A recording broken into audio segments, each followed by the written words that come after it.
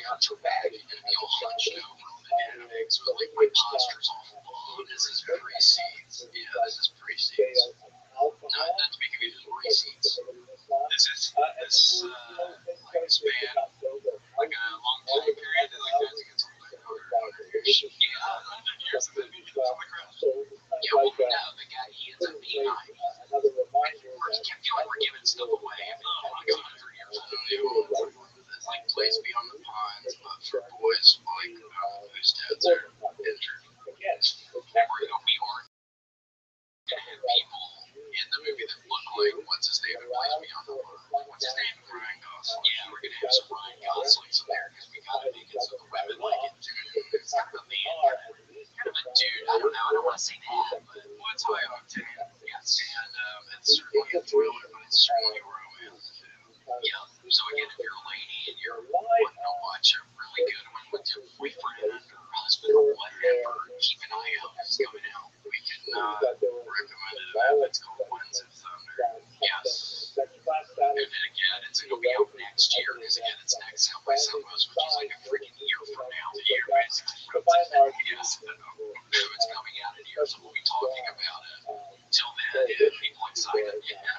Well, the studio told us if we could get 100 signatures, they're going to go ahead and make the movie. So they're going to do it. And we look at each other because, look at each other, we're like, 100 signatures is that a lot? Not a lot.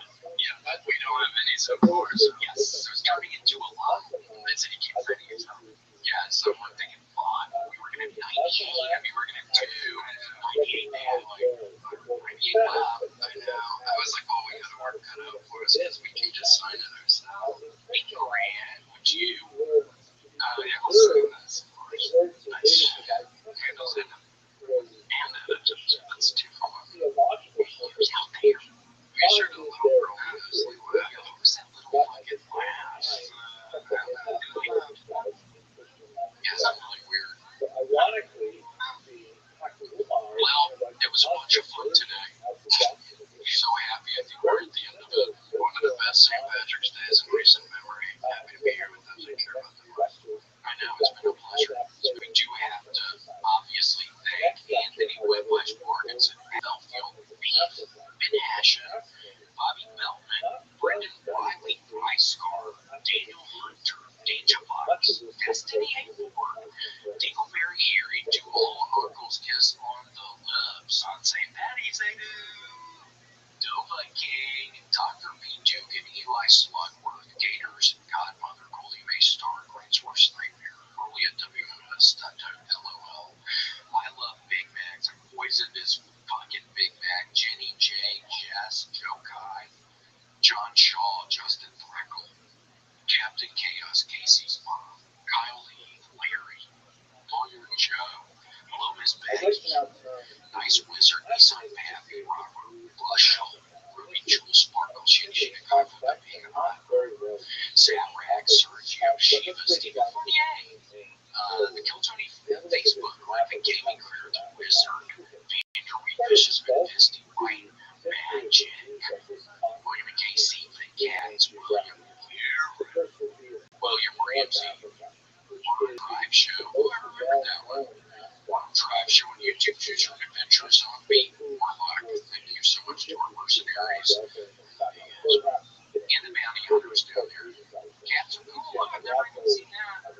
Alrighty, well, thank y'all. Thank you. Come see me this week in Los Angeles. So when this comes out, I'll be in the Hollywood Improv on Friday. Yeah, go see Casey out there. That's so exciting. And then in a week, I will be in Des Moines, Iowa. The Big Island.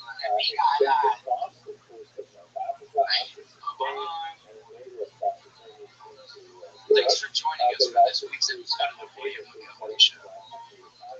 Send your questions, artwork, and manifestos to the William Montgomery Show at gmail.com.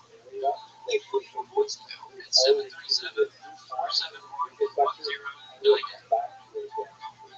Never miss an episode of the William Montgomery Show by subscribing to the William Montgomery Show channel on YouTube and anywhere podcasters are sold.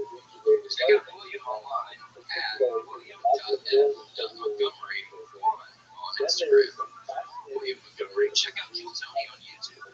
Check him out live at the Comedy Mothership in Austin, Texas. access everywhere. Find more of me, Casey Rocket, at patreon.com/Casey Rocket.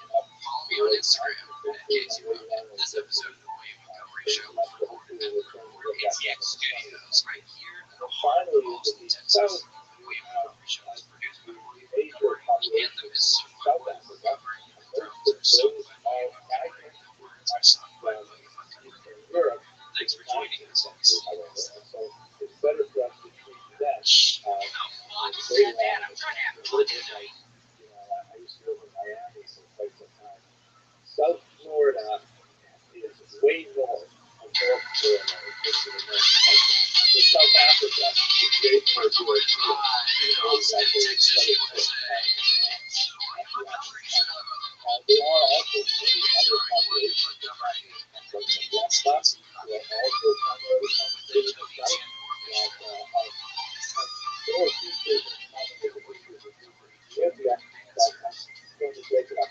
as always, William is joined by the North Africa is situated in a lot of Casey the Rocket. Ethiopia And now here he is, the and big red machine. South Africa will also get to this is not to say that music found in these regions that the continent. Welcome to the show. Everybody, welcome to the South by Southwest edition.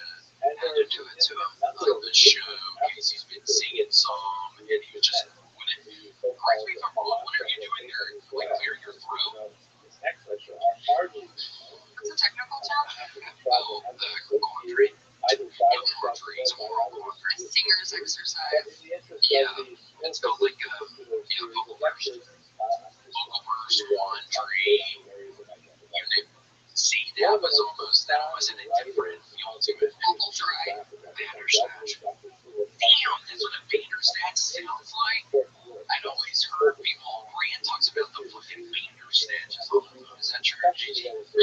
Always. They want to go to Bandersnatches. They want to go to usually really? What are these lettuces? Today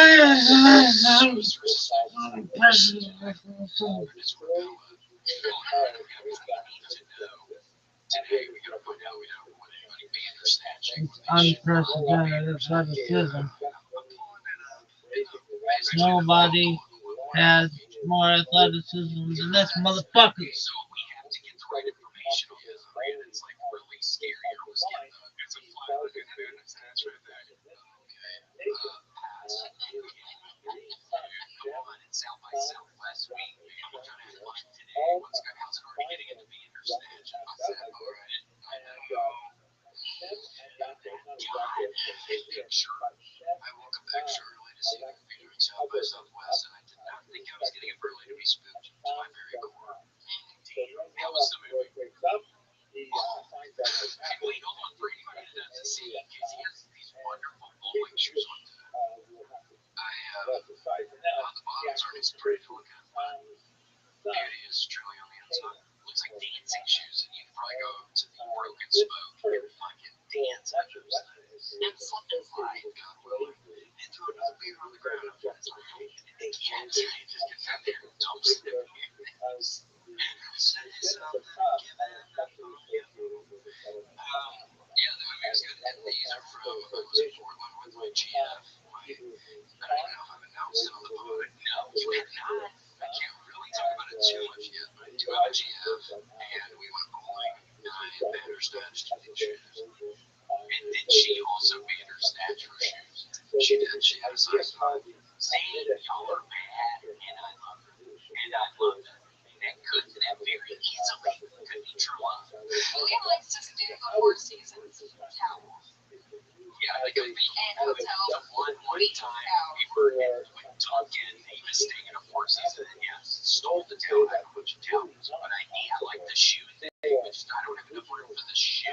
Get too many shoes. I got too many shoes these days, dude. They're not selling on fucking eBay, Casey. Oh yeah, your socks all backed up because they were trying to,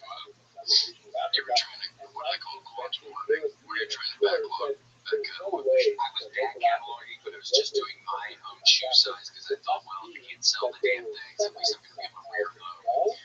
But then turns out not a lot of people have my shoe size, so I just have ended up with a bunch of these things, and they're all over the place. We have a little closet, storage area outside, shoes only out there. Shoes are mandatory inside. You gotta wear them inside. Well, granted, your shoes are it's an unusual size. They're size men's large, right? Yeah, men's large, men's large, and a lot of people are looking up, I don't know, 10 and a half, 11 and a half, 12, whatever. They're not looking up small, medium, large. Yeah, maybe in the middle.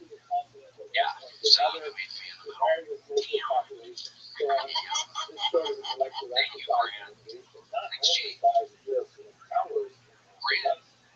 Say welcome. Yeah, welcome. Thank you. Oh, cool. Let's grab myself one. Say it like you know what. Yeah, what else you got back there? Did you notice they have a new screen now? That's great. Touch screen. You heard that? You can play games. Like games on it, you can draw pictures. Ninja. What? Are you talking about the Llamas? Yeah, it's like a Dave and Buster's thing. Oh, you're going more Buster's now, Grant? Buster's Q2 is business that bad. You can have No, it's a SoFi collaboration. Oh, see, yes. Yeah, the name model is working all right for us, but we need to go Buster's. I knew at some point they were going to get back me up on this. We said the moment we walked in here, they're going to end up going Buster's. Yes. We said we didn't know exactly, but then, yes, it was Buster's, and then we come in there and it was like, fucking damn Buster's. It's like we get it, we're in that end of quarter one right now, you're going to end up with strong or whatever, but it's like, I don't know why you necessarily have to do that. It's a real Hail Mary, and I'll be interested to see how it turns out. Yeah, it looks like it is lobby right now. And it's like, I don't know, you'll get a bunch of foot traffic through here, but it's like, I don't know, what is your conversion rate? How many people see y'all's Dave & Buster's shit in the lobby and then actually go to Dave & Buster's after? That's what I want to see. I want to see those numbers. And then how many of those people are playing skee-ball and end up recording a 2-hour podcast. We've only surveyed 12% to podcasters. What's your conversion rate, Grant, like monetarily speaking? We're about at 30, 32. Really? Seems kind of low. Yeah, a little bit low. So that's 32 people or percent. I mean, that's why we're trying to move to an all Buster's. We feel like that's going to raise the numbers. Yeah, it might not be a bad idea, but it might be, I don't know, something's obviously wrong. I mean, if your number is at 30%, Grant, we are at the end of where we're we need that conversion to get higher. We're not going to be able to keep on doing this. We got to figure out how to convert the customer. We will take our business elsewhere if we don't see at least 45 by YouTube. Please, Grant, and thank you. You're really listening to us, right? I'm taking notes over here. Does Mike listen to us? Do you tell Mike this stuff? I try not to pass this along to him. He's too good. That's sort of the problem with the business is there's not enough. There's a lot of jurisdictional stuff between the office and Grant. So there's not a lot of info being kind of worked out together. That's a nicer office. I mean, it is like the shit. You have all like the food and drinks in your office. You know, where the respect is in this situation.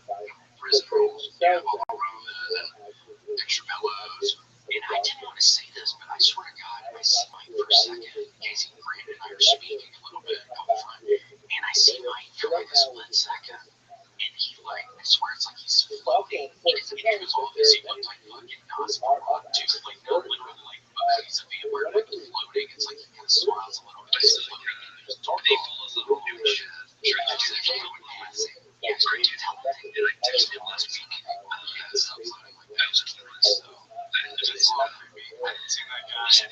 Now it's like exclusively working nights. It's like nice. I still don't have an understanding.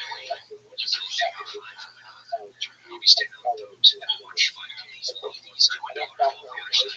Watch the things with how you're trying to say that's my expectation. People have fans and you're maybe drinking one at night. They're basically mobile things. Yeah, I mean, it worked right by the blood place down the street on Lamar. There's that freaking blood place has been here since 1951. Drawing blood together since 1951. It says like we are blood family. So is that what it is? Yeah, it's no, we are blood. It's like it's weird. They looked at it today when we were driving past and thinking, what is this fucking place? Like vampire? Like seriously, is it like vampires? I know, Michael, you know, just like, he'd love if he could fucking get his foot in the door at that place, but I think it's hard. Oh, it's daytime job. It's grandfather now. What do you mean? He can go out, you think he can step in the sun? Inside a business? The Yeah. garage in here. Well, how's he gonna get to the business? It's fluorescent light. Fluorescent lights. Well, that's how it works then. I can say a bunch of fluorescent lights at the blood place. Interesting. That's interesting. Oh, so I guess my shit's fully free now. So that's kind of cool. So if you're listening to this, you're scared of vampires, never go to like a grocery store. If you feel like grocery stores have a bunch of fluorescent lights, like don't go to a grocery store. Even a Dave and Buster's, it's questionable. Grant, I see what you did that for your friend. That's really nice of you to do for your friend, but think about all the people that he's also taking their lives. Yeah, at a Dave and Buster's, he's getting kids. Probably there's going to be kids there in the freaking stall of the bathroom. You can drink, like you can get somebody in the stall of a Dave and Buster's bathroom easily, and nobody there probably throw you a fucking fire. Yeah, thanks for getting rid of that kid. That kid was so annoying to me. Yeah, it's like they probably sell you for a They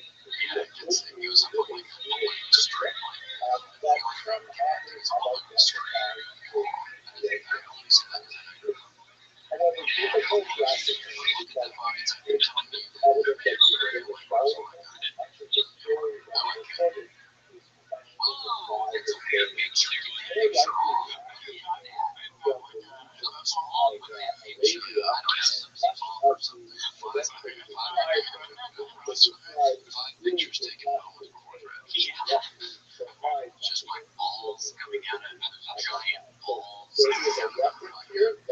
I didn't see that. I hadn't noticed that.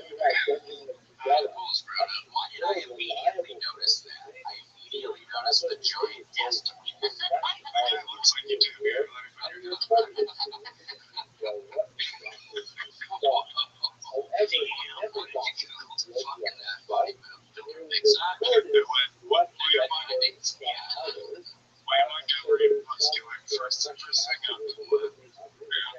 Okay, well, that's like the worst thing I could have found out.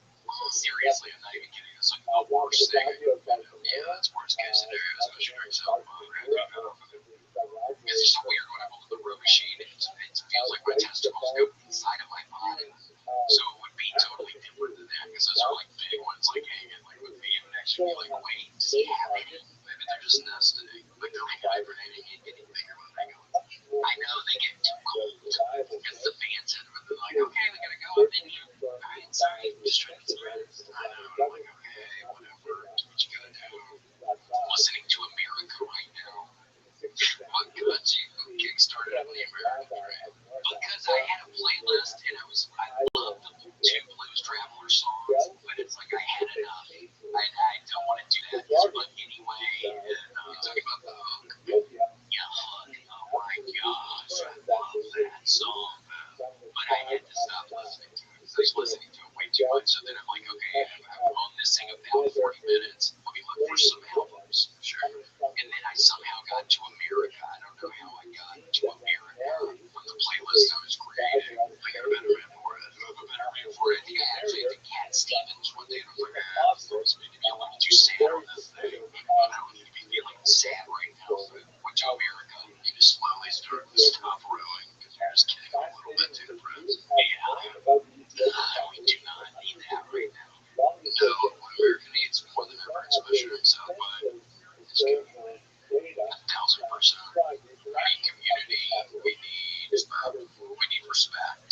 maybe my car, I don't know what is going on, Casey. The inside of the car is breaking, slowly breaking. What happened? We don't know. Something weird happened, Casey. It's not Erica, it's not me, but there was a new part broken off into the car, and it looked like it was neatly placed in a cup holder. Well, do you leave your windows open all the time? Yes, you do at the studio sometimes. No, not all the time, though, because I get worried about dust getting in there. But yeah, Dan, I will be honest, was blazing a little bit. I'm not trying to hotbox a motherfucker right now. I'm not trying to hotbox. So I had the windows open, and then I think the new guy, does he have dyed hair brand? I keep missing all these cool new employees that I've been showing a little bit. I was right, you had something, you were doing something, you've been on the road for weeks, you had something to do, you're chilling, man, and it worked out because of this. Yeah, it worked out, but you did miss the guy, it's this cool looking, like the tips are bleach blonde. Who is that? Where do you find these rings, right? These absolute circus rings. I'm over here, I'm uncertain. David Monsters. You must be talking about West Quad. For all the regularities. Yeah. Is that true, Grant? West Quad, yeah. Calm down with Casey. I know a little freak when I face.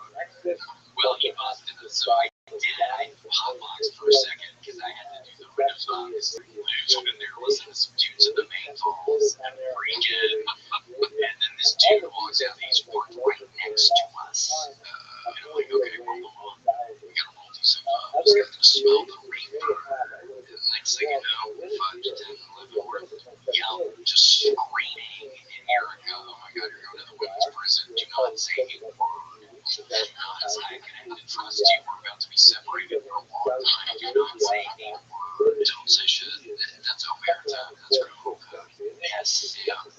Don't say shit. That's what John Boyko abides by. Omerta. Omerta. Yeah, good luck. John Wick. It's the criminal code with the little coins. It's called Omerta. And then you give it to somebody if you're gonna hurt them or something. It's like a brotherhood of like the traveling assassins. So that's like a more badass version of the women, the traveling dance, and sisterhood of the traveling bands. John Wick is the sisterhood of a traveling bands for boys. Quote me on that day. The historical data That sounds like looking at pictures of a back there. Sorry, we're too gross out. Yeah. Where are these guys? Where are the gold face guys? debatable whether they Don't see nothing. Don't say nothing. You don't hear nothing. Wait, that's a hey, right? You don't see nothing. Don't say nothing. And you sure as hell ain't hearing nothing. Don't say nothing. Unless the last thing you want to say is just got right there. And you don't. Just end up breaking me, holding your ass down. Just fucking in case you beat your ass in the fucking bathroom in the fucking jail place.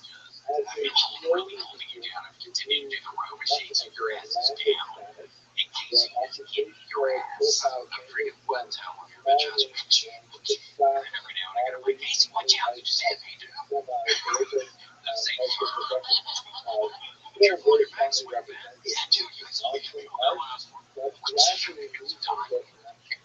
And you have them tied to the air hockey table at David Buster's. We're just wailing on the 50-year-old kid.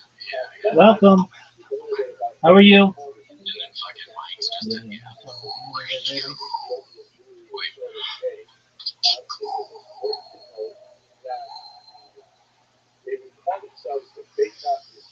sleep well. I'll send a freaking little box of roses or your little pants. And then you just toss one of the little hockey puck bags and it goes in. I gave away. Get away by two. One.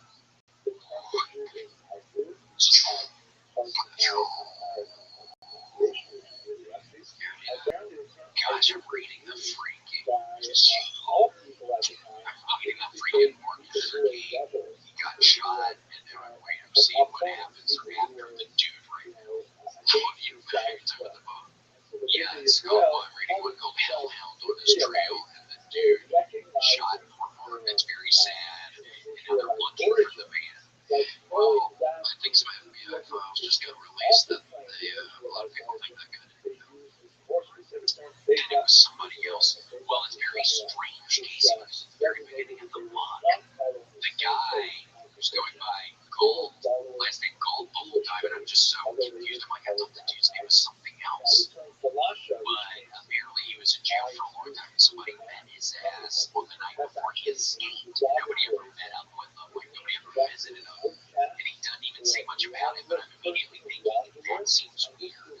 So he wanted me. And so he escaped, and like the next day he escapes prison now, and then he ends up going to like LA, and he's living in LA, and then driving back and forth to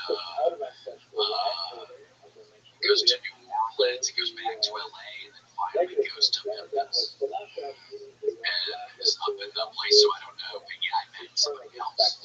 Yeah, that's what they released some files, because you know, like the names of like pretty much every assassin.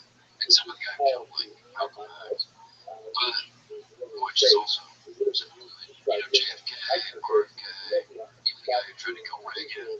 Nobody ever knows that. I don't even know that guy's name. Who killed MLK? Do you know James Earl Ray? James Earl Ray, what you do best? That's what I know. It's hard to sort of keep them together. There were a lot of assassinations in this. Yeah, I'm in history. Sir, he's my favorite. He was the craziest one last year. See the guy that started the Braveheart War or whatever the thing in Scotland? Yes, that was William Wallace. But William Wallace is actually one of my ancestors. Really? But I think I do have kind of a similar spirit. I think you're correct. So anyway, my brother's also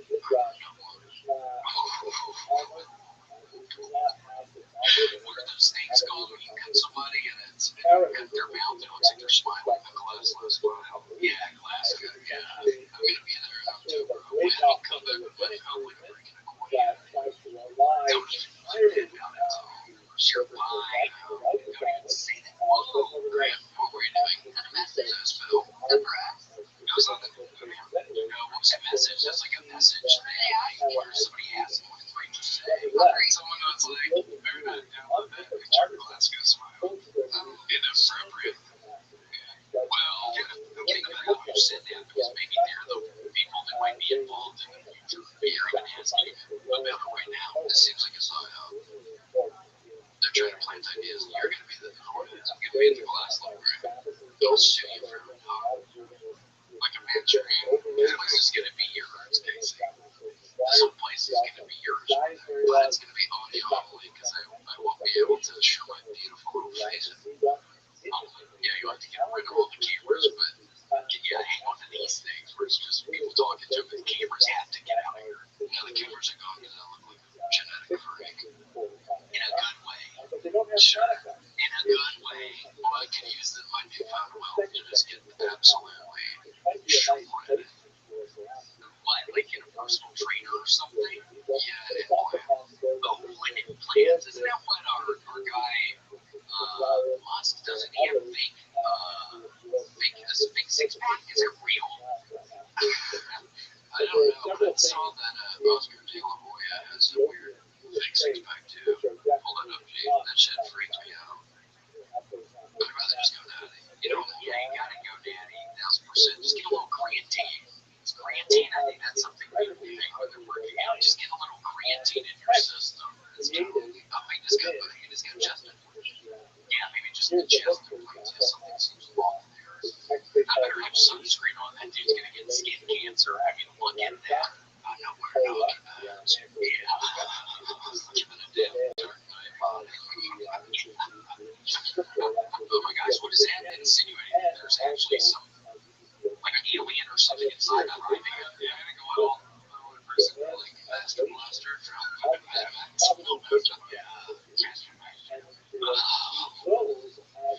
it's freaky, like the black holes. Oh yeah, what is that? The person who drinks the sugar water at the beginning?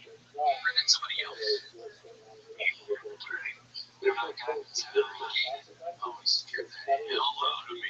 said at Francis's house, I was like, dude, get me out of y'all's house right now. I can't even fucking stay here anymore. Yeah, that honestly did scare the daylights out of me too. And Master Blaster, look at that little guy. Rest in peace. Yeah, he died. Isn't it crazy? What was it? Both of them together? Was he still doing the thing where he's riding on the guy's shoulders and they're fucking in Ukraine thinking they're not going to be like a really tall target? I know, right? Well, they brought him in as like a USO thing, like cheer up the troops, Master Blaster, and then they ended up putting him on the front lines.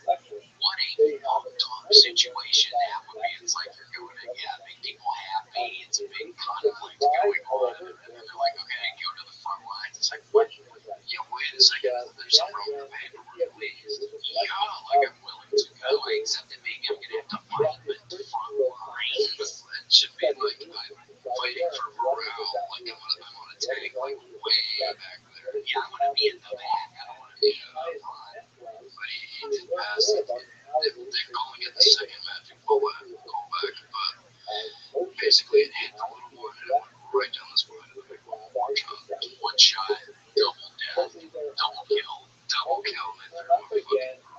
Damn! There's probably a big ass casket they had to make for those guys.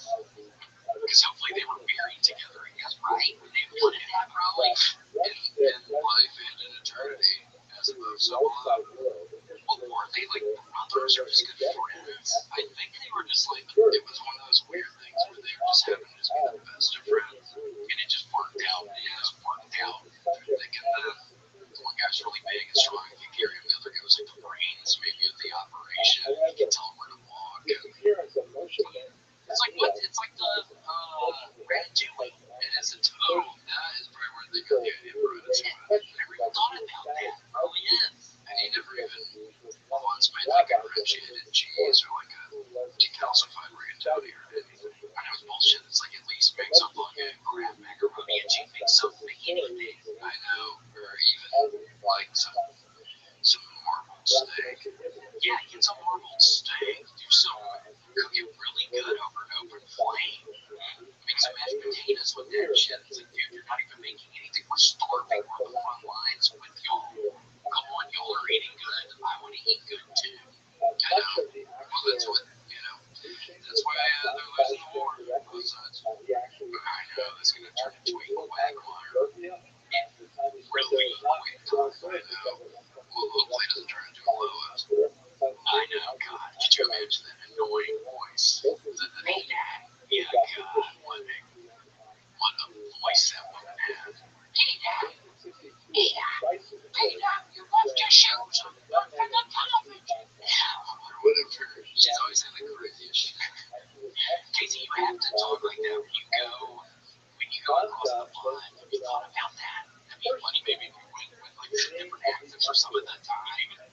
Yeah, well, so you're saying like do jobs or different British accents, throw them off. Or at the very beginning, talking in a British accent, I'm like, hold on, this dude's from Britain. And I go, just kidding. Like, it's all of those from Glassfire. Yeah, and then they're like, hold on, he's still doing it. Is he actually from over here? I'm from America. This dude's from over here. And I go, and it's all hot. You don't really talk American. And then they're going to be blown away. And then it's heard my clothing joke, which is, what if orange goes green? I drop the accent. I go, I was just kidding, y'all. I love you guys. Thank you. 2 sold out shows in 10 days. Thanks, man. Everybody gets their Zippos going. Does that, doing the, talking about Zippos, you gotta be careful with those things, dude. I've been having to put so much fuel in mine recently. I got one for Christmas, and I just light it all the time, so I gotta keep Nothing. Just in the air, it just smells like you. Yeah, it's like I live in a prison right now.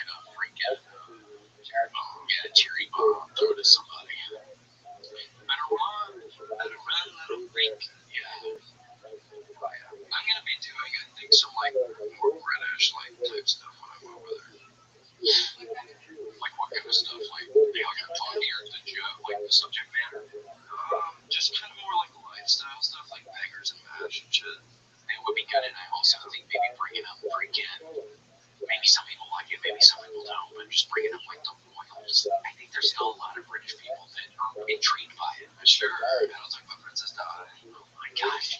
Respectfully. Yeah, respectfully. And then maybe at one point you can bring up the guy that she was like having me on beer with him, and it can be like a moment where everybody's like, oh, like you're okay. And then we're like, no, I'm kidding. Or something. And everybody can be like, oh, easy, bloke, easy now. Yeah. We liked you before all that now. Don't say soccer. Oh, say football. Don't say soccer. Yes. Okay. Oh, no. I bet if she was on the pitch and she was playing football, she wouldn't have been in the car doing the I recorded about 500 videos on the pitch. Tell me about if she was in the boot of the lorry, she would have been safe. What is that guy's name? Zerhaven.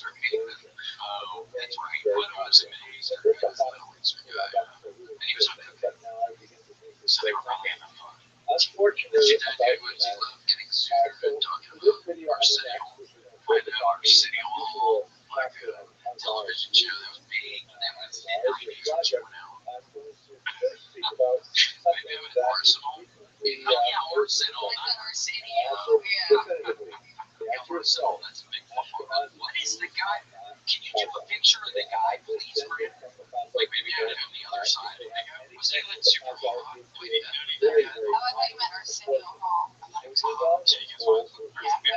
This Tony Hyatt. That's the guy. Did he die too or no? I think everybody in the court. Why did I think he was a hot guy? No.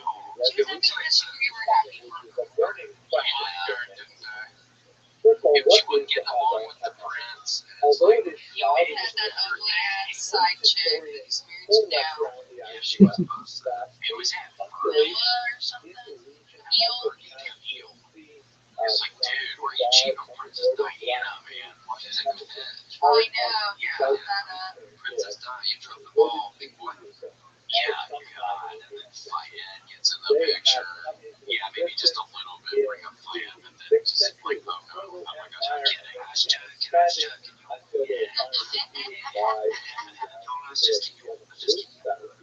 After you guys get some good rest tonight, you hope you're sleeping well. If that's not yours, it's better. Mine sounded weird or something. Why did mine sound weird like that? You practiced enough. You practice, man. That's what it was. Okay. Sorry you weren't sleeping well last night. Wait, the first part was messed up. Maybe the second part wasn't as bad. That's what. Do you ever watch the television show Casey White Lotus? Yeah, I watched the first two. Oh, it's fun. Yes, with the father, the famous Southern family where the Arnold Schwarzenegger's son is in it. Yeah, Patrick. Oh, he's wonderful. He's very unlikable. He does a wonderful job in that. Is he British? No, but the father, I guess, was in Harry Potter or something, and they're doing like a heavy Southern accent. And I'm like, was this fucking dude Australian or something? I can't really tell if the accent is very thick. It's no sweet stuff. But it's a British guy, and like sometimes it's okay, and then other times it sounds like an Australian person. It's not believable. No. But I still enjoyed the show. I still totally enjoyed the show, but it's just the guy's accent. But I can't even imagine they're acting and they're speaking another language. I can't even imagine that. If I had to do like a British accent, like in a movie, it would probably be Eric, you know, like where it's the girl man, and she goes like, do a Jamaican accent. She goes, no, I am good. And then it's this girl man pulling up for him, but she's trying to do a Jamaican accent. They go, do it. She goes, okay.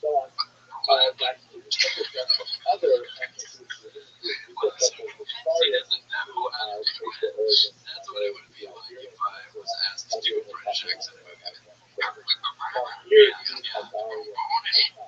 That's fine.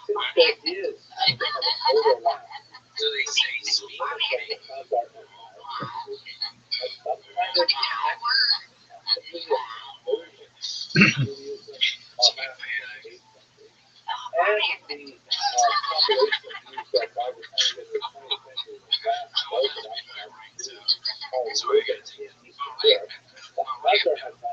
And this was a British singer and a girl band. So on the actual video, I can't keep doing the context clutch. It's so funny. So descendants from the Avars He's back there reading a freaking Bad magazine. elected Yeah, he's trying to connect the A and B or whatever on the last page. See what the name is. but that's I the think of the Avars. and he goes, oh, hi. It originates in Eastern Europe. Oh, now you guys aren't allowed. Not even South by Southwest week. Come on, we're having fun today. Stop. We're letting loose just a little bit. Something for criminals. Yeah, I mean, seriously, Grant.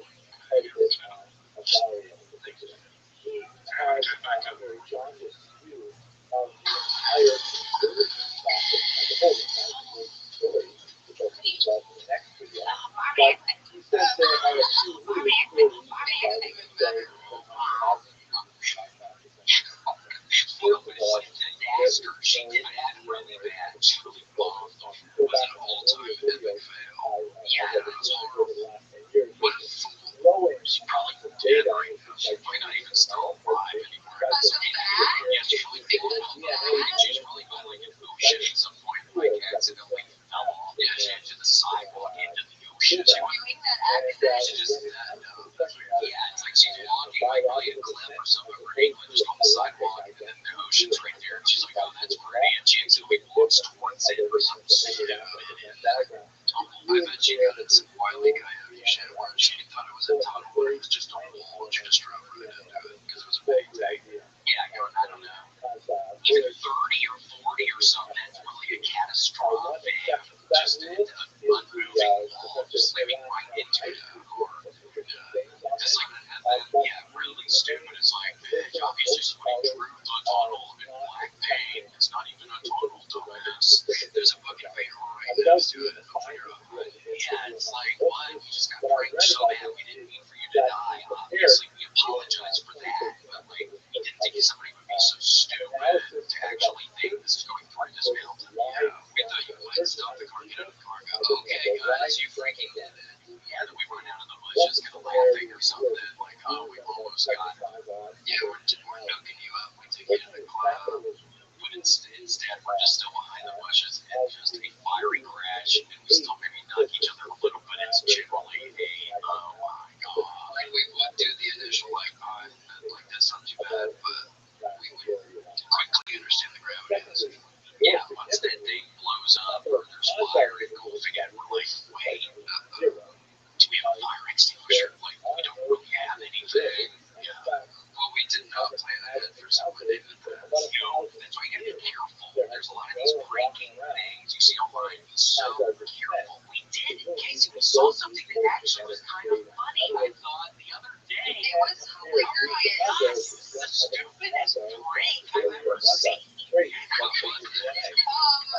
guy comes in, and I think all his other pranks are just like yelling in public spaces, and it's not very Yeah, like on the phone. yeah, so But stupid. he goes into Target and he tells employees, go ahead and take the day off. I'm from another store. I'm just going to bring my team in. And they're like, who are you? And there's like 15 other people wearing the Target shirts. Just bring them in. And he's like, good, I'll go to the cashier. Go help with the self-checkout. And they're like, no, stop. You guys don't work here. They're like, you guys are cleaning.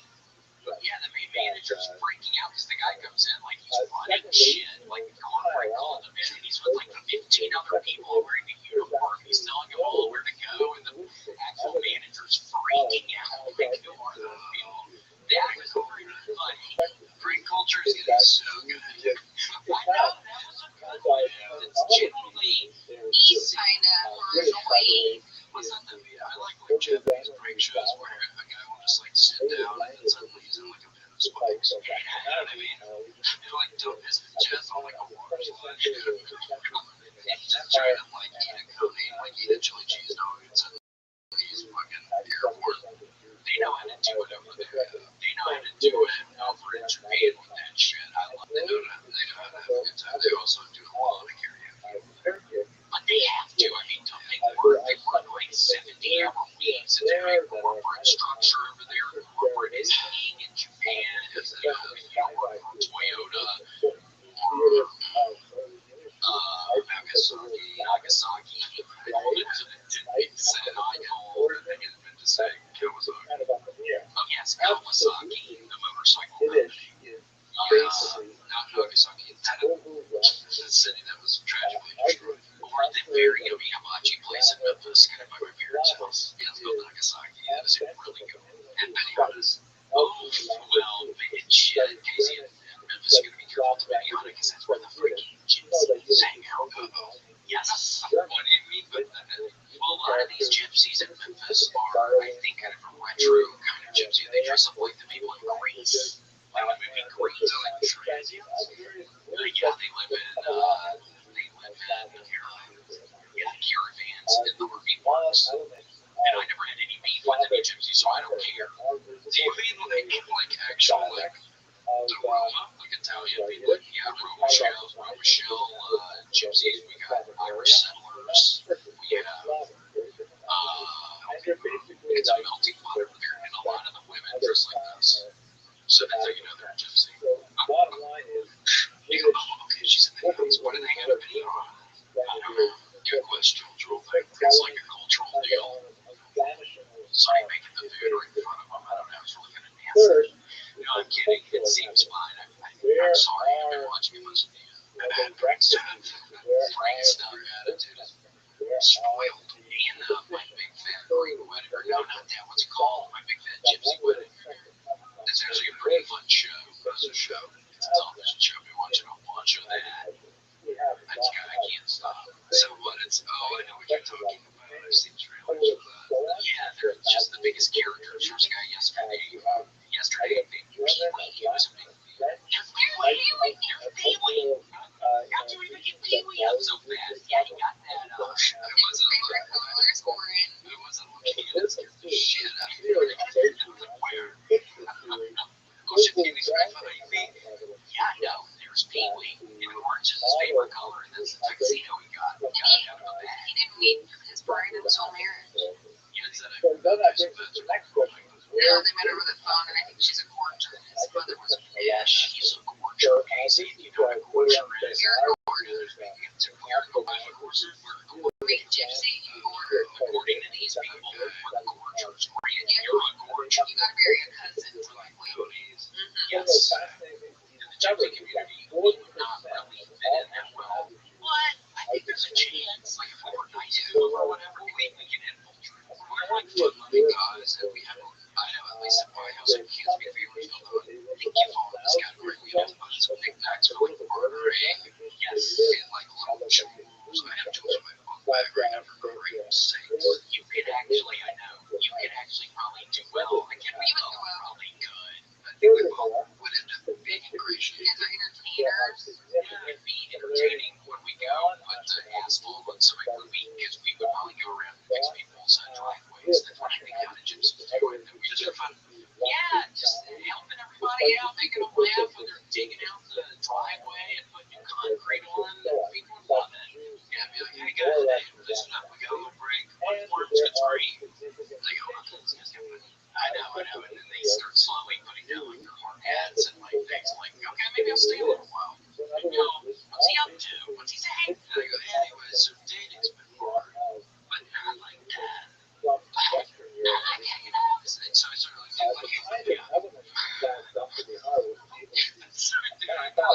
going my dating stuff. Yeah. So I do some of the funny voices you're talking. Oh my gosh, and they'd be like, okay, can you come with us tomorrow? And then that's when we get this more like in. We are in, we are married, like America's version. We are married into the gypsy family. I mean, what I think, I don't know. It could be interesting. Getting into a gypsy family, it could be very interesting. There would be cultural difference. I like the traveler life. Yeah, traveler life. You get your RV, travel around in a caravan. In a caravan, people need community these days. There's not enough community. We need more caravan. I would love to travel in like an envoy. So we call those like an envoy, just like the closest crew, like you, Erica, Brent, Locator, Fuzzy Kelch, Rare Cameron, all my squad. They were all hanging out all the time, and then we have it'd be so much fun. And you're not saying necessarily a GMC envoy, you're saying an envoy like a crew. Yeah,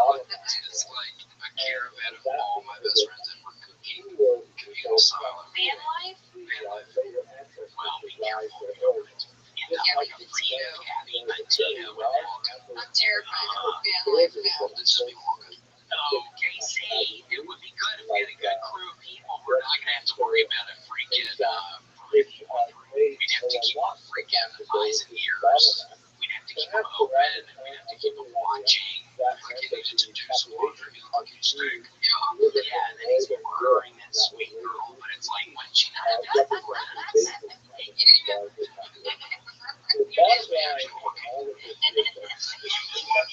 Mother, what did you pour out, or what did you do? I never do that on the podcast. I was being so First time ever, I never. Well, me, ready next time. I'm sorry, that's on me. That's my bad. wow. Now I understand how body walkers have all this. I bet Gabby was doing that then the whole car ride. It's just not. Yeah, reciprocating. Funny things were being said. And then he punched her in the face instead. Yeah. That's why okay, no nuts. Yeah, the ones who fucking answer us and then they catch them doing that happening in Utah. And then the cop lets him spends money on his hotel room. I know. It was because I watched that too. I thought that was a weird policy. I was like, damn, I should like make a domestic thing. Next time I'm on the road, they can't afford a hotel. For sure, they give me a nice lucky van. Yeah, they'll give you a spot to freaking stay in her ass. I don't remember she stayed in the van or something. I don't even remember what her ass They was. said they told her to get out of here. I said, get lost and stay that way. And then she like hitchhikes, like literally, what did she do? I don't know. I think she was staying in the van, but they ended up meeting at the end that night because they wanted to so much they couldn't stay with her. That's when it can be hard when you really think it's true love like that. But unfortunately for Gabby Patino, this guy had something else coming to her ass. This guy had something else coming to her ass. And it's no secret. And yeah, well, the whole thing was tragic. And I don't understand why she had to stay in the van. He got sex in the hotel. But I guess she beat the shit out of him. I know she was fighting with him, and also he played it cool because I remember one of the videos. The guy's like, "Oh, who's that Rob Zombie?" or something like that. He commented on him listening to Rob Zombie. Yeah, he goes, all you can do is go out and just get your patrol. He's like hitting him up, hitting up with a really good She master manipulator. That's a master manipulator. He goes, oh, you got a good taste of me. She said, what's that smell? It smells good here. He said, chirping him up. That's brutal, but we gotta live and learn. We cannot let her death go have that baby. We cannot let that happen. And now her YouTube video has more views than ever, so that's the silver lining. That's what it said at the end of the documentary. It's like, what is it? This is all like a good thing. Yeah, so she was a failure when she was alive, and now after she's dead, she's getting a bunch of views. Why even talk about that? Or even bring that part up? Because what does it even what does that even entail? Like this is like this was she achieved her dream through death. Yeah, by being murdered.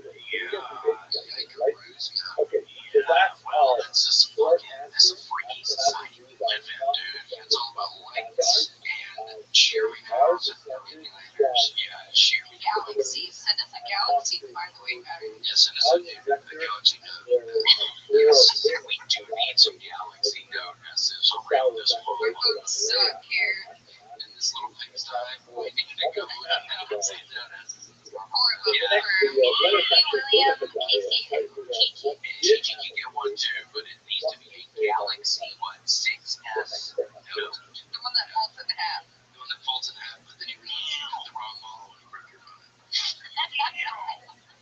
Yeah, but it seems like people would accidentally shut those the wrong way all the time. Whoops, that went sideways too.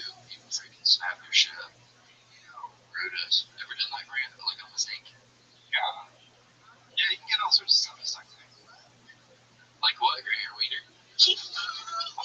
Now that we have your wiener stuck in a galaxy, notice or a galaxy just like what, Grant? Your butt cheeks? let's go straight to the story and try to understand what exactly do we know about the story Yeah, of what's the the big, first what would happen, what's more likely to happen and shut on your thing up front where you accidentally stick The it story of in your Hazaria area is of bad. especially fascinating. It's You about close the your butt way cheeks it with that has like a been closed. received Honestly, by I guess Jewish we're history. this is what the German Insurance Fund section issued for the history of the deception, how an idea is formed, developed, and spread around. Perhaps the most important element of the rejection shift of the version is this story, Kuzari, written by Rabbi very, very important Spanish Jewish thinker in the 12th century. The story that starts with Kuzari is essentially the story of the Hagar version as this late poet and philosopher developed into a massive book. The story goes like this. Basically, there is this Iran, who somewhere around the year 740 is a spiritual individual concerned with the practice of paganism on the people, and looking at the growth of monotheistic particularly Christianity and Islam. Both Christianity and Islam are making geographic headway in Central Asia and approaching its borders, and facing several remaining a pagan, so going on the other faith of God. And so he had a debate. So he brings together a Jew, a Muslim, and a Christian, and a trees to and he has them have a trilateral debate over which religion is superior. In the end, as you might expect, Rabbi is writing it, King Milan decides to accept Judaism and all of the court and the Khazarian people ultimately following. That's essentially the story.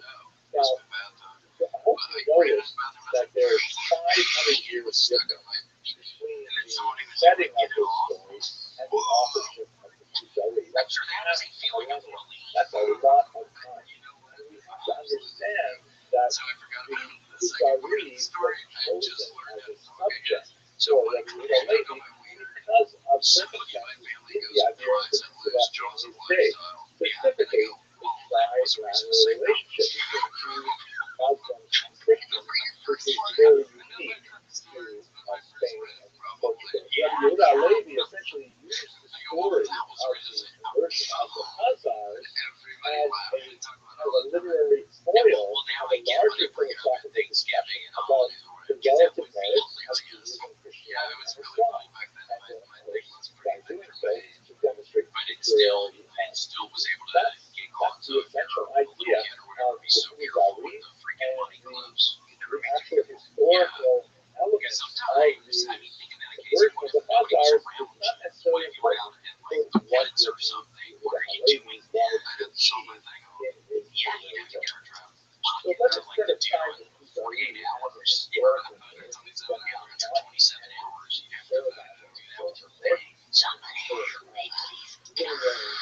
shooting flares and nobody sees it. Just one of the flares doesn't work and it starts smoking. Let's go back a couple hundred years to the correspondence of Hastai to the Shepherd. Again, we're still about 300 years from the actual events described, but this is a fascinating and very important source, which was exceptionally important for the Levi's work as well. Hastai and Shepherd, who I hope we will discuss in a few lectures when we look at very important diplomat who dedicated the Jewish communities throughout the Mediterranean basin. And he was fascinated with the story of the Khazar conversion, which was known to him. And so he sent out some emissaries to try and reach Khazaria and find out, what's going on there? Is you guys actually Jewish? Is this actually a Jewish kingdom? Now, and for reasons that will take us beyond the scope of our discussion, these emissaries did not succeed in reaching Khazaria or speaking with any actual Khazarians. But they did receive correspondence from someone who purported to have brought letters from a king Joseph of Khazaria. These letters are absolutely fascinating. They relate the story of the church. Ulan just talked about the nature of Khazarians, their Judaism, and all kinds of fascinating things. But it's widely believed that these letters were important. In other words, the people divided the letters the messengers of Hussite and Shabbos were essentially engaged in some kind of con. And they have no bearing on the actuality of Khazaria, and they don't have historical value for that purpose. So they're fascinating and they're really engaging, but are they real? Are they authentic? Are they actually letters from Joseph? Probably not. We know, however, as we get closer and closer to the original dates, that there were medieval Jewish travelers who either had direct contact with Khazaria or direct contact with Khazaria in different places and report, however briefly, on their Jewish status, sometimes with a degree of surprise, sometimes with a degree of skepticism, but nevertheless, there's like more and more little tiny bits of evidence piling up in a lot of places. As we shall see, many skeptics would say that the soil of anecdote is not data, but it's hard to toss away these little bits of information. For example, here's a fascinating document which was found in the Cairo Tunisia. We will have opportunities to speak about what that Tunisia is in a few lectures from now, but basically it's a medieval trove of documents which were literally thrown away, but were basically preserved, or they were unearthed. And in this trove of documents is a so-called Kievan letter, which is basically a letter that was familiar to anyone who lives in the Jewish community today.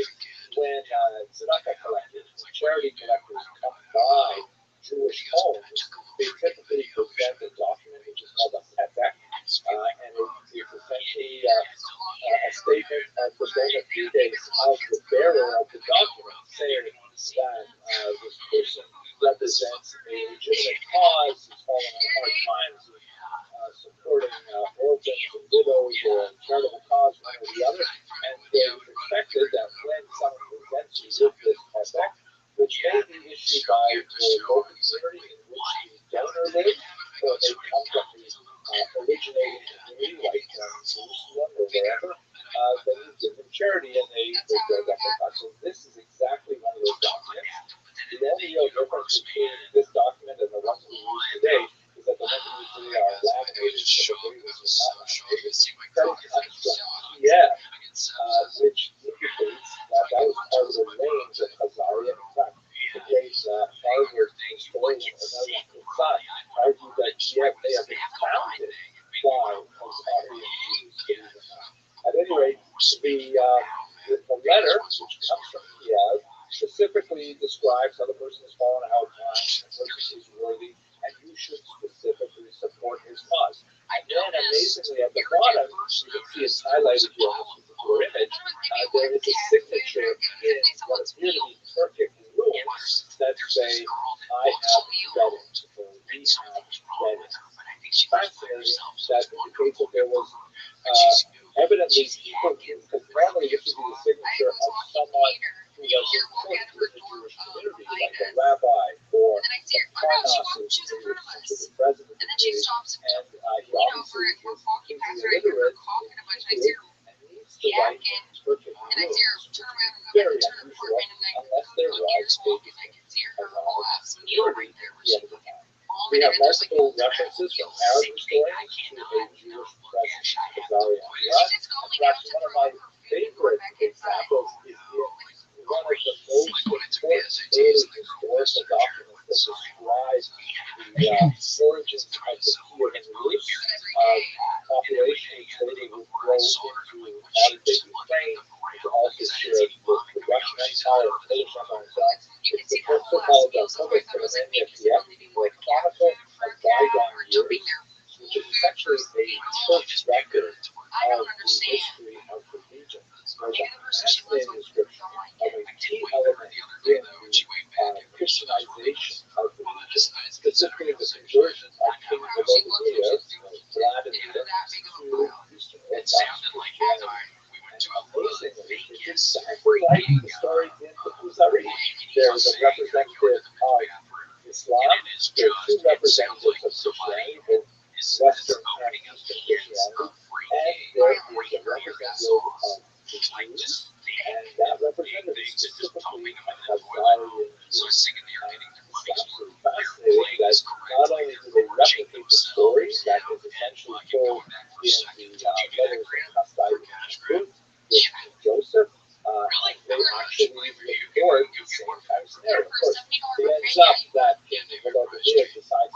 Christian rather than Jewish, I'm making you money. imagine I'm how eating a you bunch of food, and I have just have to to be follow chosen it. to be Jewish. Your parents Yeah, really like did, by the your way. buffet. But this is, you know, one of those data points But are that's you really going to 30 ignore, or does it need to be speaking to the Yeah, I idea wonder what your of the price Jewish range is. I mean, I think the desire price is at the pretty time. solid. Buffet's free. And finally, we've got Yeah, some $70 really buffet, tempting and then plus archaeological 30, so finds, you $100 like bill, this you'd be open coin for that. found Yeah, in the $70 United Kingdom buffet as is part a of the pretty so-called nice buffet. Stillings Hoard. There's a number of them that come from Khazariah around the time of 8th, 9th century.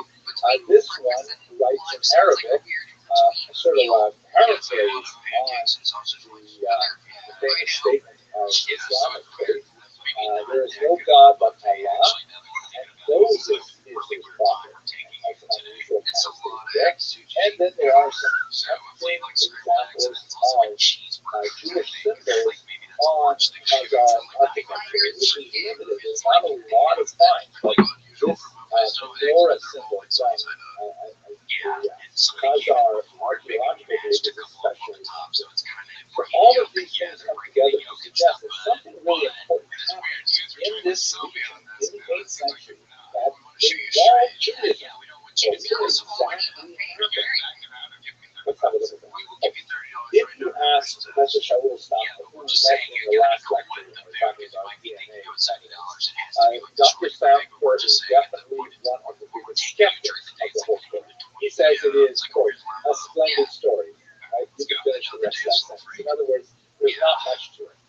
So, but we still have all these little bits of data, the Kievan letter, the Stillings Hoard coin, things like that. What does all that mean?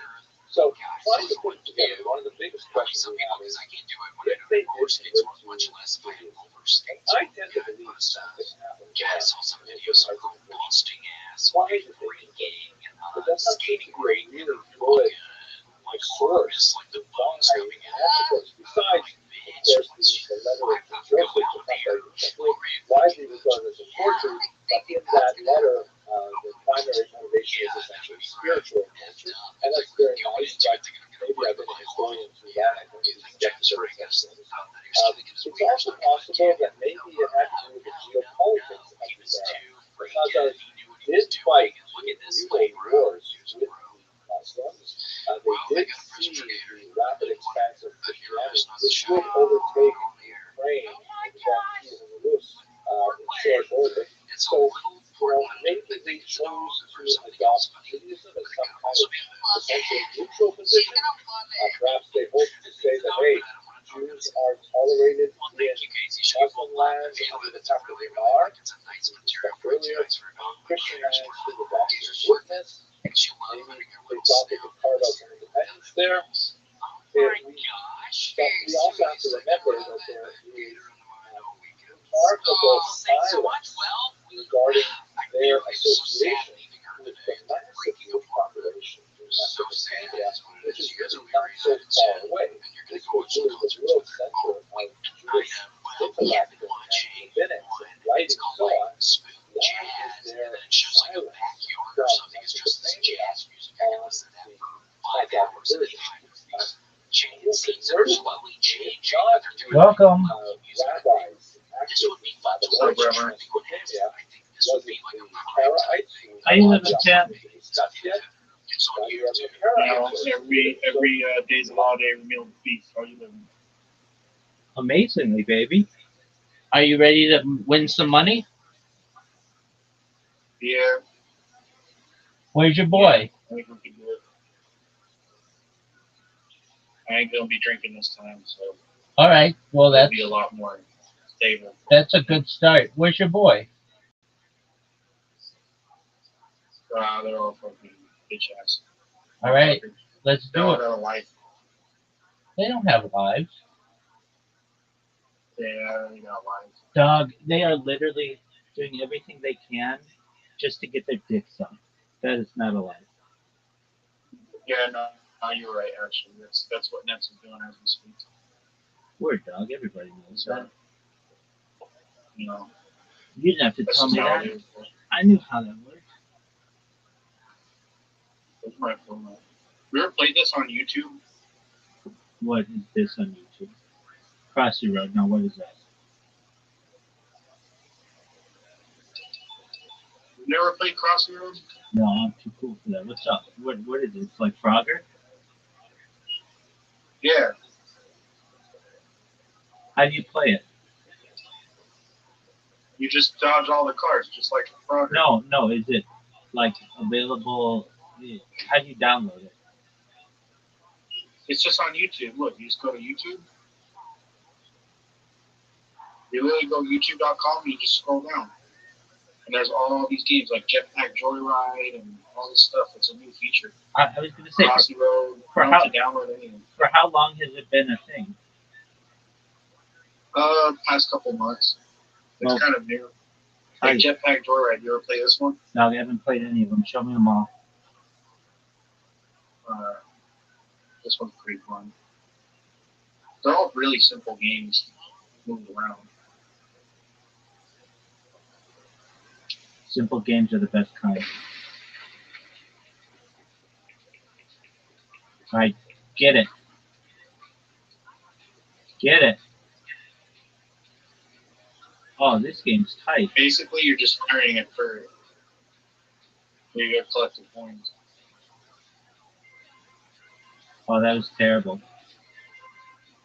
Dude, you're missing them all. Points. Terrible. Awful.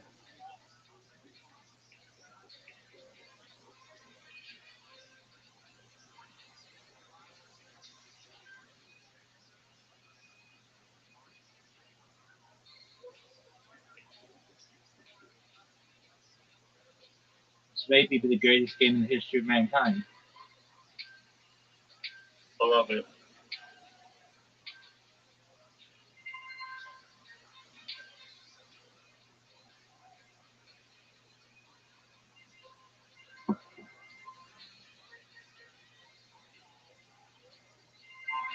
Look, and if you go by these guys, you can high five them. Oh, maybe not. Just to be able to.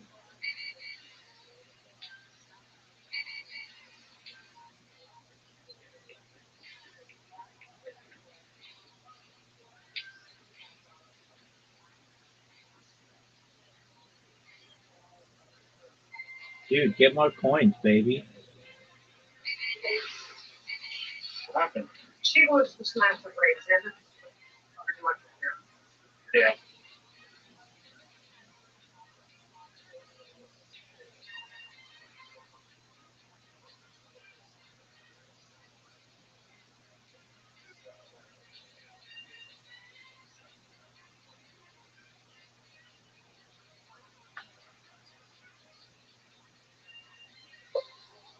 So that's the basis. It's pretty fun. A lot of these other games I haven't played. Tall Man Run's pretty cool.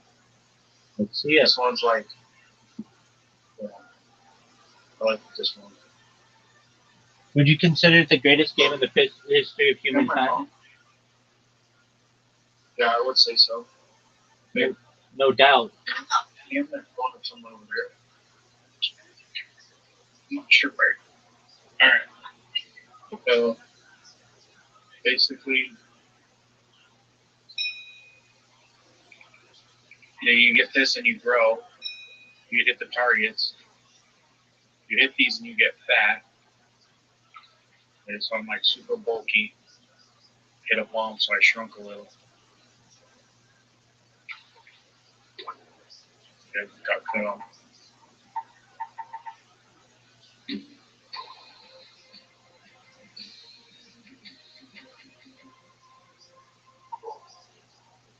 Very entertaining. I played this game a lot, actually. Alright, 250 mass. Don't suck dick, dude. You just suck.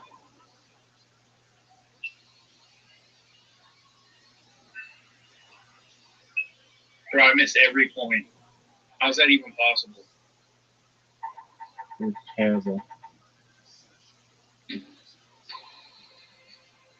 All right, be good. Do well. That is terrible. I'm very unimpressed with that. You can do better. You can do better. All right, that was good. Let's go, babies. Let's go. Hey. And now you're tall. Now you're small. Now you got decapitated. Okay, now do well. Super well. Dude, that was really good. I didn't laugh. I looked at you. I didn't even laugh. Let me just look at you. Oh, no, not the robot, guys. Want my mass. Times 2. Oh, you're super Plus tall. 25. And you're fat. Yeah. Super tall and fat. Yeah, boy. Get Let the points. coins come to me. Get points.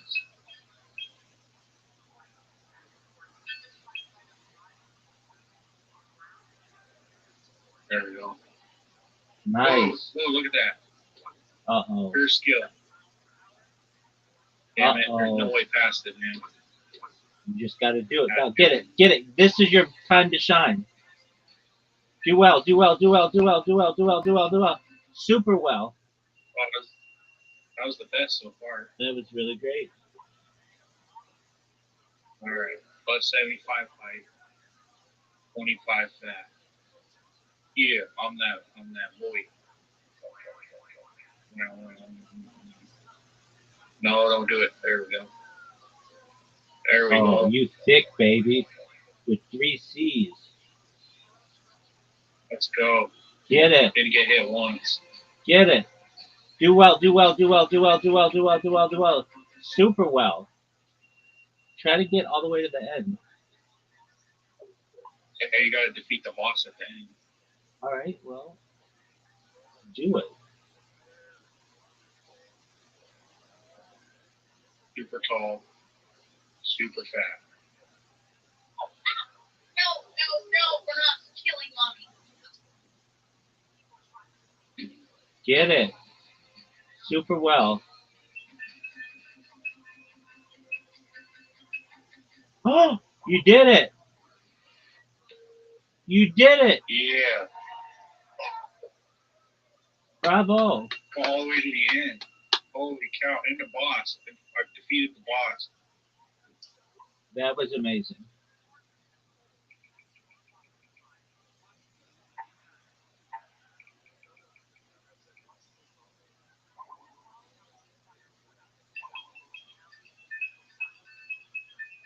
Bounce. Bounce, baby. Bounce.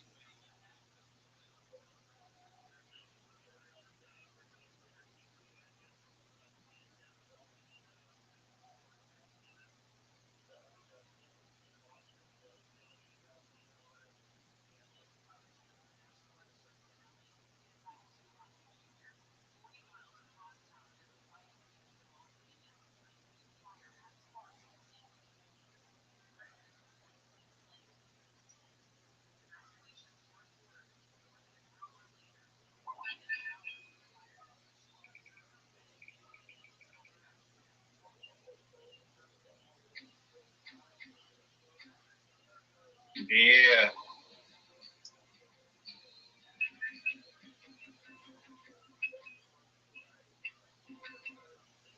Oh, I almost made it on that one. Yeah, you did.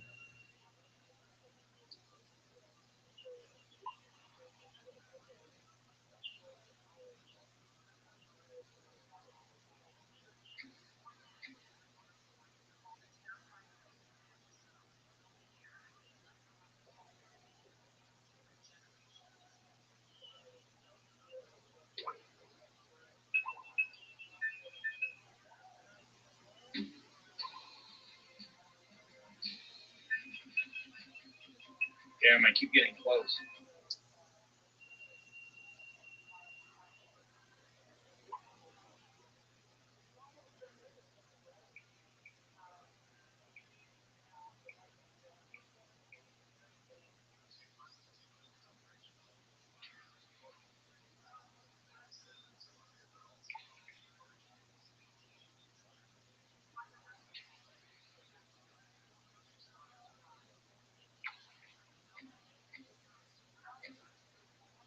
That was ass cheeks.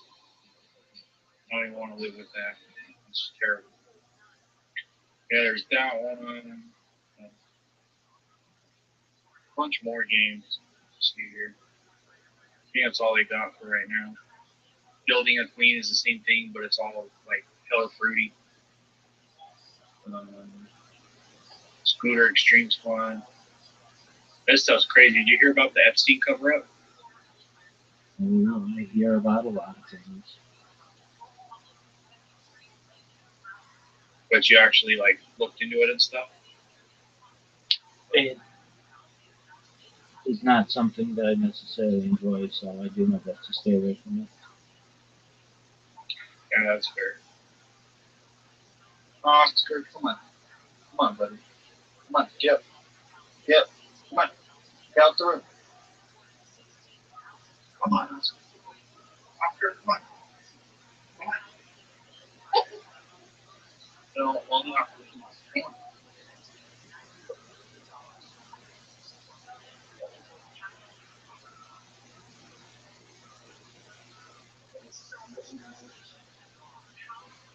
All right.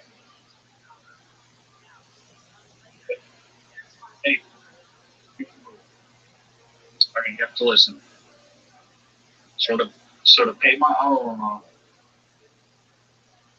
Okay? I'm waiting. Tell me. So to pay it off, I need $325. I have $310. I'm short $15. What do I do? Just pay it off and then just wait till you get $15 more. You said you asked someone for money? Who's gonna loan you?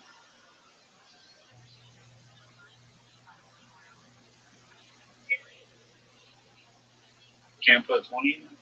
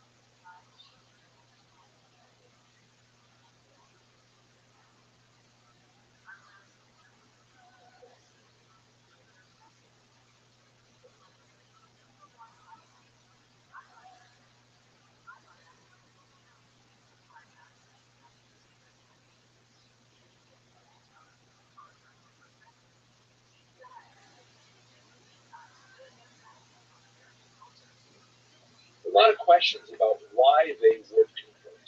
Secondly, how Jewish was this conversion, both in terms of quality and in terms of quantity.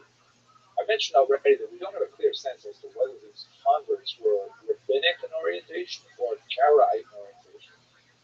The documents like the Kievan letter just indicate that that particular individual who had gone to Egypt with the purpose of raising funds had fallen on hard times, but it doesn't really say much about his personal religious orientation.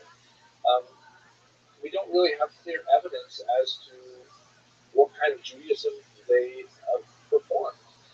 We also, very importantly, don't know how many of them became Jewish.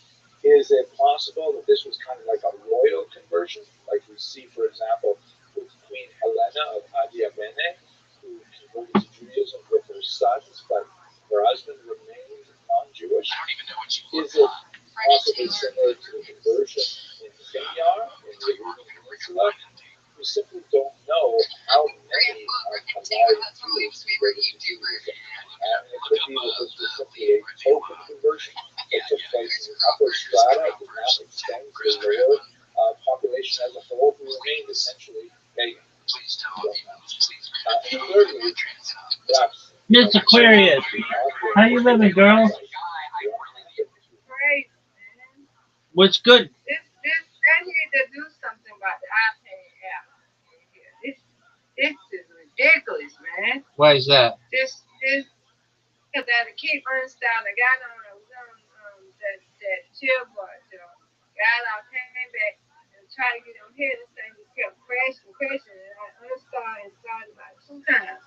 I said, this thing, and I'm finally on it, but I'm gonna have to find a way I can like see if I can. Like I know they got a support thing, let them know that I need to update the app for iPad and Apple and all that because the iPad is like crashing. Like y'all gotta do something about that. This is for Discord? Yeah, for the iPad. Yeah. My I got iPhone you. was doing that, my iPad was doing it. For I this got you. yeah. How was your day? Now I'm back on. Good. Oh no, now I'm ready to play so I go lay down and go sleep. All right. You got an invitation. We're waiting on you. Addie playing too? I don't know. Addie not. I don't know if she's there. Hey Addie. Good one. Oh, she is there. Addie. Audie, apologies. I didn't know if you were there. You'd been quiet.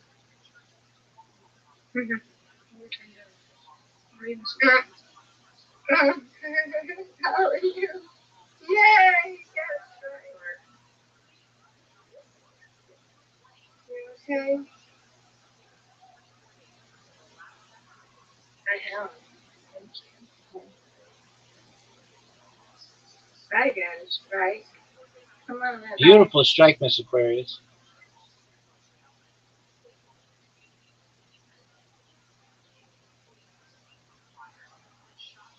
No.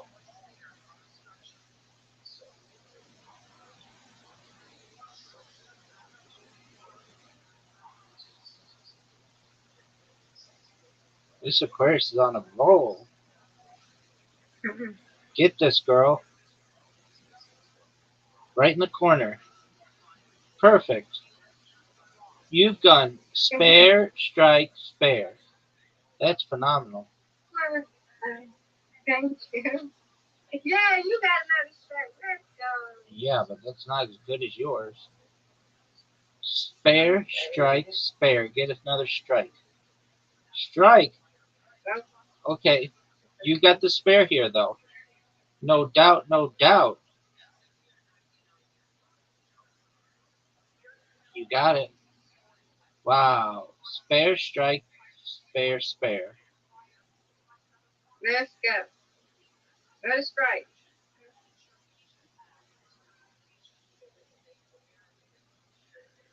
You got this. Fair.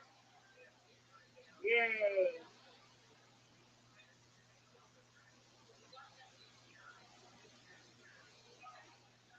Get it.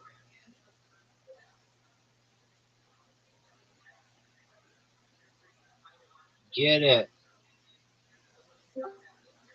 Okay. Come on, Rabbi. What up, Zoot? Zoot and I have been playing a new game. It's the oldest game in human existence. What up, pimp? I'm not happy with my life. Okay, why not? Let's make you happy. What's going on? I hate the fact that I'm broke and living without. Yo, dog. Yeah, you won. Yeah, Rabbi, we won. We won. Zoot, you're. Dude, I also hate my life, but I love being alive. I don't think that I'm broke living in my mom's house. The girl I like when he talks to me, she was a sneeze. And yeah. Okay, Zoot, do you want an invitation to bowling to play with Miss Aquarius, Audie, and me? Did you say she's deceased? No, I said she's overseas. She won't talk.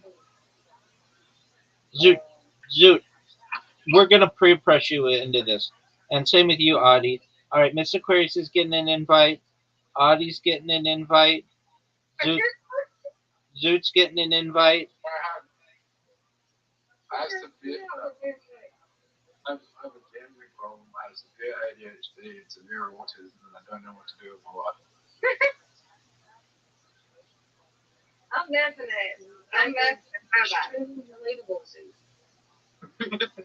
My advice is, y'all. Just keep struggling. Audie, accept the invite, girl. Please, somebody. Please. Audie's up. Audie. I Audie. have Tourette's as well. And development. And anxiety and depression and probably bipolar. You don't have bipolar.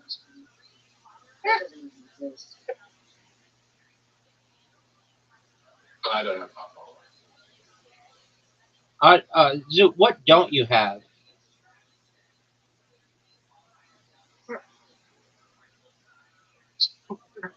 You know, my mom said this. This is my mom saying the same question. I don't have an eating disorder. I don't have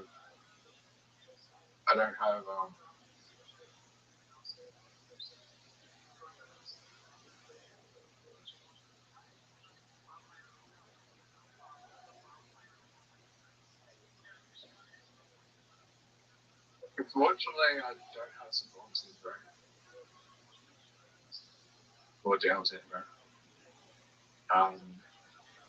Yeah, it's probably better just to list the things I don't have instead of the things I do have. Word. Thank you. Why won't that chick talk with you anymore? What? Why won't that chick talk to you anymore?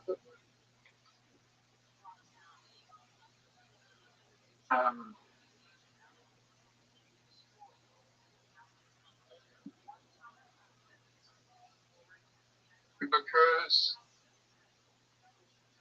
she makes good money, but she has impulsive spending habits and wants to come here, but she keeps on like spending more money on stupid shit. That's not a reason why she's not talking to you. Why isn't she talking to you anymore?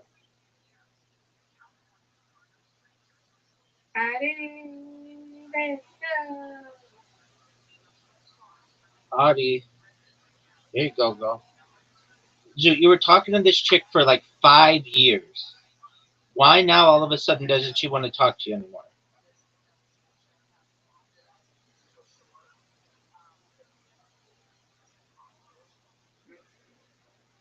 Because Yeah, that's right. Thank you.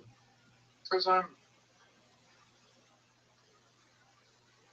can't answer that question. Only she can answer that question. Well, what is your best guess? My best guess is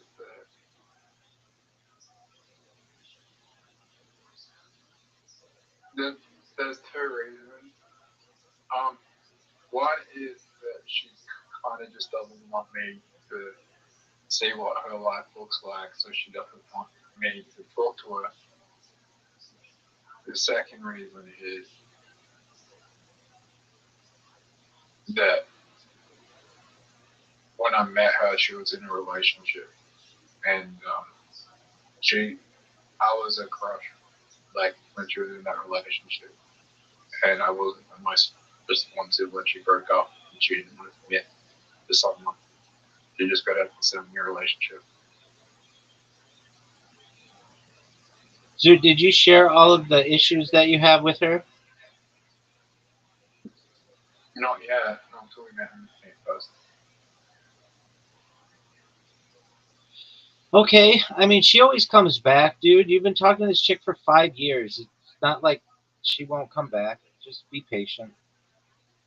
And if she doesn't, then She will. it's for the best.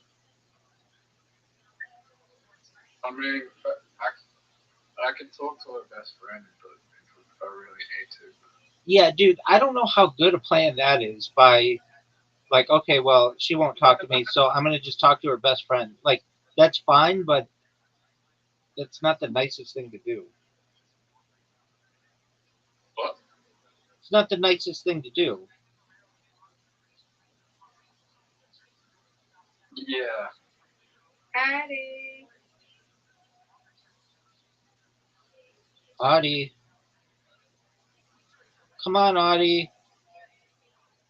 There you go.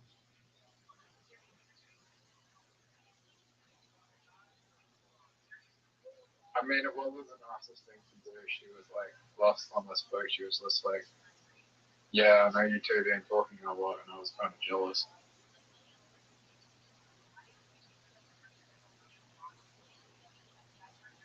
Right, and her friend likes you. So why don't you go for the friend? She's in a relationship. I think she's in a relationship. Oh, all right. So you're just some random dude on the internet who they just flirt with? Yep. All right. I mean, what has my advice been to you for this entire time? Don't go for chicks 20,000 miles away. Go for chicks 2 miles away. 8,100 miles away. Whatever, dude. It's 16,000. Actually, that's some good advice. In this economy, the closer, the better it should be. What did I tell you to Yeah. do? What did I tell you to do, Zoot? Like months ago. Get it, I did it. Zoot, you'd come in here and you'd be like, I can't get any chicks.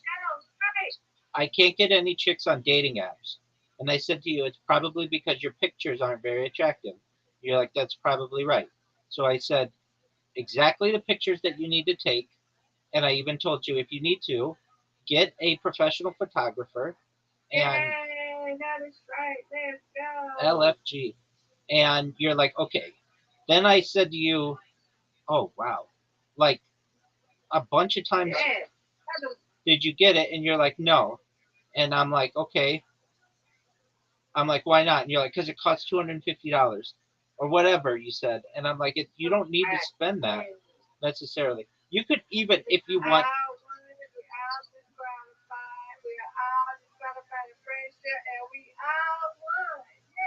That's right.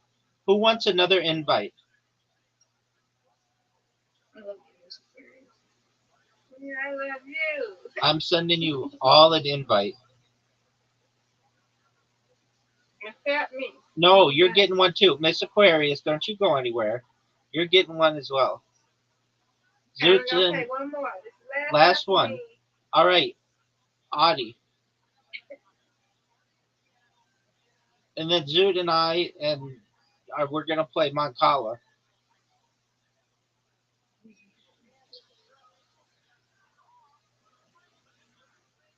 So, Zoot, it's exactly what I said. Take some nice pictures of your dating profile, clean it up a little bit, and then go date chicks around where you live. And don't give me this garbage that there are no chicks where you live, because there are, and they're beautiful.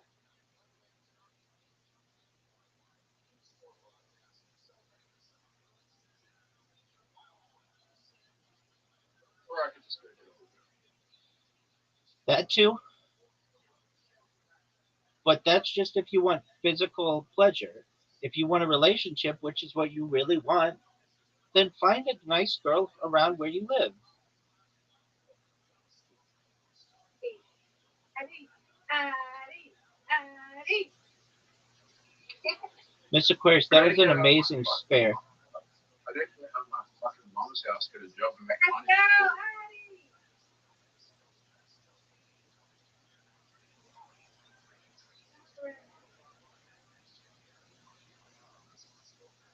I don't think you understand that I gambled away $2 million in the last 6 months. That's a lot of money. But you don't even call it, that's not even real money. That's whatever you call it. You call it unexpected profits or what? Unrealized profits. Don't ask. I don't want anyone here to ask me how I gambled $2 million in 6 months.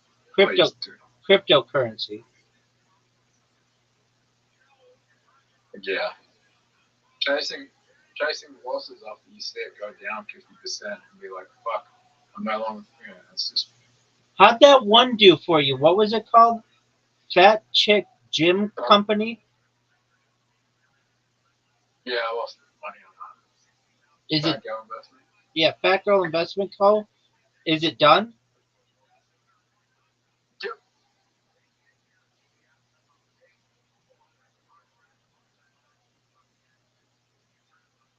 Miss Aquarius putting up numbers. That's not me, that's Adi, remember? I know. No, I'm looking at your score. I know.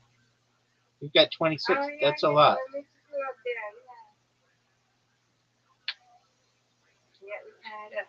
Come on, You were like, you owned like 4% at one point of Fat Girl Investment Co. What happened? Everyone dumped on me. Okay, well, you still have a huge bag. No, I sold it. You sold everything that your grandma had?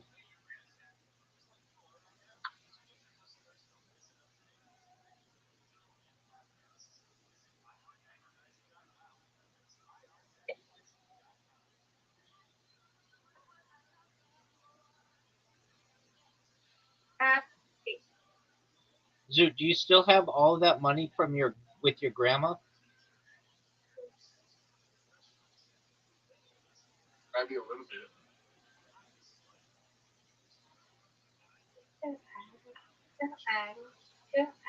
Not as much as I thought. Zoo, you were very close to being a millionaire. Are you still that close? No. Okay, well, shit happens. You could get it all back. You never know. Yeah, I know I am. Nice strike, Zoot. Nice strike, Zoot.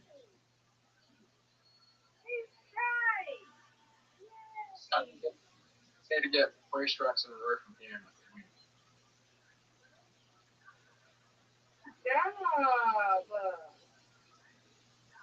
All right, get these, Miss Aquarius. Get 2. You know you can get 2. No, can't do it. You make me mess up by your phone. Okay, I'm happy for Zoo. Come on, Adi. I'm happy for Zoo. But I don't know how getting a strike's gonna fix all my fucking life problems. No, it wasn't you. I'm talking about Rabbi. That's you. I said I'm happy for you. You had got a strike.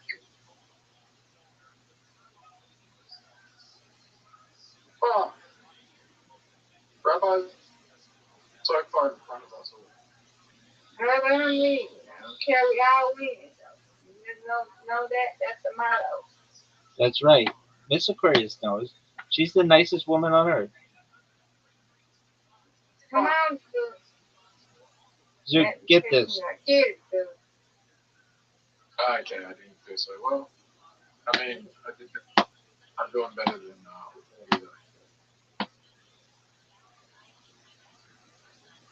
All right, Miss Aquarius. Miss Aquarius takes the lead. Miss Aquarius takes the lead. Rabbi has a very easy win here. He needs 3 points. And Ori might come back. She can beat me. Get it, girl. You need a spare baby, Ori. Oh, almost. Could never beat you, even if I have hatred deep in my soul. I will never do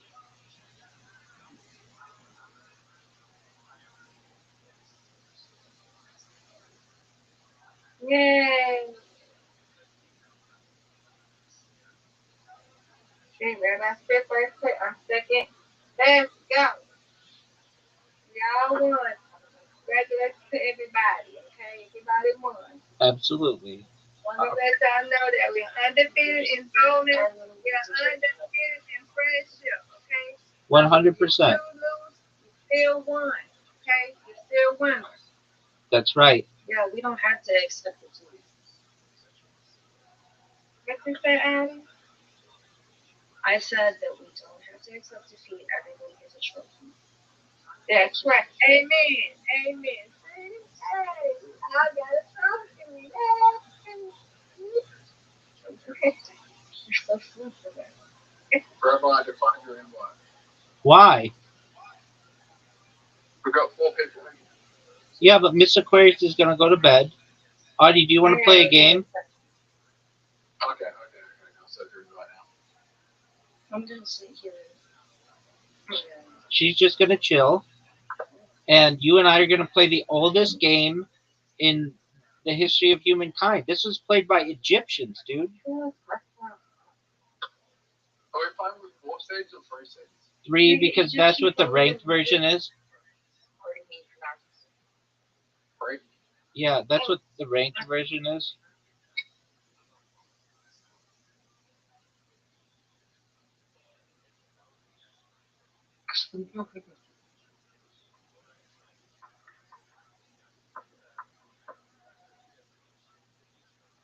Zoot.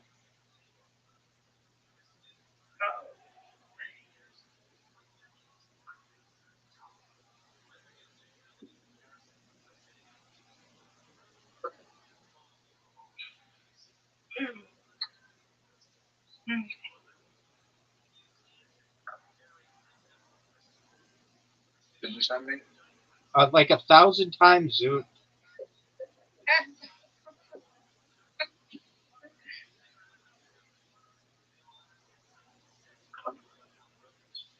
Zoot.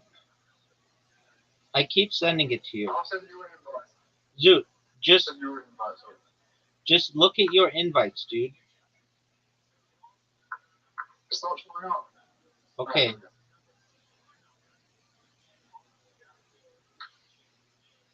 I don't think that was a great move. I think it was one of the best moves in the history of humankind.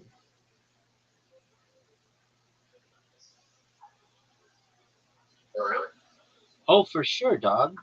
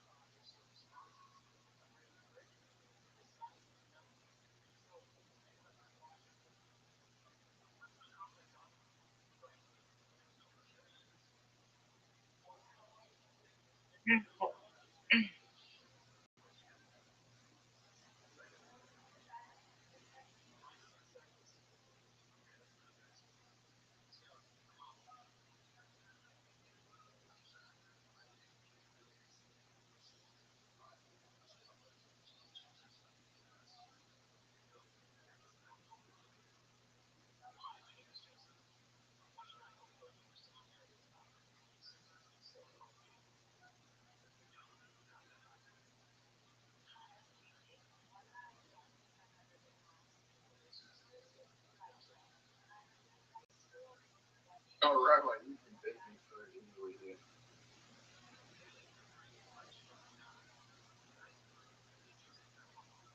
The thing is, right?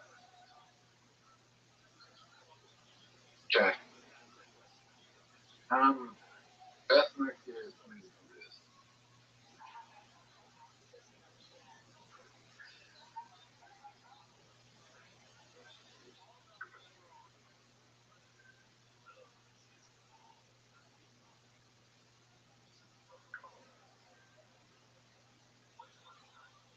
That's a tomorrow.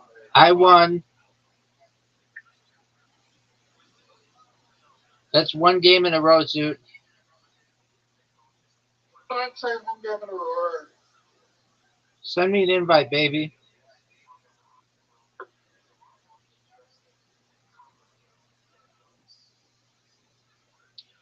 Zoot. Zoot, are you going to send me an invite or are you going to just jerk yourself off raw?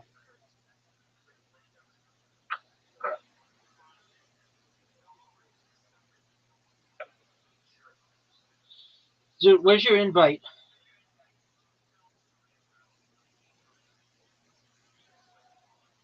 Zoot, I'm going to send you an invite.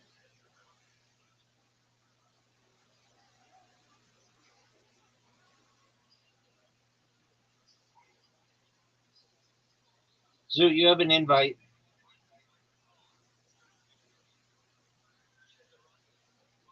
Zoot, when is your birthday?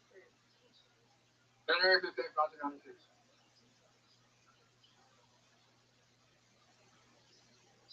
Zoot, are you going to send me an invite or are you going to accept my invite? Or are you just going to say your birthday way too quickly? I don't know why it's not sending my account to invite. I just sent you an invite. All right, big dog. I just got it. I'm sorry, my app's glitching. I might have closed it for you. You may have to do that.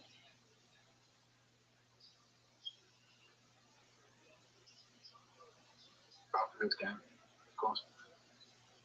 Oh, okay, I fucked up.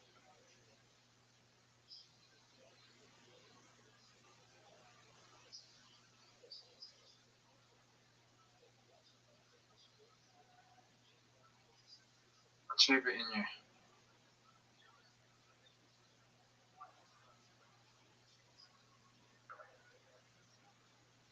I just won. Zoot, I love when you say that because that very rarely happens.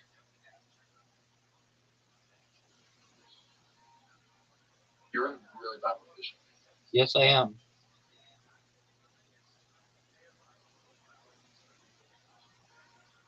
Fuck. You won.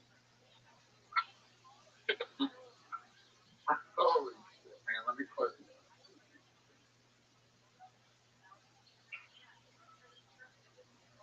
Did you send the invite? Yep. I'll send it again. It's not showing up. All right, we'll check again, big dog. Did you get it? No. I'll send you an invite.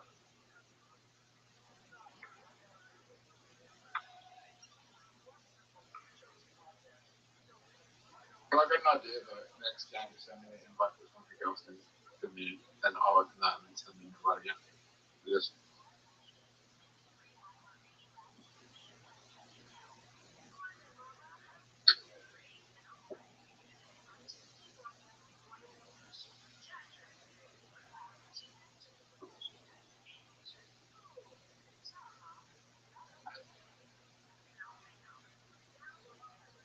Grab on one. Maybe. I'm in a really shitty position right now. You're in a great position.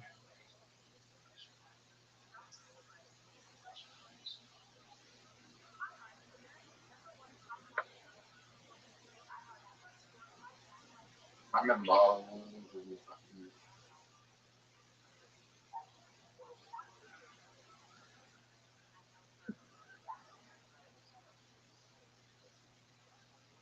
That was a good man.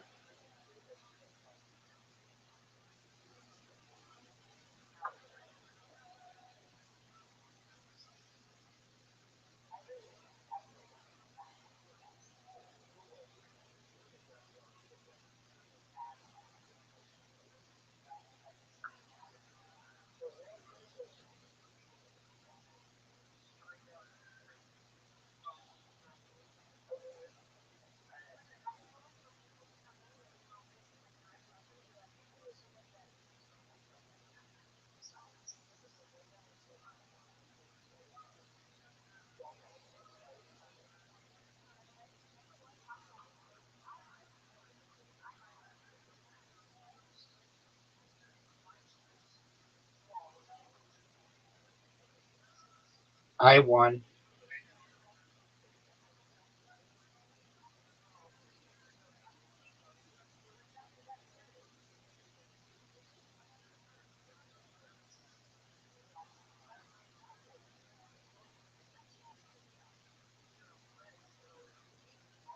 All right, Zoo, check if and see if you got an invite.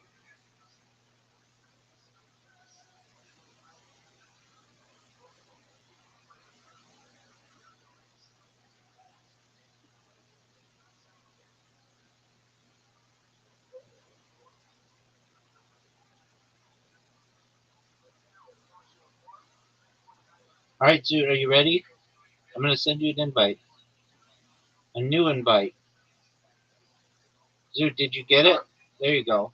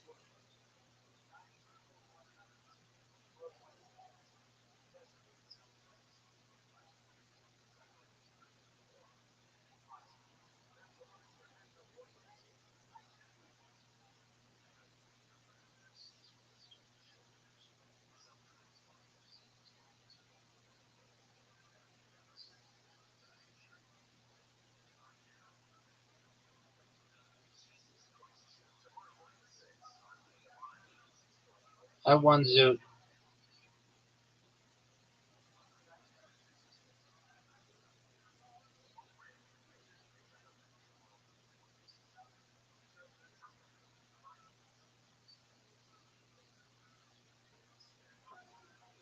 I'll leave that. No, play me one more. I just sent you an invite.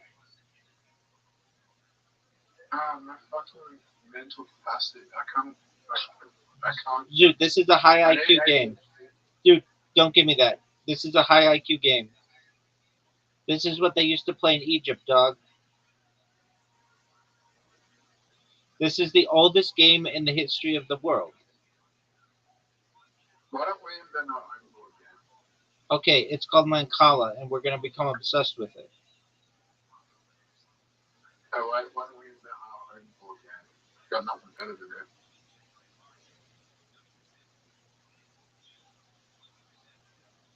Why not play ones that are already established and very exciting to people of history?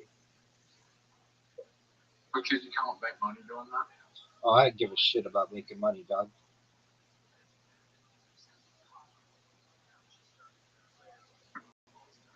I'm broke, bro. I need to make money.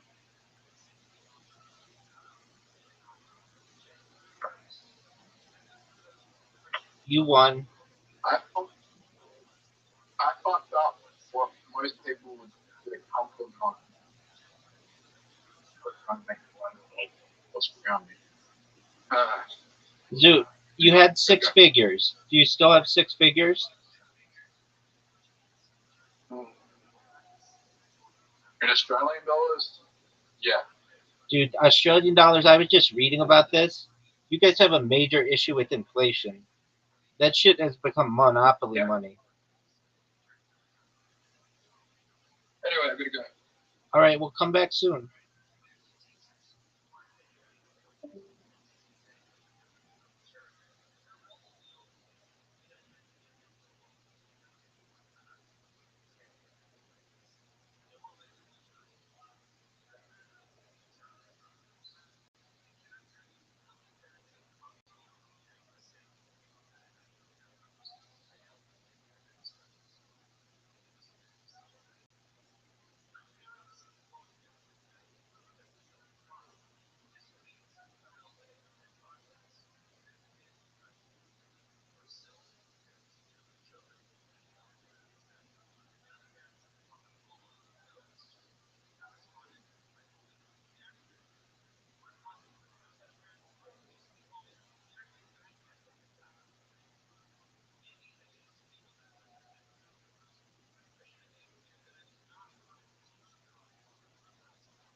Where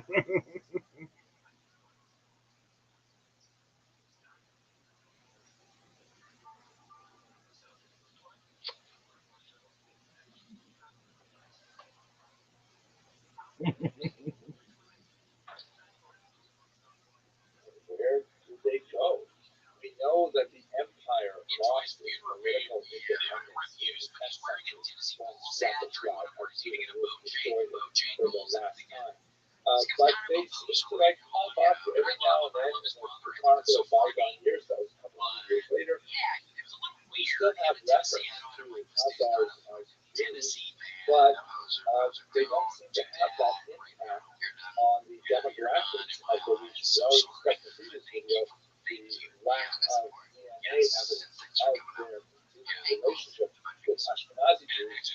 Did they perhaps, make an impact on some of the smaller Jewish populations in the Caucasus, like the mountain Jews perhaps? We simply don't know.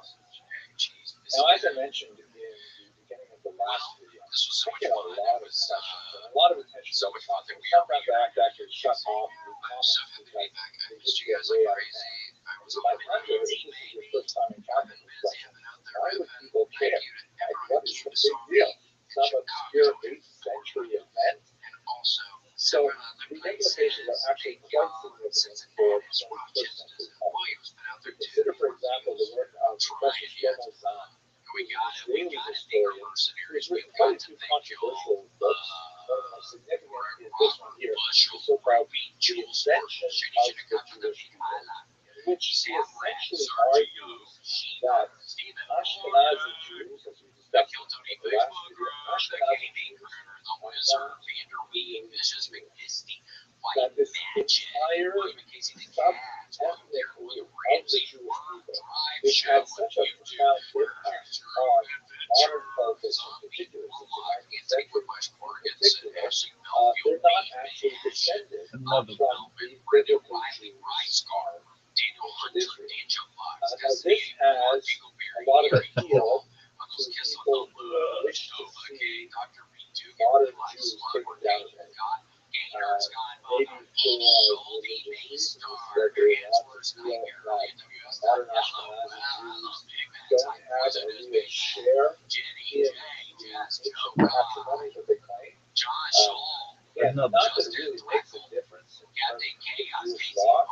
And although I'm not a theologian, I don't think I'm sure what kind of difference it makes theologically.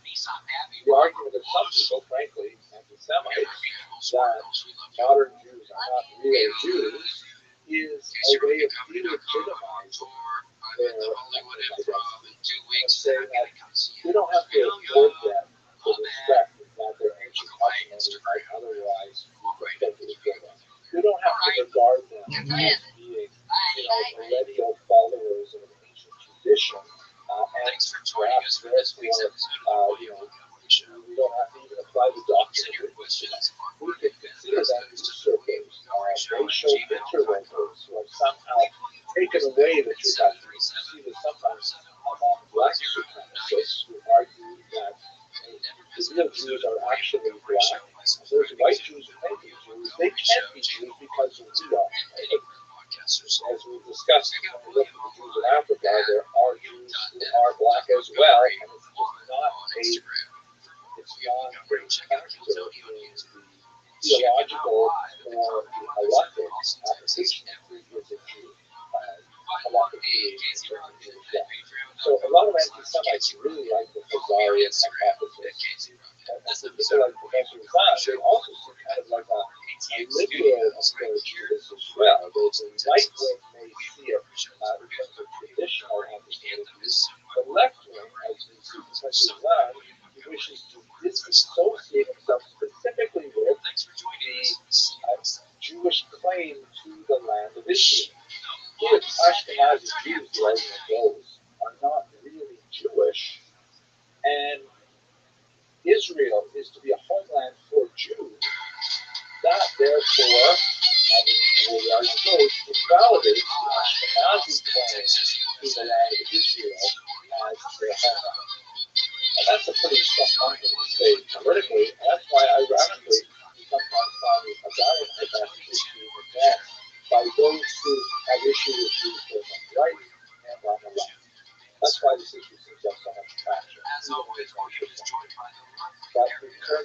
overall scope of Jewish history, it's the tiny little footnote, a fascinating one, a splendid story. We got this fascinating method.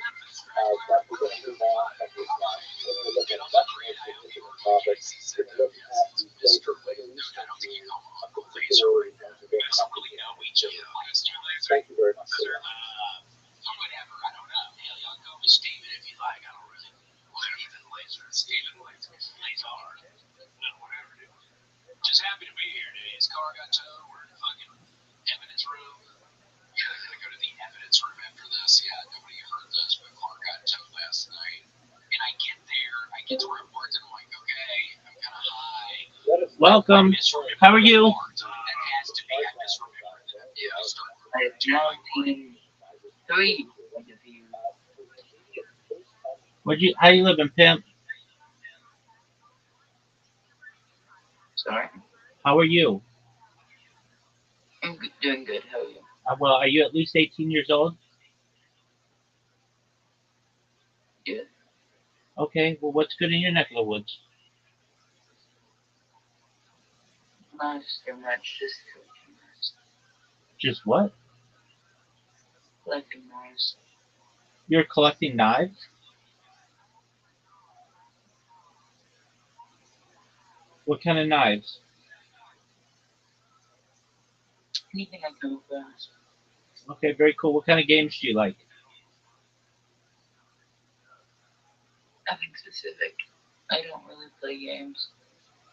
Okay, very well. Do you like podcasts?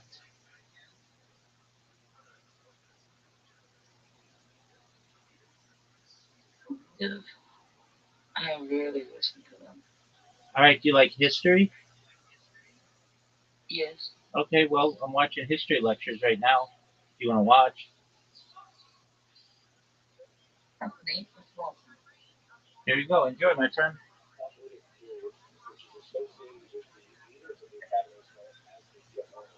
The term Gaon is derived from the Hebrew word ga'ava, which means pride. It can also mean arrogance, depending on the way in which it's used. Like to say, this is the song ga'ava, means to say, just the arrogant person. But in this context, it means like the pride and joy of the community. Here's a great map from the Barnaby Atlas that shows the influence of the Gaonian Baghdad. You can see on the right there's a kind of huge circle which has Baghdad right at the center. That's where the centers of Talmud influence shifted during the period after the Islamic invasion and conquest of the region. They were located further south, Surah, Haditha, and so on, and Baghdad eventually became the major administrative center of the entire Islamic Empire, and also the Gaonic Empire, if you will, which mirrors much of it. Yo, what up, Pam? How are you? It has the sort of like arrows that are reaching out. What's up, Psych? How you living?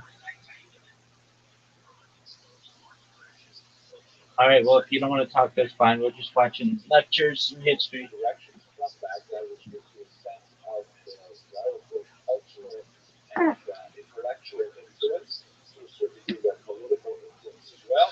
But we also have that ground circle with Jerusalem at the center there. That represents the influence of the traditional Rabbi. All right, sweet dreams. Babylon. Enjoy. The other one, not quite as obvious, was primarily in Syria. That's known as the Jerusalem Talmud, sometimes called the Palestinian Talmud. And the relative strength of the expositors as those two Talmuds, they definitely were linked to each other, had a lot of communication with each other, began to change as we get past the Islamic conquest of the region. Jerusalem definitely declined in authority,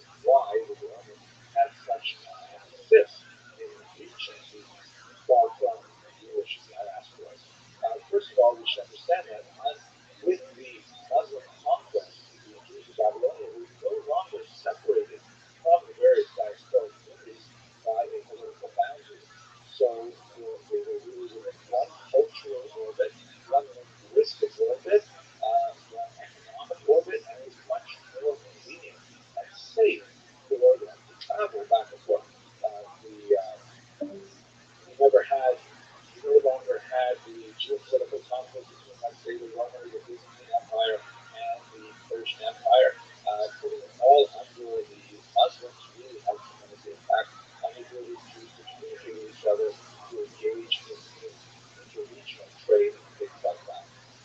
Another very important thing that happens is that there is a symbiosis that develops between these communities of the diaspora, as far away as Spain, let's say, and the center in Baghdad.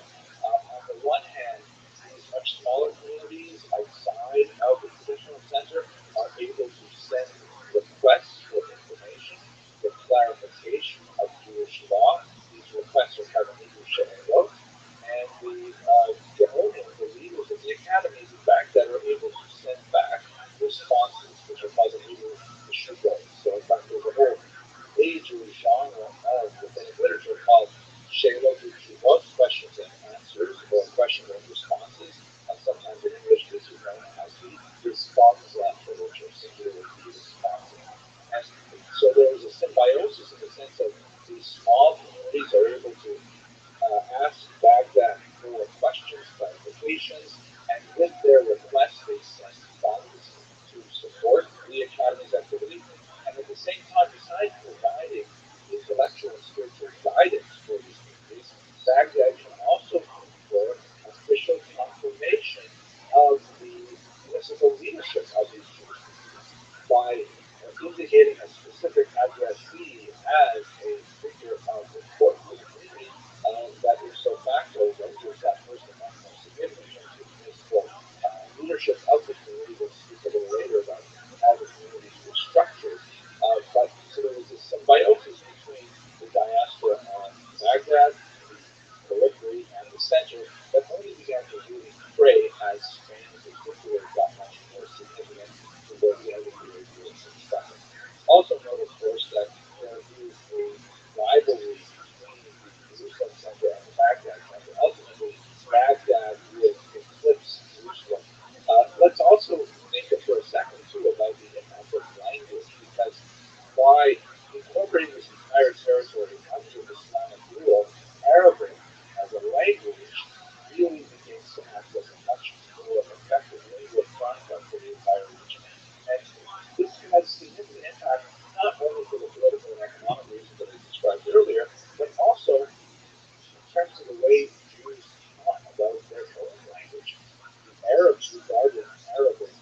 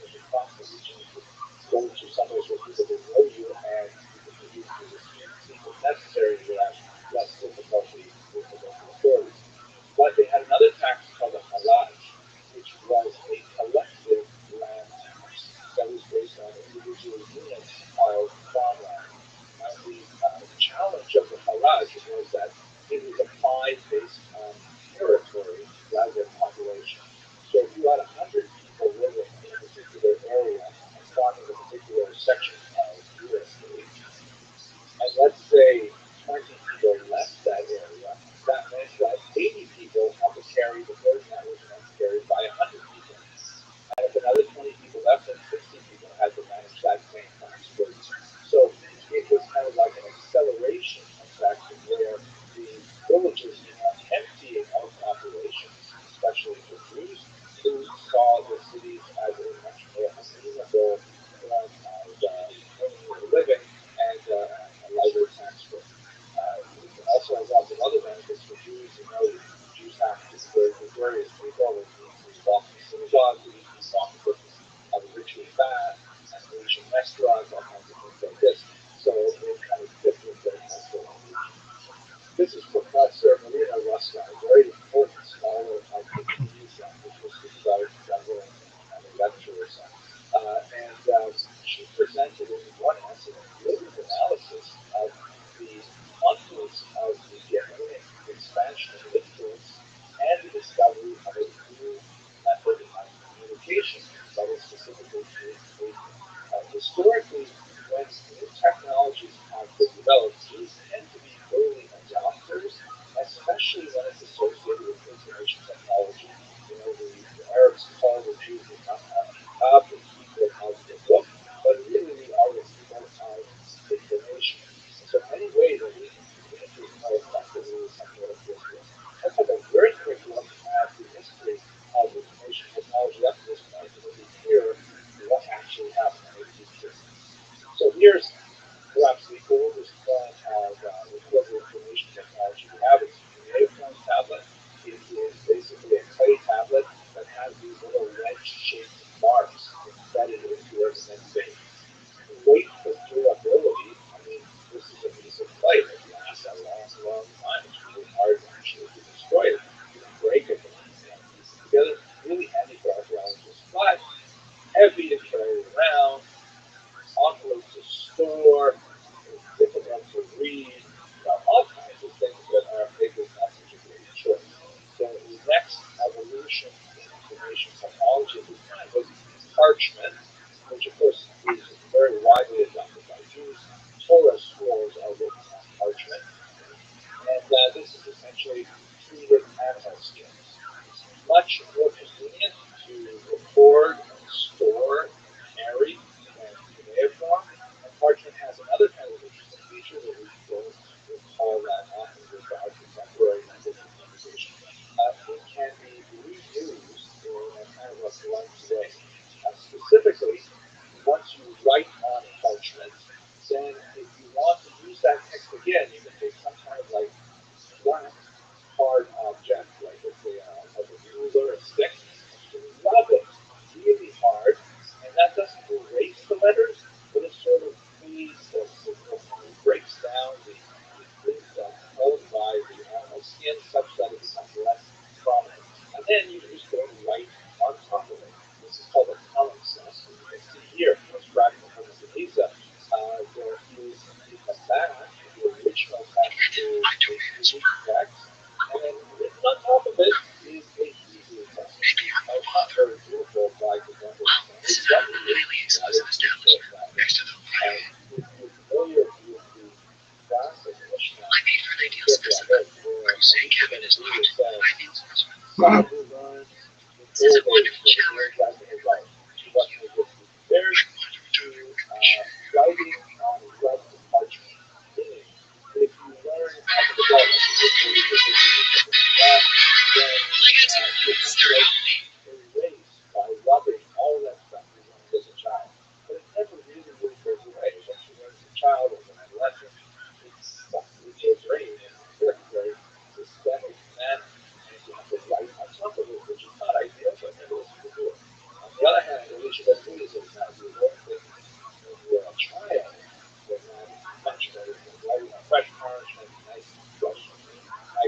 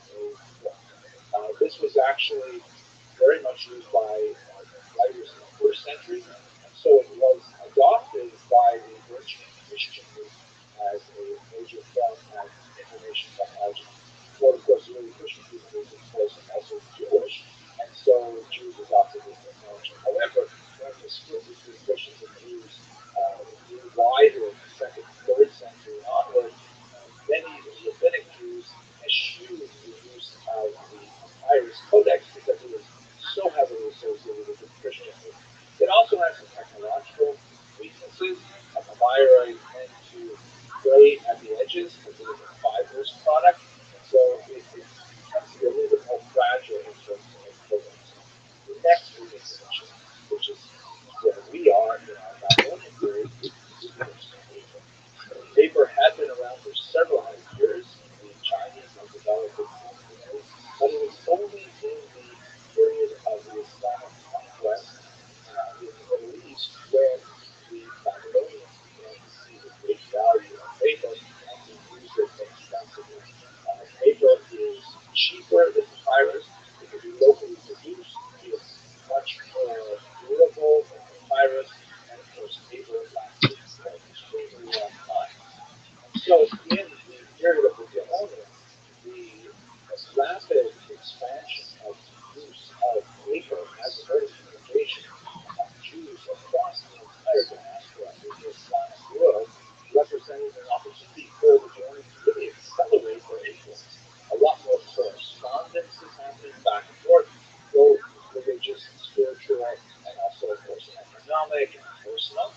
A lot more writings are being produced and are being copied out. Because, think about it. In order to produce a reasonable sized book, that might take 300 animals to create on parchment. But with paper, it's way cheaper to produce these things and much more efficient to ship them off to various places. So this is a period of great expansion and consolidation are a unified viewpoint about how to interpret the Torah that the Jews really are able to capitalize on with the communication methods made possible by paper. This moment, if you don't mind, I'm just going to take a personal meditation and think about how this affected my life, and not as a historian, but as a regular person. I have to say that when I was preparing this lecture, I had one of those flashes of momentary inspiration where I sensed in my own biography the great arc of history. I felt like I was driving a big wave of historical moments. I'm going to share this with you. So have a look at this picture here. This is actually a photograph I took a few years ago of one of my sons sitting on a rock. The rock is just outside my hometown in northern Canada. And this is a place where I, as a child, used to hike out to and sit and think about life, the universe, and everything. And as you can see, I've labeled a couple of places. On the left, on the Abitibi River, is the paper mill that sustained this town. It was established at the beginning of the 20th century, and there was no one here at this time. This is actually part of the remote part of northern Canada, but they took advantage of the old growth forest and the river network to create a paper mill that would serve the burgeoning interest of newspaper makers. A town gathered around this paper mill, which included my grandfather, Alex Overson, who had immigrated from Lithuania to avoid fighting the Japanese in the 1905 Russo-Japanese War, and thought he would make a living as a farmer. Unfortunately, the frozen permafrost of the area made this an unusually bad choice for farming. So after a few years of trying that, he said, well, that's it. I'm going to become a schmata dealer, which means a clothing store owner. And he established, you see on the right, Alex Davidson's up a big news together with the scholar and laid back there, which was the ancestral home of his children and my father, who was the son and the eldest son, and of course then my mother and I, we moved into the apartment across the store there. So just for a second here, I thought about how the Babylonians expanded the use of paper to popularize this language. And paper just got more and more popular over the next 1,000 years until my own lifetime, in which the paper mill declined precipitously because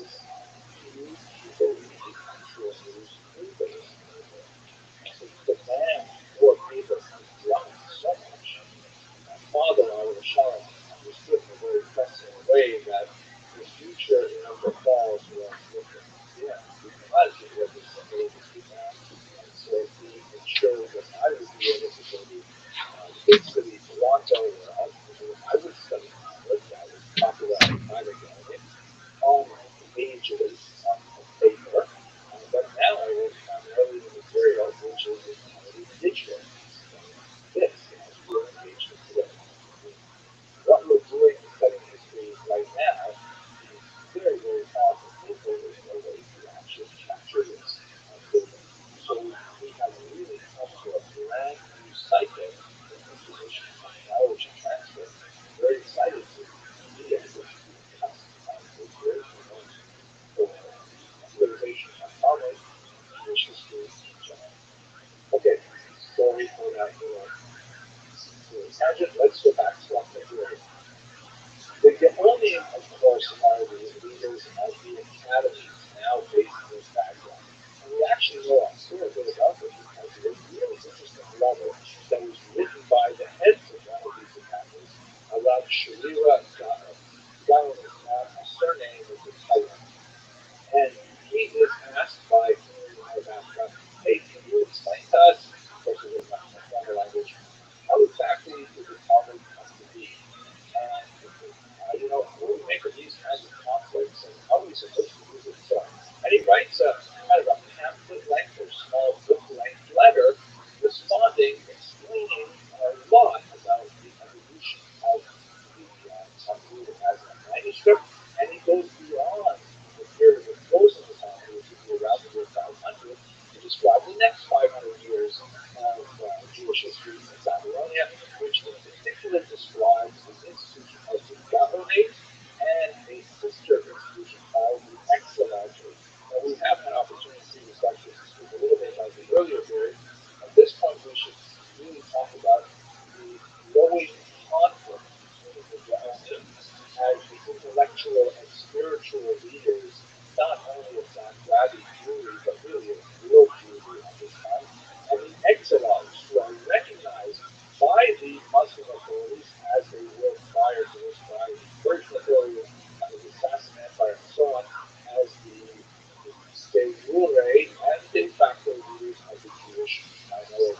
The term exilarch in Aramaic is Reish Baruta. There's actually a prayer that's recited for the position even today in most synagogues. There's a prayer in the Orthodox liturgy that is still recited today here on Saturday mornings for the health and welfare of the exilarch. The term, of course, exilarch means leader of the exile.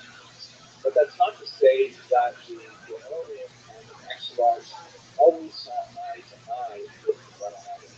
The Gaonian, of course, the person who reached the height of being the leader of the academy had to be very proficient in Jewish law and had to be a superior administrator and so on. Whereas the exilarch was a descendant of the house of David. That was a very important thing. And there was a lot of politics involved in maintaining that particular position. So what you see frequently in the Talmud is kind of like the occasional moments of friction. There were exilarchs who were much more pious and much more learned, but it seems that they were the exception to the rule. And perhaps one of the clearest examples of this, and the awkwardness that this created, was regarding an exilarch named Rustamon. He was alive at the time of the Muslim conquest, and when the Persian king was defeated, the Muslim conqueror took some of his daughters, that is the Persian king's daughters, the princesses. He took one of them for himself as a bride, and he gave the other one to the Jewish exilarch Rustamon. Now, Rustamon married her, and he had a number of sons with her, who later went on to become exilarchs as well. And this created kind of an awkward moment because it doesn't sound like such an kosher type of wedding. I mean, first of all, she's not Jewish. Second of all, she's captured in war. Thirdly, it looks a little bit like a kind of shotgun marriage where the Muslim ruler says, here, this is your wife. And so the rabbis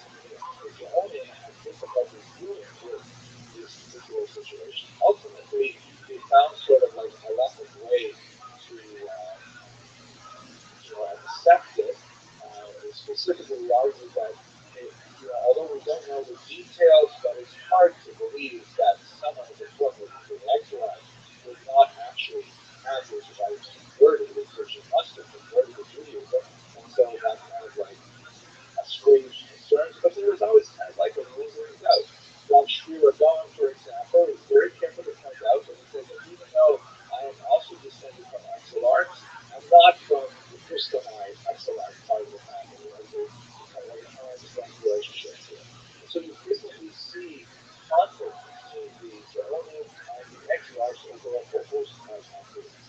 In this context, we have to mention one of the most important of the ever is very unusual and creative figure about Saadia Gaon, who lived in the late 9th and early 10th century. He was a brilliant scholar. He wrote very effectively on Hebrew linguistics. He wrote a commentary on the Torah. He engaged in very heavy polemics with the Karaites, who we'll discuss in just a moment.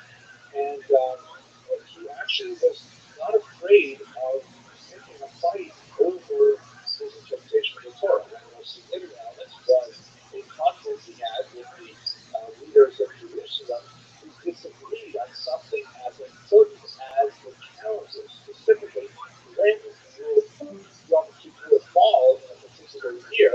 And while Sadigan strongly argued for different dates in Jerusalem, ultimately he actually won that particular debate, and he demonstrated the primacy of Babylonia over Jerusalem. He himself was not a Babylonian. He was from Egypt. In fact, one of the big surprises was when the Exilar actually appointed him to lead the Academy of Sura. And they later on, the Exilar had conflict with Alexander Zalman, even though he originally hired into the position. He had a major conflict. They were eventually able to match it up. But this is the kind of environment in which there is a religious, intellectual, academic head to the community, and at the same time a political head to the community that may be associated with wealthier powers. They frequently come into conflict with one another. But it is the only that really has the longest impression on Jewish history because of their intellectual leadership.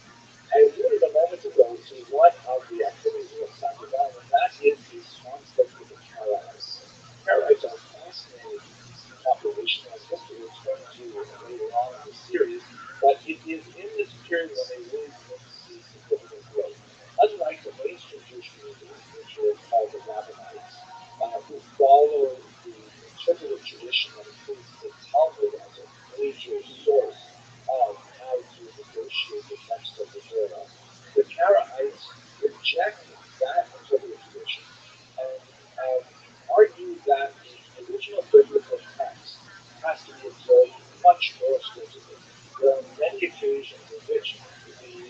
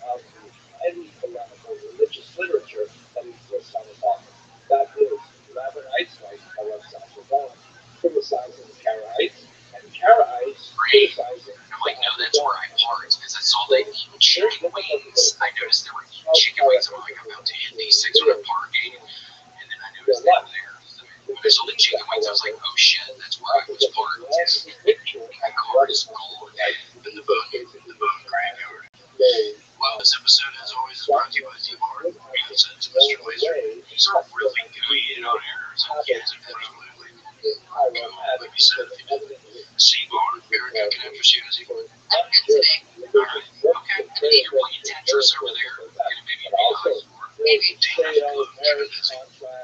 These are pretty good. They're super tasty and they're good for you. It's the kids' version of Cliff Bar, C-Bar.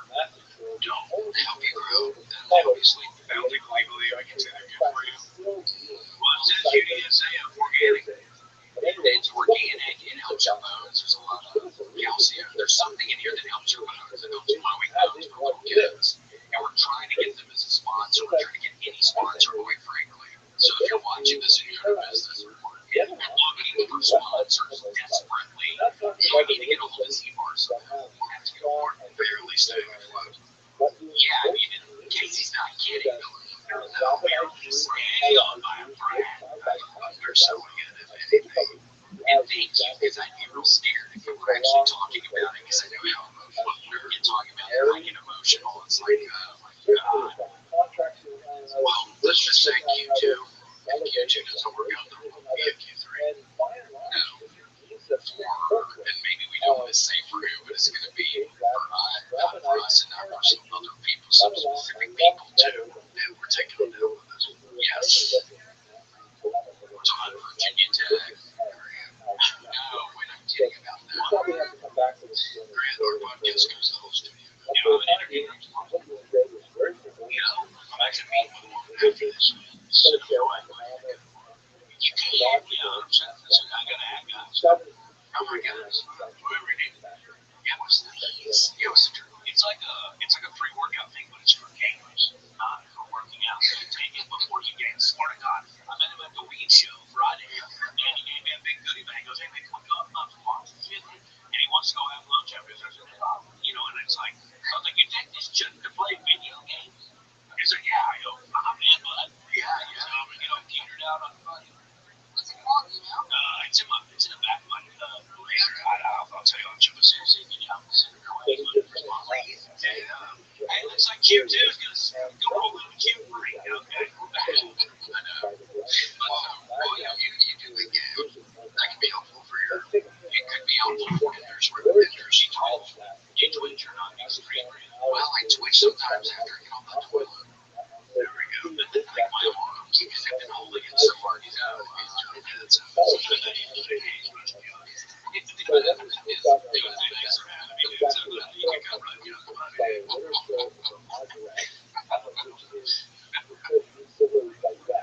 Twitch stream. Twitch is any stream. Classic. But seriously, fucking prune juice. I've been drinking a coffee cups. I don't know how many ounces it is, but I thought it was the very tippy top of the coffee cup. I chugged one. And I sort of got an hour later at most.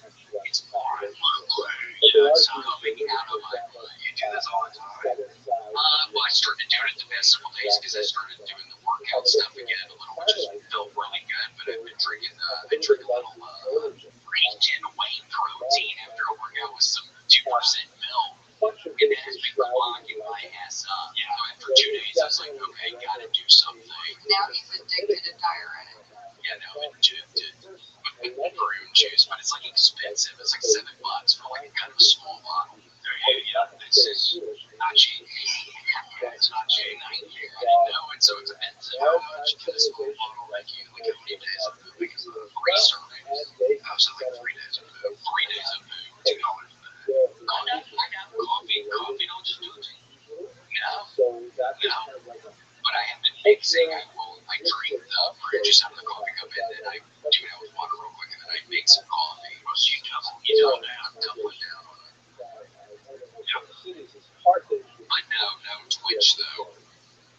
You get on Twitch. I play more like sports games, like FIFA, Madden, and stuff. And people are like, oh, you should stream, but goddamn, just I can go in the mirror and make a retarded video about what I'm wearing, like the fact me going like this, and people like sending me little tokens.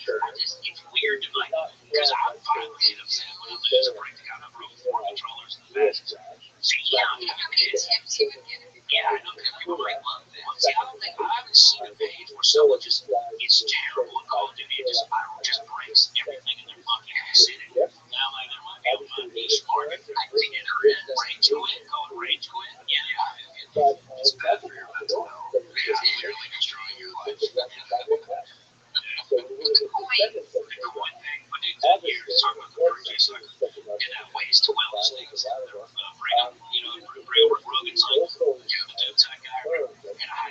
blood work done before the show and the consultation and they go on your blood panels and stuff.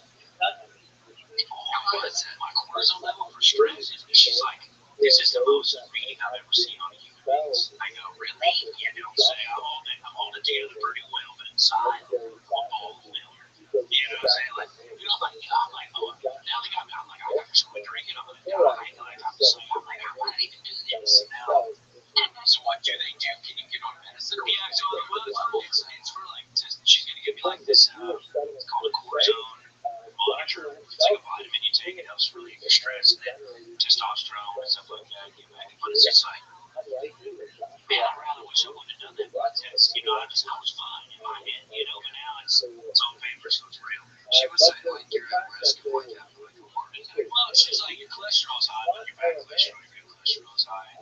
Your liver tolerance, my kidneys and liver, you know, brain fluctuation. I literally thought that would be the worst, but they're like, oh no, it's your heart. You know, she has you the heart with 74-year-old. And I go, all right, it's not that bad, but I was just like, yeah, there's some things you can do, some supplements you can do. But I mean, like, you get right back on the righteous path, but I'm like, I should probably quit drinking for 90 days. Yeah. So we'll see. You got this news today? Yeah, literally prior to coming on to this, they're like, this is all what you need to do better. This is what's messed up with you. And your stress levels are through, especially if you're living towards the road. You know, she said my thyroid was great, but yeah, contradicting. Yeah, I don't know. Oh my God, we're sitting here dead, man. I'm okay. Taking time off. I get in the car, the blades are hard, taking the yellow light, can't wait, dude. Thanks for having me. Yeah, I remember when I went to the doctor and when I was living in LA, I went to for the first time in forever in the middle of me not doing good. And I think they were like, what do you work out or something? Because there were my levels, some levels were high, my liver. It's like, no, I haven't been working out. So it was, I can't remember what the chemical was, that there's way too much in my liver. It's like, no, I drink a lot. Like, they're like, oh, it's a health thing. Yeah, it was something. I want to know once they said that to me, like they were like, your enzymes are off or something. Yeah, my enzymes. Yeah, I got a 40-page document, all the blood, like optimal, not optimal, low. You know, so, all right, damn. So we all gotta adjust, man.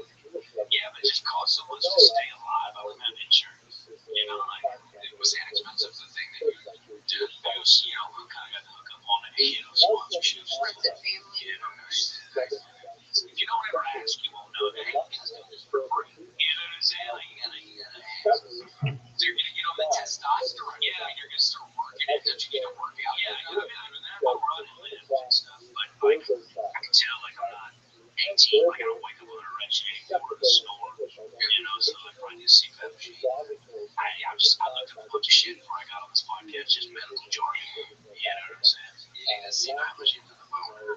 Yeah. Well, I mean, I think that induces oxygen, right? You need oxygen to your better. I mean, where do you sleep when you're inside your stomach under the bed? That's your first thing. You need more oxygen. But since I took your bed up to like 15 years, I was like, I don't have sleep number. You want me to just put a bunch of pillows under me? Or like me to sleep in a recliner? Well, ask Casey. My bed sleeps in an incline. My bed has a button. Yeah. My whole bed up. It can look laser. It can look like I'm sitting straight up. What? You see, watch his eyes open. He's sleeping. He's like, don't make any movements. You'll think you're a shadow. Yeah, when we were in Vegas, we stayed in the same hotel room up in the Woods. I remember one night looking over at Casey's ass, and he was sleeping, like sitting up, kind of. Really? I sleep propped up. I feel like I have like cardiac arrhythmia. Look at him get it out. Sorry, we all have a kid or yeah, none of us are too great. I sleep a little propped up, or else it feels like my heart is skipping a beat. Oh, like you're really tall, like you're really heavy, so I have to sleep a little like that with like 4 pillows. You get sleep paralysis. I used to. When I'm doing speed, when I take too much, I swear to God, when I take too much Adderall, I get it. He's in the corner, but I swear to God, it looks like he hit clip in the top half. He looks just like my sleep paralysis, even his Tony hits clip in the top half. I swear to God. He ever been like that before?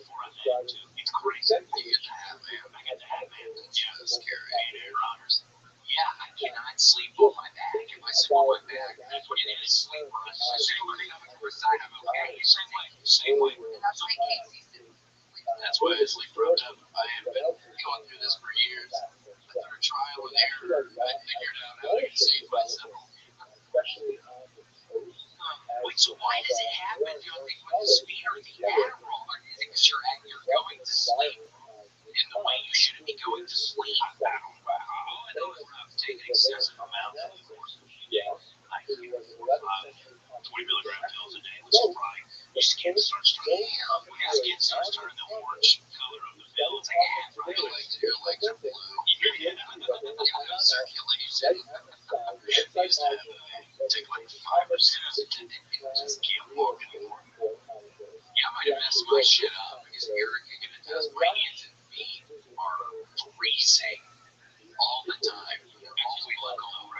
Yeah, it's a blood flow issue or something. And I got in the ice bath. And the boys have been working out. And it's so funny. I was around 3 dudes who told me to get in, and I got in. And they're all telling me, oh, yeah, you get in this, your motors will be a lot better. And then you're thinking to myself, who are these guys? What's going on? I just met them, and they're telling me about my penis. The ice bath is real good for your penis. I'm thinking, this seems straight. They're very nice. I don't really care. But in my head, a little weird. They have no right. Yeah, right. They don't know what I'm dealing with. And it felt really warm. My hands and feet that are normally cold. I stayed in the thing for 3 minutes. That's what I did on Sunday when I was on it. And it was shockingly cold. I couldn't breathe in the beginning, but then I was remembering. We've talked about it with Casey and Bud when I was in this fraternity, and I remember on the last night they had an ice bath, and the presidents were in like some bathtub filled with ice and water, and they were punching my fucking ass. They do like the preamble and the Greek alphabet, and I was fucking blindfolded for 15 hours, so I was able to get in my head in the ice bath. This isn't that bad. At least two were punching me right. They were blindfolded you. Yeah. Literally beat that haze or that's haze. Well, it was malicious haze. There was no, thank God, there was no real sexual stuff because you hear about that with fraternity. Yeah, not what I went through. It was not anything like that. It really wasn't. It was all more physical. But if somebody walked into the basement and saw the 35 dudes without their shirts on doing the push-ups and stuff, it probably would look strange. Yeah, the person who walked down in there, they would think, what the fuck, this looks sexual or something. But it wasn't. It wasn't. Sure. You were blindfolded, Jason. Yes, yeah. And then a couple years after I'm gone, they get charged with blood chugging. And all charged with blood. That's, if you look to my permanent record, you can see I've also been charged with blood chugging. Sadly, and 2 strikes for blood chugging. Next one I'm gone for life. On the 3rd strike, that is not good, especially for blood chug. You're done. They said you're God, I was an Eagle Scout. We would take the younger Boy Scouts and we'd bury them up to their neck and stand and put maple syrup on their foreheads. And their hands take out for an hour or 2 if we let them go. Damn, I'm sure they were scared to death. Yeah, no blood chug milk in the apple tree. I know, I never did that either. But just as you were, you got the young guys, you do have to put them in their place a little bit. Yeah. You're really put them in their place sometimes. You don't need to back it up. You don't need any of that shit. But yeah, it was really nice. I do recommend how we got here from my side. It's incredible. Yeah, look at your William normally has a story about how they were beating on him. They used to beat him. Yeah, no, it was in 2006. It was before everybody had their iPhones and phones, so there was no. You just had a flip phone still, I think, with like the little camera, so I couldn't take it. But I wish more than anything I could go back in time and take a picture of my body because I remember looking. It's like, I don't know, 7 a.m. or something. I'm not even happy. I just got through. Like, other people are kind of happy. I'm not happy at all. And I'm just up in my dorm room by myself looking at my body, thinking, holy shit. And like some of the other dudes are out with Mario area, like having fun, about to eat breakfast. I'm like, how are they doing anything right now? I'm traumatized. Like, your body was fucked up. He has bruises, horrible bruises everywhere, cuts. I ended up getting a staph infection in my leg a day or 2 later. There's a one question, however, actually, exactly how old is Yes, and the year after the kid was got his arm cut off, he didn't go fast enough to get a staph infection checked out on his arm. and so I found I just very quickly give you a sense of when he rises this golden era, why we call it a golden Yes, era, it was and in just what the are warehouse. It was so nasty, and we'd they be will following not say, around the I bathroom, ordered.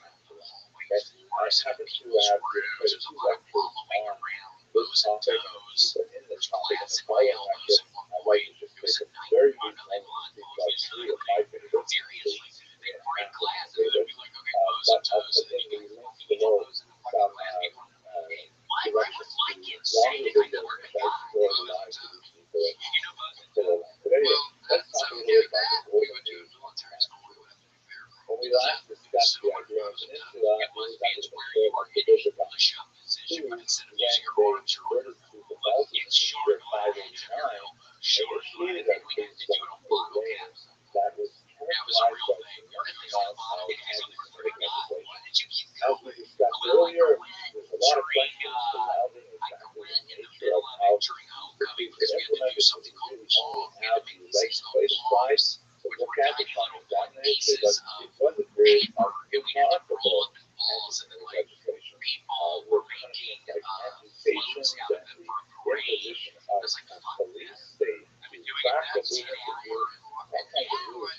It was horrible. I think I got tests coming up or something, and I'm just doing it for 10 hours. And I'm like, fuck that. This is insane. But then somebody came to my door and fucking coaxed me to go back. So I was like, yes, I should. Yeah, go back. And what was funny was they were pissed when I came back. They were like, oh, we'll see you quit. So I was like, I shouldn't have quit because I got even more heat when I came back. Get a lot of information about How long is it? He's in a week. He's in a week. Here's August, December. Like, she always amazed me. You saw that? Oh my God. The first fucking semester. Was it worth anything? Was it worth it to be around?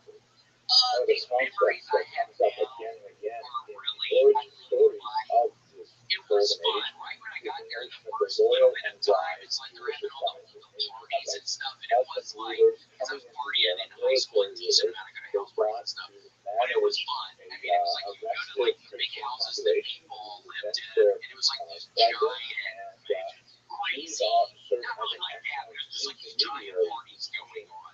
With a whole bunch of alcohol, it's so much fun. Like the high school parties I went to, but up several notches. I was having infidels fun. Having one whole time. That's good. I can do that, but the other stuff, yeah, it's just kind of, I don't know, my two closest buddies are dead from the fraternities, and it's sad. You know? So I don't really communicate with a whole lot of people. And so randomly, the vice president of the Gooding Stephen Joseph recently had a second child, and I called him up. We spoke on the phone. It was nice talking, because I remember Stephen, he was the president, so he was the last one to get fucking get into the fraternity. And I remember I was joyful for like 15 hours. His ass must have been joyful for another couple after me, and we were going out to the bathroom where people were, and it was only him, and they were just brutalizing him. I think I was already someone interested in my mind and my body. It's like, I don't know how he's doing it. And I brought it up when I talked to him. I have a lot of respect for him. I don't know how he did that. He kind of works at my ass, but I have pretty bad with his wife. When they blindfold you, so they really did it. They were doing it. They blindfold you so they can't flinch, right? And so like, and you can't go support the harm. I'm not sure what that's about. They do that when they, like in interrogation, when they interrogate people. That's why in my place you can't anticipate the answer because it catches you off. Yeah, so there's no kind of like tense muscles or blocking. You're just getting whelmed. Yeah, that's what's going on. Now kind of turn around. Well, the one time I hazed everybody was the first 5 dudes in a circle with the blindfolds on. I would have taken a single fucking one of them as far as I could. I hit one with my elbow in the chest, and I wake up the next day and I'm like, why can I not move my fucking But as you can see with the color coding here, gradually slowly coming back into my brain. Dude, you fucking talk to slowly work their way Jews down with significant consequences to the population as we push it back later on. So speaking specifically about the golden age, what we're talking about is basically the era from outside the structure. I'm not, I've never been in a fight. I'm a big old pussy. Thinking I'm American,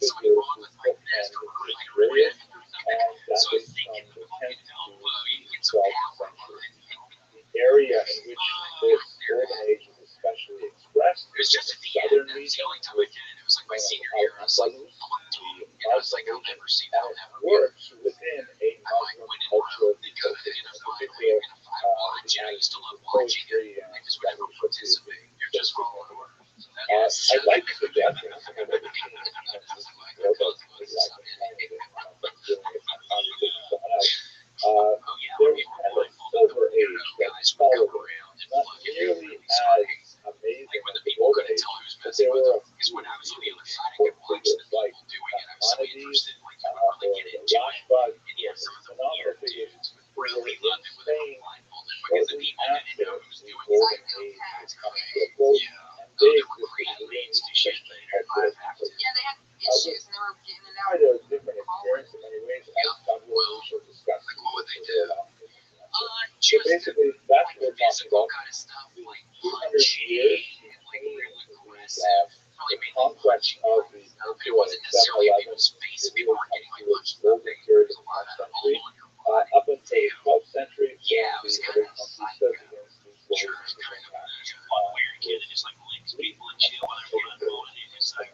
Now, what makes it so golden, perhaps one of the most significant, is something that only scholarly research has left unprecedented.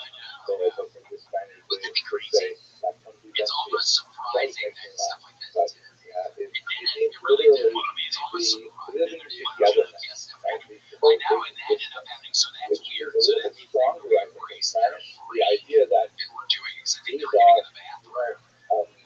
very diametrically opposed cultures in so many ways.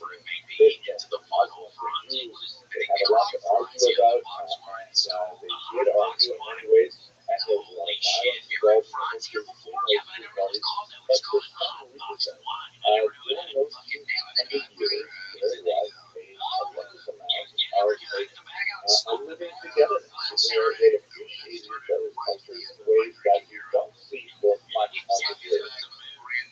There's certainly several key examples of this convivencia, which is not, perfectly round convivencia, as Jews and Christians and Muslims all share equally. It tends to be lopsided toward the Muslims in terms of political authority, for example, as towards the Jews in terms of physical activity, let's say. But and I think the Christians are probably the bottom of this triangle or this circle. But nevertheless, it does represent a step forward. Now, there are a lot of questions about it. This is really not great as you described in that video.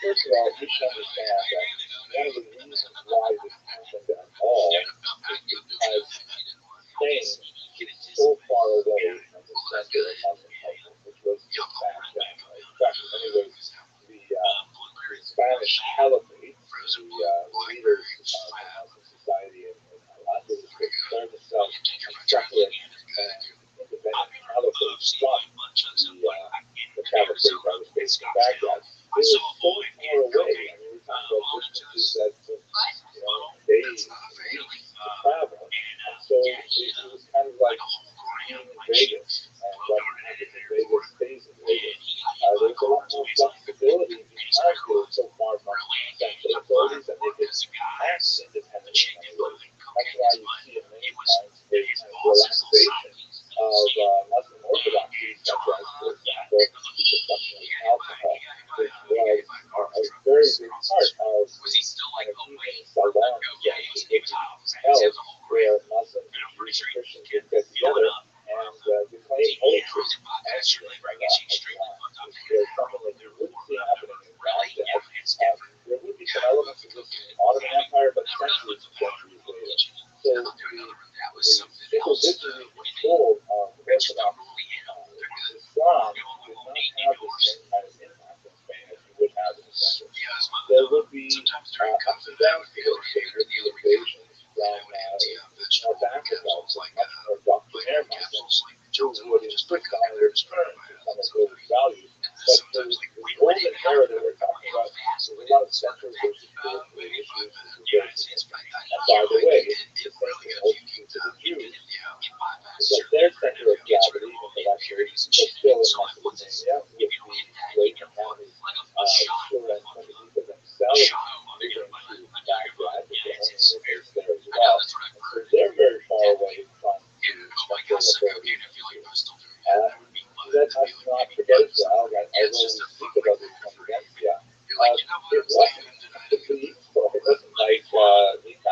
it's like the same amount where yeah, I think the duration of it is about the same. Welcome. What up, UAE Exotic Falconry and Finance? How you living, pimp? What's good, dog?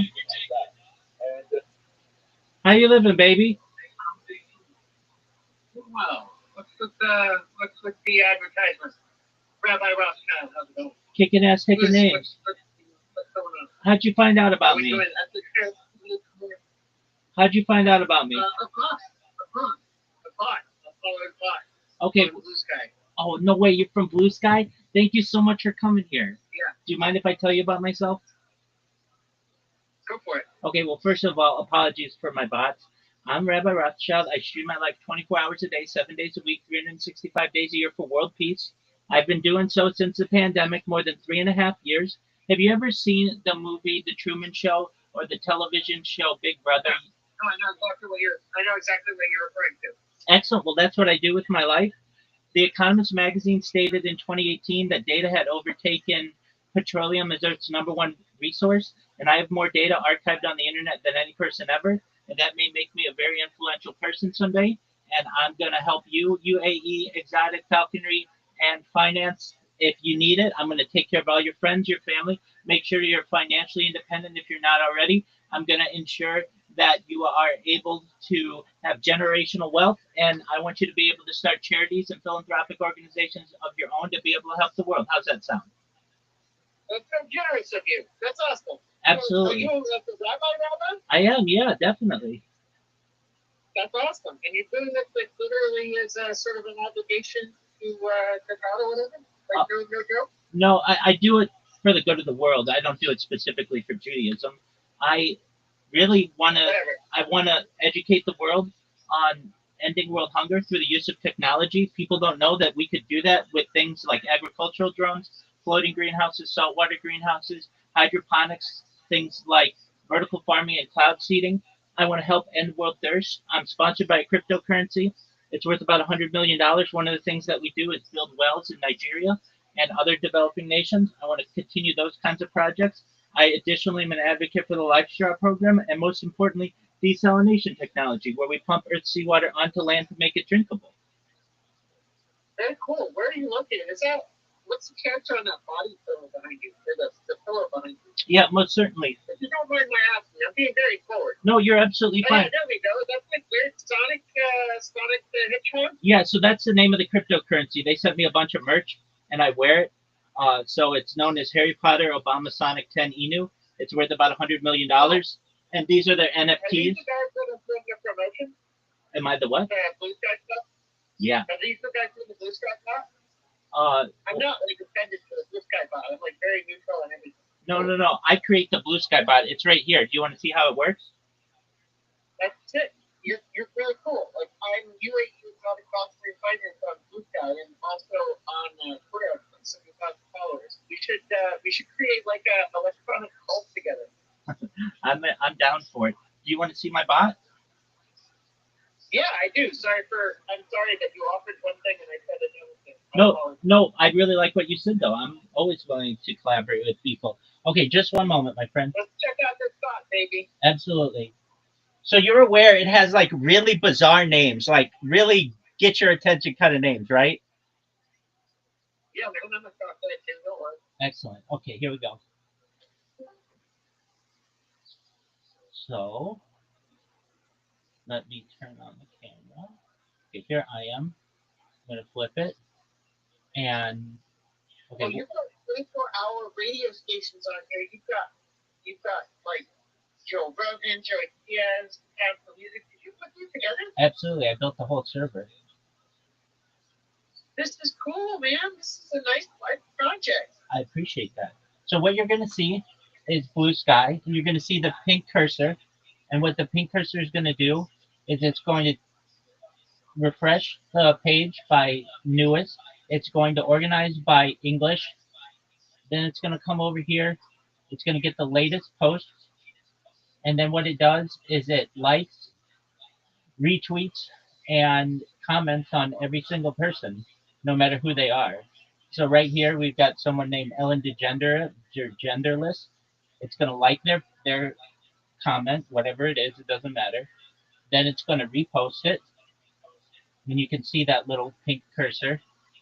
And then what it's going to do is going to comment on it, and what it does is it actually sends a Blue Sky link that has a picture in it that Blue Sky cannot ban, or they haven't figured a way out to ban it yet. And it's just got this huge wall of text. I call it a manifesto just to get people's attention. But it talks about some of the things that I talk about, like Santa Claus machines, invisibility cloaks, just a lot of futurology stuff.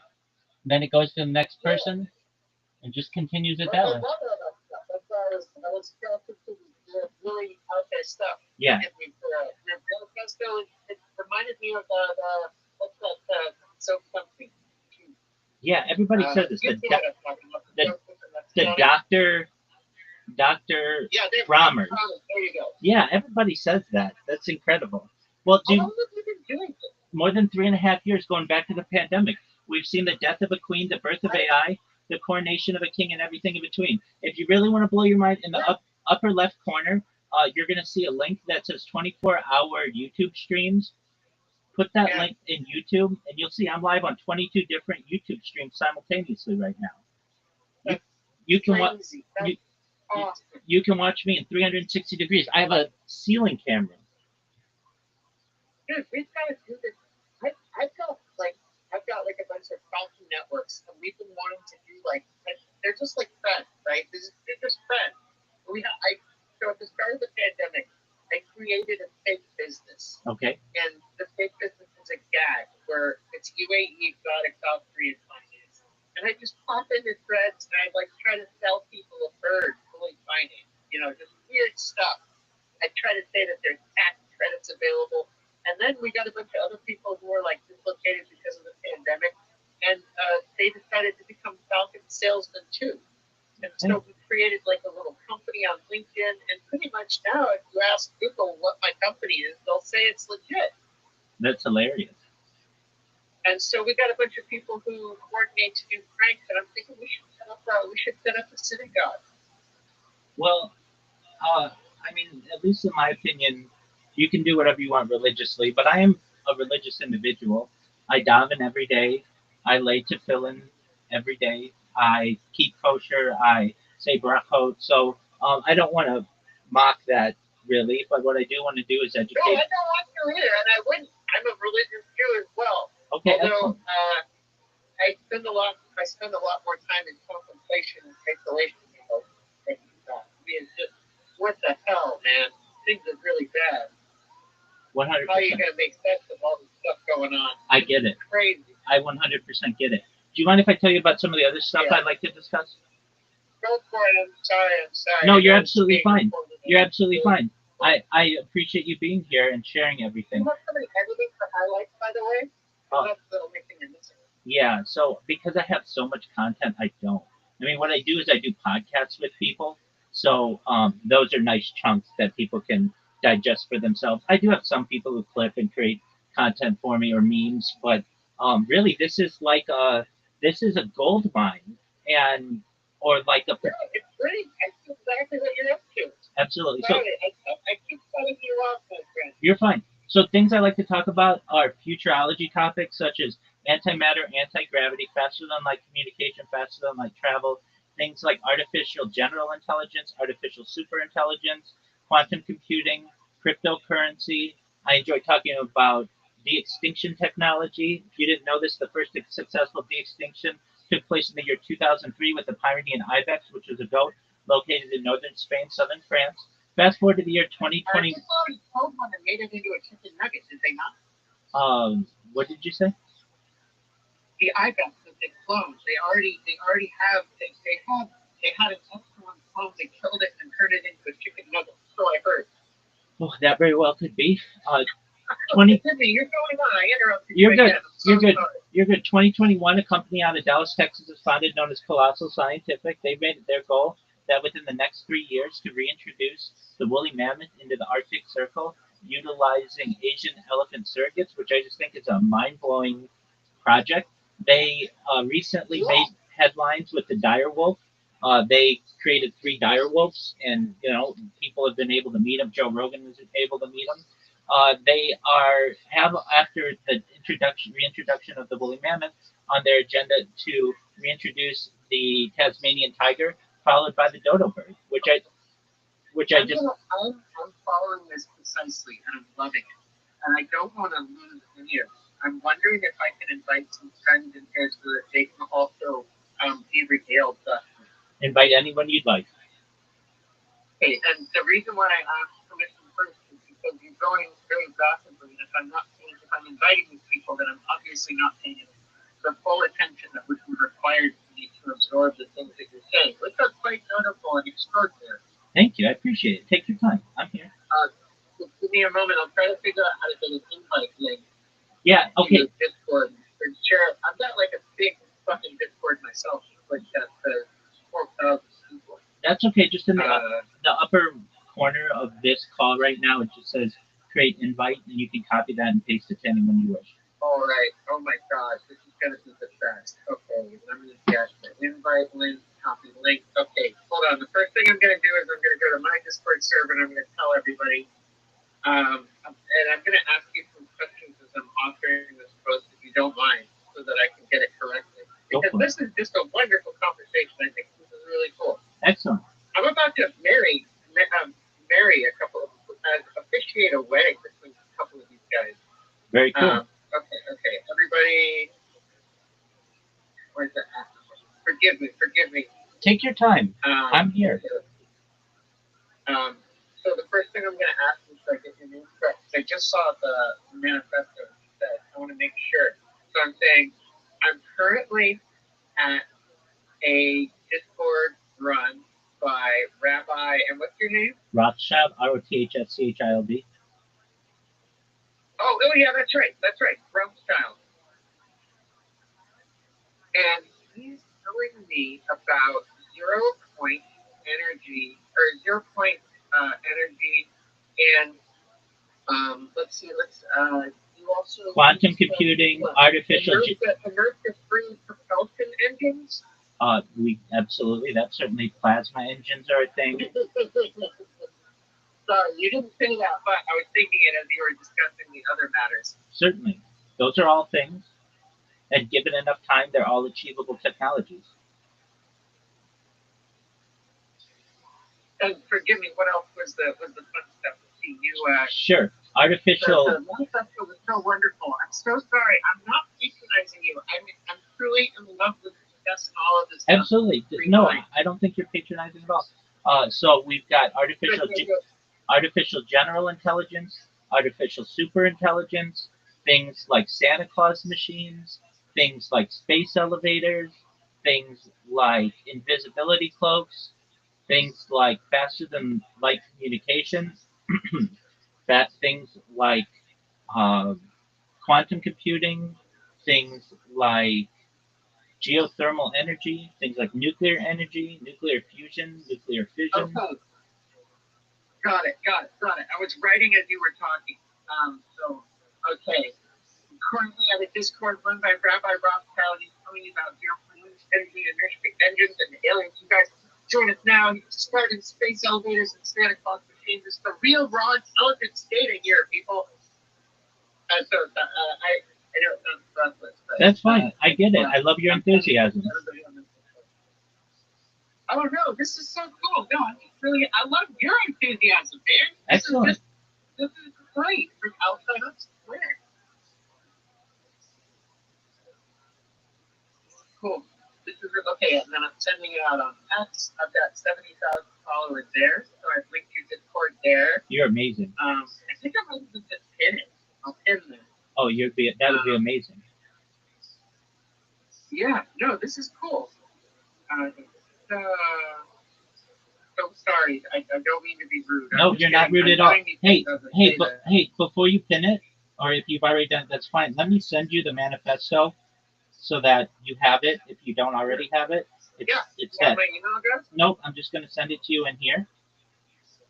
Okay, cool. And so what you want to do is just check your DMs, and I just sent it to you. It's just one picture, but it tells about everything that I do, and then it has all of the technology that we talk about, or just a few of the items.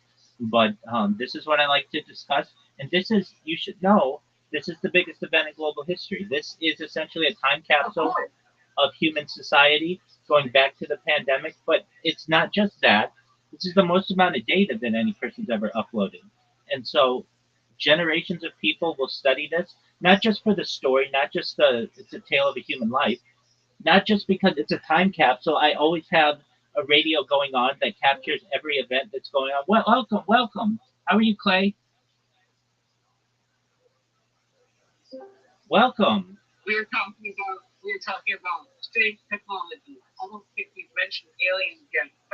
No, Definitely no. liberating technology. Yeah, but aliens are Wrapped up in the same mind. aliens are Known as the walking creator of data. He is currently streaming on 20 YouTube channels live simultaneously. that's correct. That's no joke. That's correct. In fact, aliens are maybe my favorite topic. Yeah, I know you didn't mention them yet, but I figured that we would have alien intelligence in there somewhere. 100%. Maybe they're hyper fast compared to our time scale. Maybe they're hyper slow. We could be like a little racing atom compared to them. They could be on a geologic time scale. We don't know. Well, I really think that we perhaps were seeded here on Earth by some type of alien civilization. If you look and at least what alien abductees have said, they come from Zeta Reticuli.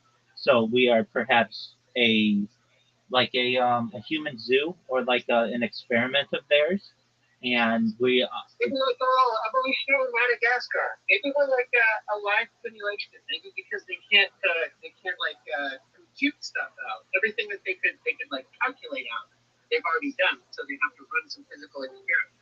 Maybe there's something about Sorry, I'm pontificating. You probably just answered. You're good. The former head of the Israeli space program, his name is Chaim Eshad, and one of the things that he has said is that we are visited here on a daily basis, and that our governments have had and built treaties with different alien civilizations. And whether that's true or not, I don't know. Where's that quote? It's a real quote. I believe he's living in Canada now, is he not? I'm not sure of his current whereabouts.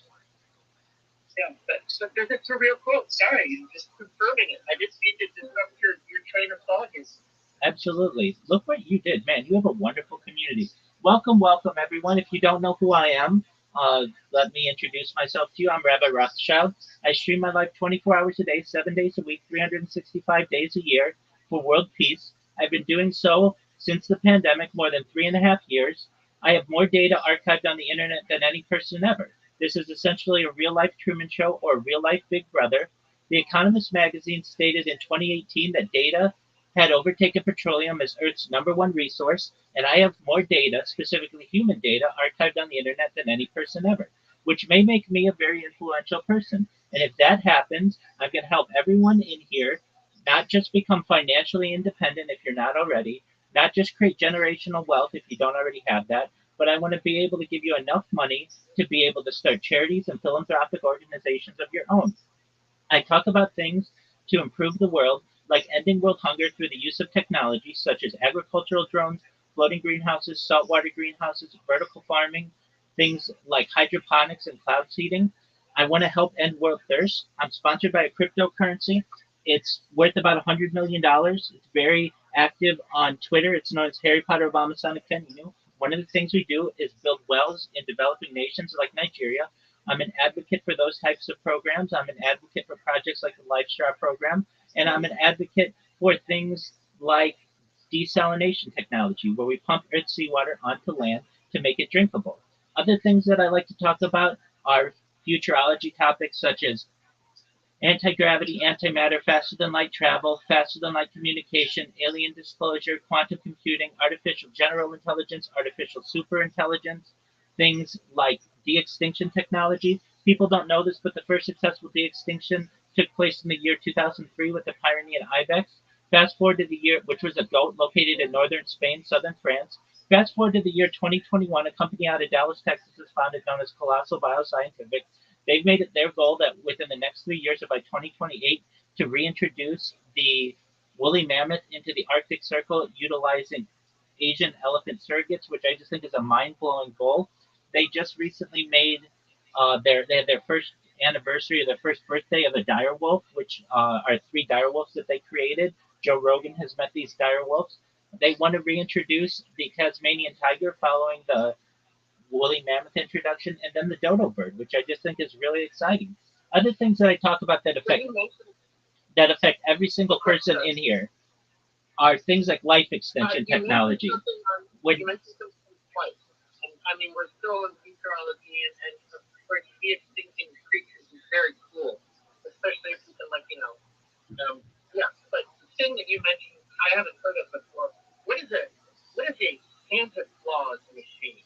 oh yeah, so that's essentially a replicator. It's basically a 3D printer that is connected to every element in the periodic table that will allow you to make anything that you want. You could make a car, you could make a dog, you could make a diamond ring, you could make a pen, you could make a Nintendo entertainment system. You could make a Super Nintendo. You could make a Nintendo 64. You can make literally anything you want. Imagine a 3D printer, but instead of using plastic, it uses every element in the periodic table of elements. It can replicate anything. Well, I would imagine that such a machine, if it could be used to manufacture weapons, would be very dangerous in some parts of the world. I don't know how we could release the technology responsibly.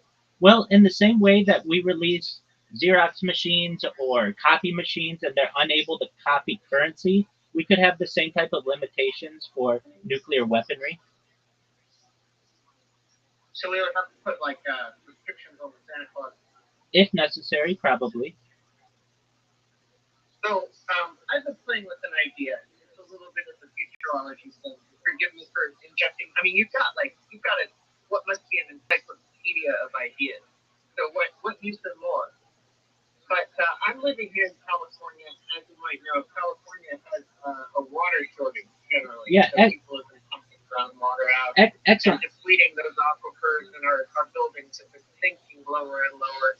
So I have a plan to construct what are essentially pump jack wells, where you create these towers that are well above, they're water columns, and they go below ground as well. And you fill them with water, and you use these to replenish all of the water that is 180 feet deep. So it'll be like an elevator effect on the ground of California. It'll be going up as this water is introduced. And I'm imagining that you could just have, after you put this infrastructure in, you could have point source wells put anywhere you care to farm. Just get a pickup truck and get a pump, get a well pump, like sunk just about anywhere, because you flooded the water table of the whole state. So that's my thought about what we could do in California. Thank you for your time, Rabbi Rothschild. Oh, most certainly. I'm also based out of California, Irvine, and as you know, we have the Pacific Ocean just off the coast. We could use literally the Earth is 2/3 water. We could use that water through desalination and never have a water shortage again. So I have another fact for you that's interesting. You might find well incorporated into your plans.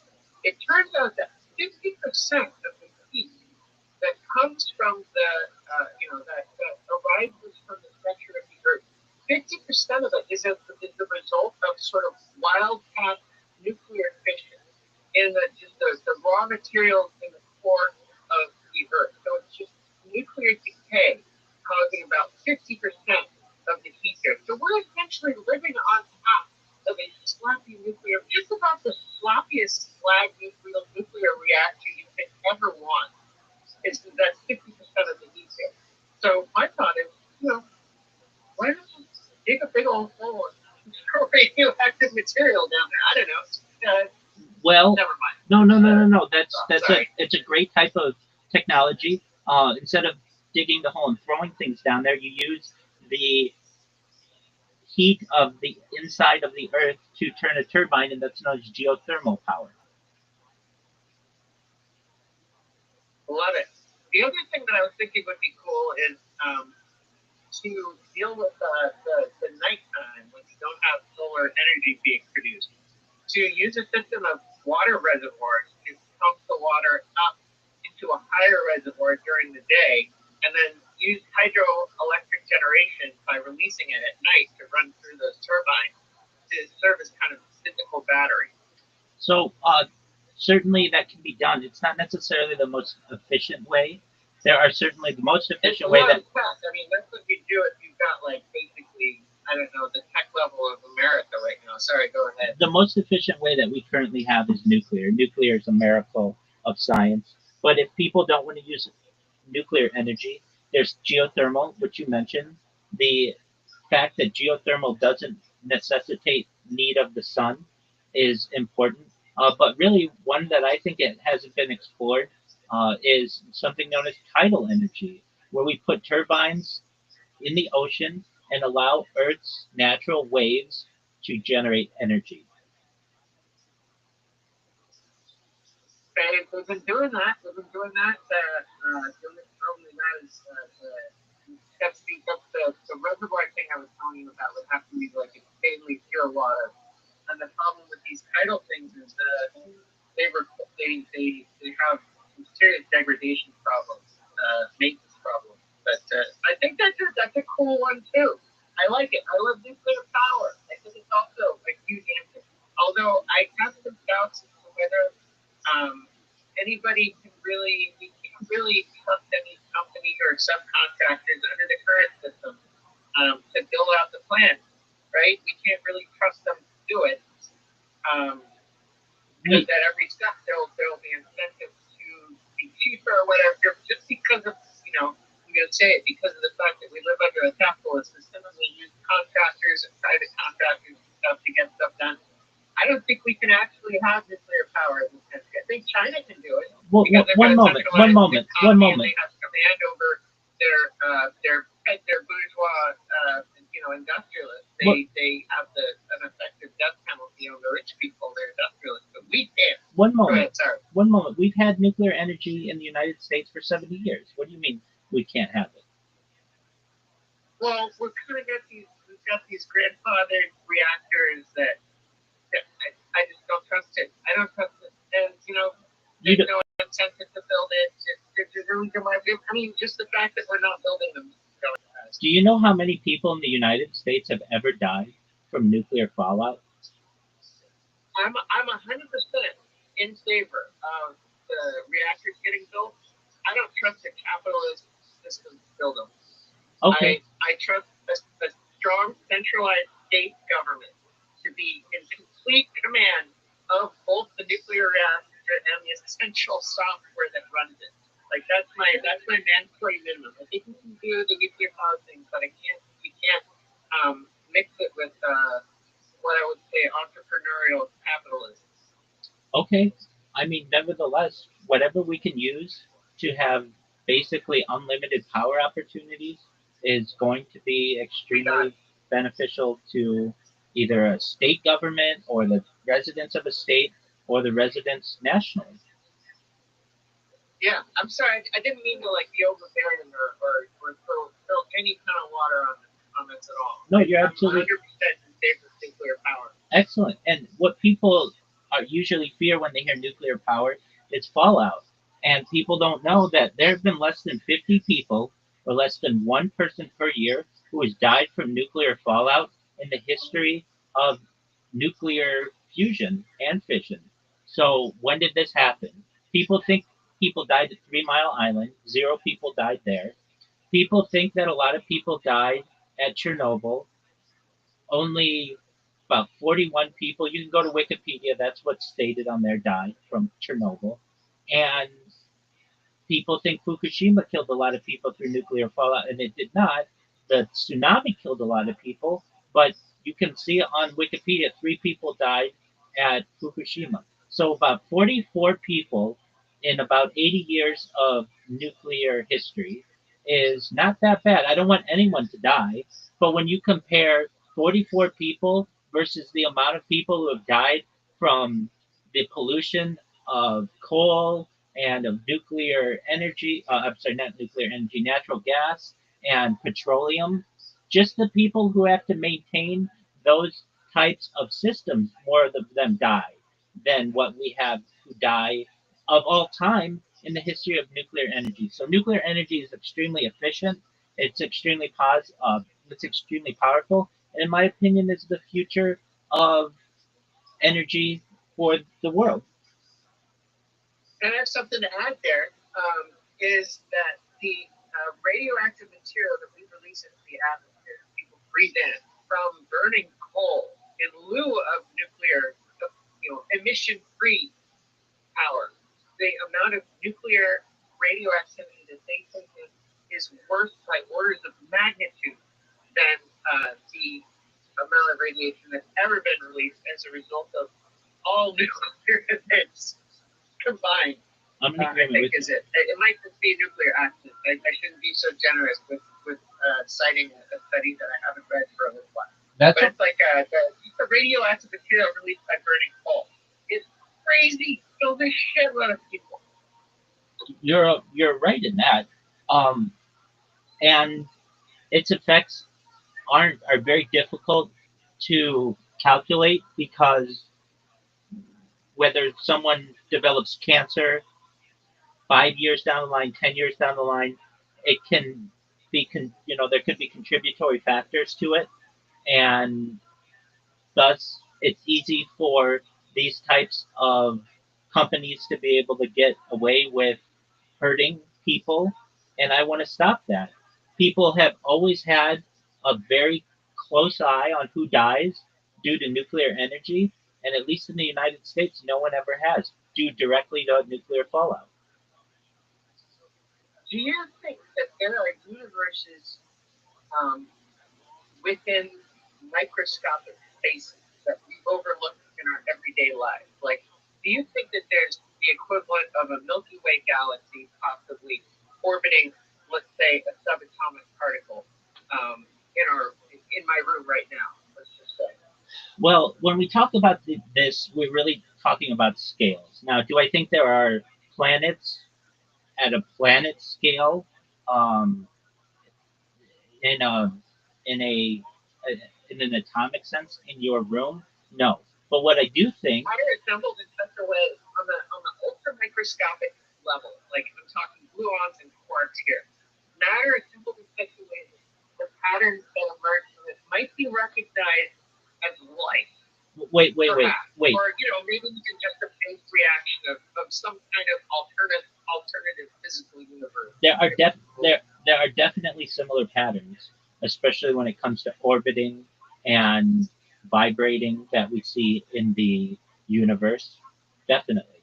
Now, in terms of scale, there's something like in terms of, and I use AI all the time. I've been using AI since the launch of ChatGPT November 30th, 2022. So let's get the scales here.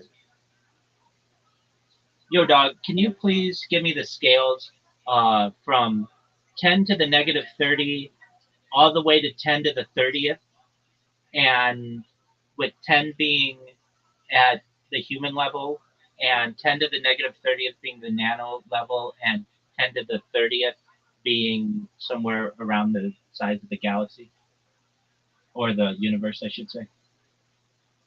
And provide it to me in a list of 60. So from negative 30 to positive 30. All right, here we go. So to the negative 30th is way below Planck length. To the negative 29th is a hypothetical realm. Negative 28th is beyond known physics. Negative 27th is deep quantum speculation. So really the atomic scale starts at 10 to the negative 18th. Then we have subnuclear particles at 10 to the 16th. A femtometer or a proton size is at 10 to the 15th. A small nucleus is 10 to the 14th. Picometer and atom nucleus scales at 10 to the negative 12th.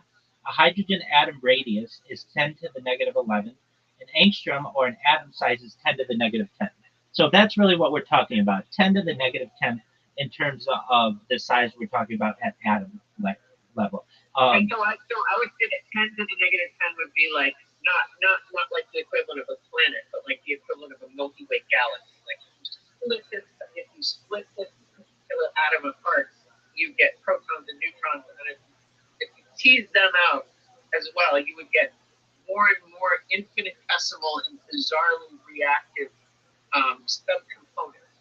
Until, as I said, you would get some sort of complexity emerging that could possibly be considered an intelligence. Well, it depends how you define intelligence. So you're talking at like the quark level or Sorry, smaller? light. I'm sorry, I went too far. That's okay. Okay, it also depends how you define life. But you're talking at like the quark level? Yeah. Like Okay. if there's something that's so small, so beyond our ability to detect, that it is essentially like just like a homunculus universe. I understand what you're saying. I really think that Yeah, you go so deep that like you end up in a realm with radically different modes of physics, but ones which comprise a cohesive whole that gives rise to an entire universe. well, you keep using the term universe. Are you sure you want to say universe? I'm using a small U universe because we're kind of going past what I would call an event horizon of detectability and what's the other word? Wait, I guess universe would be the right word because I mean I guess the thing of the scale that I'm postulating would be fundamentally beyond our ability to effectively communicate it or really causally influence in any way. So I suppose we're discussing angel things that have the pin. Forgive me. So sorry. You're good.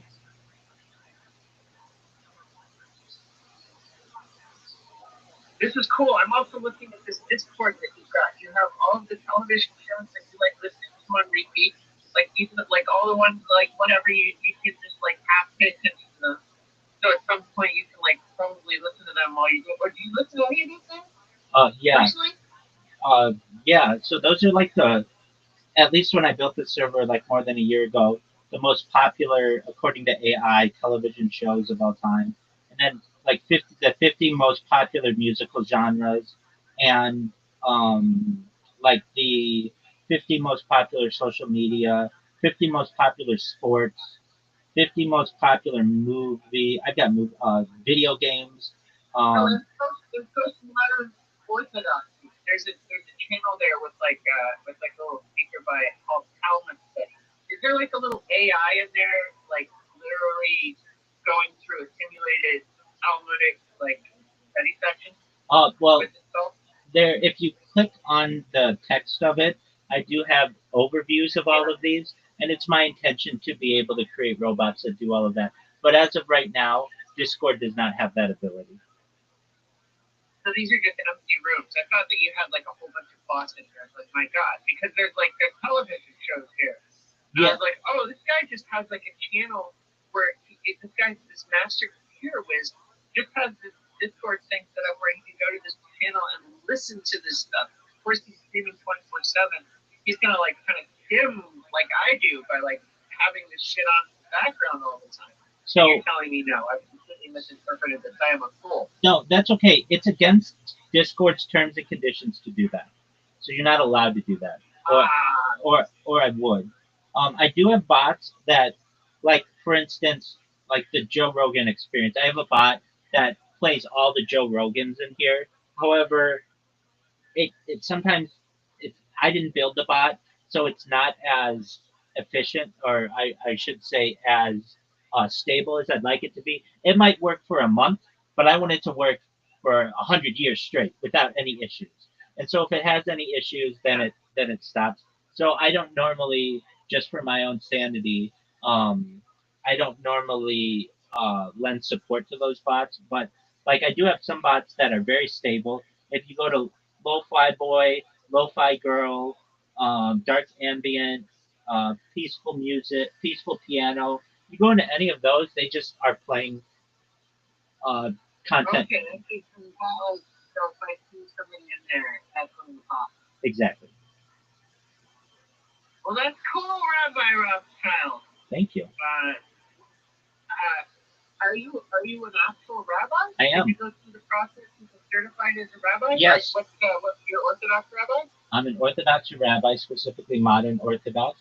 I made smicha about 5 years ago, and instead, Oh, and congratulations, by the way. thank you. Sorry, go ahead. Thank you. And I didn't necessarily start on this road. I just was a religious individual and was recommended by my rabbi to study under rabbis.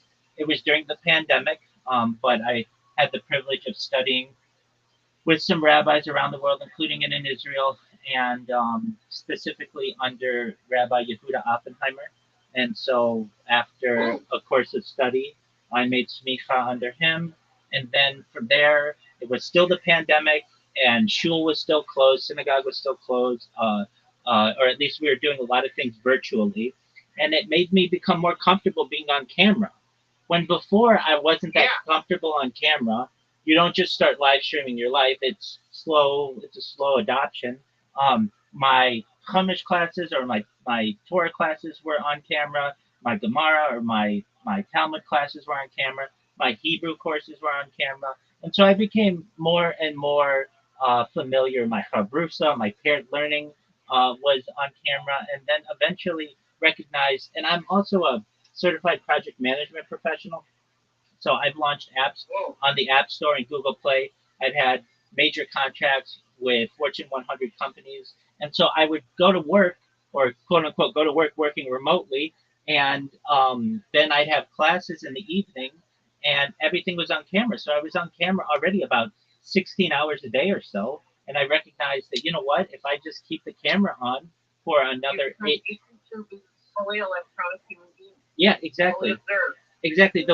The way it started, though, specifically, I would after work would hit golf balls at Tiger Woods' golf course in Anaheim, and I wanted to see what my golf swing looked like, and so I started taking videos of myself, and some of them were funny.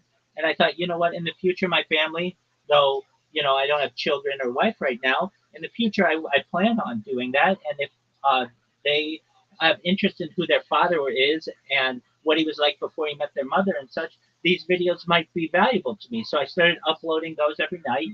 It's historicity in the moment. Like, I feel like I'm making history right now, and it's dedicated to nothing. Exactly. I don't have a everything. Exactly. And I had seen the movie The Truman Show, and I know of the television show Big Brother and such. And I always thought, like, I'd even ask my parents as a kid, why don't we just record our whole life? Like, when we would have, like, certain events or whatever, certain holidays or whatever it may be, why don't we just put it on camera? And it was like, well, at the time, for VHS tapes, you would need to literally make that a full-time job and be able to do that. And it wasn't practical. But with the emergence of the internet and being able to live stream, all I have to do is just make sure the streams are are maintained. And every 12 hours, I stop them so that they archive and you're able to watch them on YouTube. Any longer than 12 hours, and they don't archive on YouTube. So this gives people the ability to literally watch a time capsule of human society. Maybe 100 years ago, someone might have written a diary or a journal and been a diarist or a journalist. Well, I'm just a modern day person who does it, but instead of me writing a diary or a journal that takes too long for me to do to really encompass everything, I do it through video. 4,000 years ago, somebody was pushing little things in the clay, thinking, "Man, nobody's ever, this is some cutting edge stuff. People think I'm really crazy for recording this stuff." No, man, no, that's the thing. So you're doing that. You're doing the very when we look back on what you've done, probably people will be like, I don't know, I can't imagine. You're 100%. I don't know. You're 100% right. Many years ago, people might have seen this as like the Epic of Gilgamesh or even the Bible. And what I'm doing right now is essentially a modern day Bible. And people will study it in the future, just like we study the stories of people in the Bible. People will study my life in that way. So I'm also in a position where I'm like isolated and doing pretty intensive study. I kind of want to do the rabbi thing. It sounds cool. I think I got it in me. Okay, so I can tell you everything that you need to do to be able to do it, and I'll get you set up to do it. Everything I do is free, so all you need is just stable internet and devices. And just know that by you being on my stream, you're already doing it. So you're already a part of it. So I'm in process already. Oh yeah, you're already doing it right now. By the second that you joined my Discord and came on camera, that camera right there is recording you. And so you're already like, this is the birth of your what I call life streaming. It's not live streaming, well of course it is, but it's streaming of your life. So what do you have a YouTube channel? Yeah. Okay, excellent. So you can use that or you can create a new one. I'm live on Twitter Spaces 24 hours a day, and I know that you're familiar with what Twitter is. Do you have an iOS device that you can use on Twitter? I could reach myself in devices. Like I've got a bunch of old phones. I was thinking about having them all plugged into like TikTok Live and just to stream on all these channels. Absolutely, right? absolutely. And I'll think, well, I want to watch that. Well, that's a great question. You'll find that really funny things happen, and you'll go and you'll clip it yourself, and you'll put it out there, and that content will go viral.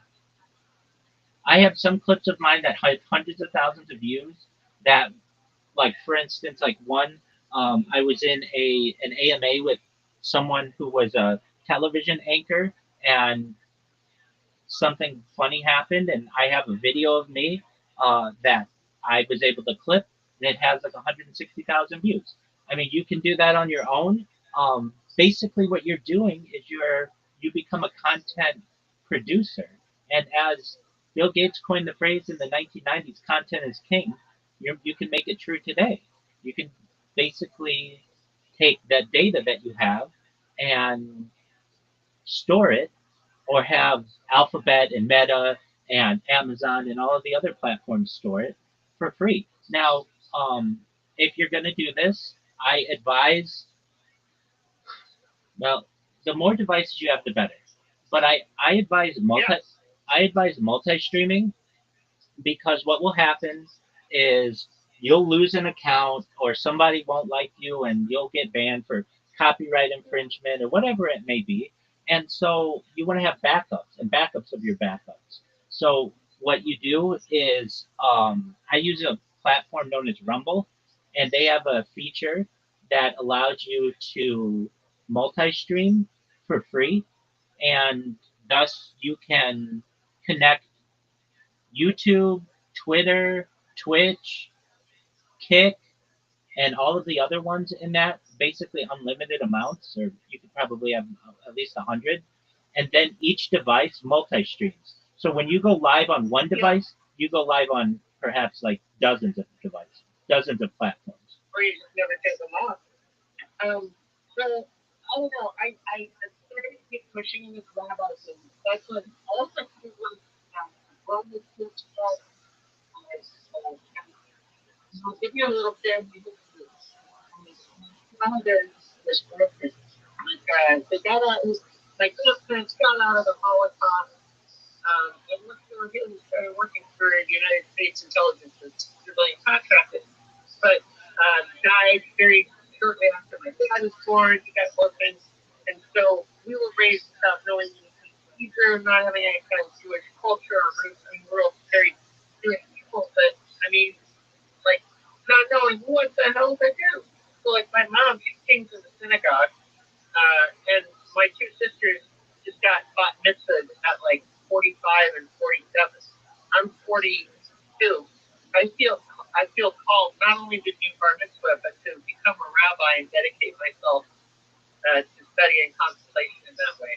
So that's why I'm interested, man. It's like you decided to do that and then just went and did it. I'm interested in that journey. Like I absolutely am super into that. Okay, well, and also the sci-fi stuff. That stuff's great. Very well. I mean, right before you came in, I was watching Jewish lectures. And that's the best way to do it, aside from just going to your local Orthodox rabbi and studying under them. Yeah. Cool. I've been reading the Jewish Study Bible, and there's a passage in it I can't cite it because it's not escapes me. I could probably go dig it out. I think it might be in Deuteronomy. But it's like a bunch of stuff like, okay, you got to give your best to the Lord. Give this, give that. Dedicate your firstborn son to the Lord, right? And I'm thinking, well, I'm the firstborn son of my family. They probably should. I've been feeling this drive to essentially sanctify everything I do my entire life. I've lived a very interesting life. Well, this makes sense. Like maybe I should have been much more religious at an earlier age. I'm not the person to determine that for you. Everything. I'm sorry, I don't mean to freak you out. No, you don't freak me out at all. Everything is a journey, and there are wise sages that say that the journey of 1,000 miles begins with one step. I think before you say that, hey, I'm going to be a rabbi, first become an Orthodox Jew, or at least. Let's get a bar mitzvah, baby. That's what you're telling me. Well, you made bar mitzvah. What happened? You made bar mitzvah when you made bar mitzvah when you were 13. You don't need a party to do that. Just on your 13th birthday, that's what happens. So that's already been done. Now you can celebrate it if that's something you want to do. I can't tell you not to do that. I don't care about that.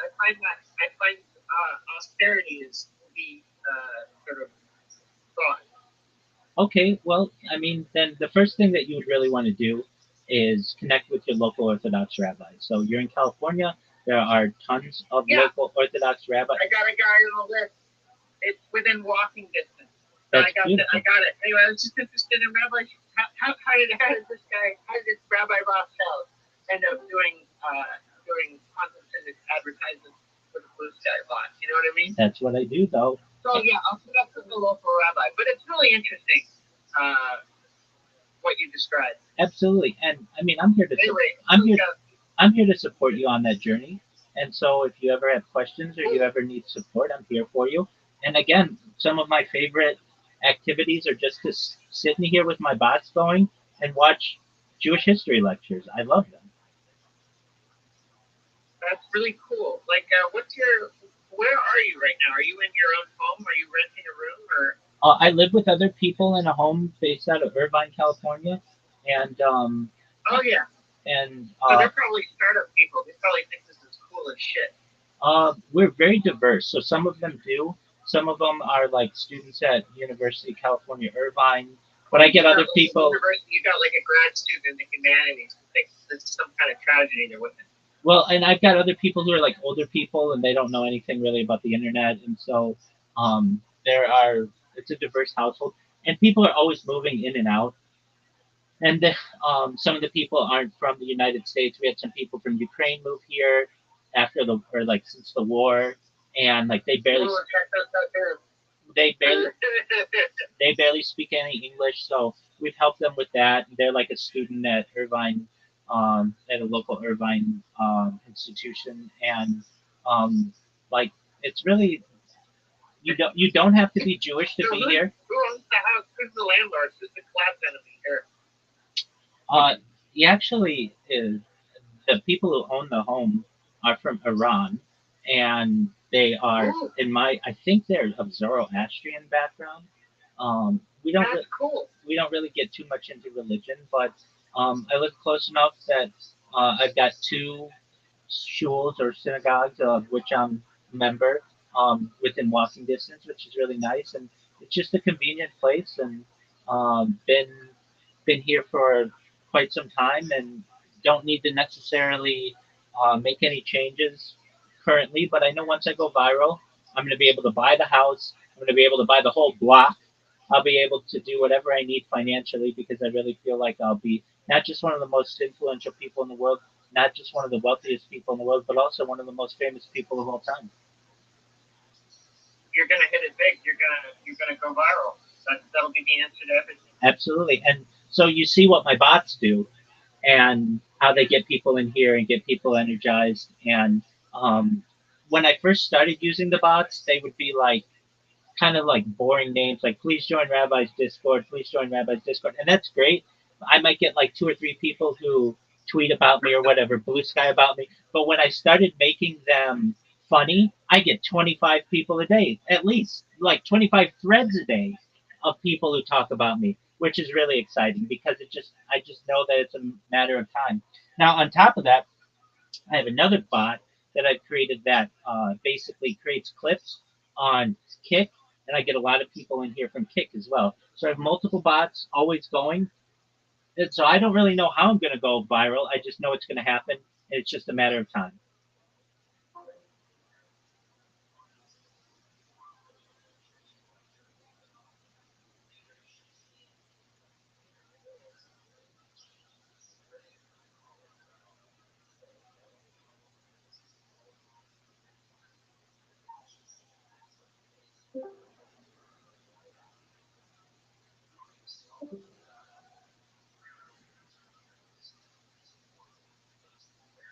Apologies, I'm here. I just had an internet hiccup.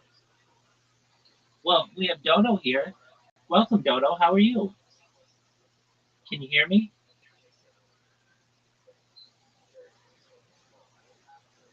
Feel free to talk if you'd like. Hello, what's popping, team? Hey, how are you? Welcome. Do you mind if I tell you about myself? Show me your Legos. I wish I could.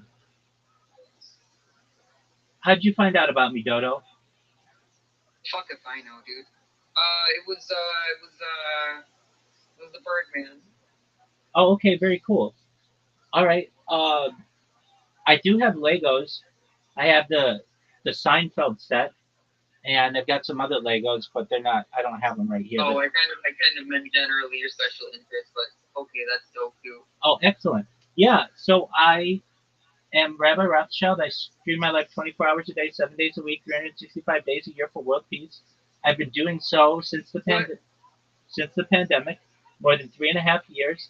I'm live right now on 22 different YouTube streams, and I do so for world peace.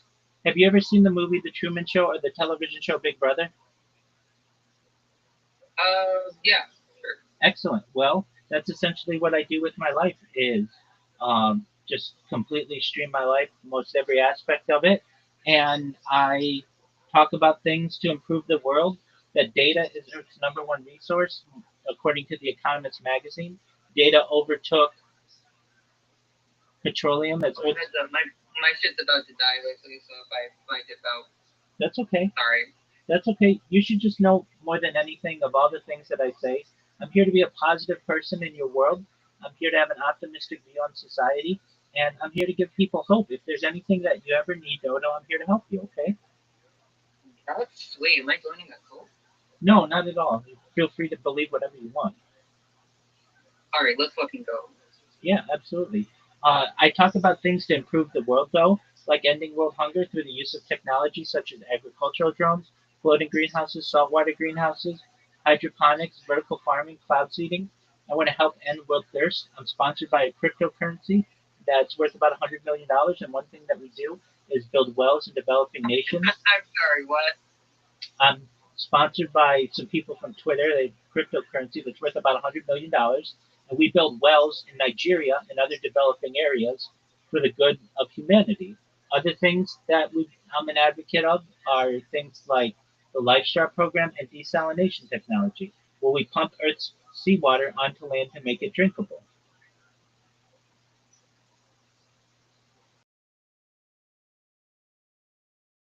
Things that may be. Go ahead.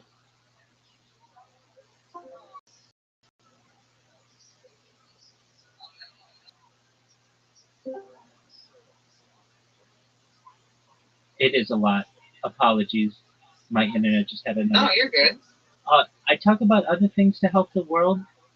Really, I'm an advocate for life extension technology. So when you were born, Dodo, the average life expectancy for you or someone like you is probably about age 80. But if you want, in the future, I want to be able to give you all the money that you need to be able to take care of your friends, your family, to become financially independent if you're not already, to have generational wealth if you don't already, and to be able to start charities and philanthropic organizations to help the world. And with that money, I want you to be able to utilize life extension technology to be able to increase your life expectancy from age 80 to age 100, 120 through the use of technology such as oxygen therapy, human growth hormone, stem cells, things like nootropics, cryonics, cryogenics, things like ambrosia therapy and cold shot therapies. But you may get to be 100, 120 years old, and you may say, Rabbi, my body's starting to break down. What's the next plan?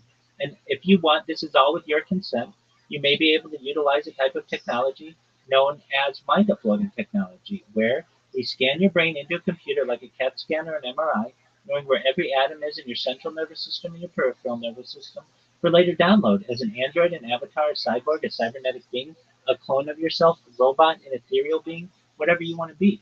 But essentially, what I'm saying to you, Dodo, is there may be an opportunity for you to experience digital immortality in the future. What are your thoughts?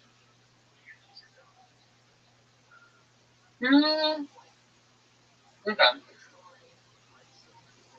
So I will start.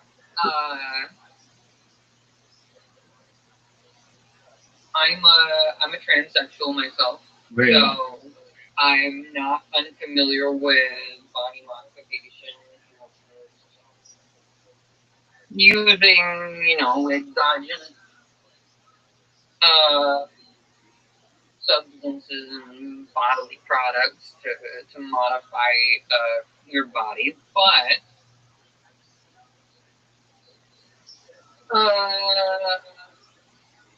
oh boy, I don't know. That's okay. You kind of throw me for a loop here. That's all right. It's a little bit all over the place. That's all right. I'm trans myself. I became non-binary according to the state of California in the year 2020, and I became a woman in the year 2024. I am about being whoever you want to be, and not just am I transgender, I guess. I'm also transhuman. So you can understand that you should be able to be whatever you want to be. Right. I'm okay. All right. Okay.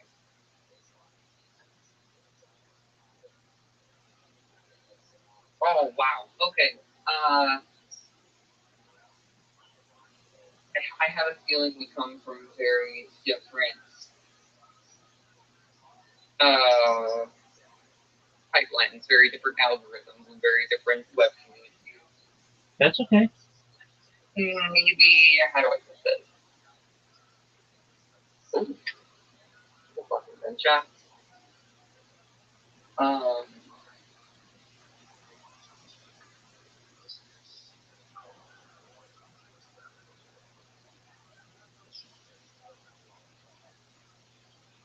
Damn. Okay. All right. Maybe. I think we kind of have maybe a different take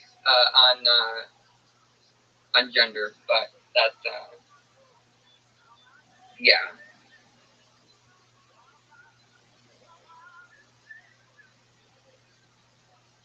That's fine. We're allowed to. No one has the real answer, so be whatever you want to be.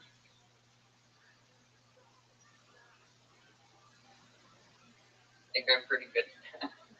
Excellent. I'd like to think so at least.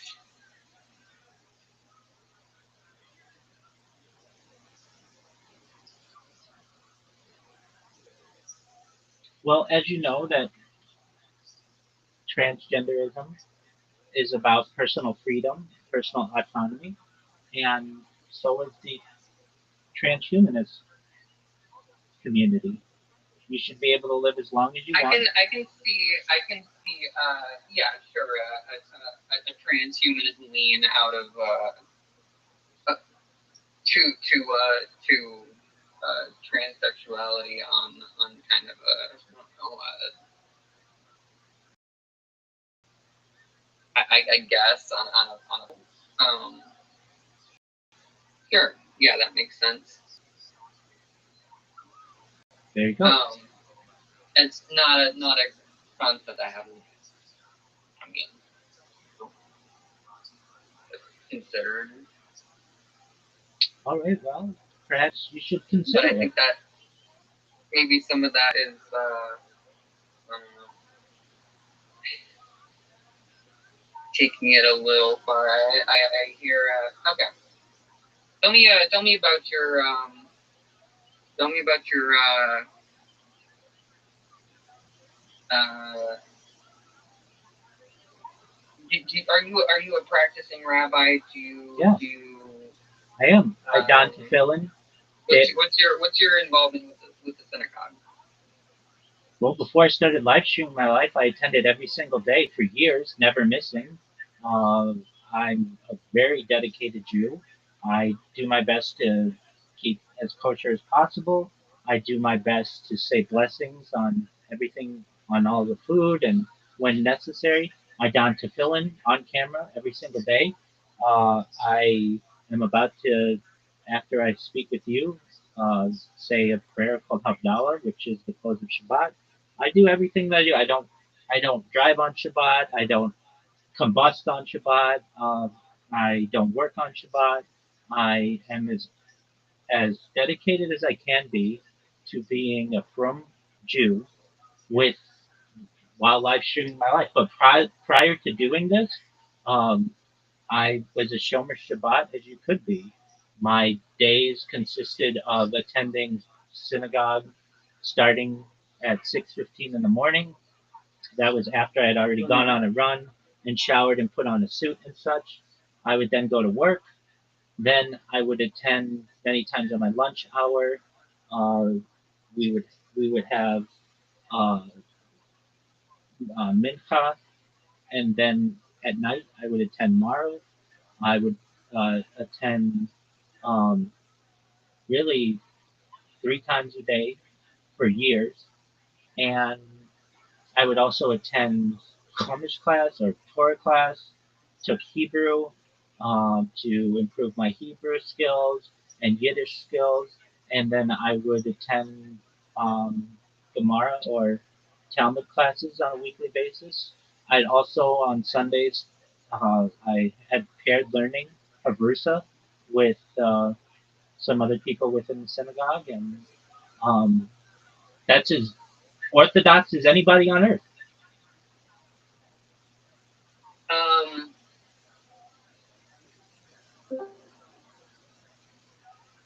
Welcome, Riser. Yo, dog. How you living, pimp? Miss me? Absolutely. I'm watching the William Montgomery podcast while watching Jewish history lectures, and we have a friend here, Dodo. Dodo and I were just talking about some aspects of the transhumanist and transgender world, and just living like a pimp. What's good in your neck of the woods? Nice. I don't think I've ever met Dodo before. Is Yep. he still here? Yeah, Dodo's a new friend. Yeah, absolutely. Where'd he come from? Yo, Dodo. What's up? Dodo met me through a friend known as UAE Exotic Falconry and Finance. Have you ever seen this person on Twitter? They've got like 70,000 Twitter followers. Very, very charismatic, very funny individual.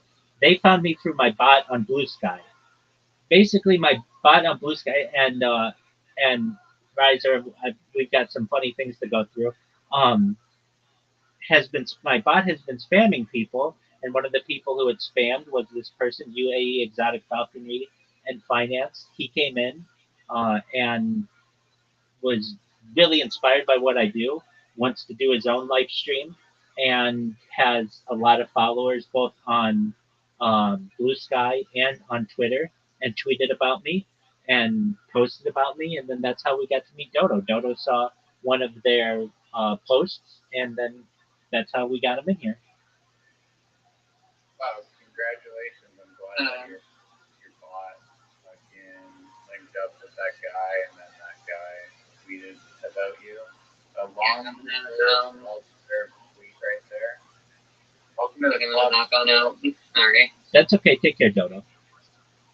Yeah, I'll see you later. Bye. Bye. Yo, dipping out as soon as I get here. They had already said that their device was Is he died. related to Zoot or something? Because he just leaves that fucking will. Yeah, you got that right. Zoot needs our help. He needs support. He works in Zoot works in private equity. So That's true. he's good. That's true.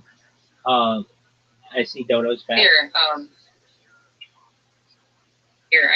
I was curious. I had forgotten the question. Have you so you Jewish by descent?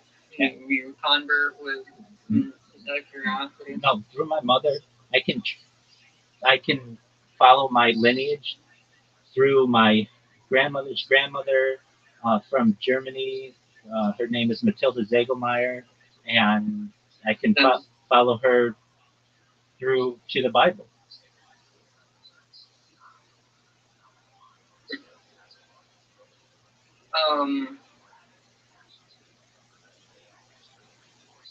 I was thinking, so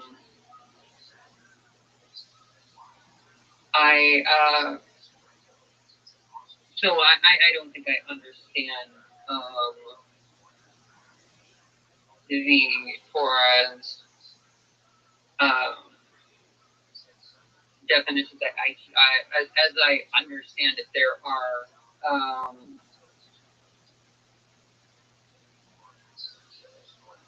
that what can kind of be described as a number of different genders for either biological sex, as described in one of the books of the Torah. Is that right? Yeah, I mean, generally we think of two, but the Talmud gives more. Even situations where people are intersex, the Talmud talks about seven. The Talmud talks about seven. So, I mean, you have men and women, and then there are androgynous people. So, people who have like both male and female characteristics. We have, as I recall, people who we call tumtum. These are people who lack sexual characteristics.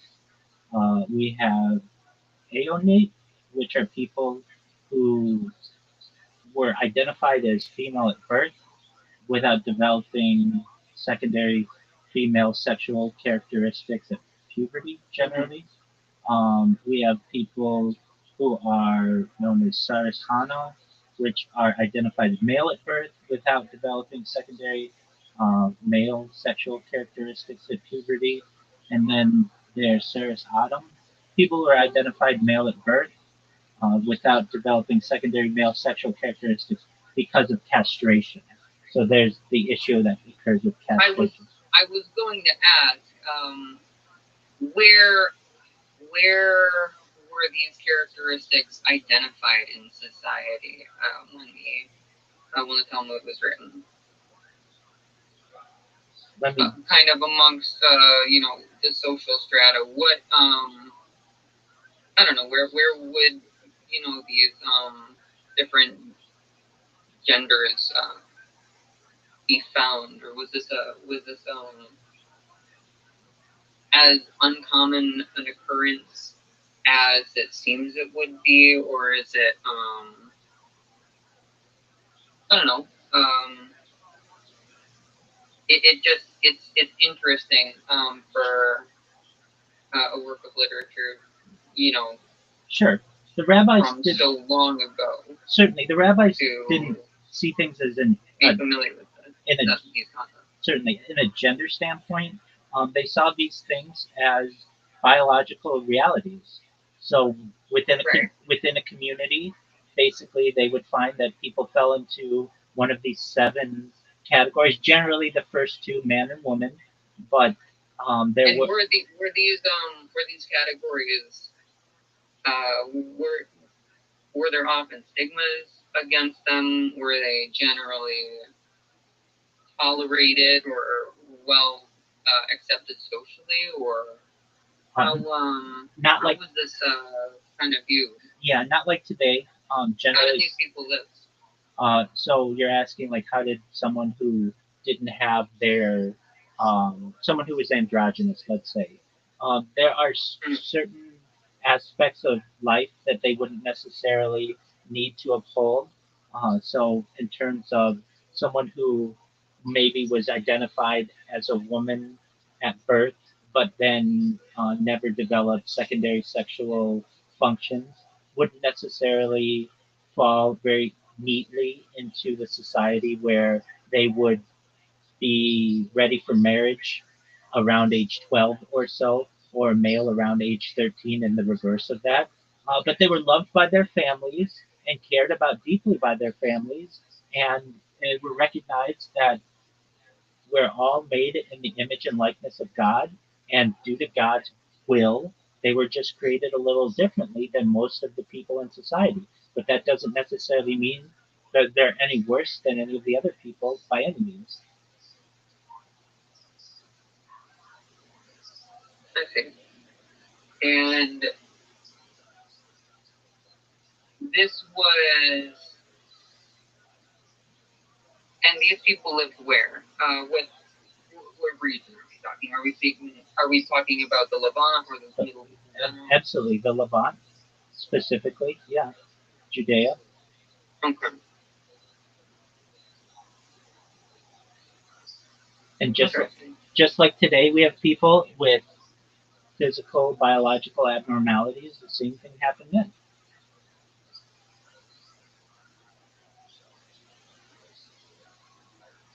Neat. I learned something today. Absolutely. Come back whenever you have any other questions. I'd love to get to know you better, Dodo. Appreciate the info. Thank you. Absolutely. You're always welcome here. See you later. Take care. All right.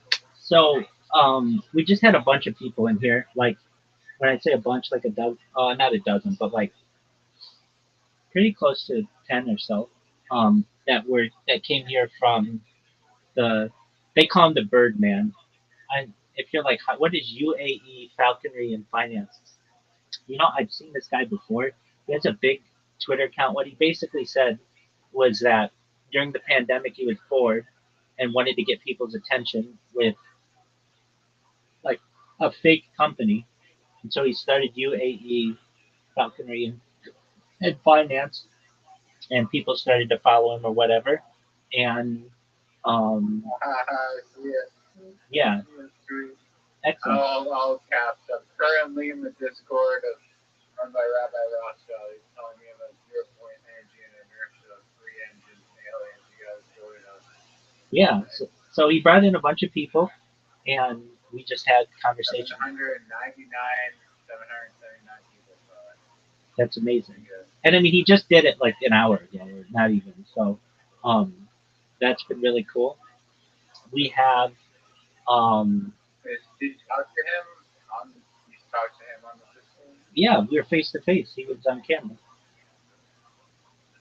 Does he look like his profile picture? Let me see what his profile picture on Twitter is pretty interesting. He looks like Luigi. He looks like Luigi. Yeah, that's his profile picture then, I guess. Let me see. UAE. Twitter profile picture.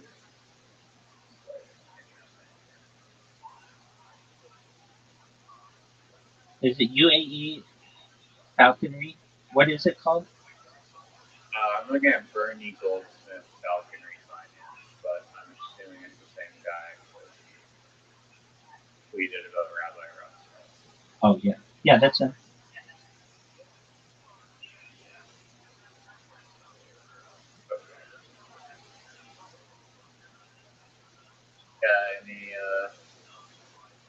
How do you even manage that horde of people? Are they all bombarding you with questions or chaos, or was there some order? There was order. That I did get a lot of questions, and I've got my spiel. Basically, like when you first meet me, shut the fuck up. Let me tell you everything that I do, and then I will literally sit here for hours. 30 seconds to 1 minute. Well, no, it takes longer than that. But it's like, oh, we timed it one time. It was like 2 minutes. Remember, I was trying to see how quickly I could do it, and yeah, it's about 2 minutes or so. But then once I say it, I answer a lot of people's questions in that. And then if you have questions for me, whether they're about different genders within Talmud, or they're about 0-point energy, or it's about alien disclosure, I'm ready. I'm ready. And I'm not saying I know the answer to everything, but I know a little bit about a lot of topics.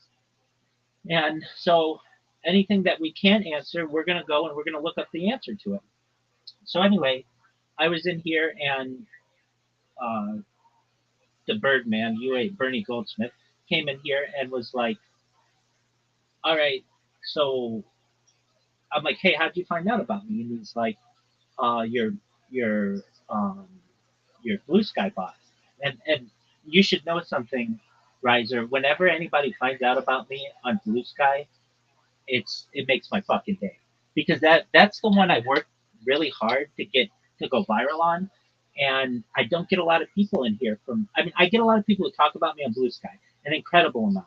However, they don't always come in here because they're like apprehensive. They don't know what's going on. But when I do get somebody in here, it's fucking amazing. So, but boy, have I been getting a lot of people talking about me on Blue Sky.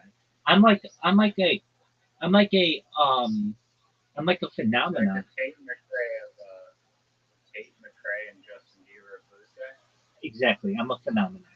And Coldplay, Mike Myers. word. So he came in here and he was like, all right, so what do you do? And I tell him my whole spiel, and he wouldn't let me say it all, which was fine. He kept having questions, and it's just like, I'll answer this one moment, blah, blah, blah, blah, blah. And then I was able to answer, and he got really excited, like super excited, like super motivated. He's like, oh, this is great. I want to start live streaming my life. I want to become a rabbi. I want to do all these things. It's like, okay, well, one second, one thing at a time. Like, let's not put the cart before the horse. You can do all those things, and I'll help you become anything that you want to be. You just need to, like basically, if you want to start doing the live streaming thing, I'll teach you how to do that and all these other things. So he's like, oh, I want to link to your Discord. Is it okay if I put out a tweet? I'm like, absolutely. I mean, that was really nice of him. He got a ton of people in here. And so um, then he put that out. And then a ton of people came in here. And then some of them had questions. Some of them were on camera. Other people were just like, what is this? And then, um, so he was in here for some time.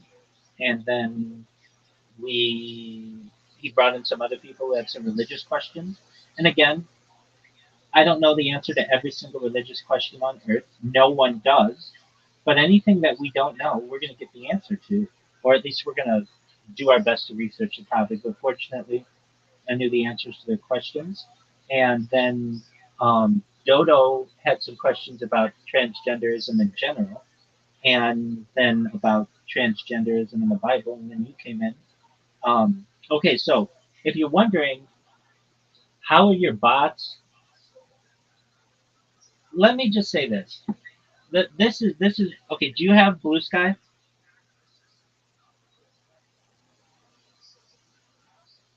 No, I don't. Well, you are missing out. Okay, that's fine. Um, so I came up with like a really good strategy. Before, my strategy was to create an account and then in the username put join Rabbi Rothschild's Discord for world peace, and then I would just spam people with it.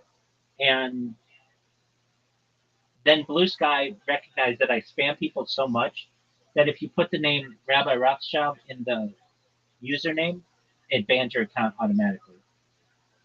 So I had to become more creative. So I'd be like, join Rabbi's Discord for world peace. Please join Rabbi's Discord for world peace. All this other shit. And I did that for like months, and that was okay, and that would get me a little bit of attention, but nothing crazy. So then I started. This is just recent, like within the last 2 or 3 days. I started using funny names, and this has gotten me a shitload of attention. So the names that I use are are really, really raunchy. They're like they're like extremely raunchy. So let me look up a few of them. Now you have to understand. I'd love to have really long names, but you only get 64 characters, which you can't tell a whole story in that. It has to be pretty to the point. But some of the names that I have that I've put up Oh, whoa, this lady is fucking obsessed with me. Obsessed with me. Okay, here's one of them.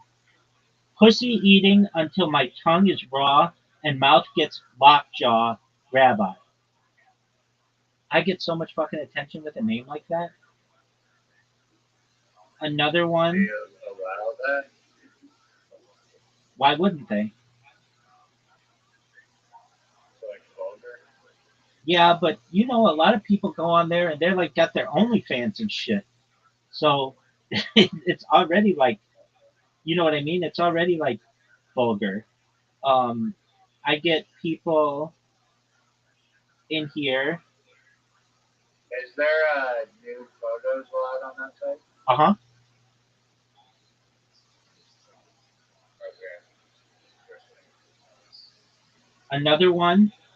Pussy eating. I always found it. Can we talk about this for a second? I always found it interesting that Twitter allows pornography. It just doesn't. It seems weird. Like Facebook is like not a porn site, you know, but Twitter somehow is like, yeah, it's fine.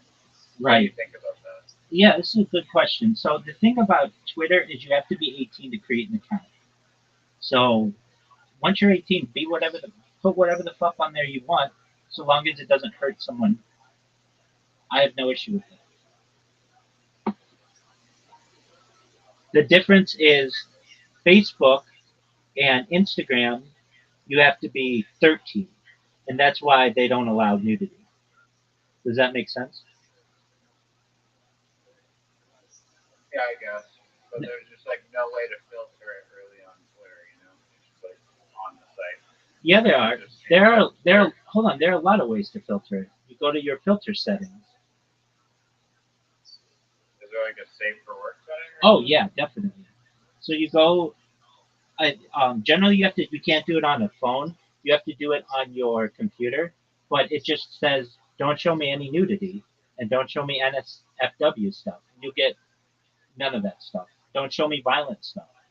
You can change um, Okay. your criteria for what you want to see. That makes sense, and I think that's a good way to operate that. I do too. I don't think that like the default should just be like whatever. Yeah, I get that.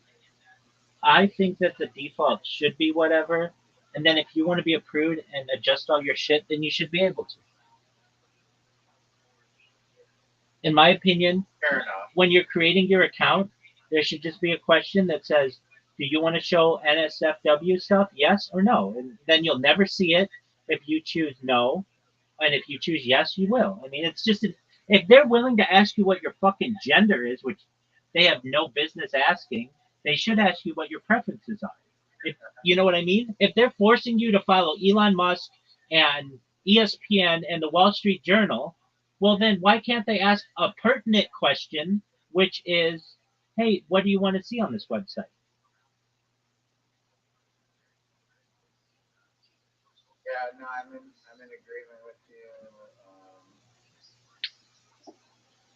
An interesting world. I wouldn't fucking necessarily want them to just show me stuff automatically, but because I feel like when I think of Twitter, I think of like a social media application, not a pornography application. I get that. So then, I don't think that their agenda should be to push. I think they're going to push away more users if they start just pushing that sort of content as their like default content. You know? well, that's why when you create your account, there should be a question. Who cares what your fucking gender is? Who cares what your interests are? I mean, I understand the interest, but there should just be a question. Do you want to see NSFW stuff? Yes or no?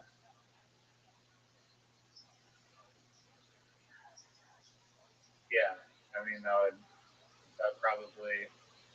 I mean, it seems like reasonable enough that you can filter it out if it's not. Yeah, but there are people who don't want to see that stuff.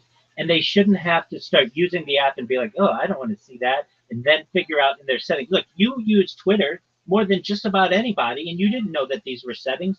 And on top of that, they're not settings in the app. You have to do it from a desktop, and that's ridiculous. They should not ever on any platform have an app that doesn't have the same settings as you have on a computer. They should, or if they have to do that, they should tell you if you want to change these settings, you have to do it on a desktop. A lot of times people don't even know that there are settings available like that. Like for instance, Reddit. If you want, That's unbelievable. it is unbelievable. I'm 100% in agreement. So with that being said, I started coming up with these. What's on Reddit? Sorry, what's on Reddit? So Reddit has settings that, as I recall, yeah, I'm correct on this. If you want to see NSFW content on Reddit, you have to log in to Reddit on a desktop computer or at least through a browser and adjust those settings. You can't adjust them through the app, which I think is ridiculous. If I'm using my device, I should be able to change the settings any way that I want, and either on a desktop or on the app. What's the purpose of having your app if I can't change the settings? Especially for such a critical. Exactly. Like Exactly. 100% right, sir. And these companies are so specific about, again, do you know that it doesn't matter? It shouldn't matter, but it also doesn't matter what your gender is to Google. It doesn't matter. It absolutely doesn't fucking matter. But it's the first question that they ask you. After they ask you, I've made so many different fucking Google accounts. I can tell you exactly what happens. You say, do you want to create an individual account or a business account? If you do the individual account, it asks you, do you want to create a new Gmail or do you want to use an established email account? Let's say you create a new Gmail, they give you the username, fine. Then what do they ask you? Once you're able to do that and you do the password and everything, the first question that they ask you is, what's your gender? And the gender choices are male, female, I prefer not to say, or other. And then when you do other, you can type in there whatever the fuck you want. Why is that a question? That shouldn't be a question.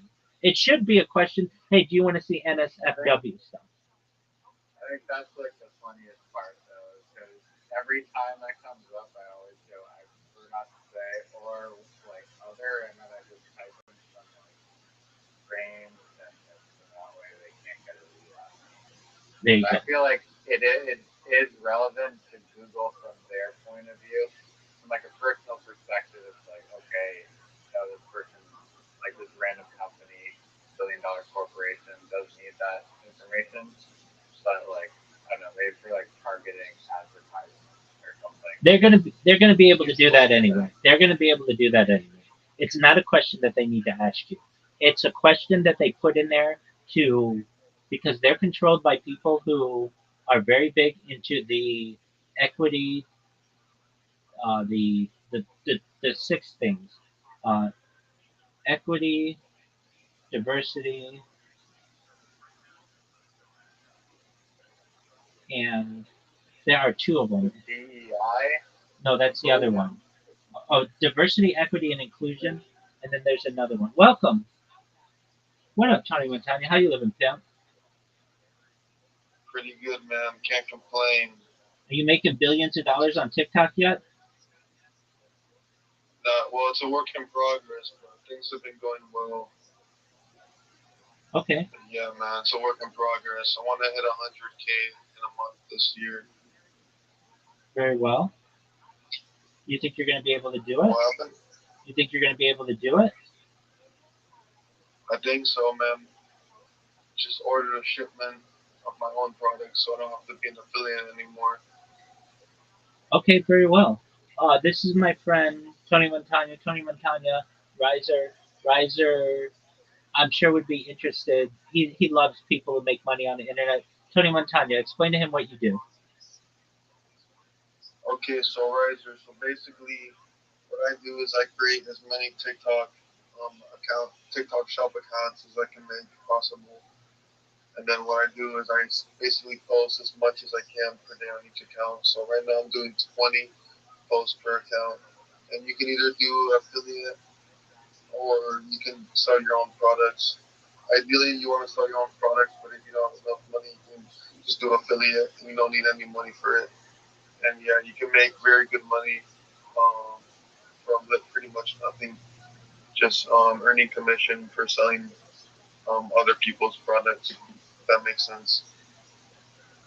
I got you. Why did you transition to your own product? What is that? Well, because you can make a lot more with your own product. So, for example, what I mainly sell is Shilajit gummies, and well, yeah, I like selling supplements, vitamins, and so basically, I would only earn $5, $6 commission versus making around $18 if I had my own product. So yeah, I just ordered some Shilajit gummies with my own branding on it, and yeah, I just make some more money doing it that way. Well, that's very lucrative business. I haven't really spent a lot of time investigating. I like the sound of it. No, yeah, TikTok shop is booming right now. But that's a different type of account though that you set up. So yeah, it's a slight catch is that so to be able to do this you need 5,000 followers. But what I've been doing to make the accounts, I'll earn like 1,000 real followers and then just buy another 4K fake followers or bot followers, whatever you want to call them. And yeah, that's how I get the TikTok shop accounts. So I have 7 accounts right now. Yeah, that's interesting. Can I ask roughly what you're earning potentially, like monthly, and then what your goals are? Yeah. So my biggest month so far has been 11K, and like my worst month was 4K. So I would say like an average of like 7K a month. Cool, man. I like it. So yeah, it's decent. Nothing crazy, but yeah, I just have to scale it more, hire people. If that makes sense. Yeah, cool. But yeah, what do you do? Do you do anything online or anything like that?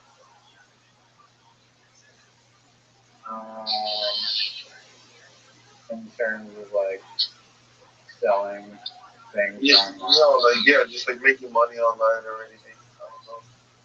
Or like right now I'm stocks. making thumbnails for my brother's YouTube channel. My brother makes like a lot of money on YouTube. Oh, nice, man. What I know who he is? Probably not, but he has a channel. I don't even know what the channels are called really, but one of them's an anime and one of them's true crime. Oh, so they're faceless channels, I'm guessing? Yeah. Oh, okay, that's cool. Yeah, there's a lot of money with YouTube faceless channels. I tried it, but it's just such a grind. I just found TikTok easier to do. You know, I was It's just such a grind on YouTube. I just heard about this. Just one moment. Yeah. Oh, go ahead. No, you go, Rabbi. YouTube said they're no longer going to monetize YouTube faceless content. They just brought. I saw that. Yeah. No way. No. Yeah, I saw that. No, I think it's AI. It's content. AI. I don't know if it's Yeah. necessarily faceless content, but AI content. Yeah. So effective in 3 days, YouTube has introduced new monetization policies effective July 15th, 2025, which significantly impact faceless content. The platform now requires creators to demonstrate original creative input, clear transformation of reused content, and compliance with updated advertiser-friendly guidelines to remain eligible for monetization. Faceless videos must show originality, through such as through original commentary, storytelling, educational insights, or thoughtful editing, or they may be flagged as low effort or repetitive. Low value AI content will be demonetized, and creators are encouraged to disclose their use of AI when it plays a significant role in the video creation. So it doesn't seem like it'll affect your Yeah. brother. Yeah, so basically, as long as you put effort into the video and it's not just complete bot making your videos or it's just complete AI, you'll be fine. As long as you put some effort into it and has a human, like, I don't know how to explain, like a human attachment to it, Right. you'll be fine. So I mean, I kind of think that's bullshit though, because even if you're pumping out low, crappy content with AI, like you're still there's effort to set that up. Maybe you just be like charge like get less money. The thing is, there's a lot of like I've been noticing accounts on YouTube, and it's like complete bots that make. I can just tell it's like a complete bot that like whatever. Just take like a news story and they'll like automatically like make a video, like a crappy video, and they'll still get views on like a news headline. So yeah, it's Probably like YouTube response to try and mitigate all that like low quality AI stuff. yeah, just all the botted shit, which makes sense. But no, you'll be fine as long as there's like a voiceover in the video and it's like edited well. You'll be fine.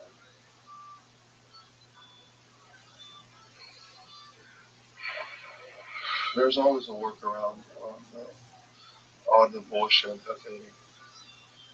Same thing on TikTok, man. It used to be so easy to post just a 1 minute clip of like an edited faceless video, and now they just strike everything as unoriginal content. Like they're flagging things as unoriginal. Yeah, like so I used to have a pretty big account for like sports edits. That's how I started in this whole like online money making shit. And I had a big basketball account that I would make edits for, and it just got demonetized. And then every other account I would make would just get demonetized after like a few weeks. Why? Just because we're using AI? No, it was no AI. It was just like clips that were already out there. So I would take the highlights, make an edit, and edit out of it. And bro, they would just all get demonetized. But it happens to everyone. Like this guy, what was his name? Bro, he was super big with the basketball edits. And yeah, we all got demonetized like around the same time. And do you think that was like wrong? And I mean, bro, it was just so easy. Like, I guess it wasn't. I can't say it's wrong because it was so easy to like just hit like 5 million views on a video, and yeah, bro, 5 million. I was making like if I had a banger, I would get like 5 million views or more. I was making like 3K minimum of every video. Yeah, no, it was crazy. Fuck, bro, I missed that shit. And the other accounts got fucked. So yeah. Where does the money come from? Because it's not like YouTube. You before you watch, yeah, they bought from AdSense. So yeah, it would all come from AdSense. Like TikTok's RPM is like $1 to between like 50 cents to like $2.50. Like it could be anywhere in that range. And yeah, for every 1,000 views, that's what you would get. It's not like low compared to YouTube. I mean, yeah, it's way lower compared to YouTube, but the thing is, all you needed was a 1 minute video to qualify. And it's way easier to make a 1 minute video than a whole, like, actual, like, entertaining YouTube video. Like, TikTok, it's pretty easy. You just need a good, the first 5 seconds just needs to be amazing. And the rest can be okay. So, yeah, it was like a little glitch at the time.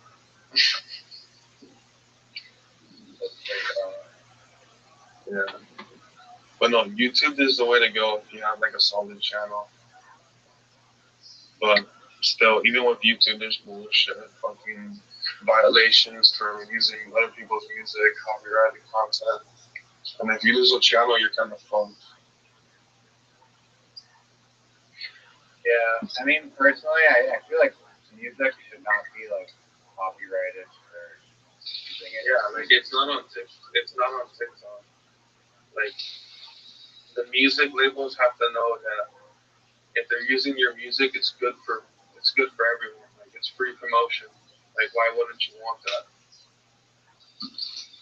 Yeah, it's gonna lead to people like, oh, who's this person? I like the song. This was one of It's many songs that have popped up that have blown up off YouTube before TikTok and IG Reels was a thing.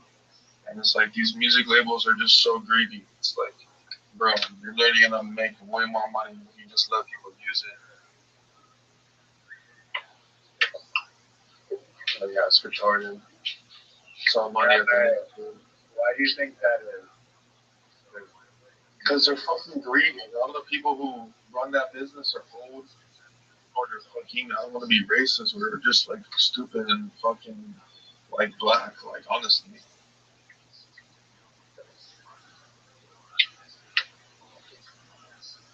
All the people who control the rap music don't even know like what social media is. Well, they do now, I guess, but I don't know, man.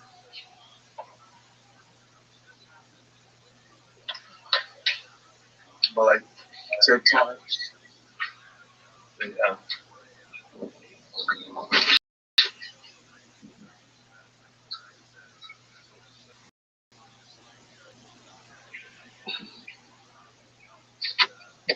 What's on your agenda Yeah, bro, I don't know.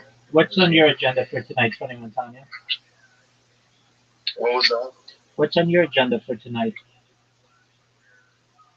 Well, I already had my night. This is like the end of my night. Went to a little party. That was about it. Did you get blown? My friend's house, a little party. What happened? Did you get blown? I wish, man. I failed, bro. Right, it happens. It's over. No, there's always next week. Bro. And fuck, there's always I tomorrow. would say I did decent in that part of my life, but I don't know. Today I just didn't seal the bag. Did you have any targets? Yeah, there was one girl. She was pretty damn hot. Scalar on Yeah, I tried. Scalar 0 to 10. Scalar 0 to 10. 1 to 10, easily like a 7, minimum 7. Okay, I can live with that. Yeah, I mean, like I don't know, a 7 is pretty high on my book. Dude, Once absolutely. you reach like 8, 9 to 10s, it's like I don't know, it has to be pretty good. Doug, I used the Reddit True Rated Discussions criteria, and like even super hot girls on there, super hot girls are 6s according to these people. They literally go with. That's the thing, man. They like. I mean, they like if you go on Reddit and ask them to fucking rate people, like who is somebody who's really hot? Sydney Sweeney, they'll say is a 7. Yeah, Selma Hayek. I see why they say. I see why. I do too.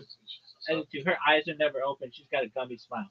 Nevertheless, they'll like Margot Robbie.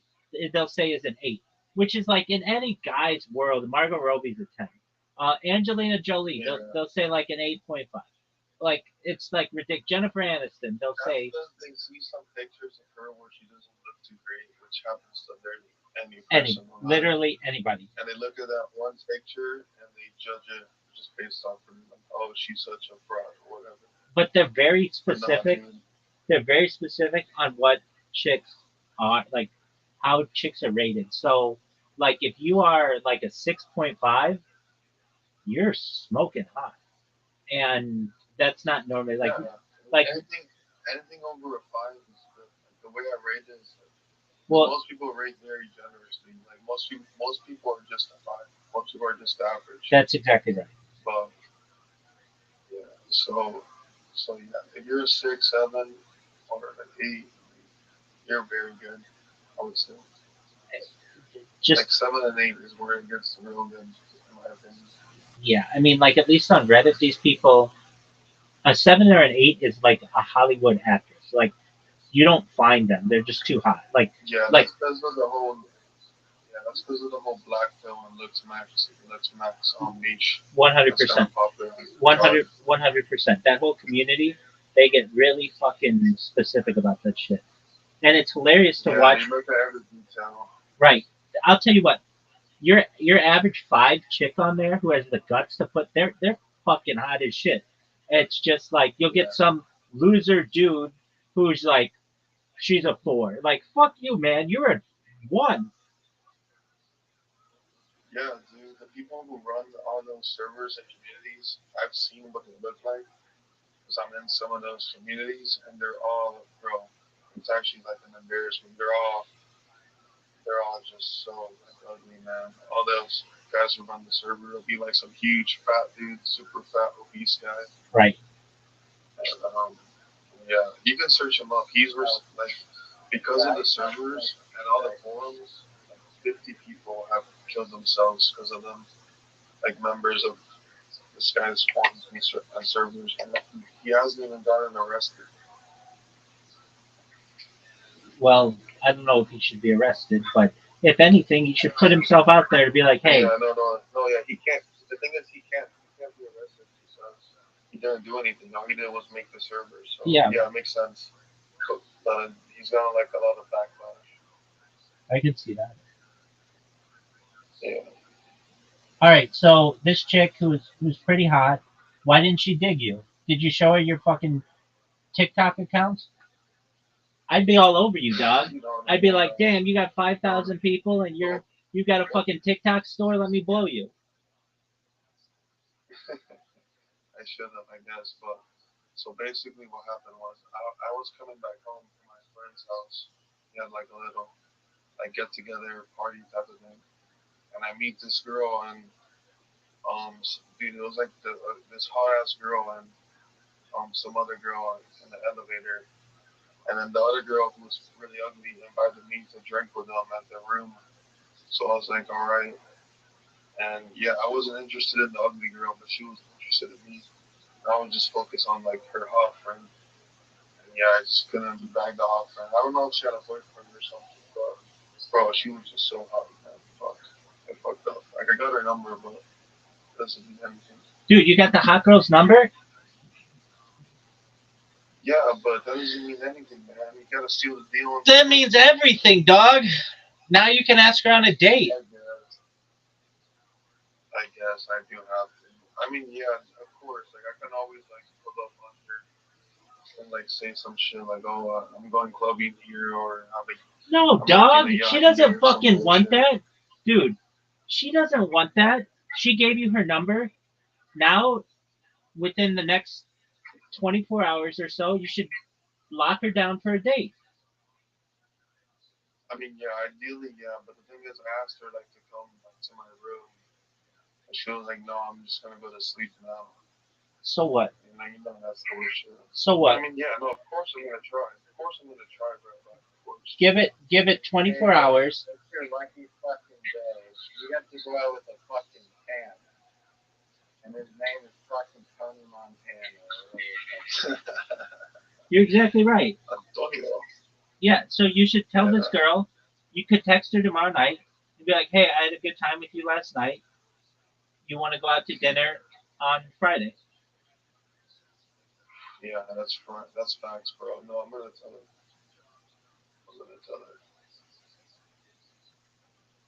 Yeah, bro, she was blonde. Fuck, man, the body was just... Fuck, everything was good, man. The face, the body. Fuck. All right. I have to try. Well, dude, you didn't strike out. You fucking got a number. Frankly, in its own way, getting a number is better than like a random makeout if you didn't get the chick's number. That's true. Oh yeah, bro. I mean, I'm past all that shit. Like, in my eyes, like, making out, getting a number, that's all, like, bullshit. Like, it's either you fuck when you see her or not, because, bro, all these girls... Dog, what if she's on her period? Do you expect her to say to you, hey, yeah, I'm on my period? No, she's going to say, I'm just going to go... No, she's just going to say... I think that's the biggest excuse in the world, because I fuck girls in their period. And when they're girls on their period, she's horny with them. Yeah, some girls don't want that, though. Some girls find guess. themselves to not be at their best. Yeah, I gotta try. No, of course I'm gonna try, obviously. And But yeah, we'll see. We'll see how I can do it. all right. Shoot your shot. If she's the one, she's the one. If she ain't the one, she ain't the one. No, I know she's not the one. I can tell, but just by the way she dressed, obviously. Doug, she's gonna be I'm your not looking for the she- one right now. she- I'm just trying to have fun right now. she's gonna be your Sharon Stone in Scarface. Yeah, dude, that's my life, man. I'm a freaking Cuban. My grandfather came here on the raft from Cuba, and that's why I'm alive today. And my family's never been rich, but I want to become rich. Fucking make it, man. That's why I live Tony Montana. That's why that's my name. The world is yours, baby. Hell yeah, man. That's how I see it. When we live once, you better do what the fuck you want to do. All right.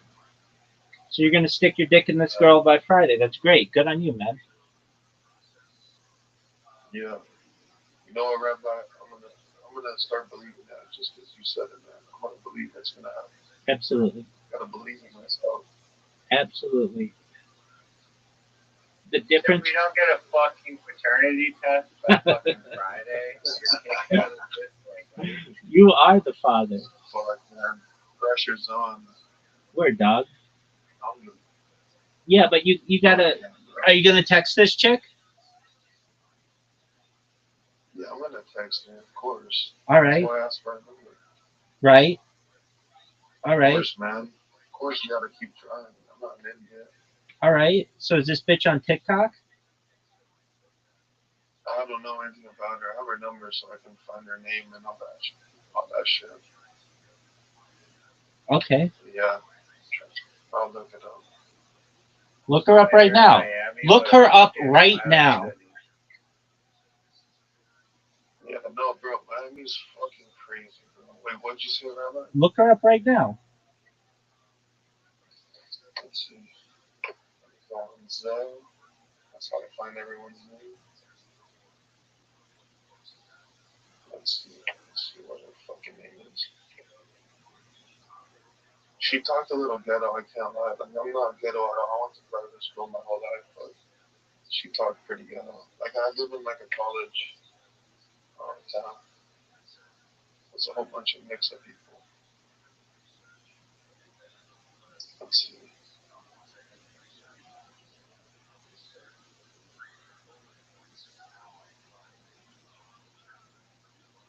You're gonna make this bitch the queen of Coral Gables. Oh, you know about Coral Gables, Rabbi? Okay. Word, dog. This Sarah Coral Gables is a very, very nice place. But you. But yeah, I don't go to UM. Damn, she has a freaking LLC. I searched up in this Book and Busy Boutique LLC. Okay, let's search that up. Wow, she doesn't even have her name on it. It's kind of weird.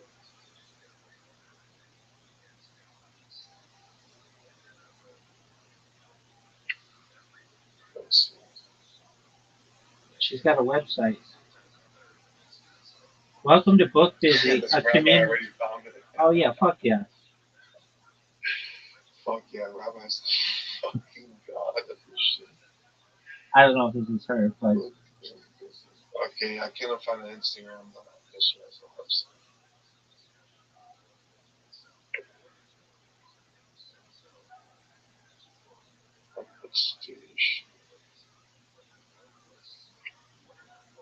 Dude, Rabbi, you're literally the god of the internet, bro.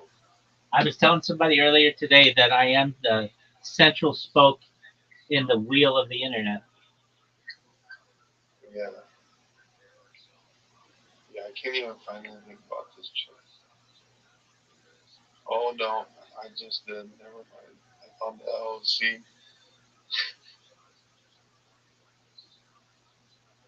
What do they do? Like the business boutique. Alright, I found her name. Yep. Oh no, the first guy's name is dude. Elizabeth Kelly. It's a nice name. Nice person. This Freaking white ass name. I'm not used to those names. I'm used to my Latinos. Elizabeth Kelly, Miami. So nothing's popping up. Dude, we'll find her. We'll have her fucking social security number in 10 minutes. Fuck, crap, I fucking love you, bro. Okay, so Listen, yeah, but there's a million Elizabeth Kellys. That's the issue. It's a fucking broad name. right. Okay, is it Busy Babe Boutique? I have the LLC right here. Okay, It's the Florida Liability Company, Booked and Busy Boutique LLC. That's the name of the company.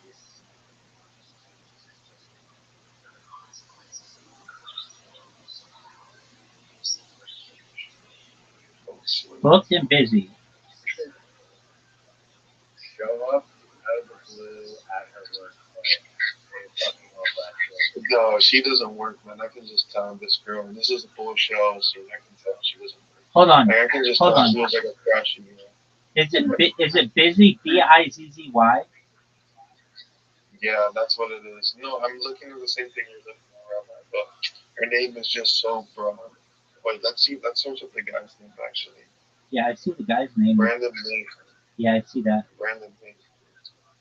Let's see. I guess this was her ex or some shit.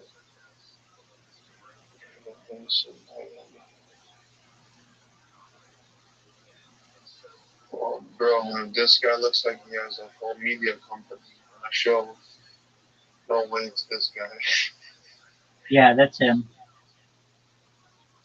Dude, I can't compete with this guy. Fuck.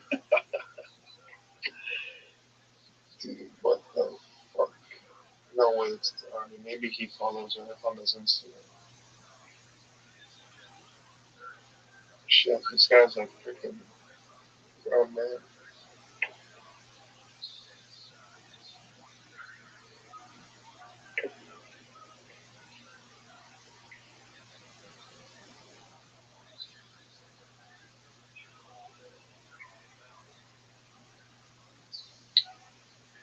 Hmm.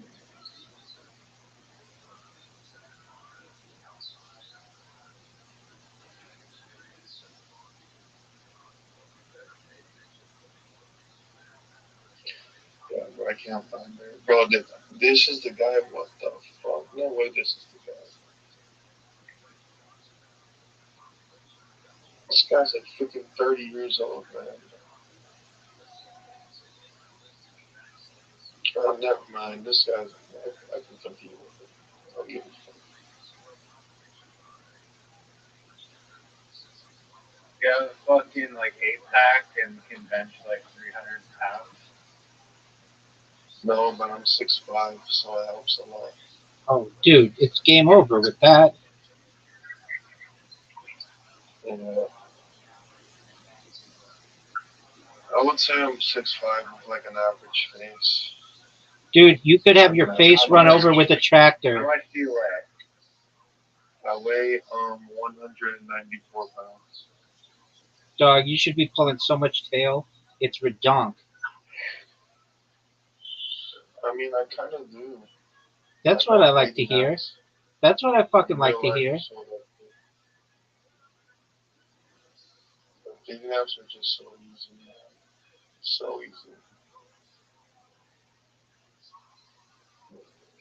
Like, whenever I pay for the subscription, like the premium, it's just so easy.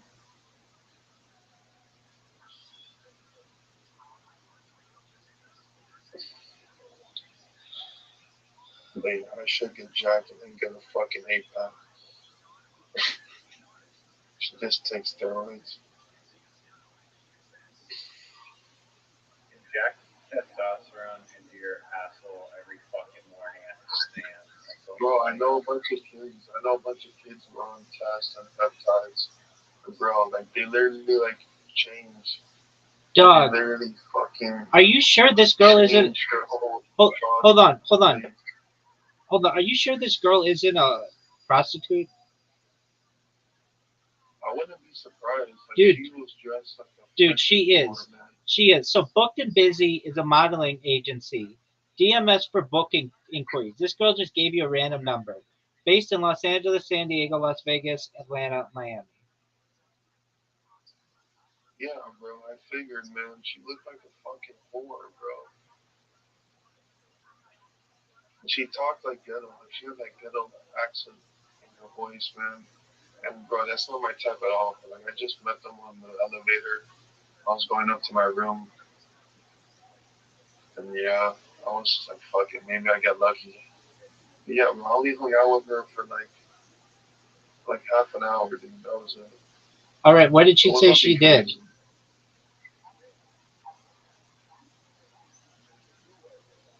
What did she say she did? She didn't say anything specifically, but she was like, "Oh yeah, I'm always getting that money or whatever." So I could just tell. It's like I can tell like, you don't look like you work or anything. I can tell you don't work a 9 to 5. Like, you probably just hustle and do some bullshit like a fucking whore. All right, But did yeah, she? bro, there's a lot of whores in Did she? Miami, especially these young girls. You know, fucking whores. Did she? Um, let's see here.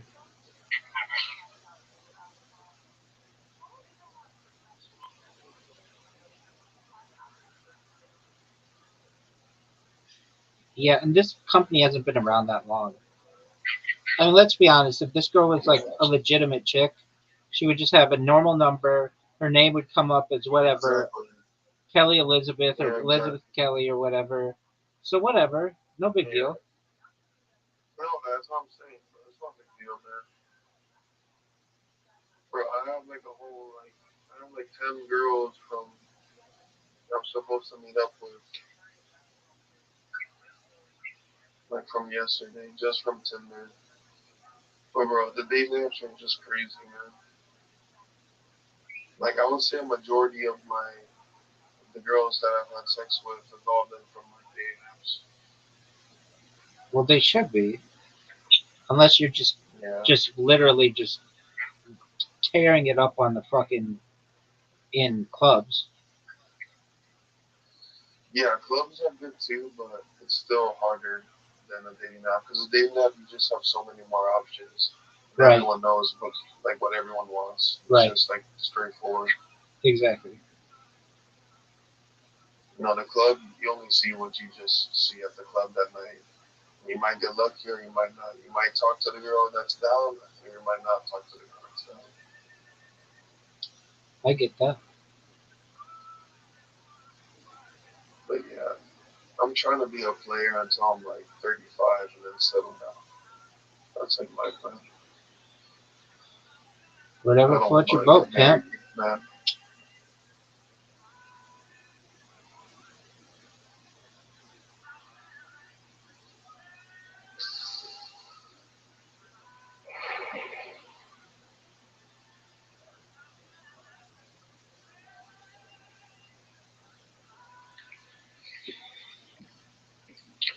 Girls are just a distraction, man. I'm not made yet. I can't be fucking around, wasting no energy worrying about when this girl's gonna text me or this girl's good or not. I can't. I just can't focus on all that crap.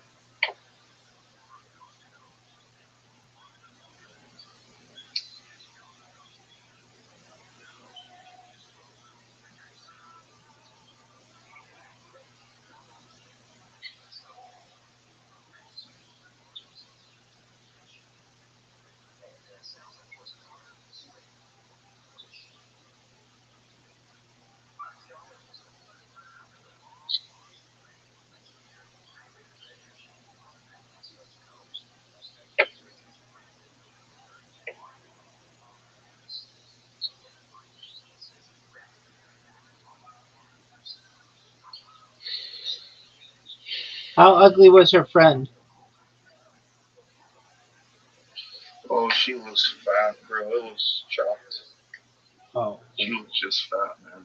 Can't do that. There was no shot I was gonna do her friend. yeah. Usually, like super hot, super classy girls are around just other super hot, super classy girls. Exactly, exactly, man. Bro, she was just ratchet. I can tell she was ratchet. She was ghetto. She had that freaking ghetto ass accent. But I don't know, man. I can just tell she's probably been through a bunch of fucked up shit in her life, and that's why she hangs around people that are lower than her.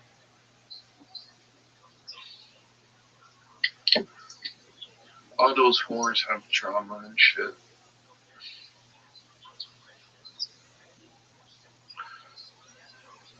But yeah, Miami is a crazy place, man. It's a wonderful place, but also a crazy place.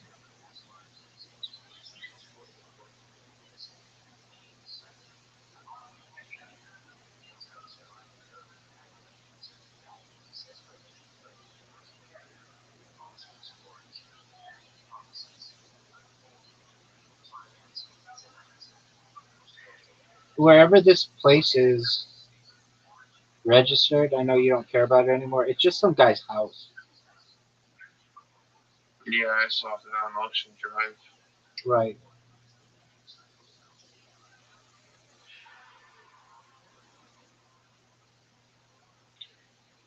Yeah, I don't know. I guess they were doing some fucking horseshit business, OnlyFans or some shit. All right. So you met her at a condo, or where was it? It was in my apartment building. I was going up on the elevator. Oh, I gotcha. All Yeah. right. You ever meet any chicks on TikTok? I don't. Thing is, I don't post myself on TikTok, so I've never met. I mean, I've gotten some girls snaps and shit on TikTok, just DMing them from my accounts, but it's never really led to anything. Why don't you do like tell? Why don't you do TikTok like a real person? I know, man. I'm thinking about it. I'm thinking about it. But I don't know. It's like I don't know what I'm gonna post yet. I feel like I gotta make it first and then start posting like my lifestyle and shit. Okay, so you just want to post like you in private jets and you at fucking nice restaurants and you on a boat. Yeah, pretty much just doing shit that catches the girls' eyes. Because if I'm just there like trying to post thirst traps, like I don't think that would work well. Like you gotta look a certain way, and I know myself. Like I would just say I'm slightly above average looking. Doug, I don't know why the So fuck like, you keep saying that. You're 6'5". Like you should be able to pull tail, even if your face got run over with a car. yeah, that's true. I could just show my height off and shit, and it would work. You're not wrong. Dude, dudes do that and it fucking works like a charm. I know they do. Trust me, I've seen it. I'm just not the most how do I say outgoing person or like putting myself out there person. But yeah, it would be beneficial.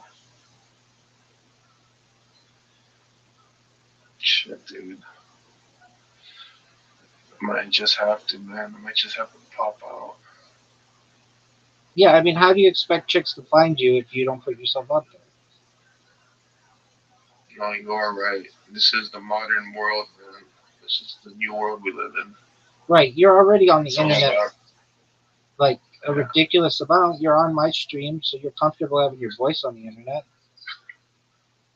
yeah, it's true, dude. I just gotta do it, man. You're right, Rabbi. Fuck, so true. Like the social media presence matters a lot when I think about it. No, I get you. I didn't do social media before the pandemic, and then just having to be on camera so much for my job and for classes I was taking forced me to do it. Yeah, damn, bro. I do gotta do it. You're so right. Because I know if I don't do it, I'm gonna look back and be like, damn, I should have done it.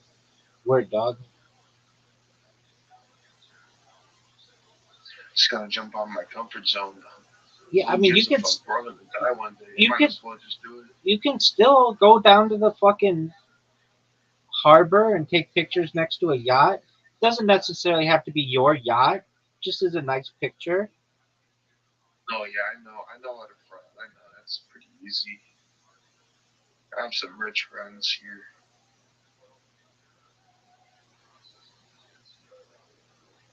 Yeah, bro, you're right. Gotta start. I gotta fake it till I make it. Word, dog. Yeah. Dude, man, a year to go, man. Fuck, dude. I can't believe I met you, man. Like, Thanks, you remind big me of dog. like a Lester, but in real life. All you had to do was have the confidence to be able to join my Discord, and we transform your life. Yeah.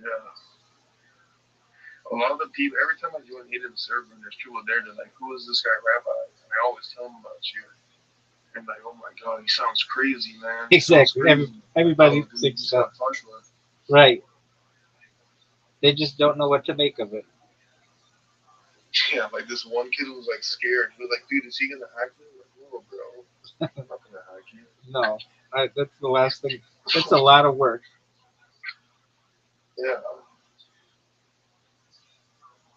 No, but like the reason I found you, I kept seeing you on Hidden Server. And, like, dude, this guy's onto something. Like this guy is always in Hidden Server, 24/7. This guy has to have something special.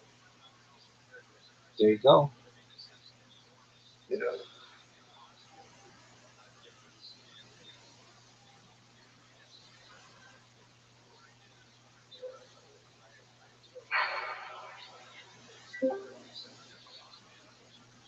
Welcome. Notes.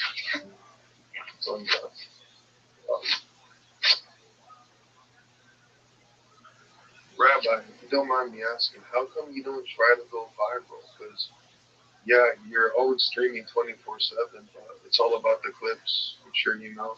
Yeah, I mean, Like, how come you haven't the go first viral, like the, with some quality content? the first year that I did this, I did.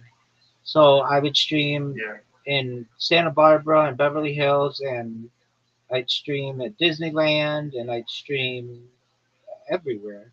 And yeah.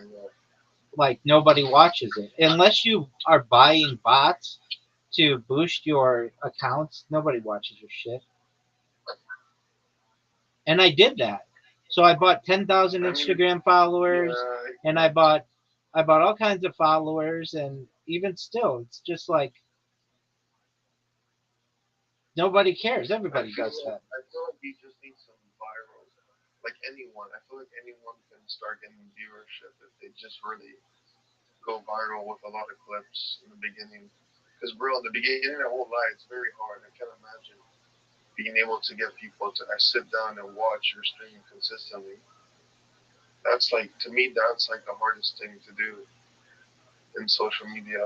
But I feel like with enough viral clips, like 1 million views plus clips, you can start getting a solid like community of people, like 100 people watching you consistently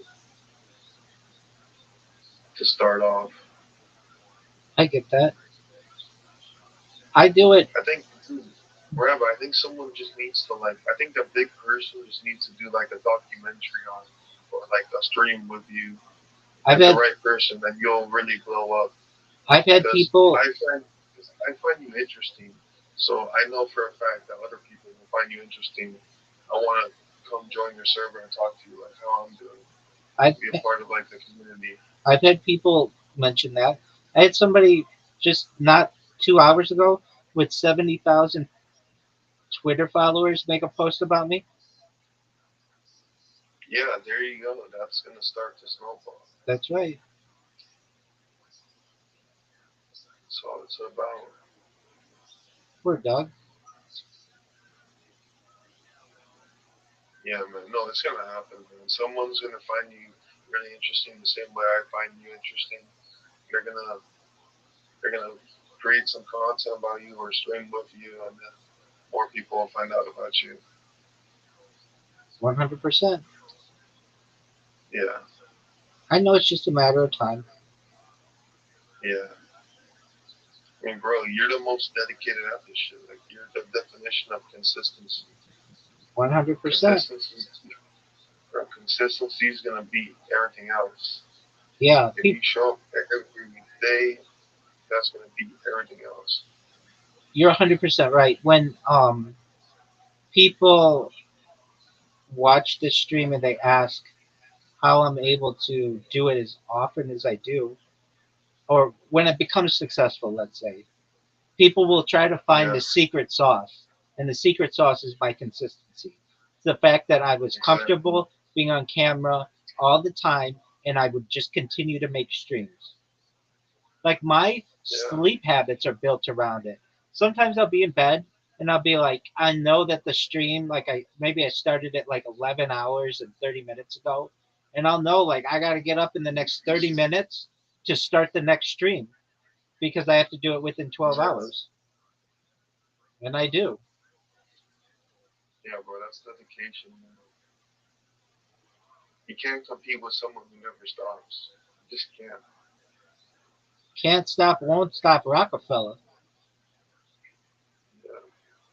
Hell yeah, man.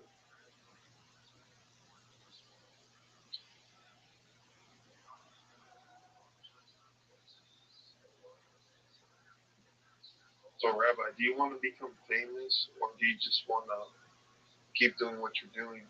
I don't want to be famous, but I'm going to be the most famous person, not just in the world, but in the history of the world. Yeah. That's fucking crazy, bro. Right. I don't want it. Anonymity. There are ways to have anonymity, though. Even when you're super famous, there are masks and disguises and makeup and things. But I know people when people really hear what I have to say and find out about me, they're going to be so excited that whenever they want, they can just watch somebody and watch their life, and I'll be able to give people different angles and be able to travel the world and do really exciting things. But in the end, I mean, I I I very much like being alone. I very much like just living my life normally, and I know that there are going to be people who bombard me. I get people who visit me, and like that's cool and all. But when I go viral, I'm going to need like a security team and all kinds of other things, and that's going to be understandable. But even like you find out about heads of companies and heads of states, they're able to get out and be free as much as they want. I mean, they can always go out after hours and put on a mask or a hat or whatever and change it up. Now, I personally will want to wear a first person camera so that you can just see my life like a POV view as much as you want. That's really exciting to me. And I'm fine. I want people along for the ride. When I'm fucking every hot chick who's ever lived, every chick on the Thought Patrol, every chick in Hollywood, I think it'll be real. Yeah. Everybody's gonna want to be a part of that. And here's the thing: more than anything that a woman wants, more than money and diamonds and gold, and women want power. And what they're gonna want is to be more famous than their girlfriends. And how can you do that? By fucking the most famous man on earth. That's facts. Status and everything. Status trumps money. Status trumps looks. Status is everything, man. Exactly. And they find out I'm a nice. I really do that post on TikTok. Holy shit, man. What'd you say about TikTok? I really gotta start posting myself. Yeah, you do. And I mean, when people find out I'm a nice person and I'm smart and I'm exciting, that's all really cool too. But even if I had none of that, I could be ugly and boring and a total loser. And the fact is, if chicks know that it'll make their girlfriends jealous if they fuck this guy, I'll never want for another woman again. Yeah. Dude, it's so facts, man. Word. So facts. But then I talk about such cool shit like Santa Claus machines and invisibility clothes and faster than light travel and artificial general intelligence and quantum computing. And then they find knowledge to be extremely sexy. So in my own way, I'll be the total package for these chicks. Yeah, 100%. They're gonna find you interesting. Holy shit. I had a guy in here. Dude, Rabbi, you can become. I think you have the potential to become really, really famous overnight. Like, Oh I yeah, think one clip can make you just so famous, people become so interested in you. I think it's just gonna take somebody. Somebody will tweet something on Twitter, and that I mean, like it happened earlier today. The guy who tweeted with the 70,000 people, he brought 10 people in. When I started the day, I had in this server 1,780 or so people, and I'm close to 1,800 right now. And while that isn't necessarily like a huge amount, those are real people, and those are people with whom they know about me, they connect with me, and it'll just take somebody like that, and it'll get people interested in what I do, and it'll go viral, and Yeah, then it's game over. that's how it starts. Exactly. Just put it brick by brick. Well, and One here's the person exciting, finds out, they tell another person, they tell another. exactly. Here's the exciting part for me is with any influencer. Let's say it's Justin Bieber, or let's say it's Adam Levine, or let's say it's Brad Pitt or whatever. They only have so much content, and then people get bored of it. Why? Because it's like, well, I've seen all their movies, or I've heard all their songs, and I've seen all their pictures. Well, with mine, you will literally spend years of your life going through my content and still getting things that you've never seen before in your entire life. Bas- Yeah. Basically, I'm a content mountain.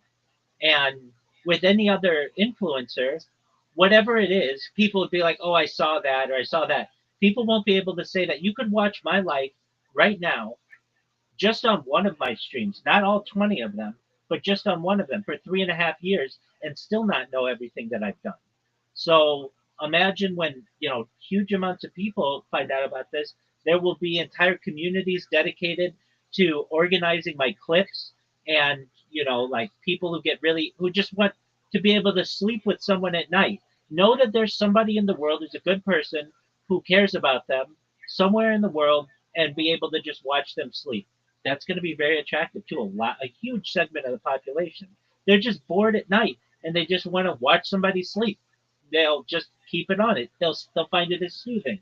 It's the same idea of people who like to listen to the rain on like a white noise machine or on YouTube or whatever it may be, but except it'll be live streams. That's super exciting to people. That is true, man. It is true. The online space is taking over, and the way is you can look at China. Like China is already kind of like that. Like it's very, very everything is done online. Like they watch a lot of streamers. Like all the shopping is done on live shopping. Yeah, that's like the future for the rest of the world. Exactly. And I'm going to be giant in China and in India, but like I'm going to travel to major population centers and live stream my life. Like it's like when iShow Speed goes there, I'm going to need 1,000 times the security that he has to be able to walk down the street, because Yeah, not just am I going to be an influencer, but I'm going to be a religious figure. This is going to be extremely exciting to individuals to know that, wow, there's somebody out there who just doesn't care about us and want to make our lives better, but he's going to give us money. And how am I going to do it? Every single person who's in this Discord and any person I've met along the way of this journey, and it's all recorded, will be able to be rewarded for helping me, even if it's in a negative way. I'm going to help those people, and they're going to start charities of their own that are going to help the world. That's going to be extremely exciting to people. I think that I may be wrong here, but I think I may beat Elon Musk to being the first trillionaire. really. I really do. Holy shit. Well, just once my shit goes viral, I could just pretty easily to a company say, look, I'm gonna wear like what a NASCAR guy wears because I'm always on camera, and Oh yeah, sponsor if you this. exactly if you want to put your name on my clothing, it's $1 billion a year. but I'll talk about your shit all the time because I'm always on camera, and I just need 1,000 names on my fucking shit, and that's $1 trillion right there. That's true. Holy shit. And if a company's like, well, what is in it? What's in it for us? Well, everybody's going to be watching me, but not just now. 100,000 years from now, people are going to want to see what was going on in the past. It would basically be able to have a shout out in the Bible. Yeah. No, I know what you're saying. That's fucking crazy.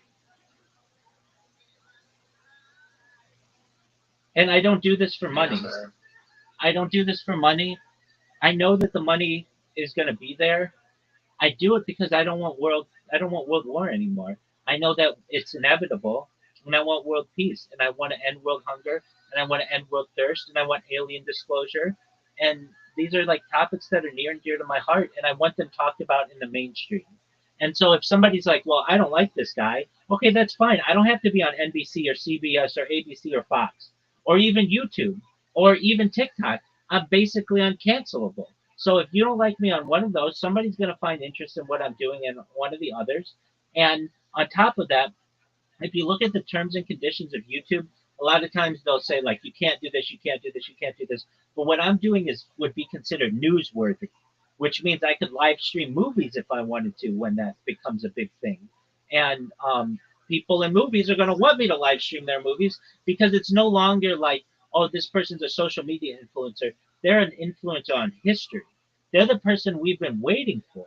Basically, the person if you study populations, even like animal populations, there's always one alpha that dominates the group, and we've had like minor alphas, but we've never had one alpha that just basically said this is how we're going to be doing things. And I'm not just going to be able to do that within Judaism or within the United States or the world. I'll be able to do that for people now and into the future. The words that I use, the topics that are of interest to me, the humor that I find funny, all will shape future generations. Dude, so you really think you could become the top streamer? Oh, easily. I'm already the top streamer.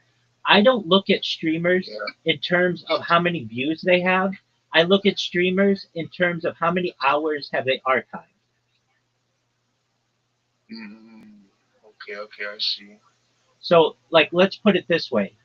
Mr. Beast can have, I don't know, he's very obsessed with trying to be a an account known as T. It's called T. Oh, I can't even think of it right now. It's the biggest YouTuber. T. It's from India. It's called. Shit, man, I think I've heard of him. Yeah, it's called. I think I've heard of him. No, it's not a single person. It.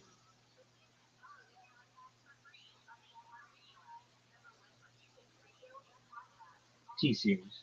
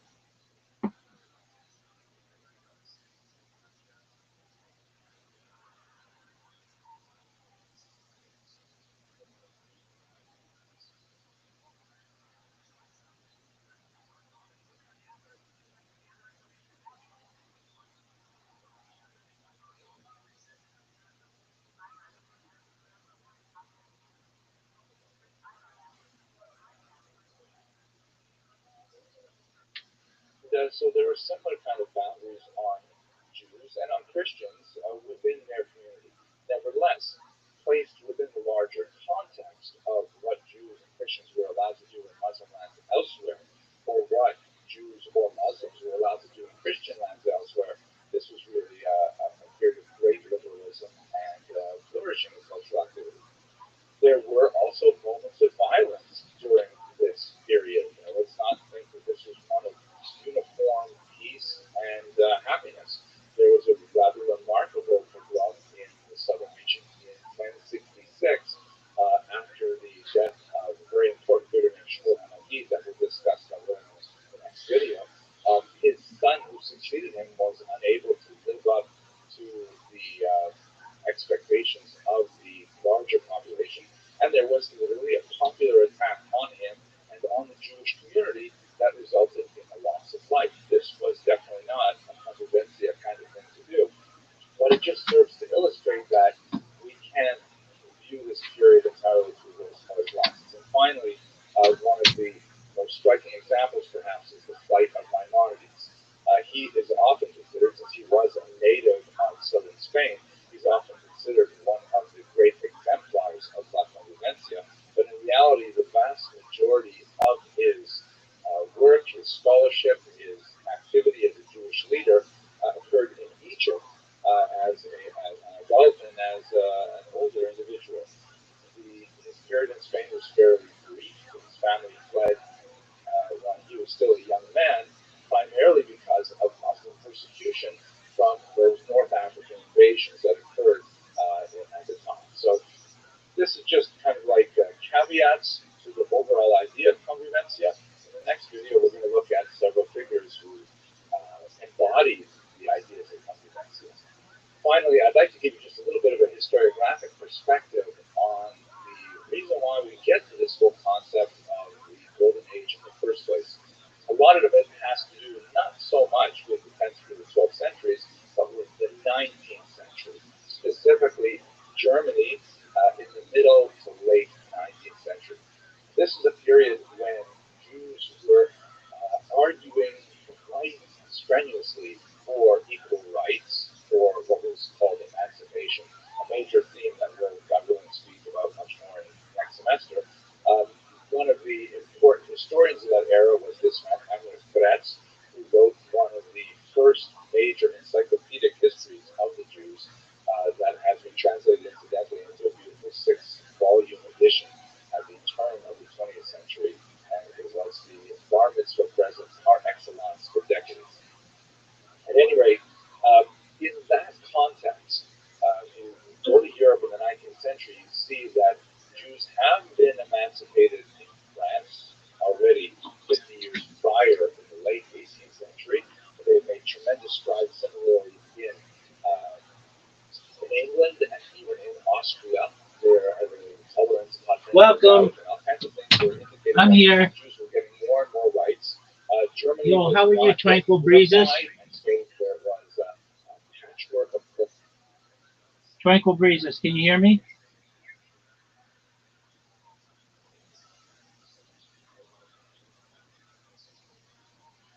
That's okay. I just want to that how Jews should be treated.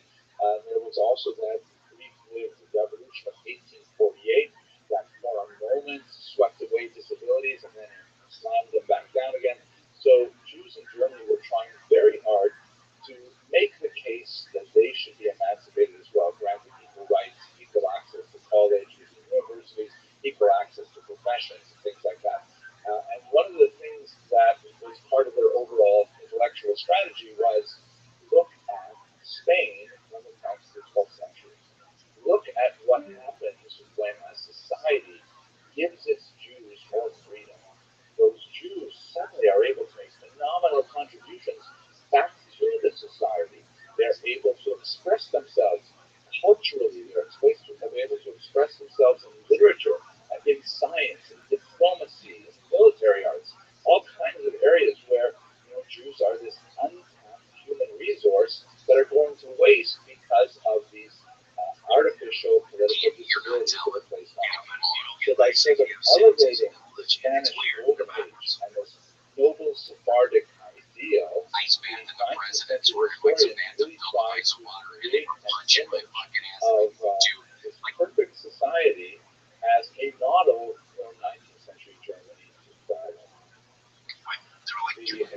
reality has a lot to say in support of that model, but as I tried to outline here, there are some major caveats that take away from it. But anyway, now that we have a sense of why this was considered such a golden age, the next video, let's look at some figures, 3.5 really, that exemplify the ideas of spirit and nature survival. Thank you very much. If you don't ever ask, you won't know. Hey, you guys do this for free. You know what I'm saying? Like, you gotta ask. So you're gonna get on the testosterone. Yeah, and you're gonna start working it. Don't you need to work out? Yeah, I mean, I run and lift and stuff, but like, I can tell, like, I'm not 18. Like, I don't wake up on a red shade or a snore. You know, so like, running a CPAP machine.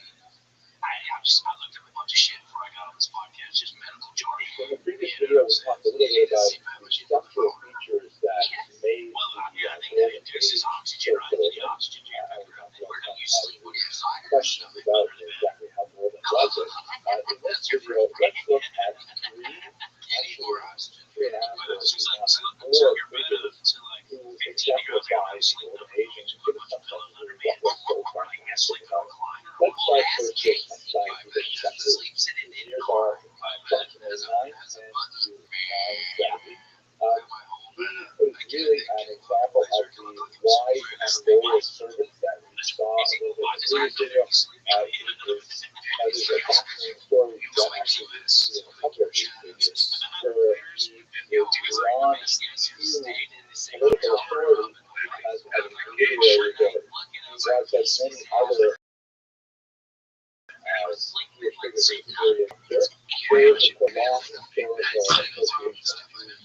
That was before that, is field of demand literacy, a field that is political profession, is nationalized by land, we sometimes benefit of restrictions on land ownership in some cases, and then the fear of expulsions that would be using all the time to think that these have been associated with medicine for many centuries, and the multi-individual qualities of trees and rages being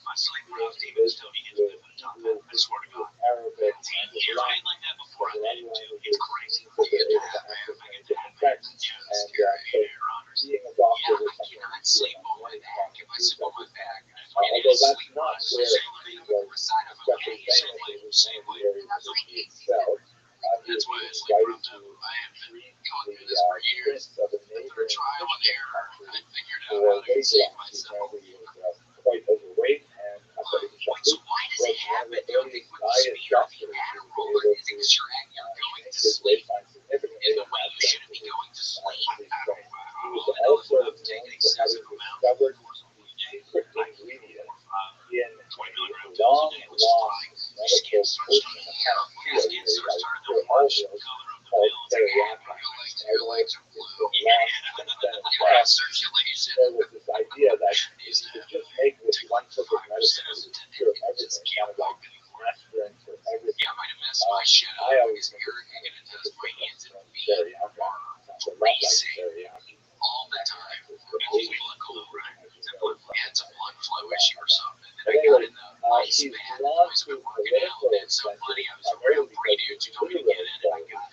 The story goes, and again, there's versions of this applies to several figures, but a servant girl from a local government authority, of course, he's illiterate, she goes to Hassan Shakir.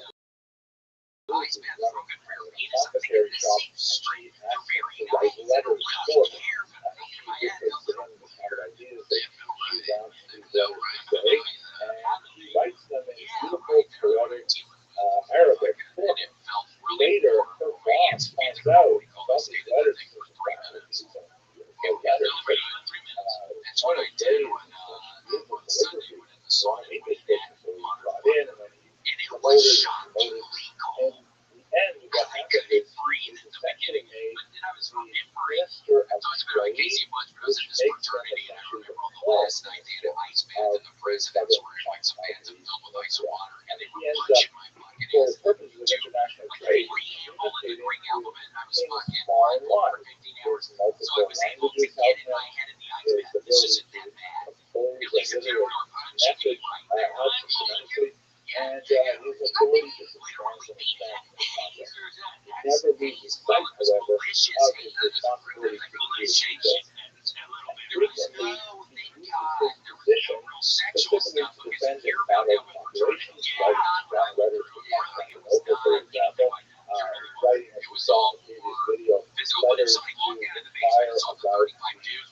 shirts on, of doing Zaria, push-ups and stuff. It probably would look strange. Yeah. Parents that you walk down in there, they would think, what the fuck? This looks sexual. But it wasn't. It wasn't.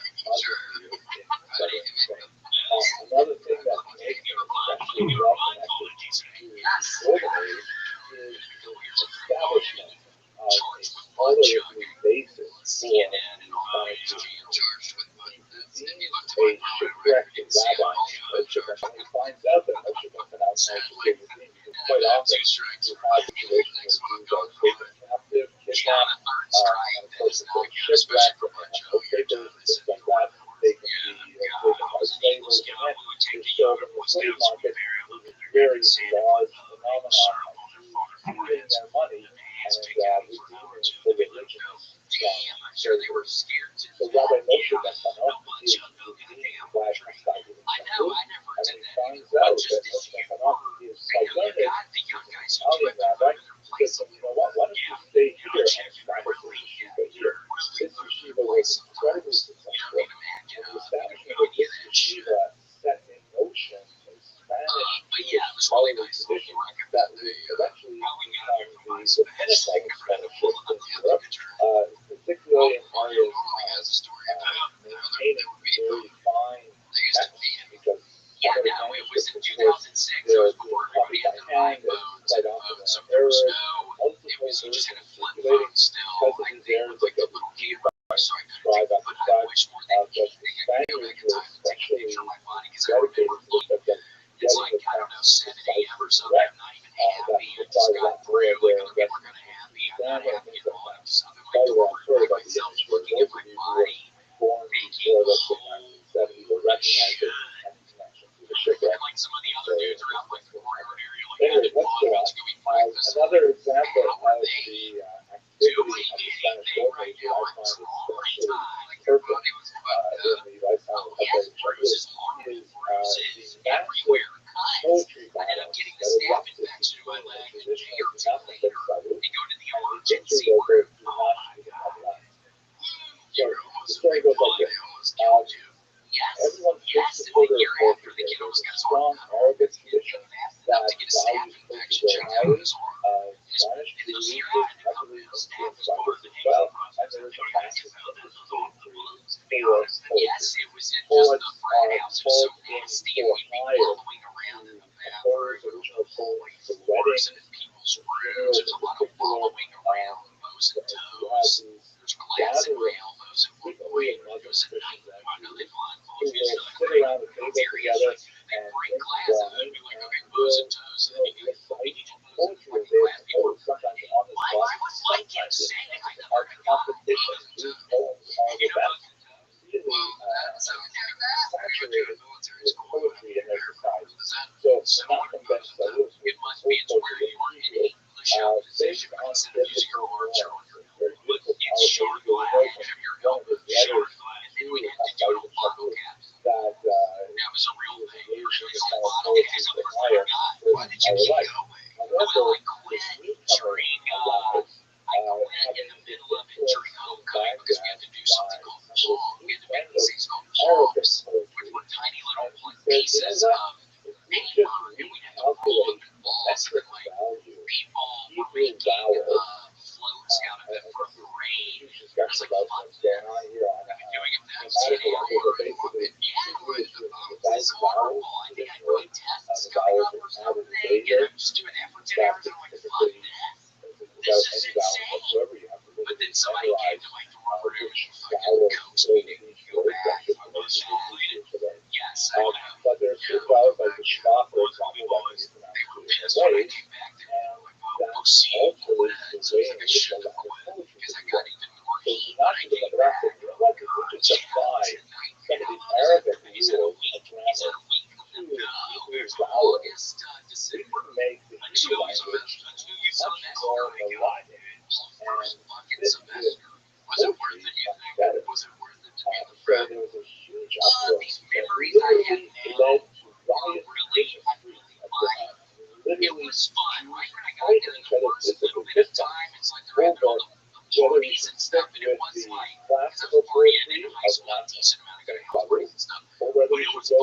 mean, it was like you go to like these big houses that people lived in, and it was like these giant, crazy, not really like that, but it was just like these giant parties going on with a whole bunch of alcohol. It was just so much fun. It was like the high school parties I went to, but up several notches. I was having it, so that was fun. I had a wonderful time. That's good. Like doing that, but the other stuff, yeah, it's just kind of, I don't know, like two closest buddies were dead from the fraternity, so that's sad.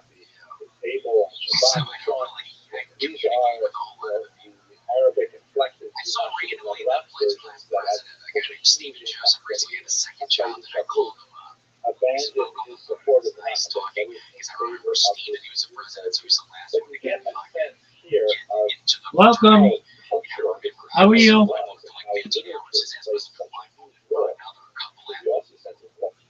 How's your day? What's good, eccentrics?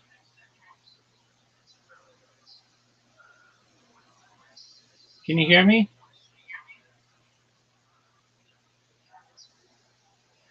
Hope you're doing well. What we've lost in the last 1,000 years since then. Let us move on to another figure who will certainly share in the poetic but has much more military background. He is years of 992 to 1055, so we just slightly overlapped the Hakaite revolution. His claim to fame is that he was a military genius. Get this, this is phenomenal. He served as a Jewish general leading a Muslim army for 15 years. Incredible. Who would you hear of such a thing? So you have Muslim soldiers following the orders of a Jewish general, and this was right to the end of his life. He died as a general. He was never pushed out to retired. But not only this, and he wasn't the righteous general. Medicine successful. We know this because he wrote a lot of war poems. And the poems are so surprising in the sense that they express such a range of human experience that you won't find in the religious world. He has poems that describe the battle, the marching back in many ways to King David's poetry in the Bible. And that's Hey, I'm glad you're back. Come here. Don't go anywhere. How you living, pimp? Yo, my favorite fucking blonde gnome in the world, Rabbi Rothschild. Yo, baby. 24/7. Absolutely. We're at. How does it feel looking like a fucking blonde gnome? Dog, I've looked even more like a lawn gnome than this. I've had a beard like down to my belly button. World's sexiest blonde gnome. 1,000%. Have you ever seen more sexy fucking blonde gnome? Never. Absolutely not. All right, so I was telling you, by the way, I'm about to hit 1,800 members, which is huge. I have previously never had a server this big. And until you have your own server, you'll recognize how fucking difficult it is to get any single person on Earth to join your server. But that guy, the Falcon guy, brought in like 20 people, so that's tight. All right, so I have a project for you. And remember I said I was coming up with these usernames that are really funny? And or at least people think are really funny and it gets a lot of people in here. Do you remember this? Is it 60 characters or 16? 64. Well, that's a good chunk of words, though. Because I'm like, there's no way you can fit like pussy fucking Wrangler from fucking Utah and fucking access realm into that character. Like 16 characters usually. Oh, absolutely. 64 decent amount of words. You can construct a whole sentence with that. Word. Somebody just mentioned me. They said I actually prefer the World Peace Discord Rabbi bots to you awful resistance liberals and your shit offensive. You know he Those things you can actually criticize. I don't know what if this person is saying it about me or what. I've gotten in the last hour one, two, three, four, five, six people who tweeted about me, and it's 1:24 in the morning. All right, so let's go through my funny names.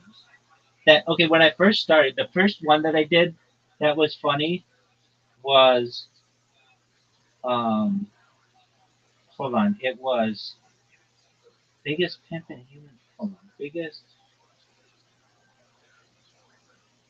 pimp in the history.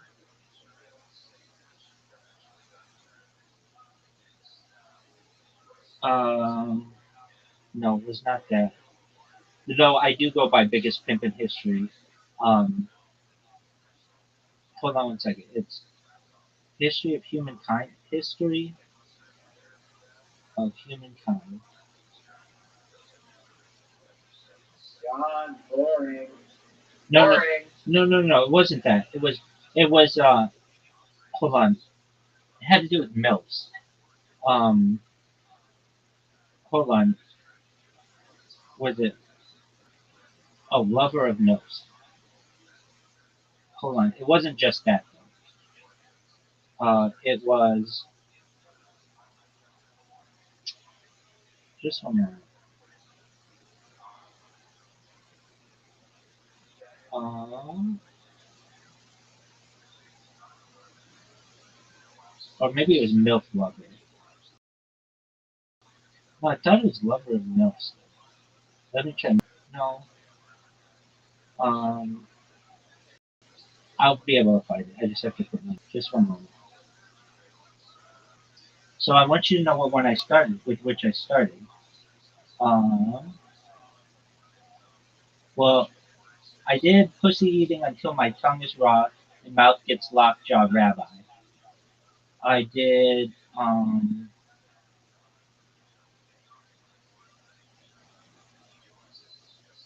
I did I mean when I first started it was please speak with Rabbi Rothschild in Discord.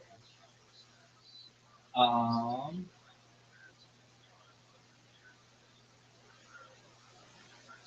oh, I know what it was. Here it is. Here it is. Sluttiest whore in the history of humankind plus milk loving rabbi. So I tried that and it got a ton of people talking about me. And I was like, oh tight. So then I did like I do that for like a couple days and then um I see what else works. So then I did um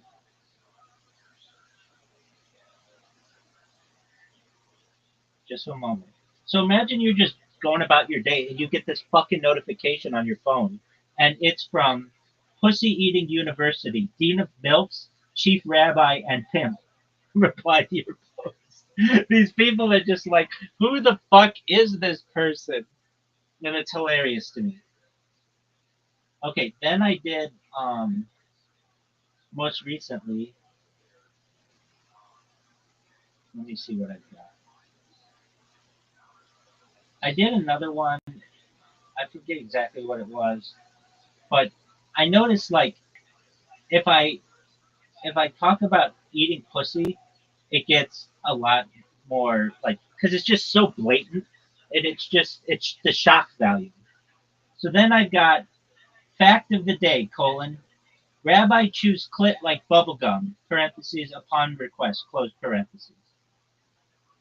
And I also have so then I just created like a list of these things that I'll put out every 2 or 3 days because whenever I put them out, people get excited. They're like, Rabbi came up with an Rabbi has a new name, and then they'll tweet about it or whatever. Oh yeah, I've got Rabbi tongues clitoral hood like a hound dog eats peanut butter, and they're just so graphic. Now you have to understand that these have to be 64 characters. Then I came up with a bunch more. I mean, anybody could just put in there dick, clit, pussy, pimp, like anybody can do that, but it has to be like a joke. And I also have to have the word rabbi in it. So I came up with more of these. That's really fucking hilarious. No, you're exactly right. Okay, so here we go. Here's the next one.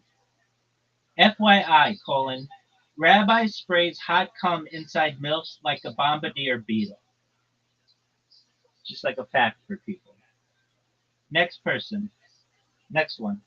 Rabbi provides orgasms at no cost to needy MILFs in your area. Next one. Now, I've already gone through all these, and they're like exactly 64 characters. Then maximize them. Blue Sky Trivia.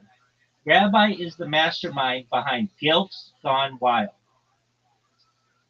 Next one. Rabbi makes you orgasm so hard that you will flood your house.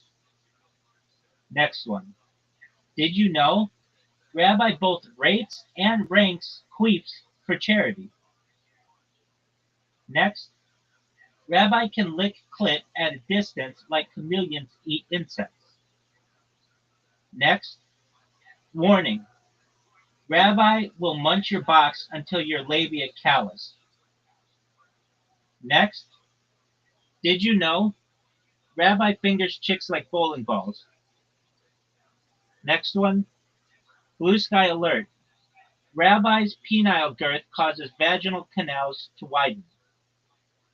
Next.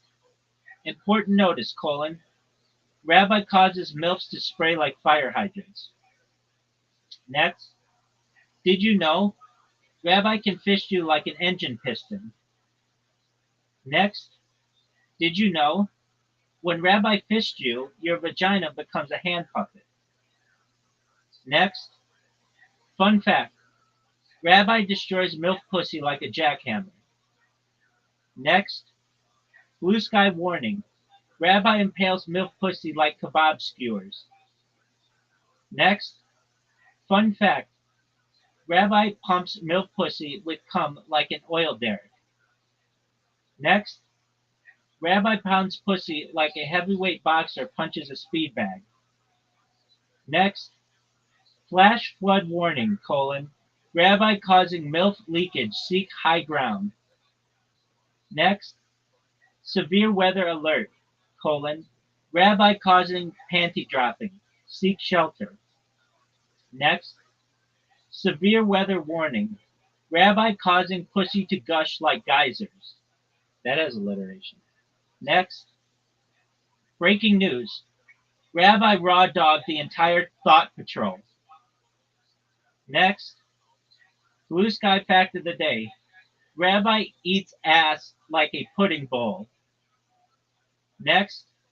Blue sky alert, Rabbi tosses salad like a turbocharged salad spinner.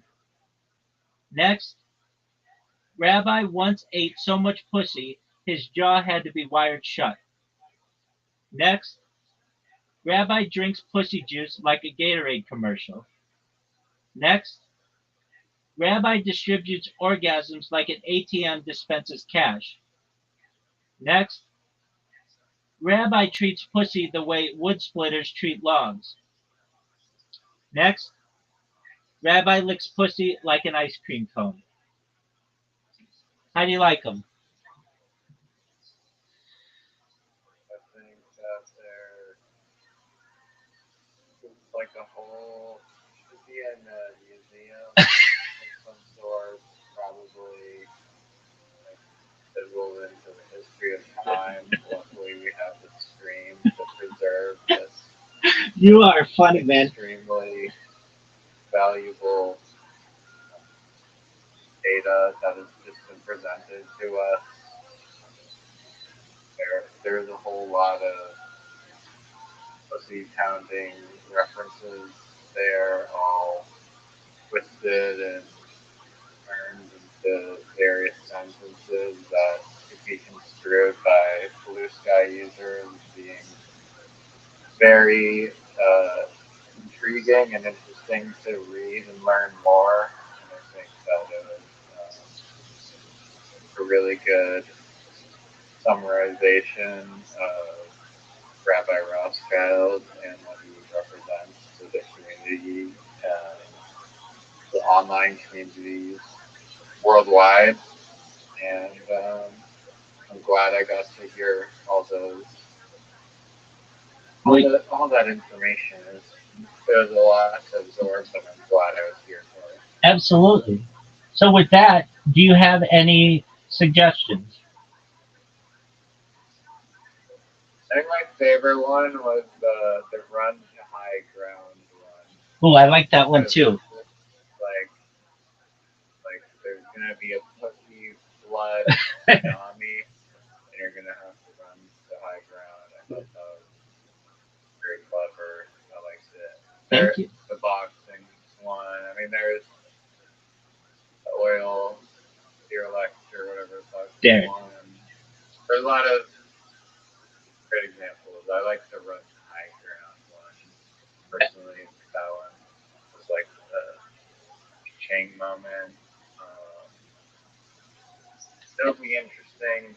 I mean, I like your thought process behind it. How it's like your brain goes from, oh, we analyze the data, people are clicking on pussy related, eating pussy, cunnilingus related. You didn't use the word cunnilingus once, or lawn gnome, and that needs to change. But yeah, so I did have one. Welcome. How are you? What up, Tasquia? How you living, pimp? What's good, son? Can you hear me? Yeah, I didn't want to talk with you anyway. Anyway, oh, dude, we hit 1,800 people. Maybe. If that person stays. Maybe they won't stay, but if they do, 1,800, dude, that's a fucking accomplishment. It is so it is so much easier to just be Facebook friends with somebody or Instagram follows or whatever. But to get somebody to join your Discord, like not a lot of people even use Discord, or I shouldn't say not a lot, but like like baby boomers don't really use Discord. Millennials don't use it all that much. It's not used that much because it's just kind of like a secretive thing. But um, to get 1,800, well, some parts of it are. I think it is because it is. Yeah, I mean, I heard that you can buy drugs on Discord, which is shocking. Well, what makes it like so elusive? Sure, they don't have a very good search function to find people's Discords. That's absolutely right. It's actually like a huge net negative to Discord itself. It should be like its aim should be to enable users to join more communities, but right. You literally have to find Discords through like these abstract links that you'll only find if someone recommends it. There's no Wikipedia page or like a thing to just search through them. Wait, there are. Because some are private, but some are public. Oh, they do have some public ones where you can search. Yeah, but you have to know that. I mean, I was on Discord for like more than like for years and not know that, and you are too. Yeah, I mean it's not built into the app, right? Right. Well, so right, and like even if you want to search it, it should just have like a big fucking magnifying glass that just says like search. No, what you have to do, you have to basically have the link. There isn't a good way to search it, and I've read that they want it that way. They don't. They want it to be this like private thing. So when I say that it's like,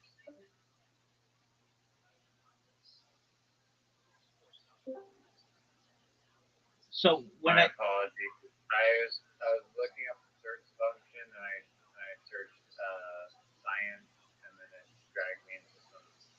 Do you have a science fucking channel on this PC? Yeah, dog. And if you click the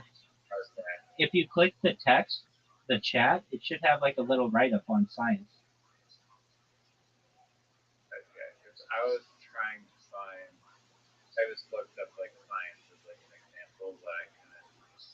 It's not like it's recommending me a lot of Discord. It's literally there's the science page on Rabbi, like the Discord that I'm already in, recommended, and then beyond that, you're fucking and can't fucking go fuck yourself. Oh, exactly. And I don't understand it. I really don't. I would really love to sit the CEO of this fucking thing down and say, why would you ever create such a shitty system? It's a great platform, but to be able to do anything in it is really, really bad. And I don't understand why it shouldn't be easier. Like, you should now, if you want to find Discords, you have to go to other people's websites generally to find them. That's not how it should work. It would be like, imagine YouTube didn't have a search box. It would just be like, oh no, you need this link to watch a video. Like, I can't find stuff that I like. Like, literally when you type in, like, I don't know, video games, it should show up all the video game ones. Now, I shouldn't say that. If you're using a desktop computer, there is a search function, but not on a phone. And so many people use the phone. And again, it goes back to my previous discussion with you. On the desktop, it didn't work. It did not, like, I go to the search thing, it doesn't give me, like, any science Discord. It will. If you go in the bottom left corner, do you see it says search? I'm on a desktop, so it's on the top left. Yeah, either of the search can. No. There's a way. Okay, so on the left side, you see all the Discords you're in? Yeah. Okay, scroll all the way to the bottom, and then you should see a plus. Add a server? Yeah. No, not that one. Okay. Go below that one. No, that's the plus. The plus icon is server. Yeah, I don't think it's that one that you want though. And then below that one, there should be another one. Below the plus. What's below the plus? Oh, it's discover. Yeah, discover. That's what you need to click. Discover. Well, so they do have it. Yeah, but nobody fucking is looking there. And it's not available on the phone. Well, that's another we were just talking about this. The same function. Some weird thing where it's like big companies don't know that like synchronizing the phone and desktop like features and functions is at all important. It's like you have $1 billion, can you not just make the app the same? Like Twitter, there's no reason why like it should you can't turn off the fucking like not safe for work settings on your phone. I 100% agree. Look, no reason. Look, Riser, I've seen this from the inside. I built both iOS apps and Android apps. And you would think that using an iOS app and an Android app, they have the same functionalities, but they don't. They're built independently. So you literally need a quality control team to watch both of them to ensure that they have the same functionalities. Now, the apps that I built I got to know them so well that I knew where everything was, and I knew how everything functioned, and that how everything was supposed to work. But if you don't have somebody who has that kind of knowledge, you'll literally have functions on iOS that you don't on Android. Here's my favorite example of this, of any app, Twitter. It was bought for $1 billion. Okay, if you have an Android device, you can't have a video space on Twitter, but you can on iOS. And Elon Musk is fine with that. It's like, you dumb motherfucker. Don't you know that you have different opportunities for people just based on what kind of phone they have? Here's another one. If you're hosting a space on Twitter, you can't use a soundboard if you have an Android device, but you can if you have an iOS device. Why should it fucking matter? You should have the same app. Do you understand what I'm saying? Yeah, I mean, I don't know if it's a technical barrier or it's just Twitter being very on cold shoulders for iOS users in that instance, but they don't care. I agree. I think that there should be complete Symmetry between the apps. quality. Yeah. 100%. All right. So you've been using Discord for like a year, and you didn't know that this discovery thing. I've had Discord for several years. And you would have. And you would have never known that that little function exists if I didn't tell you. You'd go another 5 years and not know it. Weird. Yeah, that's very strange. That's because you'd think that it would just be like the search function, but no. But no. It's some random things. And maybe I like skipped over the tutorial because I skip over every single. No, there's no tutorial. I've created so many accounts. I can tell you, there's no discovery tutorial. There's nothing like that. Well, there goddamn needs to be a discovery tutorial. Well, absolutely. And then exactly. Okay. So remember when I said that like Discord is like secretive? Well, that's what I mean. Is like you need this fucking link, and they don't have a very good search function. And now here's another thing. Let's say you want to search for a user. Well, if you're not in a mutual server of that person, you'll never find them. There's no like global search. Really? Yeah. I thought there was. Let's put that to the test.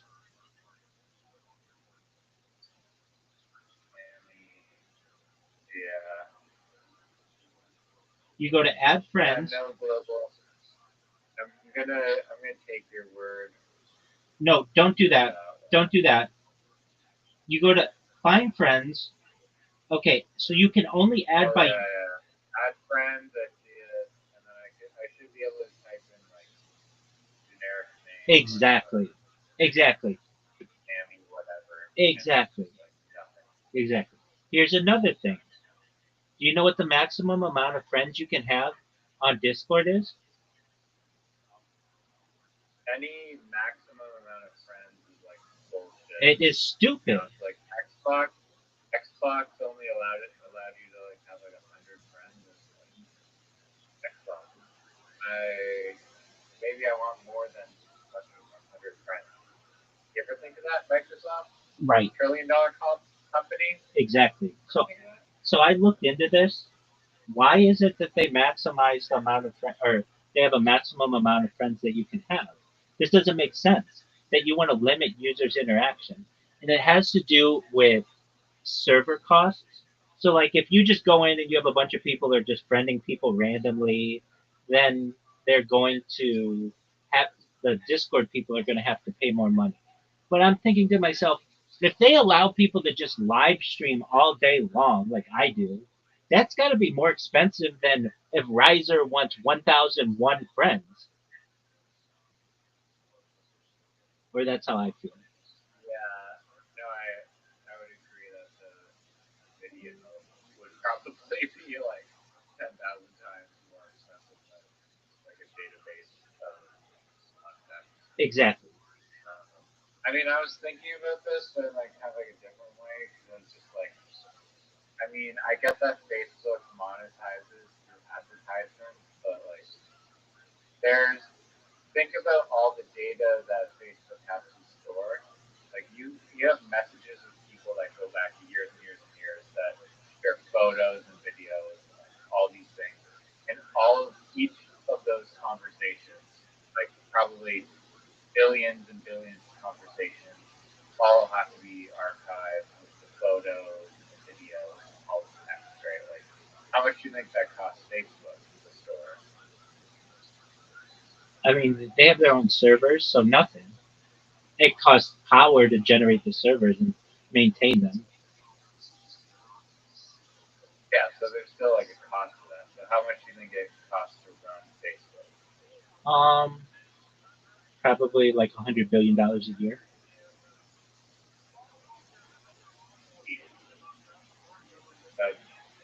That's not a small amount. No, that's actually probably too high. Maybe $5 billion a year. Oh, Yeah, I mean, it's wait, not hard wait, to wait, say, wait, wait. but It depends if you're including people's salaries and stuff. If you're just talking about running the servers and power to it, maybe $5 billion, $10 billion. But when you have to, you can store all those million conversations worth of data with like $5 billion. oh, easily, yeah. They're only like bytes. Like they're not. I mean, like a Facebook message is only a certain amount of bytes. It's not like, and you own the servers already. So you get to the point with servers. Let's look this up because it's a statistic that I really want to know. Um, we're gonna go to ChatGPT on this one. Once you get to be a certain I'm not an expert in servers. yo dog, well, I'll say this. I have a certificate in this from Amazon Web Services, and I read one time learning about this stuff that once you get to be big enough with your servers, you can store literally like an infinite amount of information, something like that. Like, yo, dog, one time I read that once you have enough servers, you can store like an infinite amount of information, or basically, maybe once you have like a big enough system, you can have as many servers as you want. Like, once you get to a certain point. Can you explain this to me like I'm five? Like a company like Amazon can create like infinite or basically infinite more servers if they need, or Facebook. Like once they get to be really big like that, how does this work? And put it in. All right, yo dog, I got you. Here's how infinite servers ideal works. How's how this infinite? I explained like your five and in simple bullet points. Once a company gets really big, it's like they have a magic Lego set that can keep building forever. Well, almost forever. How it works. A server is like a toy box that stores stuff like photos, videos, websites. Big companies like Amazon and Facebook have tons of toy boxes, servers, stacked in huge buildings called data centers. They can build more anytime they need more space, kind of like adding Legos to make a taller tower. They have a lot of money, so they can buy more servers whenever they want. They plug all the servers into the internet and boom, it's like adding more brains to their system. They can even rent out their extra toy services or extra toy boxes like Amazon Web Services does so other people can store their stuff too. Why it feels like infinite. They can keep adding servers forever as long as they have the money, space, power, and cooling. They have automatic systems to add new servers super fast, like robots building new Lego towers while you sleep. A lot of it's in the cloud, so it's invisible magic storage that never runs out, or practically. For you and me, it feels like they never run out of space, even if millions of people are using it. But it's not really infinite. There is still a need for electricity, land, internet cables, etc. They have to cool the servers so they don't overheat. It takes work, but they made it so easy and automatic it looks like magic. So that's like they can literally store infinite amounts. I mean, it still comes at a cost, though.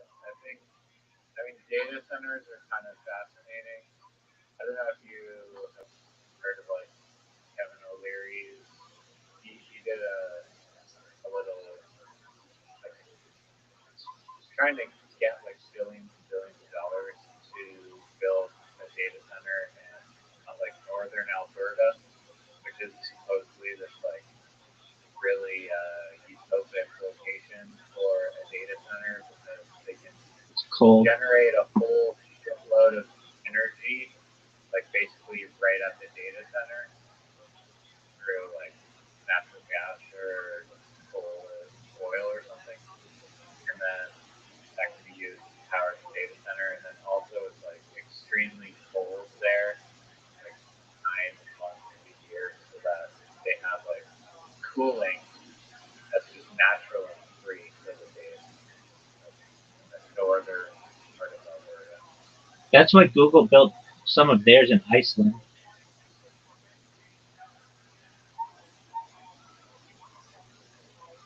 Yeah, I mean, like capitalize on geothermal. Well, no, just the average temperature is pretty low, and it has a like a major airport or semi-major airport, so it's like accessible. It's a very accessible place for being such a northern latitude. Yeah, they literally like target the cold. For sure, Word, build data centers. word. Pulling it anywhere else would just be a nightmare. Yeah, but okay. So the electricity isn't, to me, that's not an issue. I mean, I know people want to make it out to be an issue, but with nuclear energy, you can have basically unlimited energy. So, like, it's just about getting there. So you have to get through environmental policies and all that other bullshit. But once you're able to do that, you can build, like, energy is no longer an issue. So then you just need to get to land. So it's not like a big deal. Like, land isn't that big of a deal. I mean, you could build acres of this shit, and then internet cables. Okay, that's small. So basically, the big issues are electricity. Electricity is the big issue, and if you just have nuclear power, then you could power all this shit. That's the beauty of a nuclear energy. And let's say nuclear energy didn't exist, then just put a geothermal plant right next to it. Stick a pipe in the ground, have that pipe turn a turbine, and you have essentially unlimited energy that way.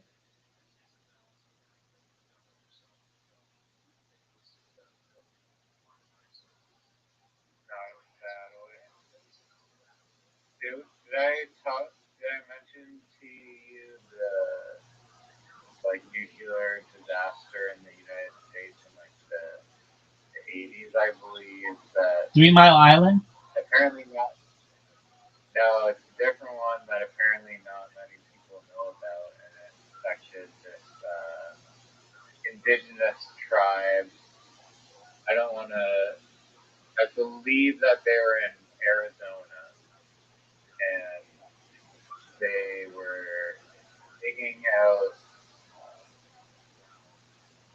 uranium. They have these uranium mines on indigenous land, and there's a whole bunch of tribes that lived upon like the just basically like their whole source of life was like this river that was flowing through Arizona desert, and the people that ran the mine and the government and the regulations people all failed, and they were supposed to make this like moat thing for the uranium like toxic waste runoff, but that cracked, like the dam that they built cracked, and then the regulations and everyone that was in charge of overseeing it like glazed over it, and then a whole bunch of nuclear waste uranium crap spilled out into their river and just like ruined all these communities' livelihoods immediately, like in the like close proximity, and then like further down, miles down the rivers, other communities, and they didn't want to pay and all this crap, and they eventually settled by paying like very little retribution for all the damages, considering that their entire livelihoods were like destroyed practically. Okay, let's look this up. Really awful story. Let's have Joy Diaz tell us about it.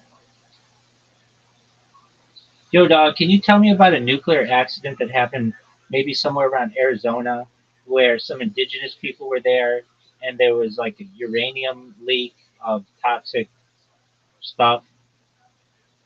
And tell it to me like Joey Diaz, please. All right, come here. Let me break it down for you, Joey Diaz style, you filthy animal. Uncle Joey's gonna tell you a story. So, boom, 1950s, 1960s, Arizona, New Mexico, Navajo Nation territory. All right. U.S. government is out there doing Cold War shit, hunting for uranium like it's the last cannoli on a plate. They start digging, blasting holes in the earth. No regulations, no warnings, no protection. They send Navajo workers down there in jeans and a damn lunchbox. No masks, no radiation suits, nada. Just here's a shovel, get to digging. We go build bombs to build. We got bombs to build. Now picture this: hundreds of uranium mines right in sacred land, places where Navajo prayed, grazed, lived for centuries, and the government is like, sorry, sweetheart, we're making nukes. Move over. They dump toxic water, leaving radioactive rocks just lying around. Kids playing with them like they're freaking Legos. Livestock drinking contaminated water. Nobody tells the people jack. Then boom, 1979, baby. Church Rock, New Mexico, just near the Arizona. Yeah, that's it. Excellent. That's the one. Worst nuclear spill in U.S. history. Not 3 Mile Island, not Chernobyl, Church Rock. Ever hear about it? Nah, because they don't want you to. They keep one locked. They keep that one locked in the basement next to Jimmy Hoffa. So what happens? A dam breaks at a uranium mill, and 94 million gallons. Let me say that again: 94 million gallons of radioactive waste and sludge comes flooding down the Puerco River like Satan's milkshake, right through the Navajo land. No one's warned, no sirens, just oops, people are wading through it. Animals are drinking it. Crops are dead. And the government crickets, cocksucker. And for decades, people on the res getting cancer, lung disease, birth defects. Nobody's connecting the dots. Or worse, they are and just looking the other way. Like that's just how it goes. You feel me? This ain't a fable. This is America's dirty little nuclear secret, buried in the desert with a smile and a handshake. So next time someone tells you uranium's just a rock, you slap them in the mouth with a history book. You understand me? That's it. That's your story.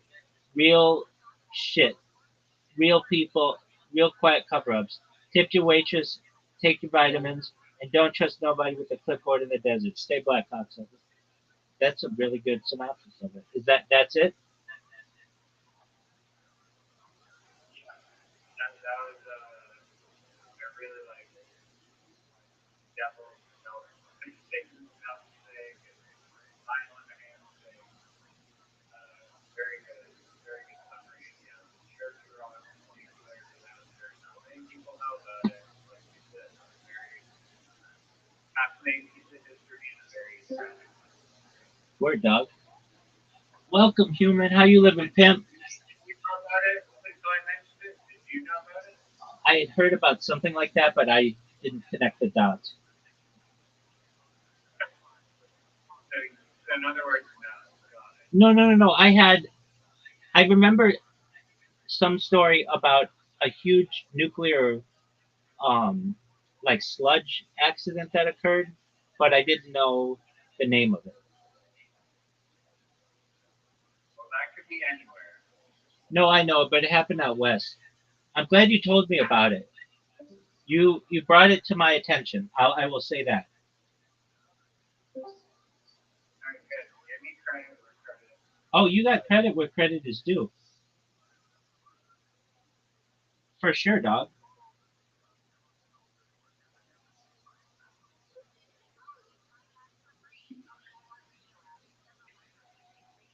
Church Rock, New Mexico. What? You got to be 18 to be in here.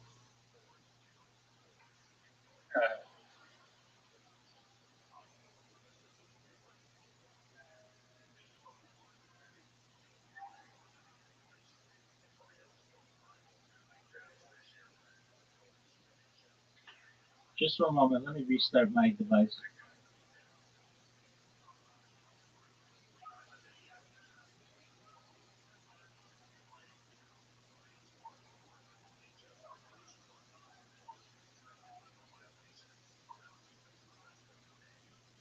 Yo, can you hear me? Yo, just a moment.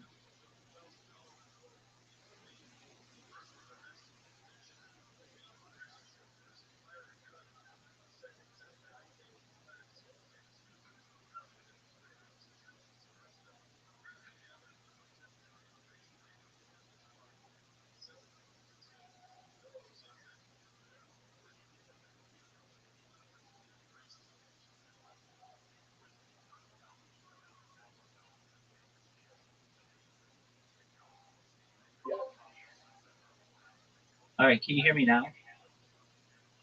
Yeah, I can hear you. I just can't see you. Oh, you'll be able to see me in a second. Oh, it's loading.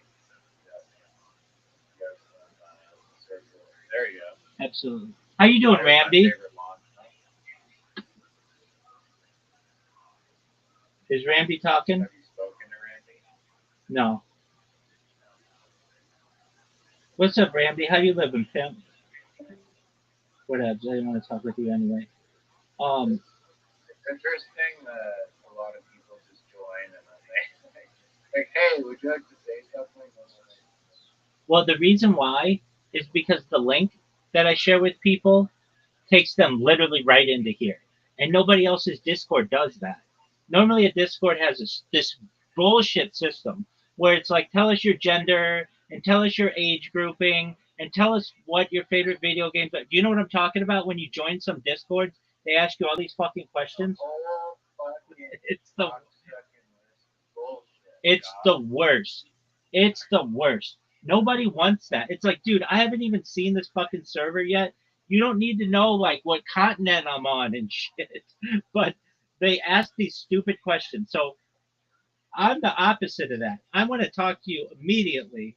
If you don't like it, get the fuck out.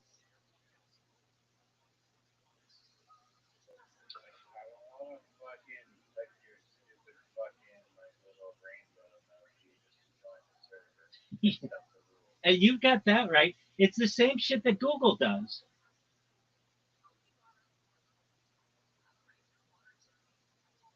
So anyway, um, okay, we were talking about Discord and how difficult it is to find new Discords, right? How they make it impossible, even though.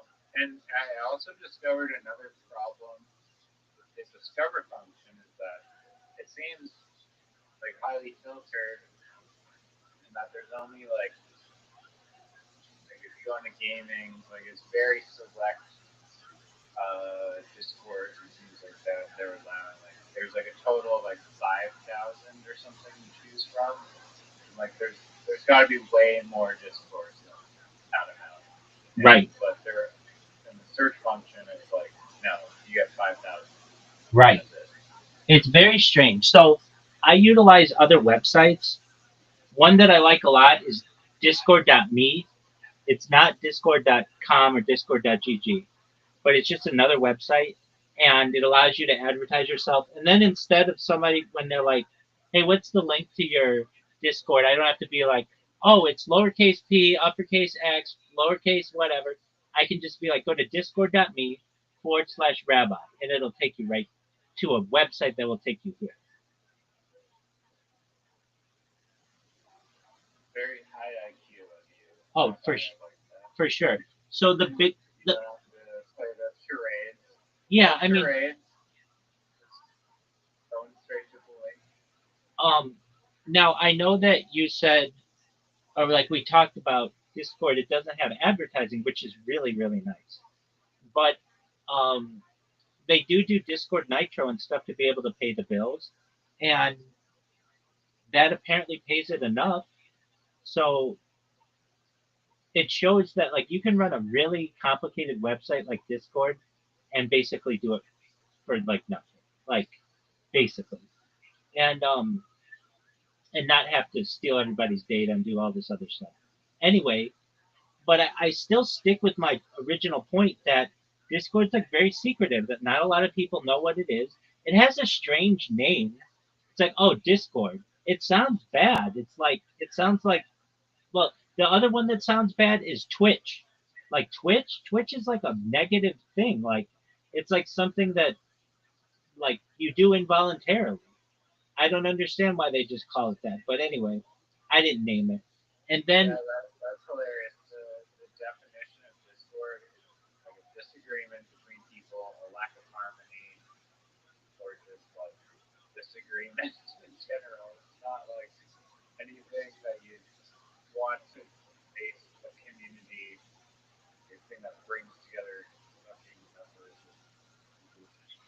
100% Very strange choice. Yeah. I don't understand it. And That's fine. Another thing I don't understand about it is why I understand it's like a heavy app, but it sometimes takes so long to start up. Do you know what I mean? I don't really have that problem. Oh, it absolutely does. Or I'm on you my browser and I just every time no, it's like not your browser. Not your browser. Browser's pretty actually download their software. It takes forever to open up. yeah, I've never downloaded it on my phone. I have it on my iPad. Does that count? No, it has to be on a desktop computer. If it's on your desktop computer, it will take like 2 minutes to open up every time. And they always have to run updates and stuff. And it's like, oh, this just takes forever. The phone is better, and the browser's pretty good. But it's again like if you don't know those are options, like a lot of people don't know. Like here's one. If you just go to discord.com, it's not like an inviting website or anything. It's not like find a Discord that's made for you. It's nothing like that. It's like download our app. That's all their website is, and it's ridiculous.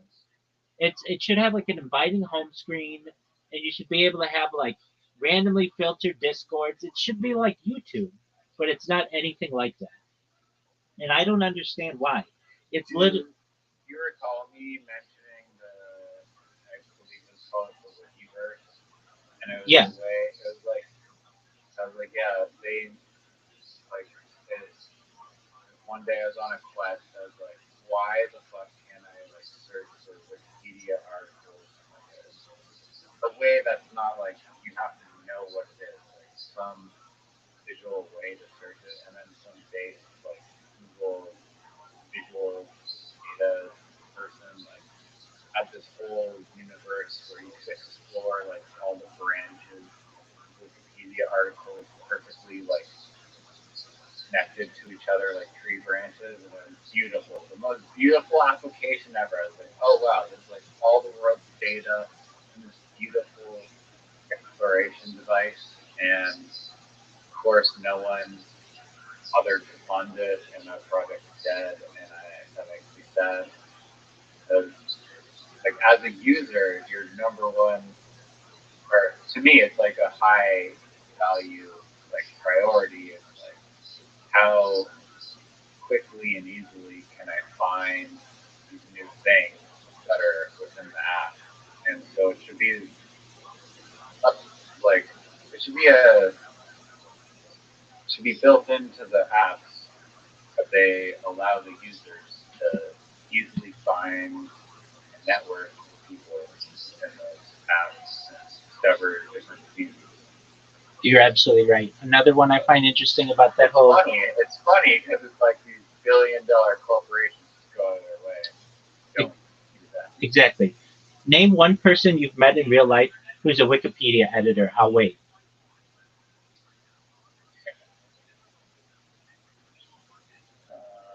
Myself in like grade 4, like computer class, like grade 3. No. That's when we had like the framework. No. Okay. No. Your Wikipedia edits did not get transferred. You might have submitted something, but it was not accepted. Let anybody go in there and fucking edit it. They do not. They lock it. They used to allow anyone to go in there and edit it. Right, but not main. Like about 10 years ago. Right. I believe that's true. What Audie is saying is true. I recognize that, but that doesn't mean that those changes would be saved. What they would do is say citation needed, and then it would be reviewed. I agree with you. I have a Wikipedia account. I'm at Rabbi Rothschild. But what I'm trying to say is that if I just go and make a change on Wikipedia, especially anything popular on Wikipedia, it will not get saved. You have to have like an established track record of editing on it. And I just find it interesting that everybody knows somebody with a YouTube channel. Everybody knows that someone with an Instagram account. Everybody knows somebody with a Discord account. but people don't know established editors of Wikipedia. I just don't understand that. Like the purpose is that like highly academic people like all like collaborate on what the correct information. No, Like it's anonymous.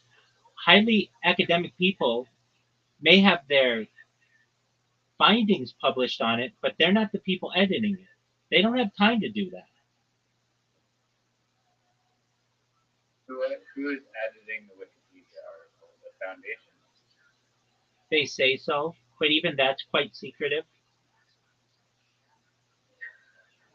I mean, if you watch like interviews with Jimmy Wales and stuff, he's basically moved away from it, and it's now the foundation that does things. And I mean, if you really want to ask me, I think clandestine organizations are the ones who edit it, and I'm pretty certain that's correct. Meaning, it's like an arm of perhaps the National Security Agency or perhaps the Central Intelligence Agency, which is what I would expect the Central Intelligence Agency to do, is create a database of the entire world. I just wouldn't necessarily see it that way. Anyway, with that being said, it's not like a normal, like if you go to these other websites that are wikis, you can edit them. You can create a page on them. That's fine. You can edit a page on them, but not Wikipedia. I mean, not on anything very. So you think it's bad that it's centralized? You think it should be just open source? Anyone can edit any article at any time. Because they have to fight the people that just want to say like whatever nonsense into like the thing. Right. I think that there should be, and I guess it does have this, but it's not really available to people. Is like you can have what the main text is, but then if anybody disagrees with it, you should be able to see their edits, which you can, but it's not very user friendly. Like if I say, um, I let me think of an example. Um, the United States is the greatest country in the world. That's a subjective statement. So maybe that won't be on there. It would say the United States is seen as one of the greatest countries in the world. Okay, that's fine. By some, as one of the greatest countries in the world. But there should be a thing under that that says somebody disagrees with this, and I should be able to see the arguments for and the arguments against. It it doesn't work that way. It's like you have to go to another page, and it's deep in this garbage, and I don't like that. I can tell you that I wanted a Wikipedia for a startup that I was helping with their social media.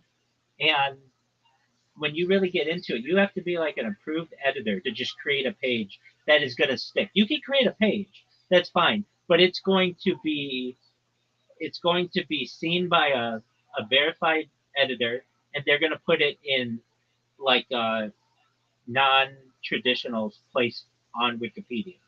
And I just don't like that.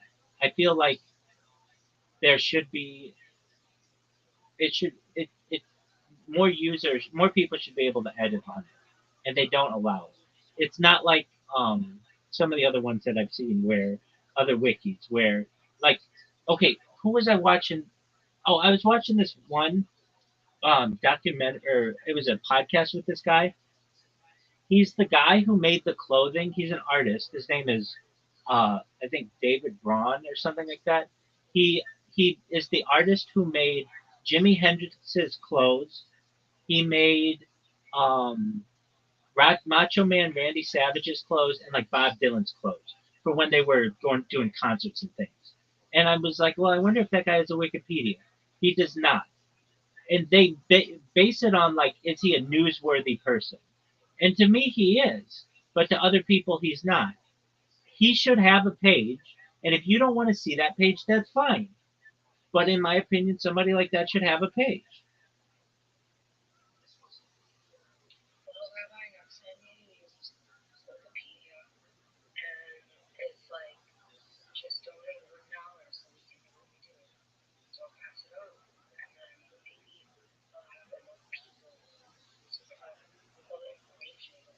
Audie, I am a donator to Wikipedia.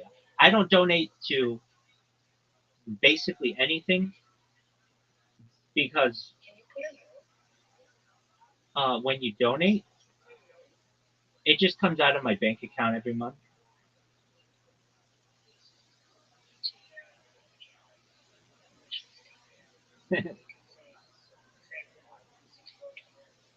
No, there's nothing like that. It's an automatic withdrawal. But anyway, I bet you guys like that's one like nobody fucking donates to Wikipedia, but I do. And one of the reasons why I do, not just because I think it's an important organization, but I've heard in the future Wikipedia is going to be paywalled. And so the only way you'll be able to use Wikipedia is to pay a subscription fee. But if you're already a donator or you're already a benefactor, you'll get grandfathered in. Whether that's true or not, I'm not sure, but I've heard it.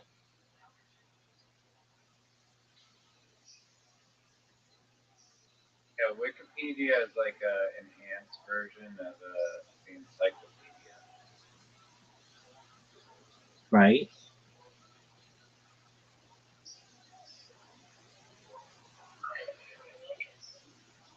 Oh, I love it. It's what I don't feel like for the most part, everything is just factual, and then there's links to everything else. So it's like never ending. I love it as well. However, it, Oh, that makes sense now. The word pedia literally in Greek means like education, upbringing, and learning. word. Okay, so let's take um let's take a person who you don't like or like who I don't know, who someone doesn't like. They can be they can be um labeled on there in ways I don't like and I don't think are right. So, for instance, like I was looking at somebody recently. Um, okay, so here's one. Somebody came in here earlier today, and they're like, "What are your opinions on Nick Fuentes?" And I'm like, "I don't really know who that person is. I don't really pay attention to them." But when you go to his Wikipedia, he says is an American far right political pundit. Like just using the term far right is like a dismissive is dismissive. I don't think they should say. You should just say he's a political pundit. Now they say he promotes white supremacist, homophobic, misogynistic, and anti-Semitic views. Okay, like Not harmful to you. Are those negative views though? That's all absolutely, absolutely, those are negative views. And while I don't like this guy, I'm going to stand up for him, and he shouldn't be labeled with all of these things. It should say Nick Fuentes is a political pundit, live streamer, and whatever else. It literally just it throws in that he's a neo-Nazi and all this other shit, and it's like I don't need it. That's propaganda. That's where Wikipedia becomes propagandist to me. How is that propaganda? Actually,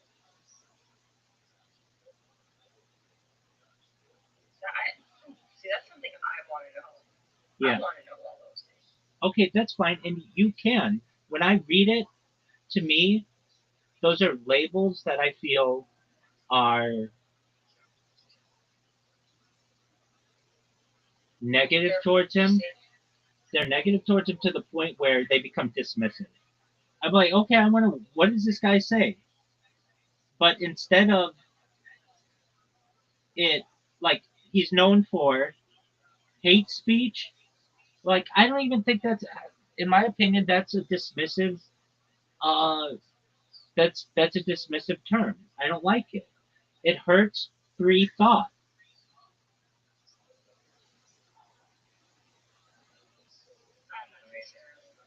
Have you actually done your own independent research on the guy? No, I have no idea about him. Okay, let's. If I go to Kanye West, they will edit this to say, okay, so here's one. Instead of saying that he's a neo-Nazi, which people would say, they say his artistic achievements have been frequently overshadowed by his controversial public persona. They should say that for the Nick Fuentes guy. Because it's true. And it's not as dismissive. Pardon me? It's dismissive to you can't understand why the language is there. It's just there to help us categorize his frame of mind. It doesn't, whether or not you cast judgment, that's like a usage. No, it's not. So why is it that the Nick Fuentes guy gets labeled as a white supremacist and anti-Semitic, but Kanye West does not? Because he's neither of those. Who's to say that the Nick Fuentes guy is? I don't know. I'm not sure. Wait, that's what I'm saying. That's what I'm saying. And typically they'll write that in there self-proclaimed. But that might,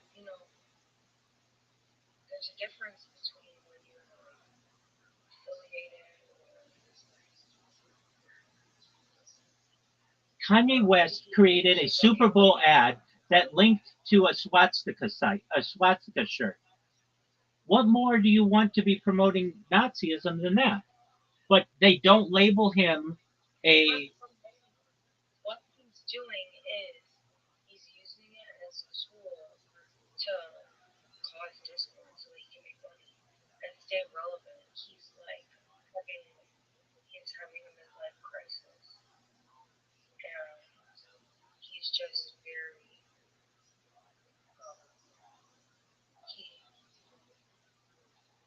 he wants the symbol to be seen as a more ancient symbol. The one that means peace before it was 9/11. No, he doesn't. He's not saying that this is. No, he doesn't. He doesn't say that this is how. He doesn't have to outright say it. Okay. What do you think he like? He doesn't have to outright say it. He's a poet. He's an artist. I agree. I agree. I agree with everything that you're saying.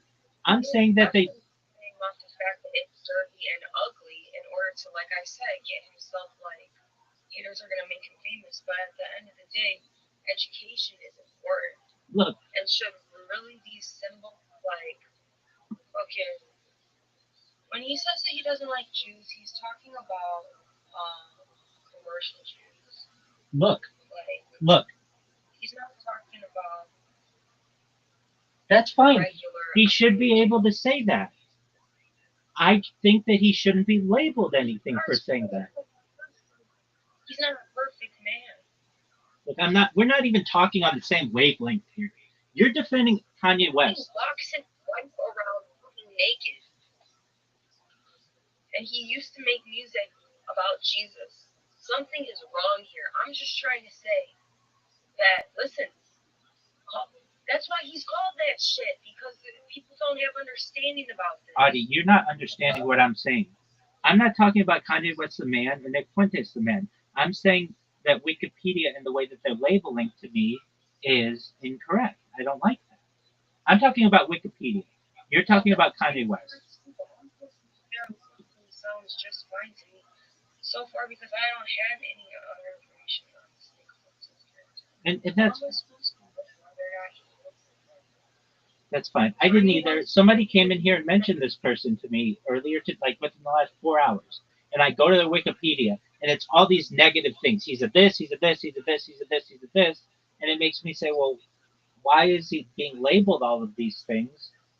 And I'm not even able to hear what he says. He should be just called a political pundit who has had some controversial public events or whatever. That's a fine way to say it. But when you label someone with all these isms and ists, I don't like that. Anyway, with Wikipedia, when they label someone a black supremacist or a white supremacist or someone as a misogynist. I just don't like that. I don't like those terms. Yeah, those are, I mean, the ones that you just, those three, they're pretty heavy terms. They're a little, like, broad to even be used. That's what I'm saying. They cause people to be dismissive of others, and I don't like it. I call them propaganda. Well, okay, so, like, what about, like, the term misogynistic is a little bit too much. It could definitely be used, but the term sexist is a good replacement for it, right? No, I don't think that either of those are good terms. If you have an issue with someone did, then talk about it, but you don't have to label them as something. Look, Audie, I don't even want to talk about this. This is not the conversation. Okay? Riser and I are talking about platforms. That's what we're talking about. That's what I want to talk about. If you What you were talking about, and if you and Riser started talking about something else. we were But I we so apologize. no, you're fine. You don't have to apologize. I don't want to get into these controversial topics because there's no way to really have it. There Shut up. arguments about words. What I'm saying is that I Wiki, mean, nobody I just, like, have an opinion. you're allowed to have an I'm opinion. trying to understand. You're allowed to have an opinion. What I'm saying is, no matter what it says on Wikipedia, you can't just go and change it. And I don't like that, basically, or even see that this is considered contentious. Like, for instance, if they label someone as something, sometimes they'll put on there in Wikipedia by whom. And I think, okay, so it should say who, whatever groups want to label this person as that. It doesn't do that. Okay, here's one. If I look up Donald Trump's Wikipedia as President of the United States, it will say he's an American politician, media personality, and businessman who is the 47th President of the United States. Member of the Republican Party, he served as the 45th President from 2017 to 2021. Why doesn't it go in there and say that he's a misogynist? Why doesn't it say in there that he's a convicted like rapist or whatever that whole trial was?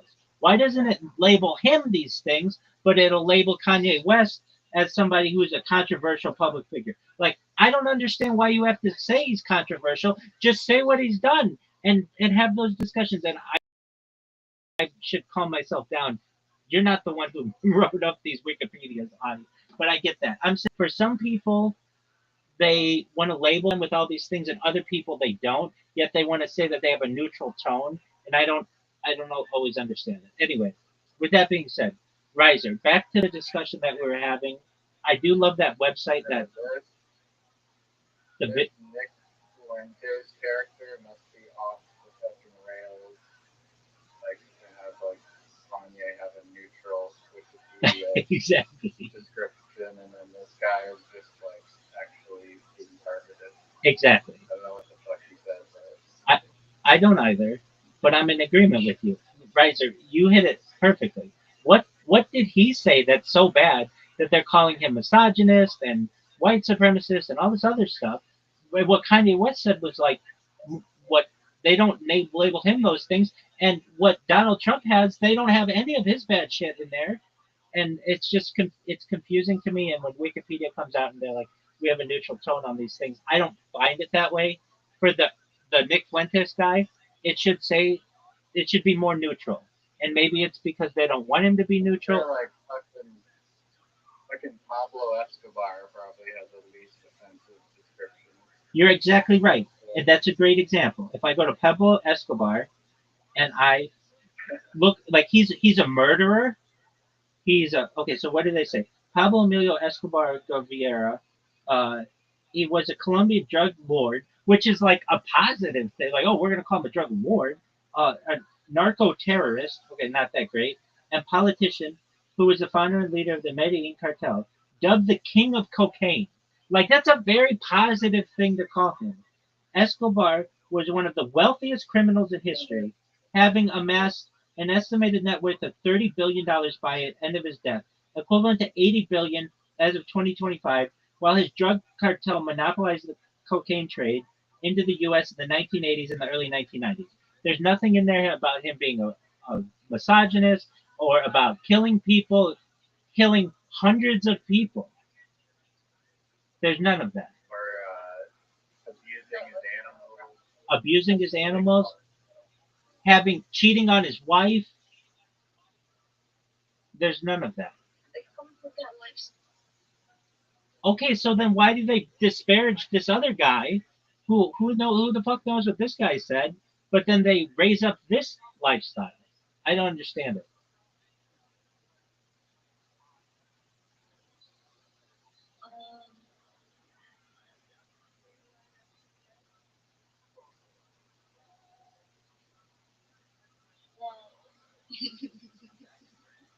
Or if I look up Thomas Jefferson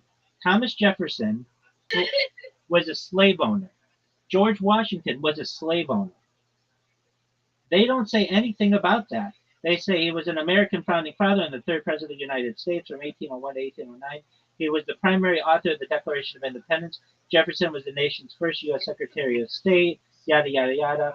He was a leading proponent of democracy, republicanism, and natural rights, and he produced formulative documents on decisions on the state, national, and international levels. Okay, nothing about him raping slaves and having children with them. Nothing about him Sally Hemming. There's none of that. You'd think that he's like a great guy. So this guy literally owned people, and the other guy didn't do it. They don't call Thomas Jefferson a misogynist. They don't call him a white supremacist. How much more of a white supremacist can you be than be a slave owner?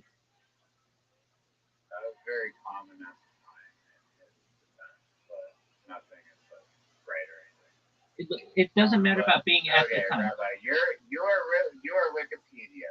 I am. How do you discern what is like slander, and how do you actually go about forming these people's characters? What is fact and what's true? Okay. From the Wikipedia's point of view. Right. It's difficult to maintain a neutral tone. So wherever there's any contention, there should be a drop down, and you can read what other people have to say on the matter. Okay, so implement multiple. Well, exactly. I don't think that's bad at all. Yeah, and that's all I'm saying, is that instead of having this thing be set in stone that Thomas Jefferson was this great guy, I mean, and I think I make a really great point. What more of a white supremacist could you be than a slave owner? That's like the ultimate white supremacist thing to do. The other guy, the Nick Fuentes guy, he didn't own slaves. He might have said the N word or something like that. Or I don't know what he did. I don't even want to say that he did that. But yet he gets labeled with all this garbage at the beginning of his Wikipedia, when the guy who owned slaves was like perhaps one of the ultimate white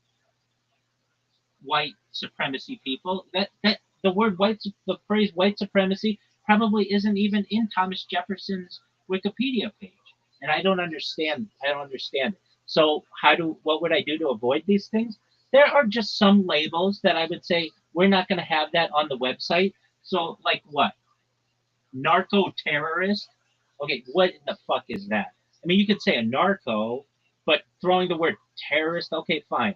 What's another one? Misogynist. What's another one? White supremacist, black supremacist. These are just divisive things. You can say that somebody was perhaps very controversial during their time, but that doesn't mean they have to be labeled like this, in my opinion. It's dismissive of free speech. I don't like it.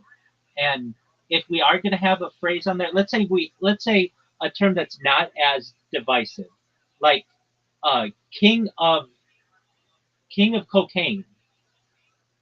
There could be a drop down under there and have some people say this motherfucker was the king of cocaine. Here's all of the evidence of it, and then you could have the other side that says he wasn't the king of cocaine. There were all these other drug pins who were as big or bigger than he was. They do this in certain areas of Wikipedia. It's just not easy to see. If you actually delve into the edits on Wikipedia, there are giant fights that go on behind the scenes. And even if they were like even if you couldn't read them all right there, just say how many arguments are in favor of one side versus how many arguments are in favor of the other side, like an upvote, downvote button, so that you know that, well, maybe a lot of people do agree that he's the king of cocaine, but there are a lot of people who disagree with that too.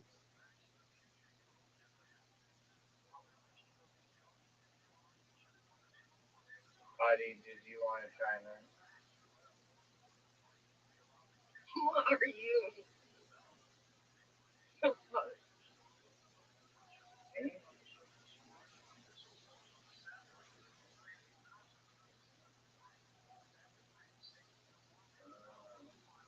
I'm right there. There you go. What?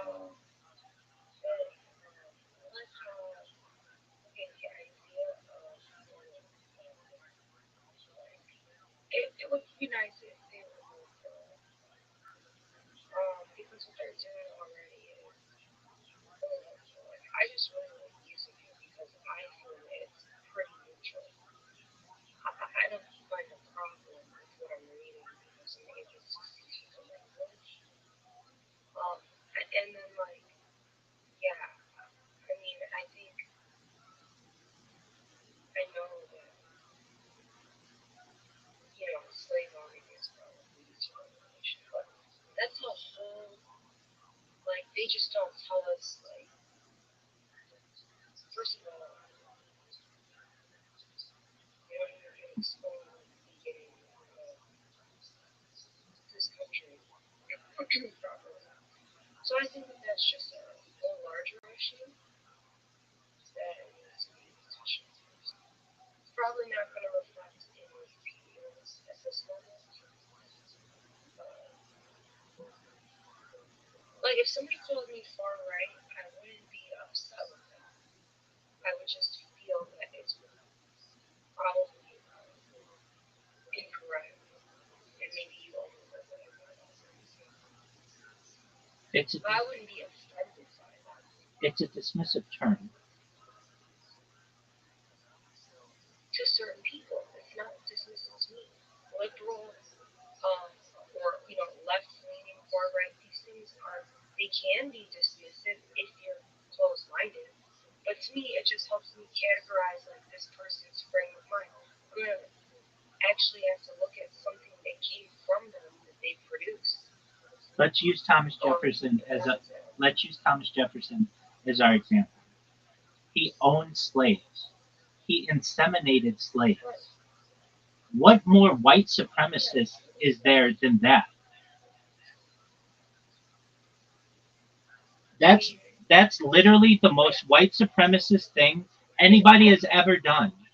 He didn't consider black people to be a whole person. He considered them to be 3/5 a person. No, yeah, I get that, but that's what I'm saying is that that's like when we get talk about like the history of black race as individuals, they don't link it to like, hey, meanwhile, like these people that are kind of teaching you are building this shit up are also doing this.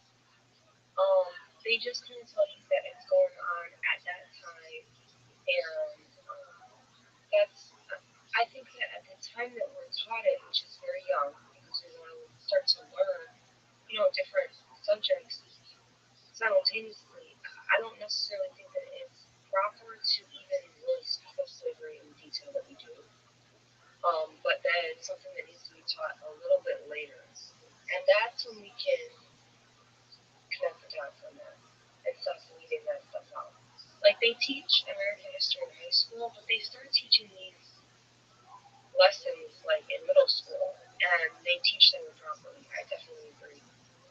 But I think that the average person knows this and doesn't like need to be taught it by Wikipedia. Like nor does someone who doesn't know it need to necessarily have access to all that information on just like a Google search. They might be using it for schools. Why do they label Nick Fuentes, who has never owned a person, a white supremacist, but they don't label Thomas Jefferson, who did own black people? Why don't they label him a white supremacist? In my opinion, you shouldn't use that term. That's a dismissive term. That's what I'm saying.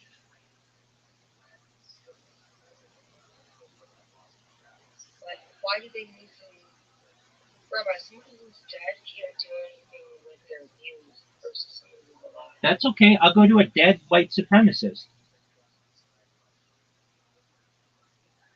from like the 1960s. Like, how would it, like a white supremacist, even though they could be, I would put them like as like a slave owner. I would just plainly say that. Okay, if that's fine too.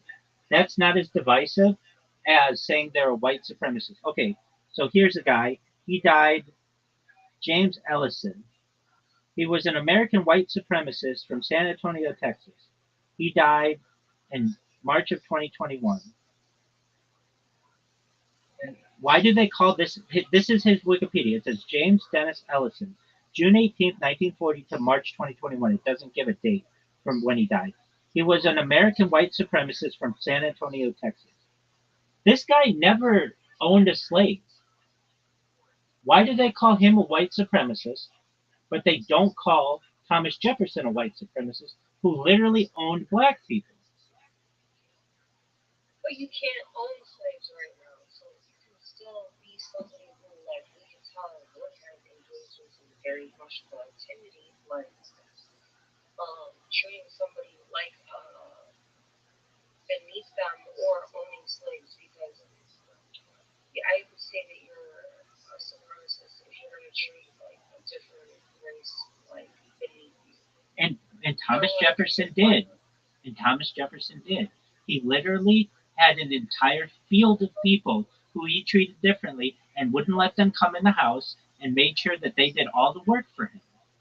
That's his white supremacist. But you know what I was just like, if I wanted to look up the term white supremacist on Wikipedia, I think it would be extremely helpful to have like those people listed. You know what I mean? Then, if anything, I would say that these are alleged white supremacists. By whom? And then it should say who they say that they are. In my opinion, Wikipedia has a lot of power in society, and by just labeling somebody this, it's dismissive of their opinions.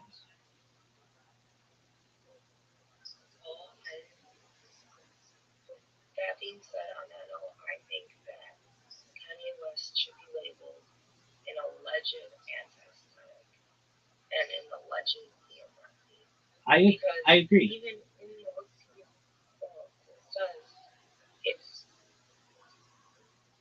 doesn't it say something like, it's like fucking telling you what they're calling him, but it leaves it where you can tell that the author views it as like a story. Okay, it's not as straightforward.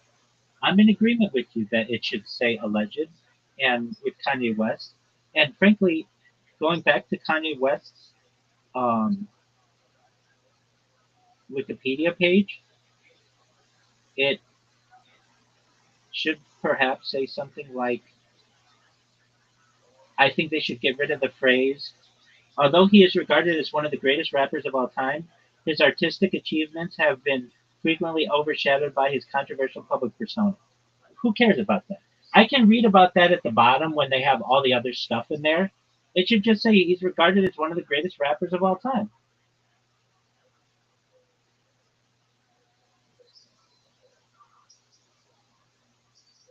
It's like they're bringing him down. Hard to decipher what the truth is, and then It in is. charge of presenting that truth. It is. Wikipedia could disassociate themselves from any like responsibility of like administering that truth by just saying like, oh, Kanye West. Instead of saying like, oh, Kanye West is this, Kanye West is that. Kanye West is commonly regarded as being this, but 70% of the people agree, 30% of the people don't agree, blah blah blah blah. We're just kind of this fucking intermediary that doesn't really inform, like inject our own opinions. That's up for hopefully the public to decide. But we're just this conveyor belt that's trying to give you the best information we have So there's a nice part of this where it says his achievements have been frequently overshadowed by his controversial public persona.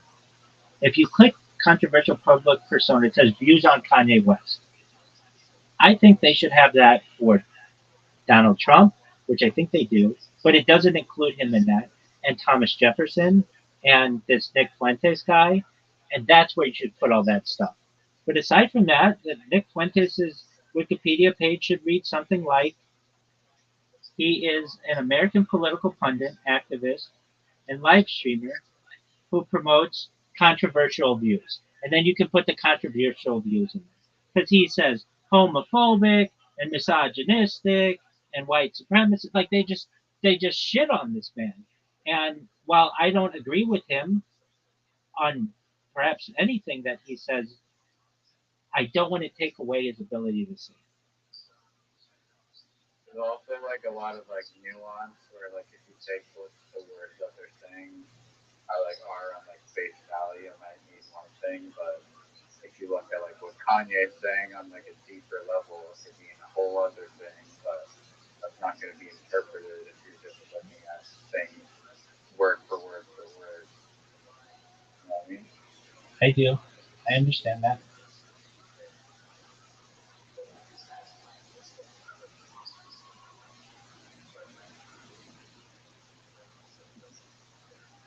All right.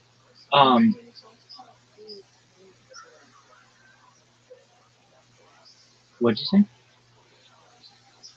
He talks about being enslaved, and then he makes like he regularly makes fun of his own faith, like that by his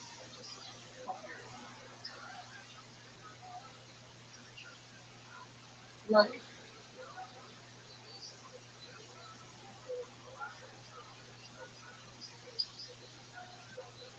I think his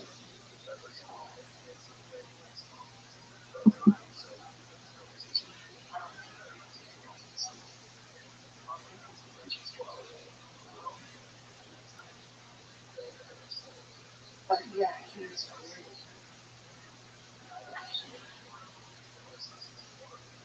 he doesn't I don't think he characterizes himself.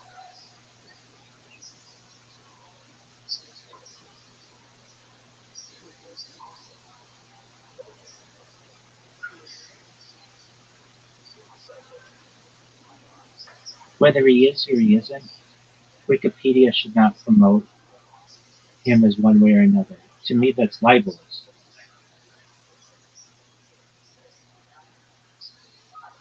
Yeah, I agree with you. So they should tell me. They should tell me about his start and about his mom and about his family and about his rap songs and then they can say his political views, but they shouldn't label him as one thing or another. That's all I'm saying. When you get into these labels, not you personally, but when Wikipedia gets into these labels, it gets very dismissive, and I don't like that.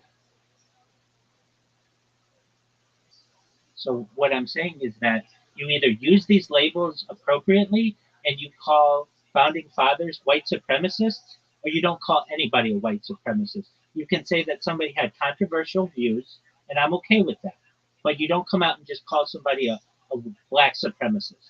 Like if I read the Malcolm X Wikipedia, many people consider Malcolm X not just to be a black supremacist, but one of the biggest black supremacists of all time.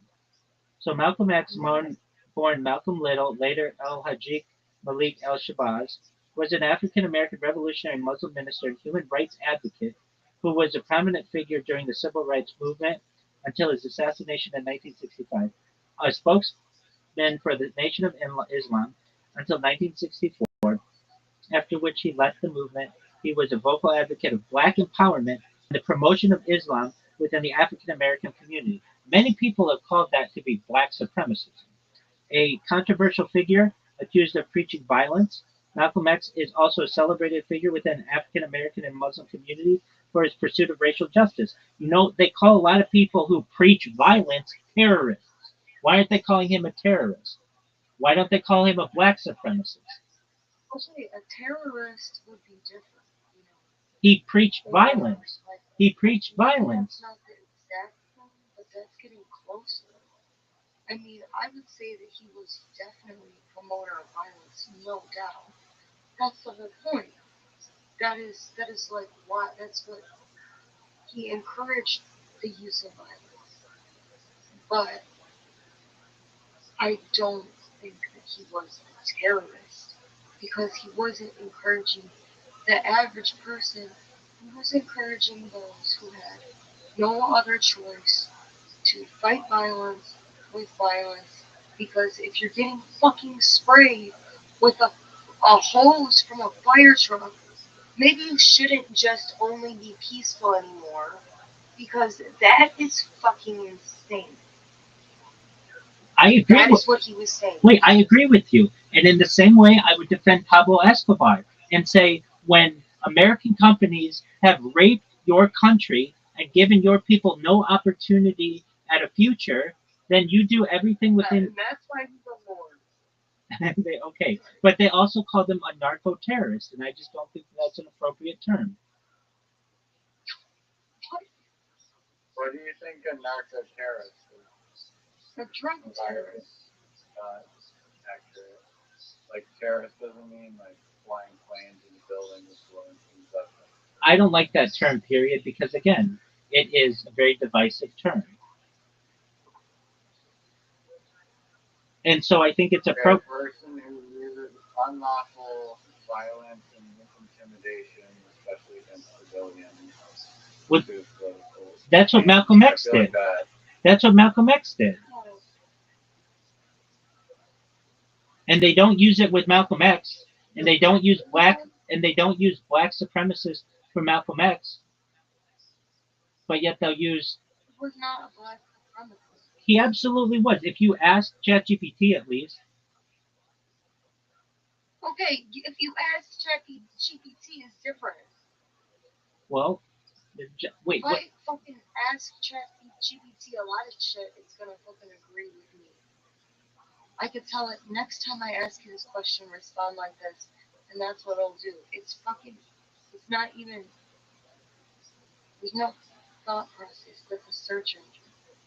It's worse than Wikipedia. It's not a search engine. It's a large language model. I think wasn't Malcolm X fighting right, but that doesn't mean it is anything more than a fucking search engine. Because every time that I go back, fucking talk to these fucking things. So they don't want to remember why. Here's what it says. Malcolm X is. So who are they? Malcolm X is often associated with black nationalism due to his early involvement with the Nation of Islam, an organization that promoted black self-reliance, empowerment, and at times racial separatism. During his time with the Nation of Islam, Malcolm X preached that white people were blue-eyed devils created by an evil scientist, a belief that aligned with the Nation of Islam. I'm saying that those are people. Do you understand there's different terms for beings on this planet? There are people, there are demons. Or what I'm saying is that these terms, black supremacist and white supremacist, shouldn't be used in someone's Wikipedia page. They're too divisive.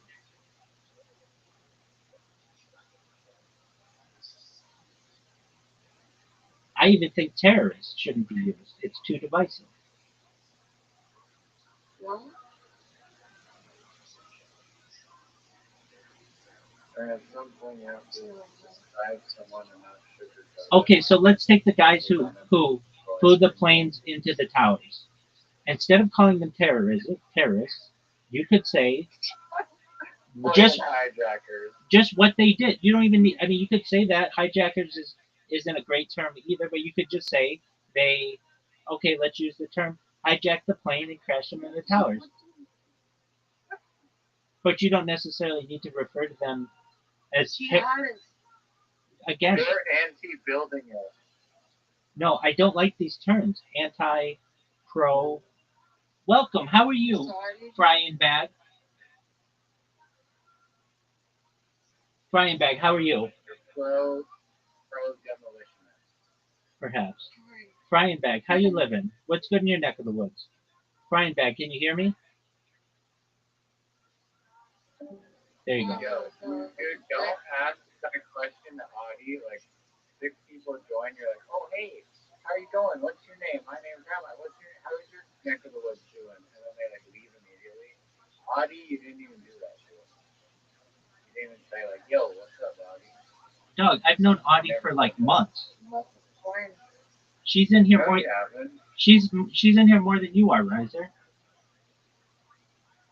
No, she can't be. Oh, That's impossible. I come in here every week since the beginning of time. dude, Riser, Audie sleeps in here many nights. Since when? I've been in here for months, Sam. You can't. Doug, Audie was in here for like. When? Okay, Audie. When? I mean, you can look at the date that she. Here, I'll look at the date she joined, and she literally has been in here. Oh wait, she joined with a different account, but even still, with her original account, she was here. She's been here for like 3 months, maybe more. Yeah, that is like recruit rookie level. But the thing is, she's in here for far longer than you are. Riser, she'll be in here for 16 hours tomorrow. She'll literally be in here from like now until 5 p.m. tomorrow, and then she'll leave for an hour and come back for another 7 hours. It's just you guys haven't had any overlap, but that's why I didn't say, "Hey, Audie, how you living?" All that, dude. Riser, Audie and I have played about 100 games of literati against each other. Like we like I know her pretty well. Get out of town. No. Don't tell me that, Rabbi. Come on. Absolutely, dude. I mean, she played bowling with Zoot earlier today. She knows Zoot. Yo, that's crazy.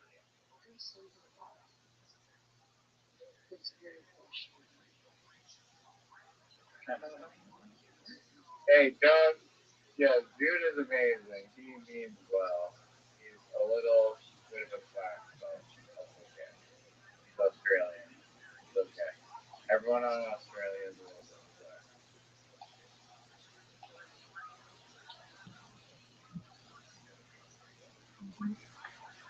Where did Audie come from? I sent her a direct message randomly, just with a bot in Twitter, and she came here.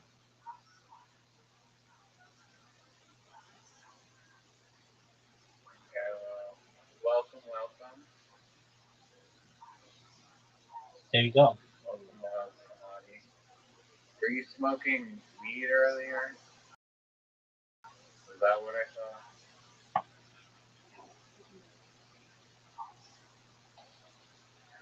What?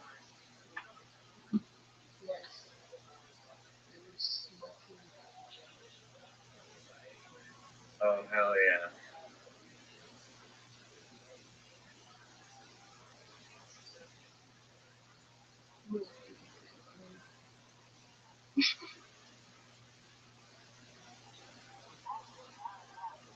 I wish I could smoke weed, but I can't anymore. Why not? I think I smoked so many weeds that my lungs have holes in them, and it hurts my lungs a lot if I inhale smoke now. I don't know. I eat a lot.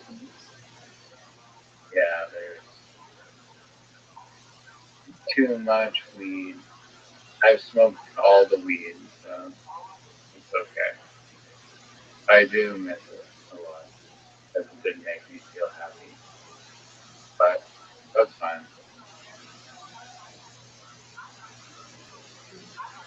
Well, I hope I was able to answer your question right into how are things in your neck of the woods and all that other stuff, because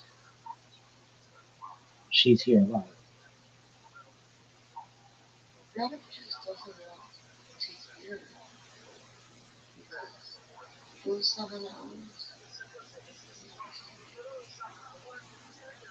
And then if he has to put me on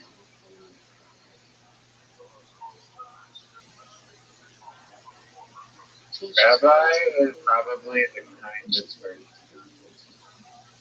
Actually, we know a lady who's super nice. Her name is Miss Aquarius.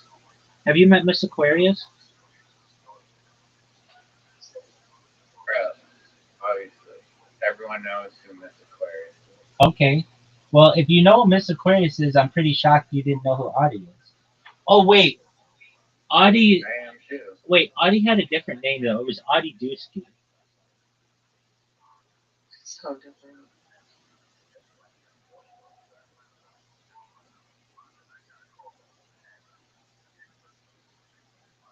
And then she had some other name that was terrible, and I changed it to Audie just so people would call her by her name.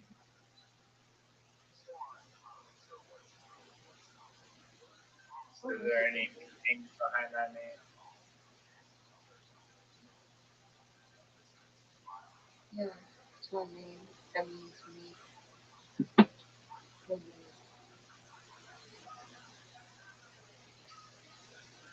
Like your actual birth name?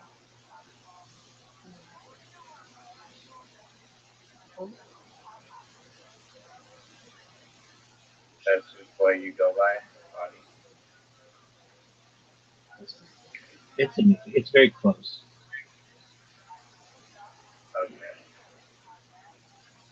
I like it. I don't think I've ever heard a person named Audie in my entire life. You've never heard anybody named Audie? No, it's unorthodox. I mean, it's definitely used, but it's not.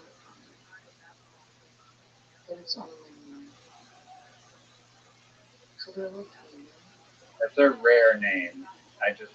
You should know that it's a rare name. I've never heard of anyone named Audie in my entire life. So it's rare. From my point of view. Oh, and Riser's not with 5 R's. That was a graffiti tag, but now I go by Aries. I used to be like an old graffiti name. Now it's Aries. Riser, I'm gonna use the restroom, and when I come back, I want to talk all about the William Montgomery show. Is that okay?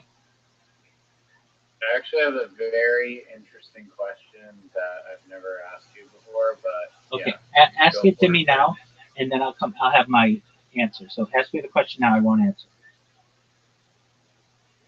Okay. It was. Have you ever been to Israel? Do you want to go to Israel? Do you know about the wall that all people pray at in Israel?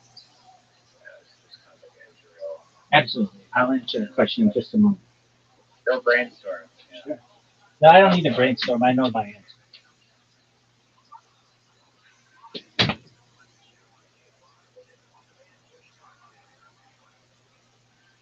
Yo, Adi.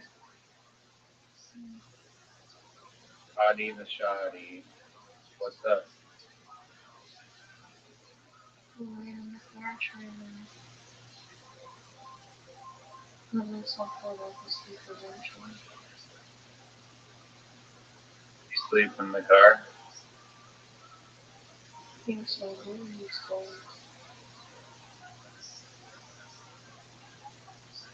How's that?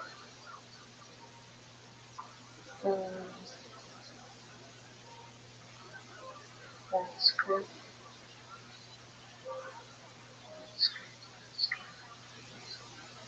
Your family,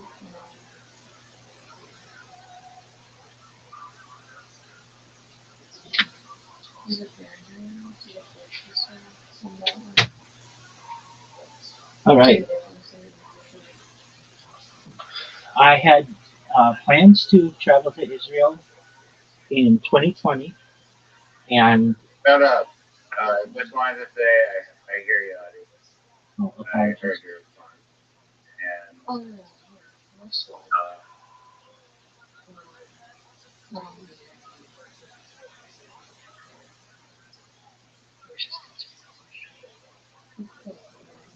I hope you get a comfy sleep tonight in your car, wherever's home. I hope you have a cat. I hope you have a cat. Oh, damn. Well, new cat will find you or something. Hopefully.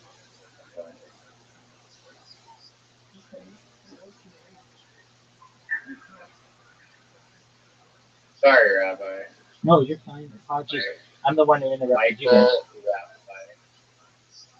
I had anticipated traveling to Israel in 2020, and the pandemic put an end to that. I have plans when I go viral. That's certainly a place I'd like to be, and I'd like to retire there in a place called Spot, Israel. I am someone who would like to not just go to the wall, but like to help rebuild the temple in Jerusalem in a peaceful way. And I don't want anyone to get hurt. I don't want anyone to die. But I'd like to see Solomon's temple rebuilt in my lifetime.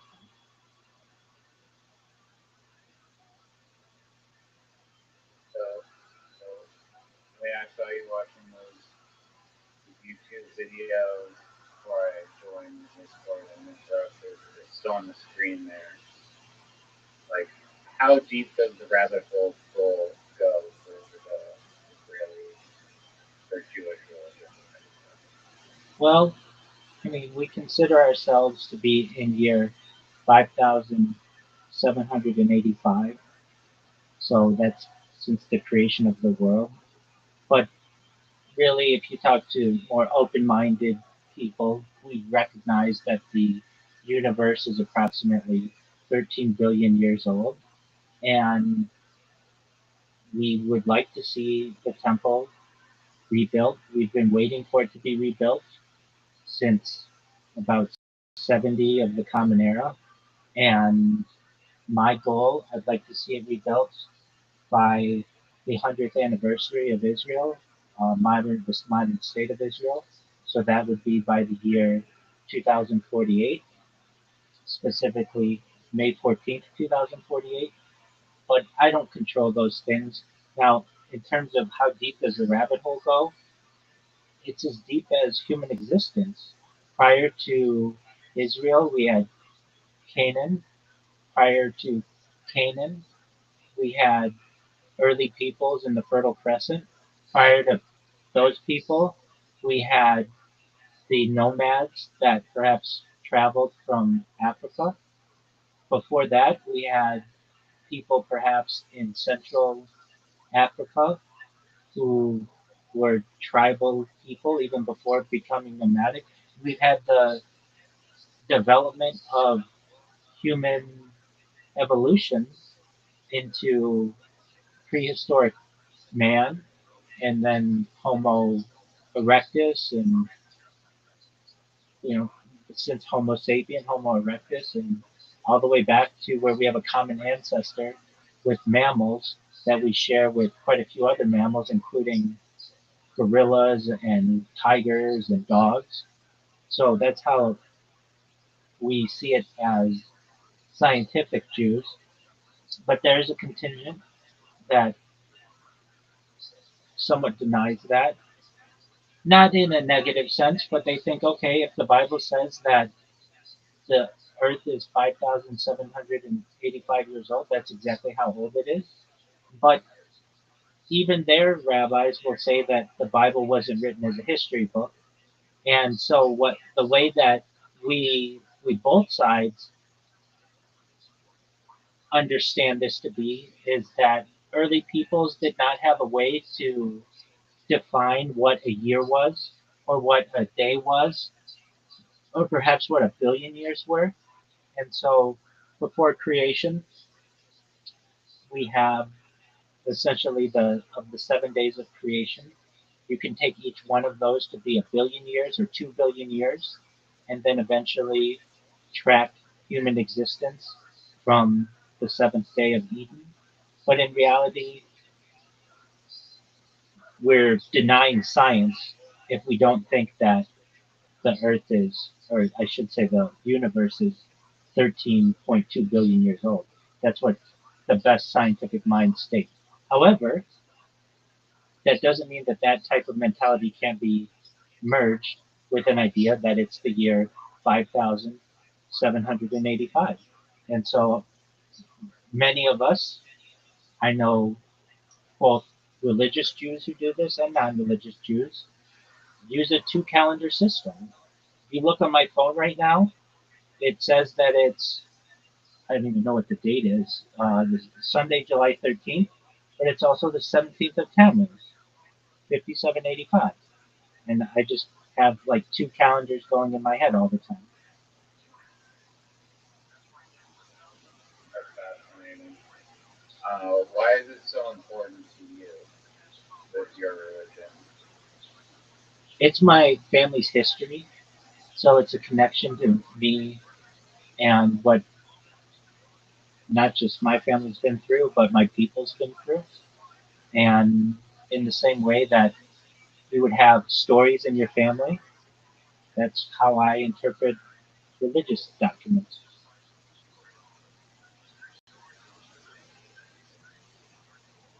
Yeah, makes sense. It would be like I feel like somebody had a diary of their grandparents. That's interesting. Well, if I follow my grandparents back far enough, that's the Bible. So that's my diary.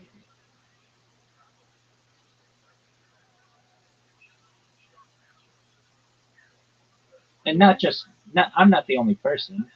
There are millions of people on earth who can connect themselves to the people of the Bible, both Jews and non Jews.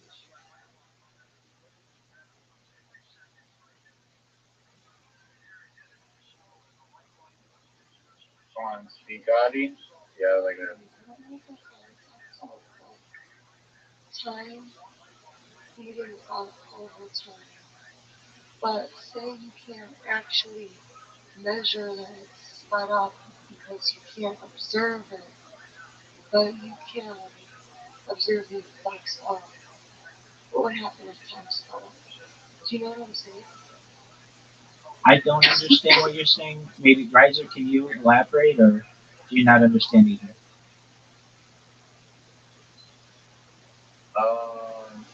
you mean like the perception of time? Like as you get older, time seems to accelerate? Or what you mean?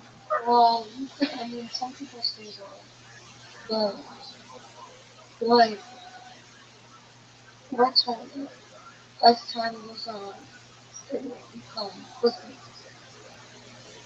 And so, how is that possible? Like, I think that what you just said is right. You have to, like, the point of as the point of observation has gotten longer to observe, you can observe more quickly. So if time were the same, the longer that time has existed in reference to something that you measure, the quicker it produces. And that's how you know that time is speeding up, is because fraction. I've heard the theory that like the more you're alive, faster time seems to go by because the amount of time that you're comparing a day to is like when you're young, a day only represents like a tiny fraction of your life, but as you grow older, that day represents like a shorter fraction of your life. But personally, I feel like 24 hours feels more or less. Maybe I'm not old, but I don't even know if that's what you're referring to.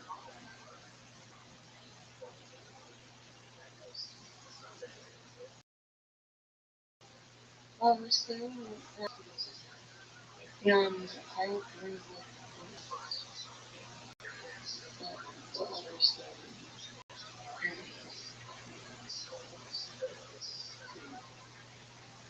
Time is energy.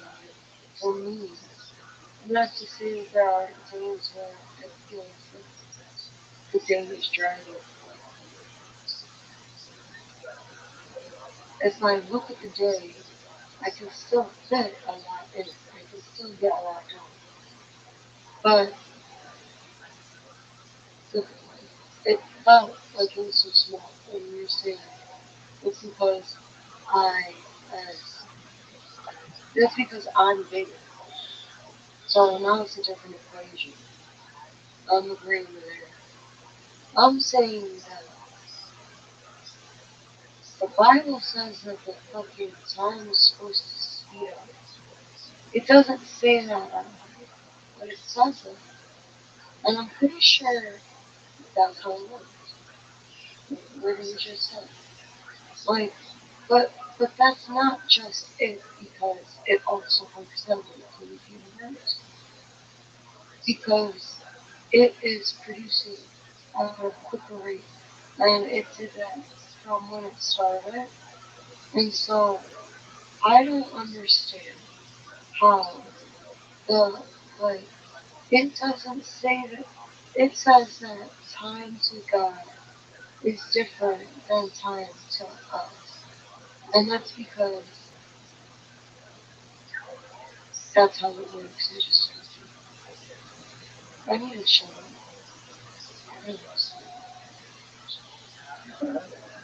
No, it's okay. Time is like a very ungraspable concept almost, and often regarded as an illusion. It's hard to wrap your mind around it. Whether or not it's speeding up, people think that we're ascending into a 5G universe. But I don't know what you believe personally, but I just wrote, to be honest. There you go, Pim. Are you ready to talk about William Montgomery?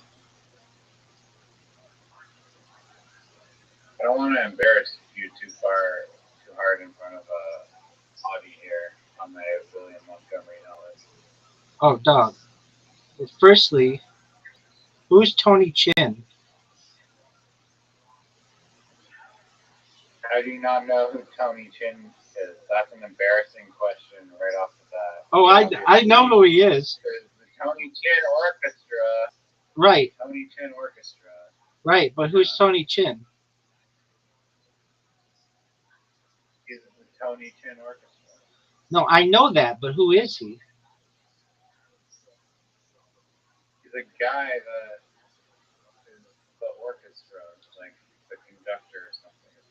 I know that. He says it at the beginning of every show. Any true William Montgomery show fan would know this. But who is he in real life? Or, like, who is he? A musician. What do you want to know? He's not. He's a made-up character inspired after Doug Benson randomly mentioned him.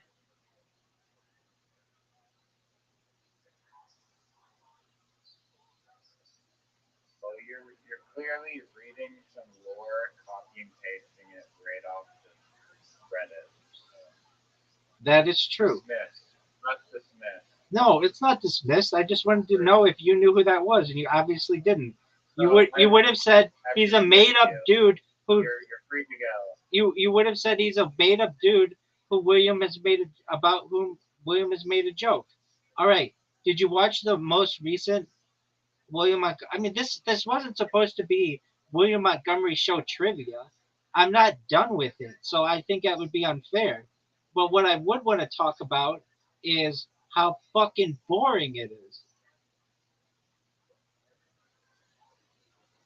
How boring the William Montgomery show is? Dog, they can't even get sponsors. They can't even get sponsors. They can't even get. They can't get sponsors, bro. They don't need to club podcast up with that bullshit sponsorship. Let's listen to that crap. I'm actually surprised. I'm surprised his show isn't bigger than it is.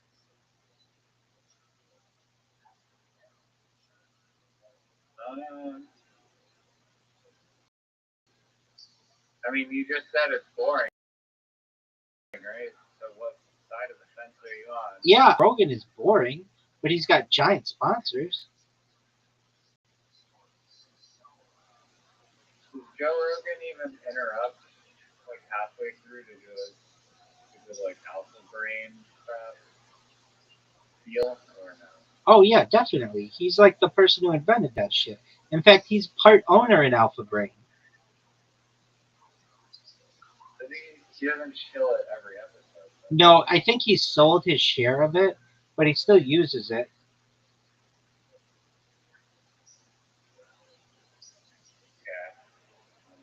Yeah. Doug, do you know who Brendan Schaub is?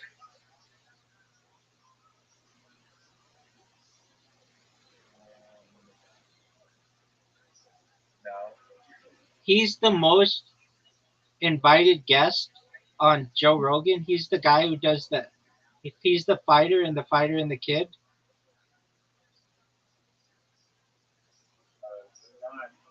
Not start talking about that fucking fighter and the kid. Oh, it's the worst. Okay, so do you like Casey Rocket? Yeah, I do. I don't think he's like. I have nothing against Casey Rothschild. Do you think he's a good sidekick? I think he's the perfect sidekick. I agree with you. He's the perfect sidekick. That's the word. He's not just good, he's perfect. What do you think of Erica? When she occasionally chimes in like 4 times an episode. That's kind of a lot. Totally, just like an allowable amount. Considering she's faceless, it's interesting that she's faceless. It is, and I don't understand that. I think she doesn't want to be on camera, but also William Montgomery doesn't want her on camera because people will just shit all over her. No matter if she's beautiful or she's not. They will just she'll become like a meme. Didn't they like show her face for like a blurry 2 seconds? Yeah, when William Montgomery painted his toes rainbow colors and he like showed them to the camera, she was on there for like one screen share or whatever, one screenshot. Okay. Well, I like that Erica has a good sense of humor and she often kind of leads to these bigger risks. So I appreciate Erica being on the William Montgomery podcast. Do you know how I think it could be much more successful? They incorporated a search function into their app. I love it. Okay, so they do it from the Austin studios, Austin podcast studios.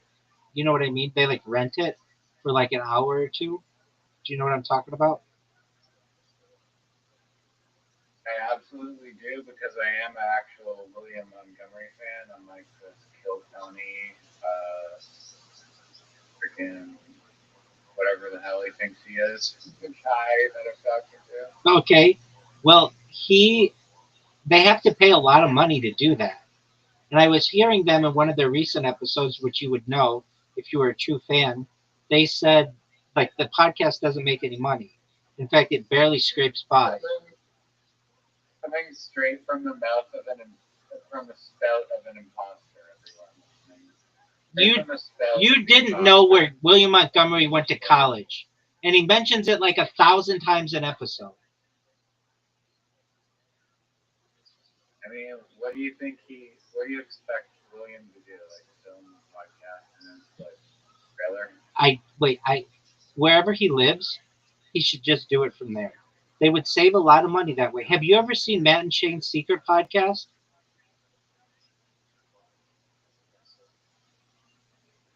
Is that Shane Gillis? Yeah, and it has like 700,000 people on YouTube, and it has a Patreon that pays like hundreds of thousands of dollars a year, and they just do it from like they did it from like Shane Gillis's parents' basement. Yeah, I mean, I don't think a podcast it's probably one of like the lowest budget like forms of media that you can have. Literally a microphone and an environment that could literally be any room with a couch, Exactly. anywhere. Exactly. Like, That go. that's all they It doesn't need. matter. That's all I they don't need. know. Yeah, paying for a studio is pretty avant-garde, but it has a green screen. But obviously, You could you do save the money that you're spending and just buy a green screen. So a green screen's $10, and you're exactly right. I don't understand why they don't just take a wall of one of their apartments and just like put two chairs in front of it, and then a green screen behind there, and then just film it or whatever. I mean, that's literally what Matt and Shane's secret podcast is, except instead of having a green screen, they have an American flag. I mean, since they've gotten bigger, they've bougied up a little bit, but back in the day, that's all it was. They just had a round table and they would just sit there and talk about shit, and it was very entertaining. And they brought in, they had guests. They had like Louis C.K. and some other people. Like they had big guests, and that's all they had to do. I don't understand why William Montgomery pays all this money to the Austin Podcast Studio Company to, well, and I heard this as well, and this is what triggered it in my mind. They were like, yeah, we were making more money, but then we added a camera, and that costs more money. We have, for us to rent it, and it's like, dude, why would you? Why would you not just do this in your apartment and have a wall and however many cameras you want, and then just record it and then put it out? I don't understand why they think their production value is so great. It's literally just them in front of a green screen. You can put whatever you want behind them. I don't get it. I mean, let me say this. There are some stipulations where people live sometimes. Like, even this wouldn't really probably be in an apartment complex.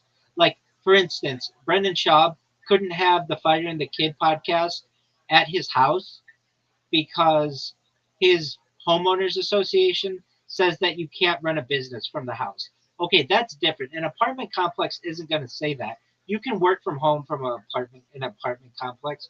And so I would just imagine that you just put a screen in front of your wall, and William Montgomery, even if the homeowners association did say that, he just wouldn't abide by it. He would just be like, okay, whatever. It's just like we're taping or recording friends in our house, and we're just, putting it out to the internet. You're allowed to do that. Anyway, he does this thing at the Awesome Podcast Studios, which is expensive. I think it's like each time they do it, I've heard other podcasters say it's anywhere between $700 and $1,000 at least every single time you do that. And I don't know. I just don't understand why they have to do it there. I feel like it's a much more William Montgomery way to just do it in front of a wall and with a green screen. Have Casey Rocket come over. They get high or whatever the fuck they want to do. Have Erica there doing whatever she wants to do. She doesn't have to be on camera. Have your producer there who's manning the cameras and just do it. I mean, I'm just trying to say, like, these guys. yeah, like David Lucas does his podcast, like literally fishing. Have you seen it? I actually love it. I actually fucking love it. I hate David Lucas, but I fucking love his podcast. I don't watch it a lot. David Lucas, I disagree with your assertion that like he doesn't have original material and he does like the same jokes every 2 seconds. Maybe he's not like the fucking sharpest tool in the shed or whatever, but I fuck with him. Have you ever seen that one guy who does it in a tent and he just has he has a big podcast? Yeah, I mean William could literally do his podcast in a goddamn like $10 Walmart. That's a better thing that I would expect him to do. There's this one guy though. He's like, I forget his name. He had David Lucas on his podcast, and he told David Lucas he was going to pay him $10,000 to be on the podcast, and then just didn't pay him. But it was like a joke. He wasn't like serious about it, and David was pissed. Anyway, they just do it in just like that's all you need. Well, anyway, with Lucas's podcast, I think it's very creative of him to do the fishing podcast. It's different than what anybody else does. which I think is cool. I mean, I've only seen one of them. Do you know who Timmy No Breaks is? I don't. He's like this guy from San Diego who does this character from like New Jersey that got really popular. He's only been on Kill 21 time, but he like everybody really liked him. He was very similar to uh, Andrew Dice Clay back in the day, and people just really liked that kind of comedy. And so David had him on his podcast, and he did the first half of the podcast in character, and the second half of the podcast he did as himself. And he was just like, it was just them hanging out, fishing. But that to me was a really, I've never seen a podcast like that. I think it's a really cool way to do it. Now, I could see William doing the same thing with whatever he wants to do, but I don't know. I just don't look. He does. William Montgomery does a podcast. What, about once a week, right? Every Wednesday. How the fuck do you not know that? Well, sometimes he has to miss. Like rarely. Right. Any true William Montgomery fan would know that. But they'll do. Every true William Montgomery. Well, what they do though is they bank episodes. So what I'm saying is, if it's $1,000 to rent that studio every time, that's $52,000 a year that they could be saving by just doing it at his house.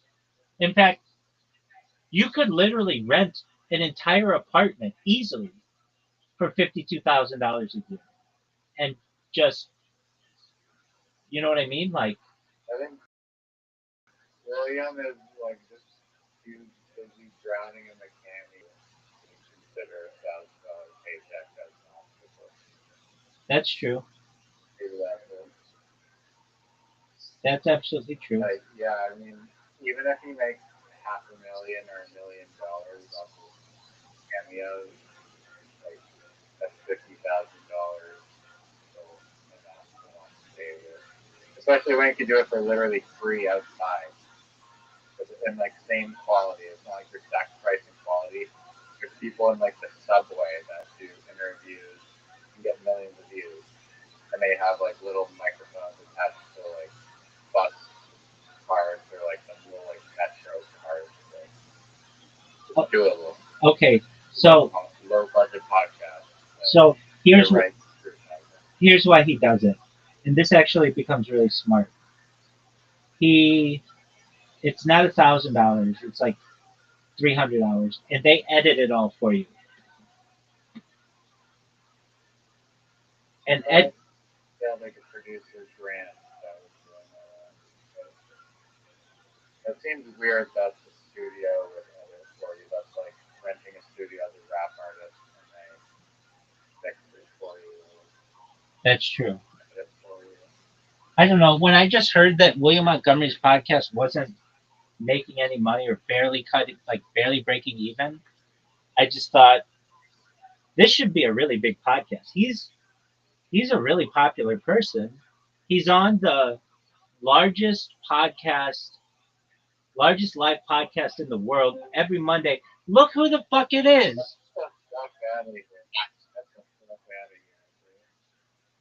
Go back to where you came from. Go hump a kangaroo. Right. I'll send you some kangaroo, mate. Yeah, I've heard people that have tried that. Do you see them hopping around? They're like fucking squirrels, right? Yeah. That's crazy. Go up and pet them? Or are you gonna get your ass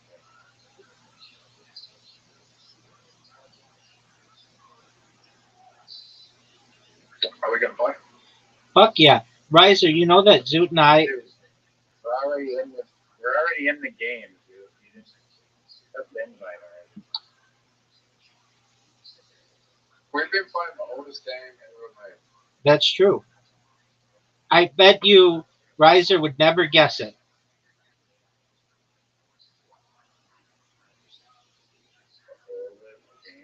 It's the family of oldest games in the world.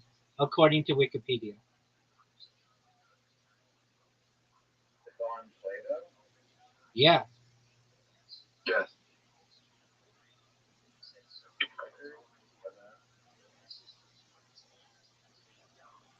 Not checkers.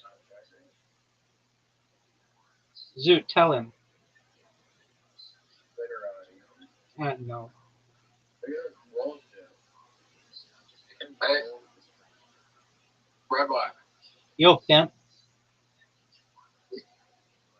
in the future, with all the input I put into the stream and all the time that come in to the stream, will people be able to measure my IQ just based off every conversation we've had? Yes.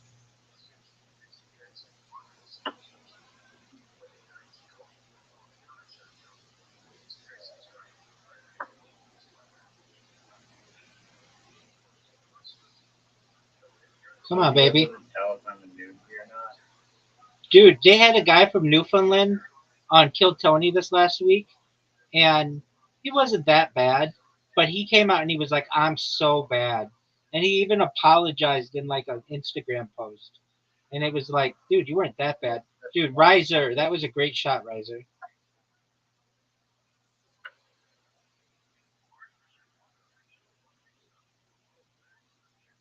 What did Newfie say? He owns the only comedy club in Newfoundland, and oh, and Riser, you never make that mistake. And he owns the only comedy club, the oldest comedy club, or the only comedy club, I think. I think I could be wrong on that. But he owns a comedy club in Newfoundland. And he went up and did his stand up, and it wasn't very good. But it wasn't, oh, what the fuck is that shit?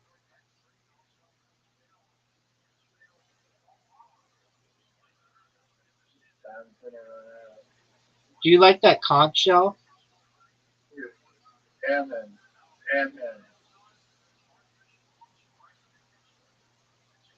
Do you like that conch shell? Do you like it? It looks like a vagina, doesn't it?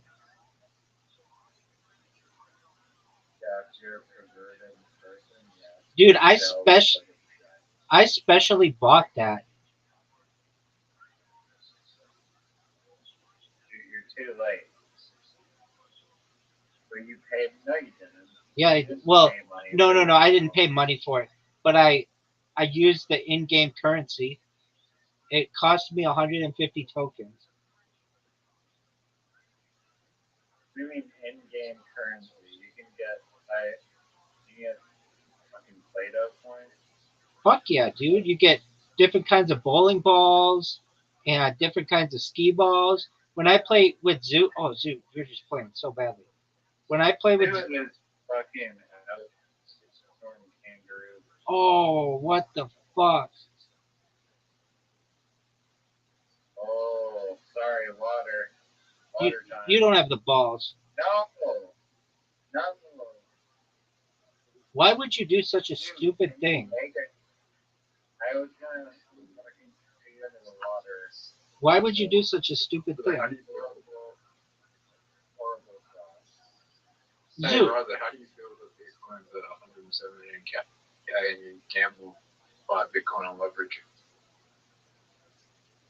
It doesn't matter to me. now you could get me. Do you think about something? No, I literally don't care anymore. I'm not uptight about it. It doesn't matter. But I get why like a feeble mind would be upset about losing $1 million. But geez, nothing. Rabbi's gonna make me a trillionaire. So. Word, dog. Verizon, do you have a job yet? Yeah, I do. I make thumbnails for YouTube videos, and I'm gonna travel the world, painting murals, and I almost secured my first mural gig.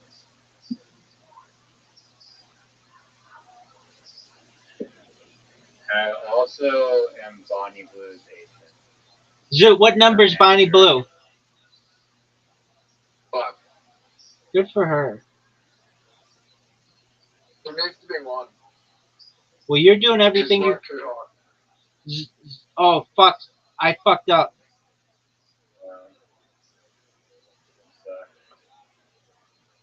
Name a woman on earth that's worked harder than Bunny Blue.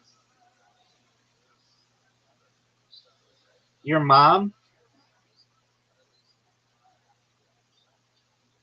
I don't mean that in a funny way. I mean that like your mom has worked harder than Bonnie Blue has.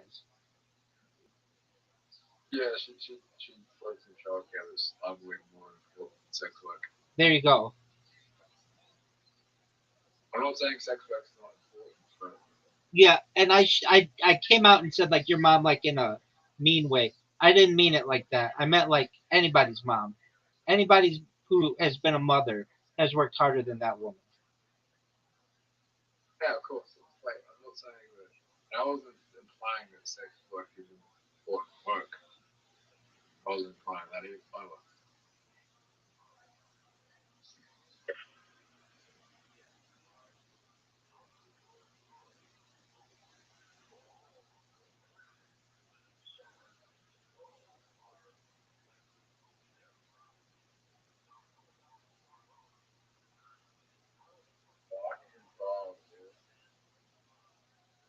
I'm just saying that there's a lot of sex workers that work harder than most people.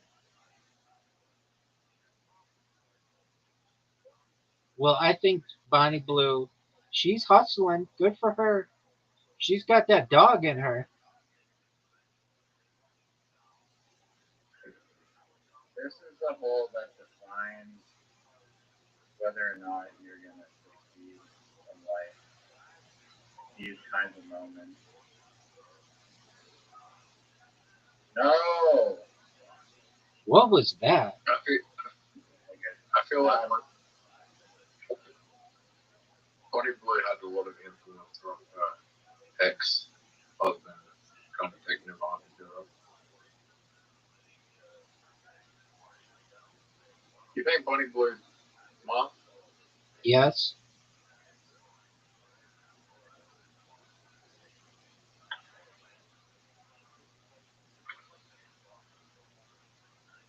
I mean, she's gonna have a hard time ever having a child. Zoot, that was a great shot. Why is she going to have a hard time having a child? Could you imagine going to school and telling people you're Bonnie Blue's child? Dog, Kim Kardashian's kids have no problem telling their friends that their mom is Kim Kardashian.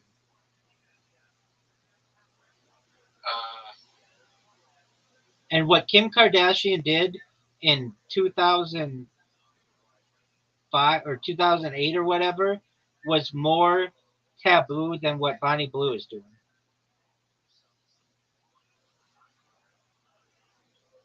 No. Because she made like arguably like only the second biggest sex tape of all time. And a lot of people do OnlyFans and all that other bullshit that Bonnie Blue's doing.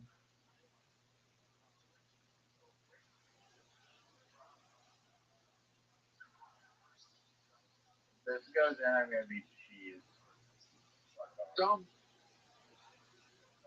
Riser, That was absolute.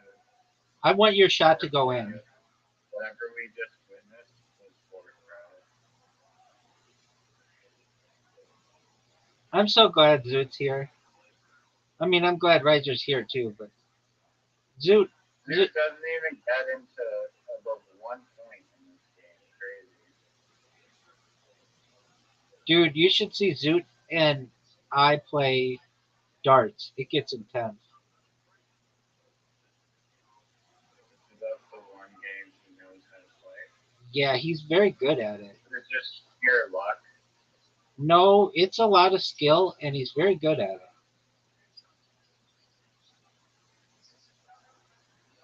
Oh, what a great shot. Oh, righty. 3 players, 5 holes. Zoot and Riser. Let's have Riser, go first. Oh, I'm going first. Go. Crazy how that works.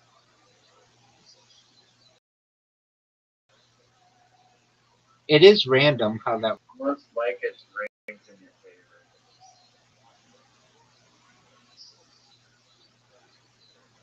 You're into the water, dude. Nice.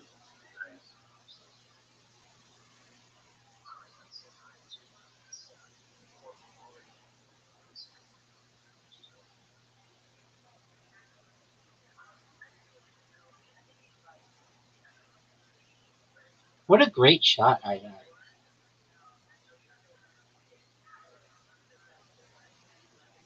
Okay, everyone.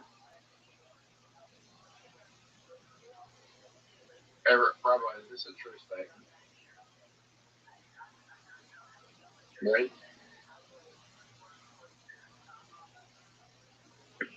Is what it, Everyone has the same IQ when they're sleeping. no. Why not?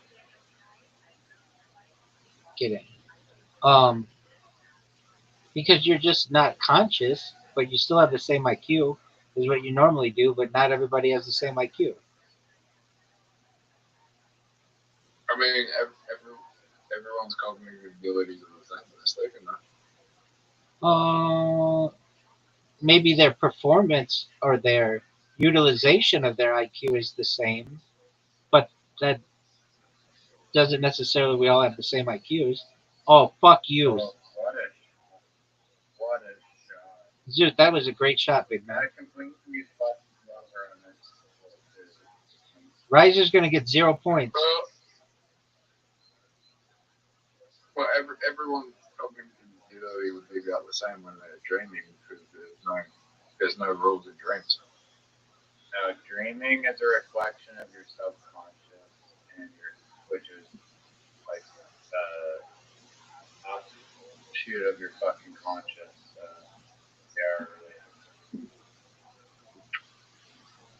Yeah, but there's no rules when you're dreaming.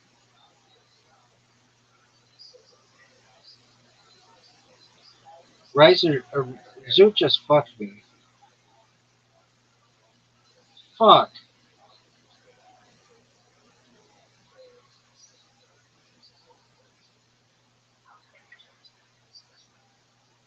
Alright, let me ask you a question on further. Are the rules of physics the same when you're in a dream?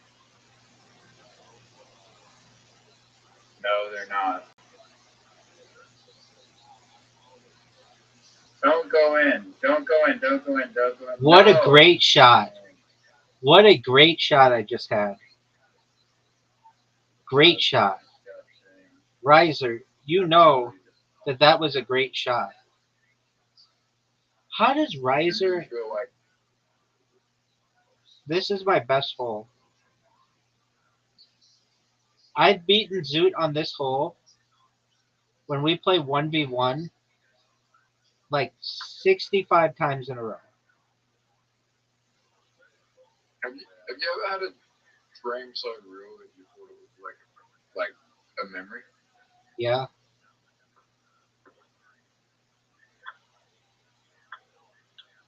I mean, it tricks me every night almost into thinking it's real. Is that the purpose of dreams? I mean, have you ever had a...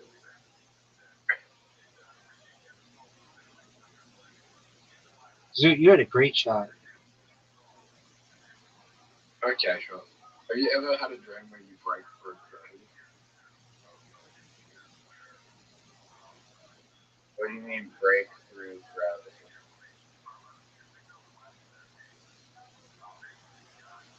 Like, you feel like you go through like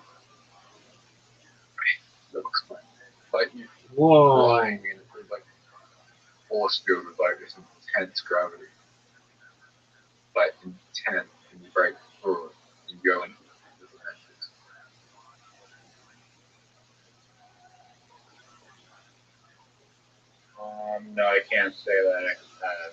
I have. I know what you're talking about. Like basically, there's something that you want to do in the dream, but you can't. You're prevented. Whether it's walking or talking or doing something. I know what you're talking about. Yeah, you break through gravity. It's like lucid dreaming with break through the gravity.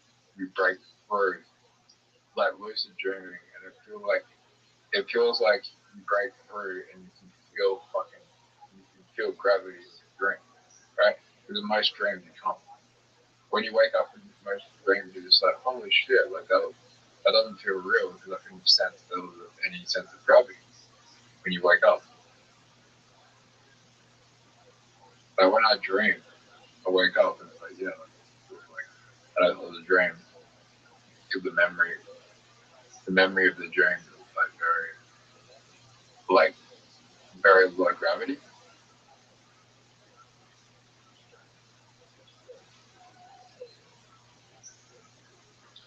Rise, you could have a Newfie shot right now. That's not it. That's a terrible shot. Dude, fuck yourself. Fuck you, man. Come on, Like I Zoot. know I'm not dreaming. I know I'm not dreaming right now because the way I dream might be different from the way you dream, but in my dreams there's a low sense of gravity. Nice shot there. But when I'm awake, I feel gravity. But when I'm sleeping, I don't feel any sense of gravity.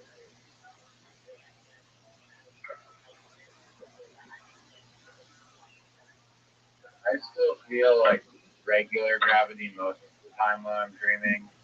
Like the odd time I'll be able to fly around, like very rarely I'll be able to fly around zero gravity, or I'll be able to like do 360s skiing, but most of the time gravity feels the same to me as regular Earth. Here's the thing: gravity. When you every dream, gravity doesn't exist in any dream. I mean, it's your perception of gravity, right? Yeah. Dude, please fucking make this next shot. Shut the fuck up, Riser. I'm gonna make my shot, and it's gonna go straight in the hole, right ahead of Rabbi's ball. So now you just need to not do the shot that you just did, and then I can win the hole.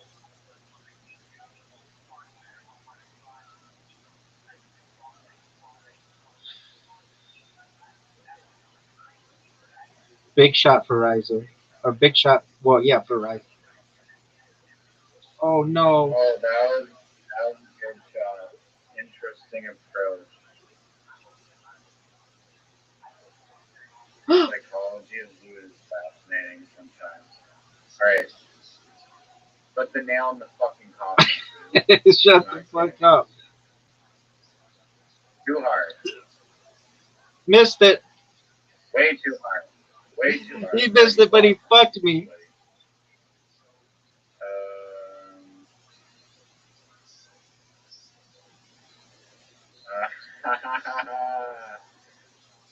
God damn it, dude.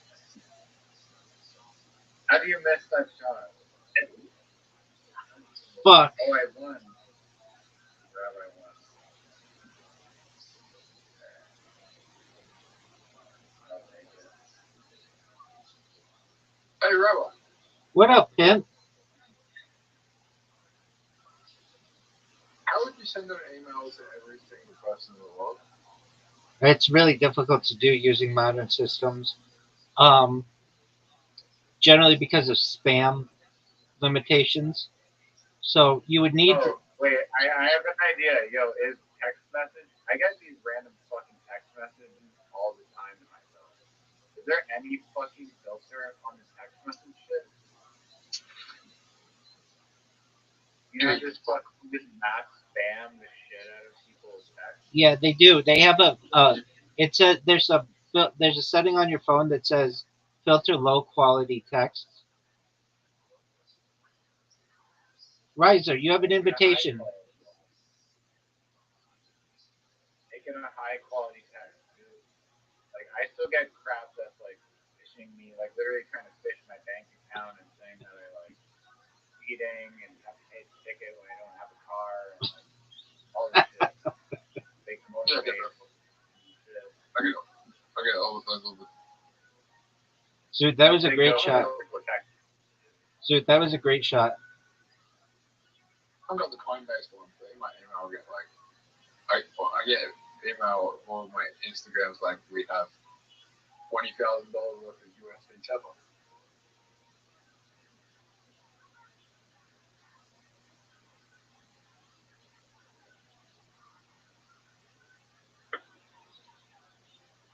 Oh, what the fuck? Zoot tried to fuck me.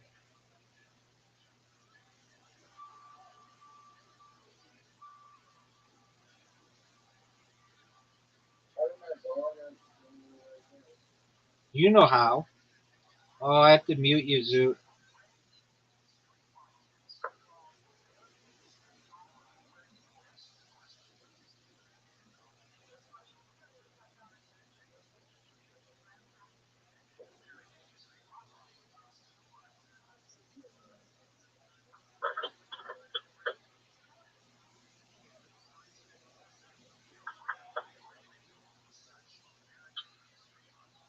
Why did you do that?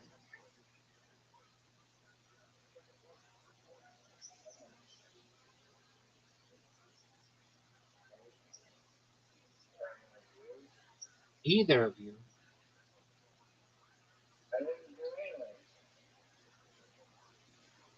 Oh, what a shot. That's a great shot. My aura is radiating here.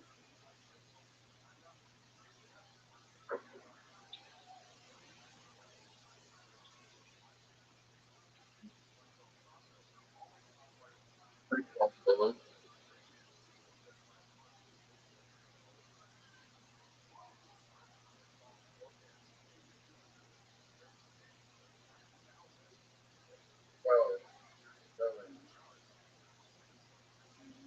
YouTube's getting rid of its trending page.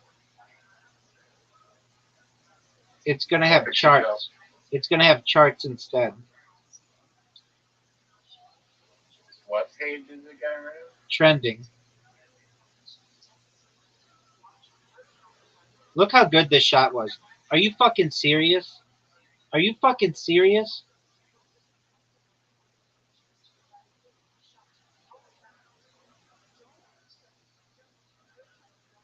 Get it. Riser, you just gave Zoot a perfect shot at the hole. Hit my ball, baby. Oh, fuck. Damn, water.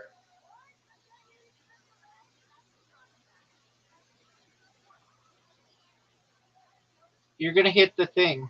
Oh, Riser. What are you doing, Zoot?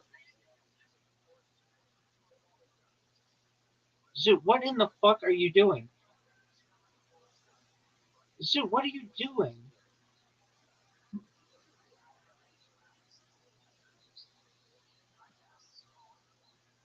They still gotta fuck it up. Oh,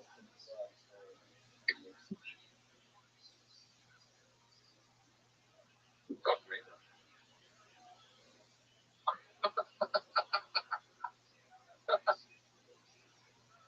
Zoot, what the fuck?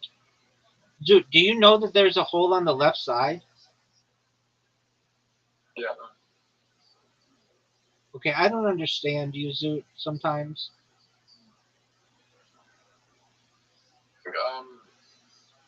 ADHD. Zoot, you can't just say that. I have a diagnosis for ADHD.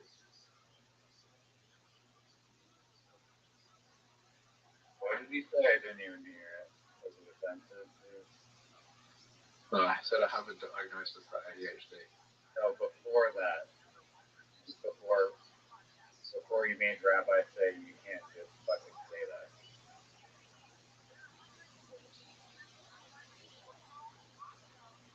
Zoot thinks ADHD makes you dumb. and it doesn't.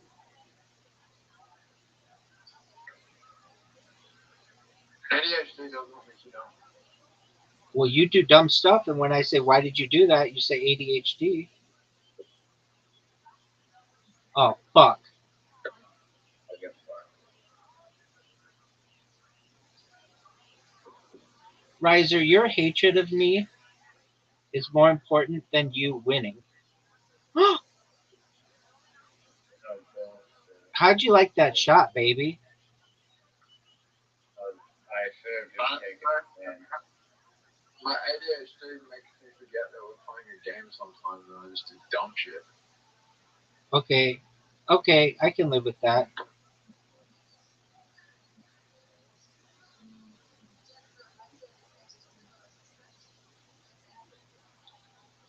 Well, it's not ADHD, it's ADHD high, which is a subset of ADHD. Subset. The same thing, man.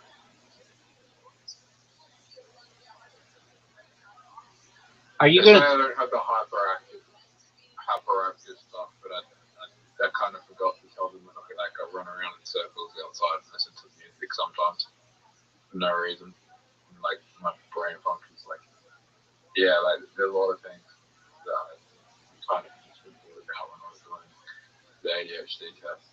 That thing.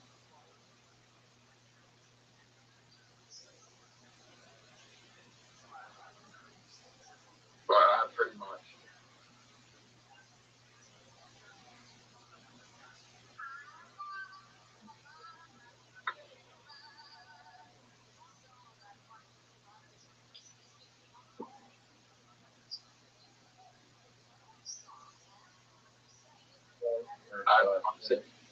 I had all this symptoms of ADHD as a child, but only one symptom of ADHD at all. But I lied about it.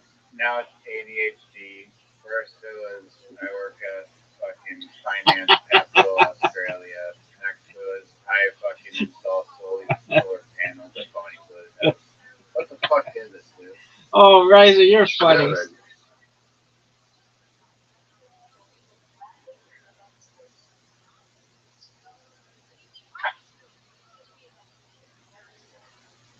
We have ADHD.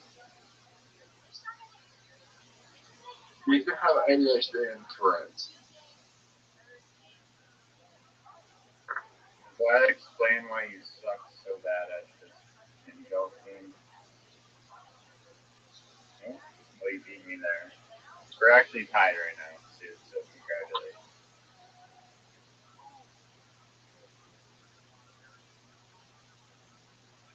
This hole is 3 points.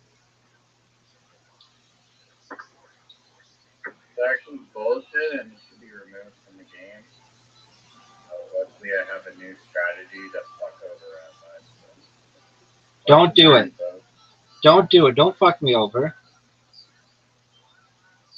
Oh, what a fucking shot. Oh, if I just gave it a little more juice, he would have been so screwed.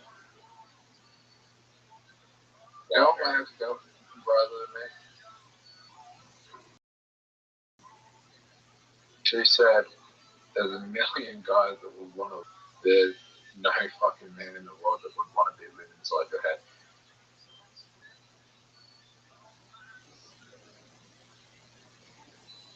Am I supposed to?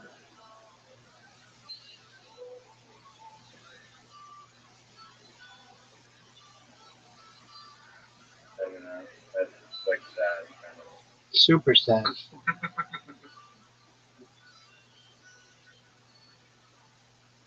Look how sick this shot is. Did you see that? Boys, did you see that? I just had a perfect game. I just had a perfect game. I just had a perfect game. Riser lost to Zoot. Riser lost to Zoot. Yeah, he fucking blocked my ball and he fucking doesn't know how to play the game. I just had a perfect game, gentlemen.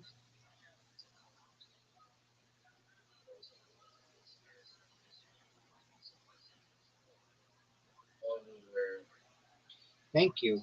I played it Is there a perfectly. game that involves like actual skill that we can all play in here? Yeah, it's called mini golf.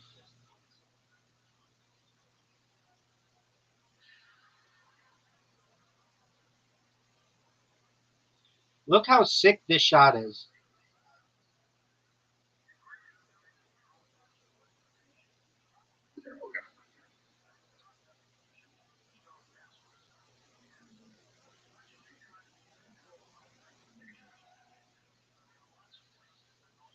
Zoot, did you know that Riser didn't know who Audie was?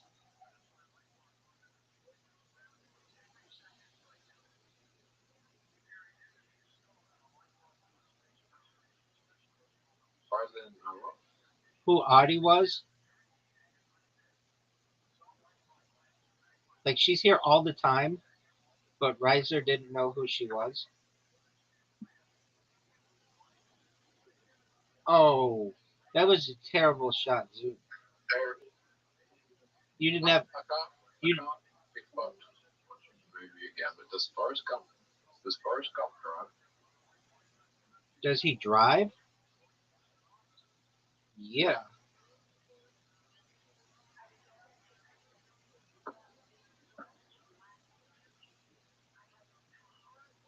He drives a lawnmower.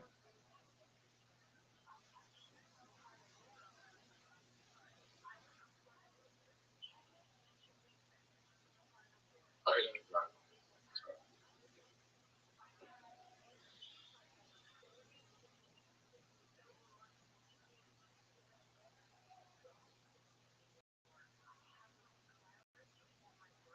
I feel like I'm a real life driving a dump. You're not even close. Why not? Okay, let's start. Were you an All-American football player? No. Did you meet the president? No. I didn't meet the president, but I met back the president's son once on You Telegram. you may have met the president's son on Telegram. I don't remember that part of Forrest Gump where he meets the president's son on Telegram. Rabbi, did you really just try and steal my tactic?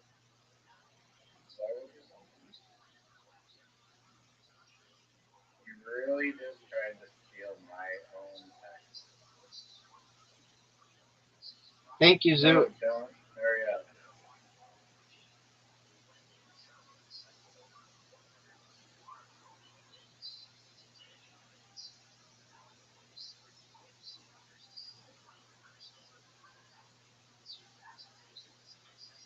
Riser.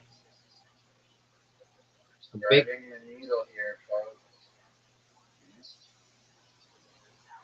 Okay. I just need to rely on Sue to screw over Rabbi next. Let's see if he can do it. Rabbi, you're the real life version of Truman Show. Word. I mean,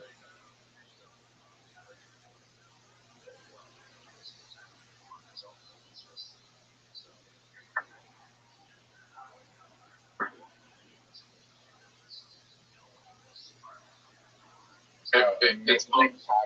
Get me in the hole. Oh. I can't really remember the movie that well, but it's possible that you could analyze Truman to being in a psychosis. Yeah, you could. No, it's pretty rational, the emotions he is feeling based on circumstances.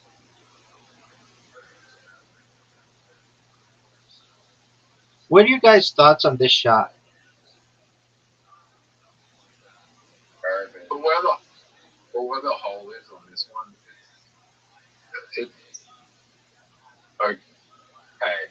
it's pretty average. Shot that will be That shot sucks. recorded in history. That shot sucks, dude. That's as good as going in the water, Riser. Don't hit his ball, Zoot. Don't hit his ball, Zoot. Fuck. That is why You needed Zoot's help. On the very far Go in the water. Go in the water. Go in the water. No longer for me here, folks. Just farm too. I actually not the best position out of anyone. That is bullshit. How'd you like that, baby? People in history can see their maybe vomiting onto their own coat. Followed by my sexy, fucking beautiful child. I was like, that's Alba in the 90s here, sexy. Sorry, she wasn't no even that sexy. Acknowledge, In the 90s, she was just like a high school chick. be attractive to their high schoolers at that time. Hilarious. I learned a secret on this hole that is such a dick move. Well, no, she was 18 years old in the 1990s. It's not predatory. It's not predatory to say that just happened. She was 18 in the 90s. Like I was. I was 3 years old when she was 18. Just 15 years older than me. Dude, Riser, you just fucked it. I gave you a hole in one, dude. Don't fuck it up now.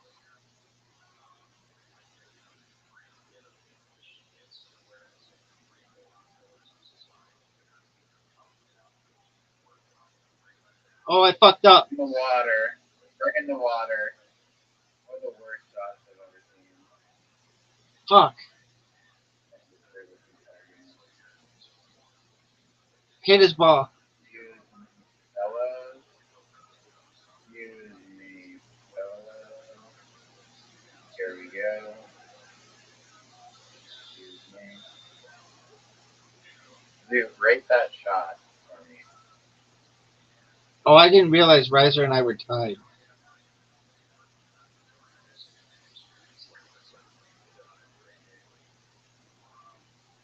I think you're losing based on that shot right there.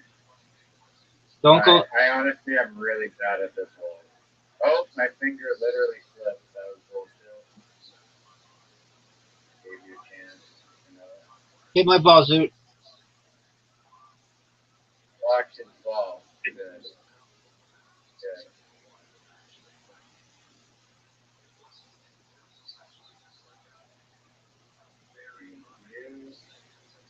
Zoot, you fucked me.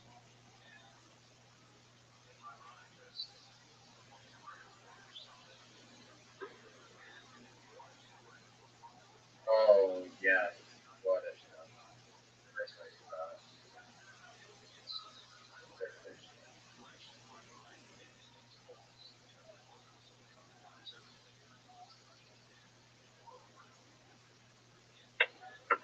Make it, dude. Make it.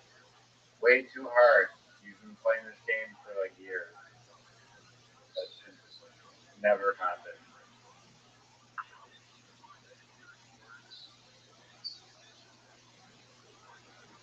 It all comes down to this. I need the comeback of the century. It's gonna be one of those bullshit. Okay, good. I know the dickest move on this hole. You want to see it? Yeah. I think that was pretty smart. Someone say it by accident. Oh, fuck. Then the people can. Then everyone will just start guessing at the whole like that's impossible for you to get it in. But it actually backfires. Like if it were to be correct right there, then I get to go for this hole. So it's really a cat and mouse game. He is the one. I know where it is. If you guys are right, dude, you don't know where it is. You have no idea what's going on. Where it is now. Dude, no. Don't knock his ball away. Welcome to the hunt. Always in through and you do me like that. Oh, I didn't realize. Oh my god, that's the worst possible. I didn't realize my score is like. I won because you got it in first. Two wins in a row. Dog, I haven't lost. I have 4 wins in a row. That kind of worth like the most dick move. That's a dick move, man. That's a dick move. You can go the other way.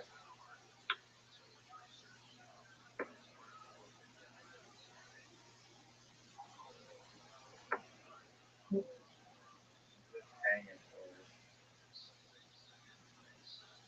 It's dude's turn up at the golf course.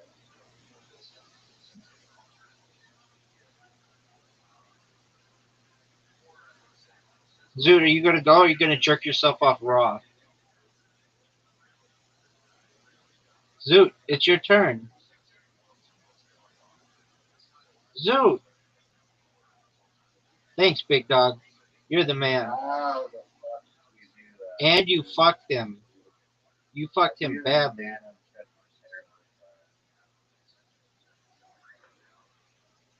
Hold it right off.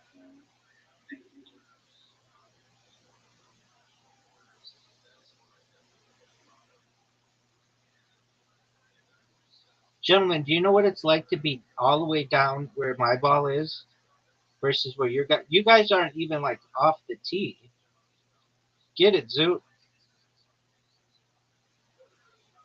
Oh, Zoot, you could have a best shot. If you hit it off the corner of the far like square. No, not that. That was terrible.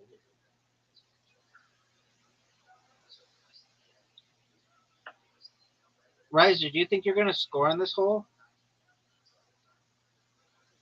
I mean, I'm playing against you, so yeah. That was a good shot. You want to see a very good shot? Look at this. I'm gonna bounce it off of this fucking thing. Oh fuck. Horrible. You actually allowed me to get it in on the next shot. No, you're not gonna get it in on this shot. I will. I will. Watch this shot. I'm watching, dog. I'm watching. I'm watching.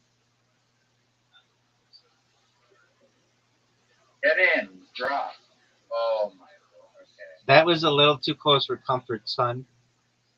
Everyone here can acknowledge that was probably one of the greatest shots. That didn't go in the hole. I'm in agreement. That was one of the greatest shots I've ever seen that did not go in the hole. That was a really good shot, Riser. Make it, Zoot. Oh, make it. Oh, make it. Oh, that almost did. That would have been amazing. Hey, Rabbi. What up, Pimp? What age do you think my mental capacity is? 69. Oh, weird.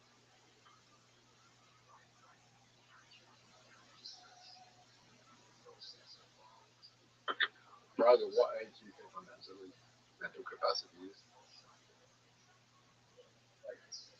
11. You hear it? I don't know what that question even means, but you're gonna assume, yeah. 11. Okay. When I saw a triathlete before it said 12, but yeah.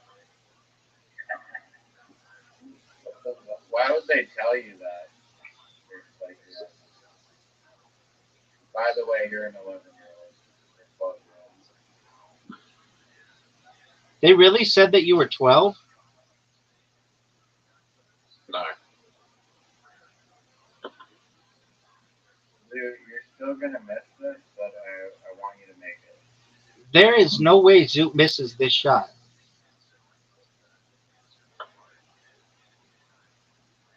Oh, he finds a way.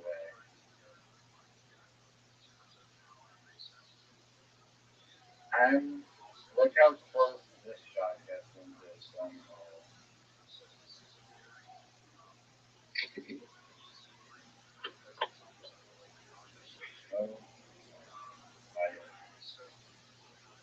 Zoot, put him out of his misery, son. Show him that he has the intelligence of an 11-year-old. In the water.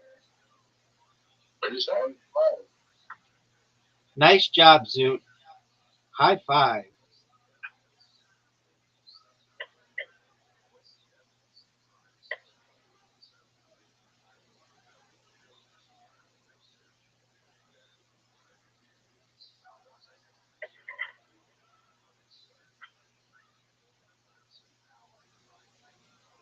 Did you listen to the new Justin Bieber album?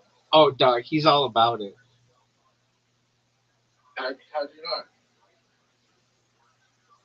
What do you mean, how do I know? How do you not know that Justin Bieber got this new album? How did you know that's like everything I was talking about that album for like 2 hours? We talked about it for 2 hours? How's there even 2 hours of discussion to be had about that? No. It was Zoot saying, "Did you know that Justin Bieber's launching an album?" And I was like, "No." And he's like, "Well, he is." And I'm like, "What's the name of it?" And he's like, "What's it called? Spud or something? Swag." And then I was like, "Oh, are you gonna buy it?" He's like, "No, I'm gonna do what everybody does. I'm gonna listen to it on YouTube." And then it was like, it came out, and I was like, "How was it?" And he was like, it was interesting. Like it was, I don't know what he said. It wasn't avant-garde, but he said something like along those lines. And that's the entirety of the discussion that we had about it. Yeah, it's different. It wasn't what I was expecting. That's what he said. It was different. It wasn't what he was expecting. Oh. That was a great shot. I feel like people are going to be very, very mixed on the album. Like, very, like, unique. Did you like it? 4 of the songs were meaningless interludes that didn't need to be there.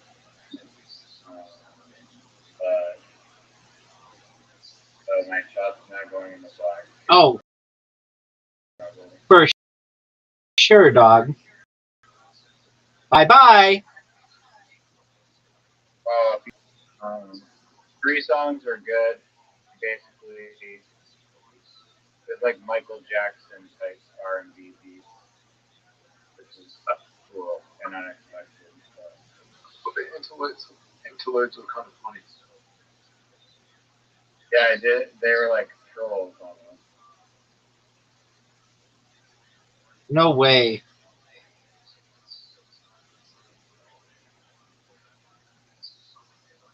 I did feel like some of the songs were too short. Yeah, one like Zuma House could have been. It was actually probably like the most emotional song. They could have like actually turned it into a real song, and not like a minute-long clip that sounds like a leak.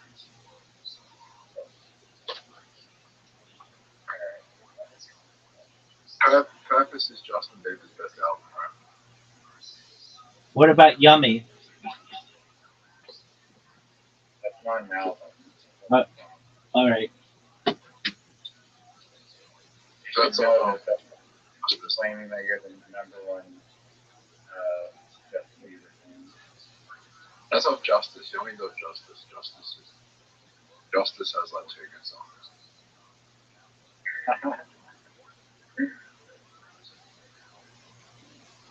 But Pictures is the only fucking song I can remember of Justice. Like, I don't know. Justin Bieber always wanted to be black.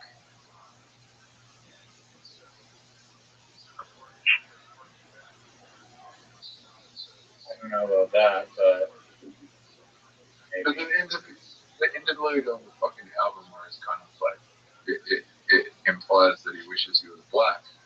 And then in his last album, he had Martin Luther King. Was it Martin Luther King or Malcolm X fucking interludes all over the place. I didn't listen to those, but what did he say on the most recent album that makes you think that he wants to give a nice shot, Rabbi? Try and get it around the water. I can't remember the name of the person, but it was an interlude of someone saying, "This feels like real soulful black music. You sure you're not just a little bit black?"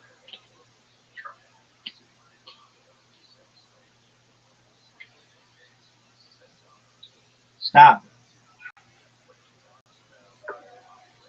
No, not water. Amazingness.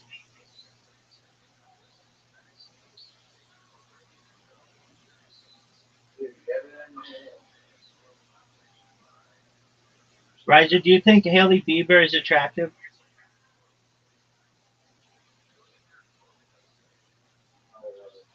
What a shock. Now, considering he has a net worth of like $500 billion fucking dollars, no, she's like a 5 out of 10. And it upsets me that her pride and ego is so high. Isn't she richer than him? Isn't she richer than he? What does she do? What the fuck She does just she do? Fucking walk around? no. She just sold a makeup company for over $1 billion, dog. It was like 800 million cash, and if it does well, it's gonna be another 200 million or something. I'll tell you something. She's not ugly. She did basically no work, and all the work was done for her. Riser, how many games in a row have you won? Like 6 now, right? No, you lost that game. I'm pretty sure I won. I've won 6 games in a row. I've won like 6 in a row. You're going with someone who has Zoots. This is the hole that like really like you guys are really like stuck. And that's why you're on that side of the hole. But people that are really good at the game, they get like right in the middle there is usually what you want to aim for. A nice second shot to get in. And if you're really bad at the game, what you'll normally do is get like 2 shots that are like right where you started, where you land within 2 shots, and that's what Rabbi did. So. Dude, that was a really good shot. Get in. Sometimes if I had like a little more power, that was in it too. Oh, not. No, I need you to think this. You can bank it off my ball. You can bank it off the turkey. You can bank it off the chickens. You can bank it off the barn. Way too hard. That's way too hard. Excessive amount of power. You don't have to go 100% each time. Yeah, maybe. Way too hard. Way too hard. 40ish. Way too hard. Maybe like 30. Way You're running out of time. You're gonna have to put more down on the power. What a shot. Zoot, that was one of the greatest shots I've ever seen. Beautiful. I actually think that was a 10. That was definitely a 10. That was amazing, Zoot. Now, if I make this shot, I'm gonna actually. I actually think we should put that screenshot. That, like, we should screen capture that shot and put it out there. One of the proudest moments I've had. Maybe inspired some younger generations to start playing mini golf. He becomes This is the worst.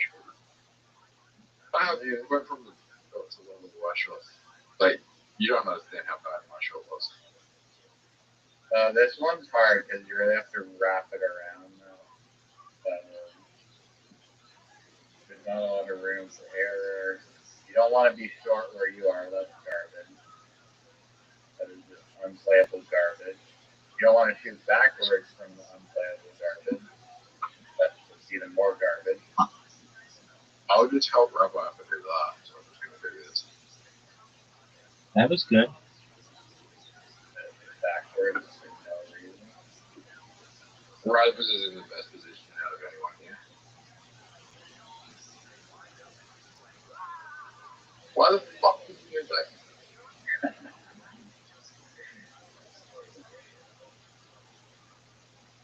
It didn't really do much to impact me, but it's just a ring. Oh. Good evening.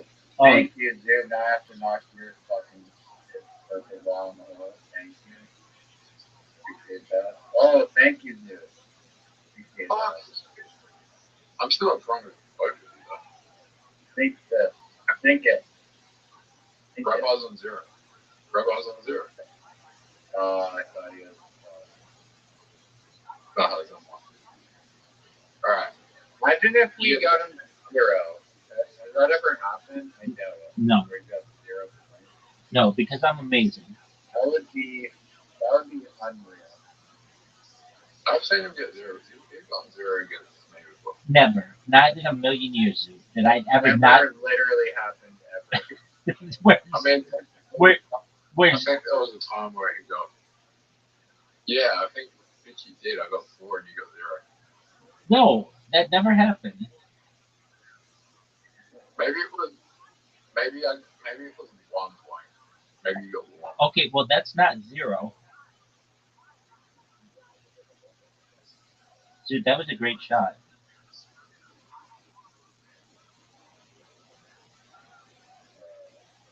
Unknown. Still fun we both well, really was. Oh no! Come on. The West Side Pimp. I think that was a time that we both got that 1 point each though. Zoo is just making up stories.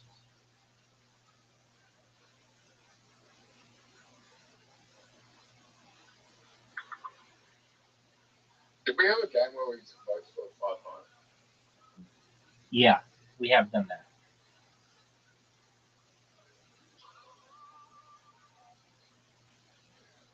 Now, this might look a little weird, but it's actually one of the highest. Oh, that was fucking amazing. That was amazing. Reza, have you ever taken a pizza?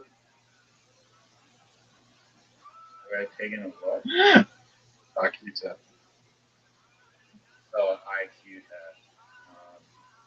Yeah, I think mine was like 168, but they're like, yeah, you're too smart. Please. Yeah, that's kind of bullshit, but okay. When I took it, they needed to add another digit. You're both bullshitting. I took one and I got a 161 when I was in 7th grade.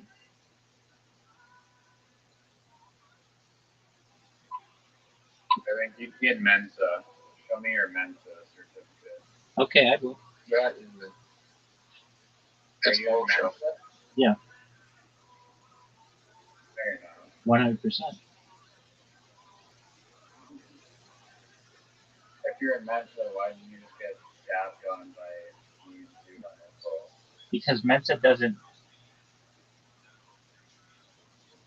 calculate This is one of the hardest balls in the game, especially when you don't play it 9 hours a day. You're just guessing on the percentage to get you in. I always do it. I never look at the percentage. I always do it by touch. What the fuck is the advantage of being in Mensa? Everyone I talk to being in Mensa, there's just like nothing. There isn't. It's like $130 a year to just be able to say that you're in Mensa. Yeah, what's the fucking point of that? You get to sit in discussions with like extremely bright people. You mean are there like meetings? No. There are meetings, aren't there? Well, like sure, but not like in traditional think tank sense. Fucking look, anyone who just studies like an IQ test over and over and over again can score really fucking high IQ tests. Like if you understand how the IQ test works, you can score high as hell. Like, if you just sat there for a whole year, you did nothing for like next 6 months for you know, IQ test, you can score really high. If you don't study at all and don't study and have no academic ability, just you're gonna score really, really fucking low. Doesn't manage to get, just means have an ability to concentrate.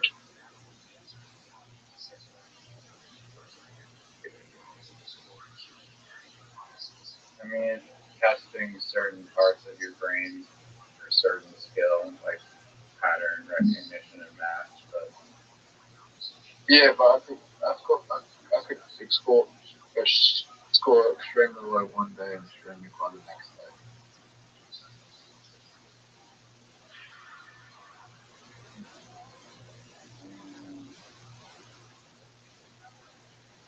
I mean, I think you'll probably have your like upper limit where the questions are still hard if they're going for. Maybe not.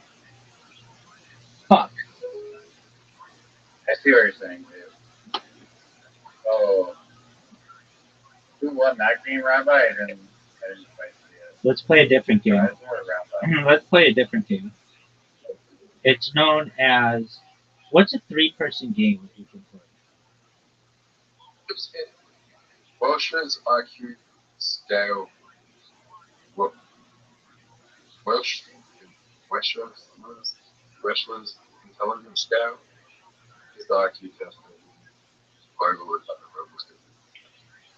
You can buy textbooks to study that. You can buy a lot of things.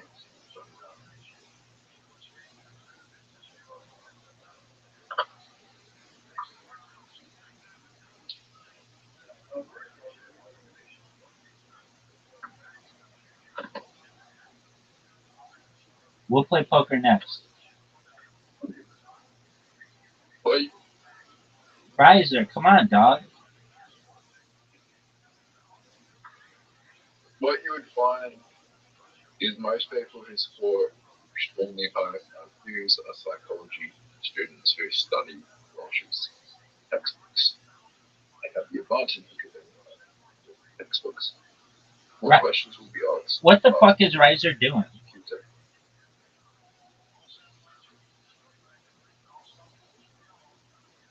Riser.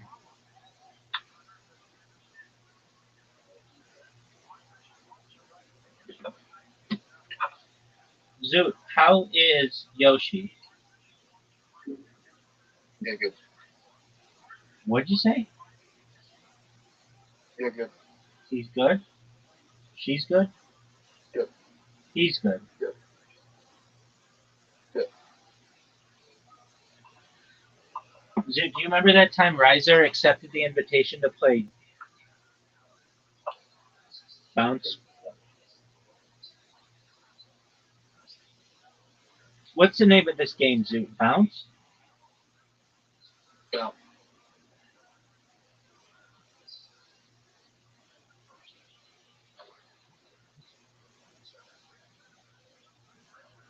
Zoot, you want to know something?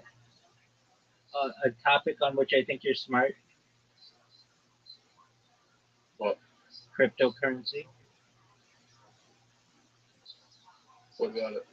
I think you know a lot about it. I think you're pretty smart about it. I'm not saying your investments are great, but I'm saying you know a lot about. I'm saying you know a lot about. His investments are pretty good.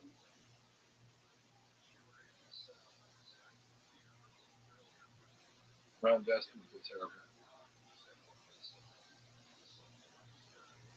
This must be recent that you say this because they weren't bad. They were really good. I went on impulsive gambling spree over the last week. Like gambling on what? Meme coin and bit of leverage, meme coins and impulsive behaviors. What behaviors?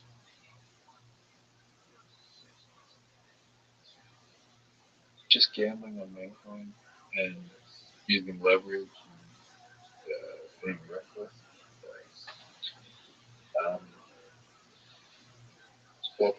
Swapping coins from coin to coin and trying to like yoke them.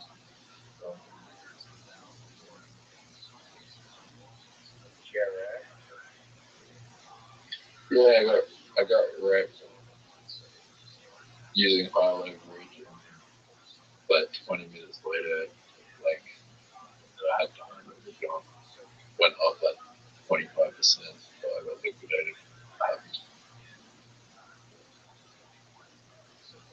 Riser, what in the fuck are you doing?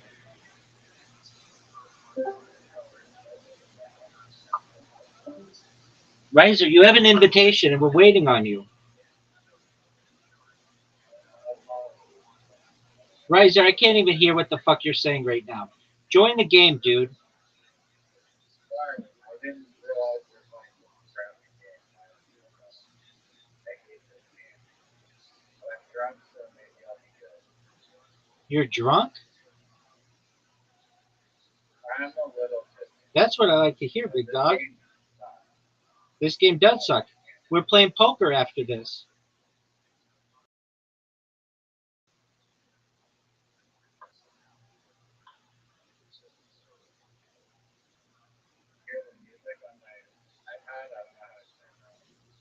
Turn the button on the side so that it's silent mode.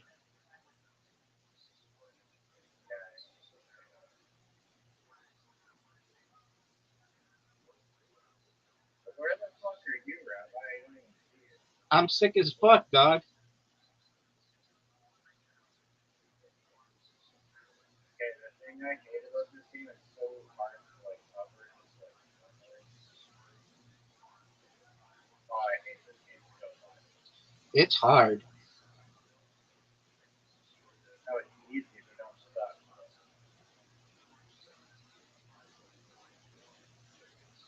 Oh, that was cool. Gentlemen, I'm done.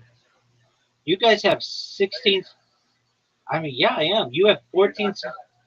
I'm done. Neither of you are going to finish. Zoot, what happened to you?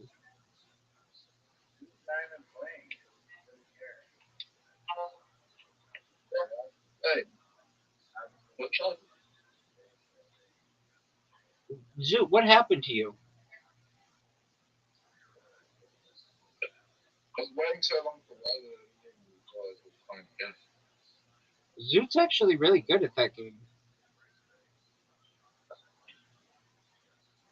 All right, poker time. 3 players, no limit bet, starting chips, $20,000 live. I don't want to play a gambling game with a juke period. That doesn't sound right. What the fuck is that supposed to mean?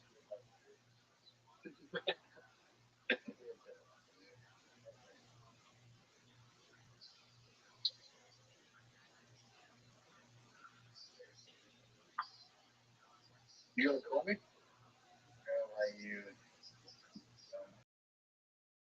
Oh,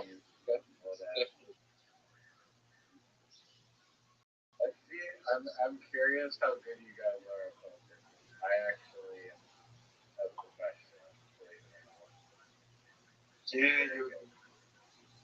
how much do you net worth? Like $48,000. Well, bam.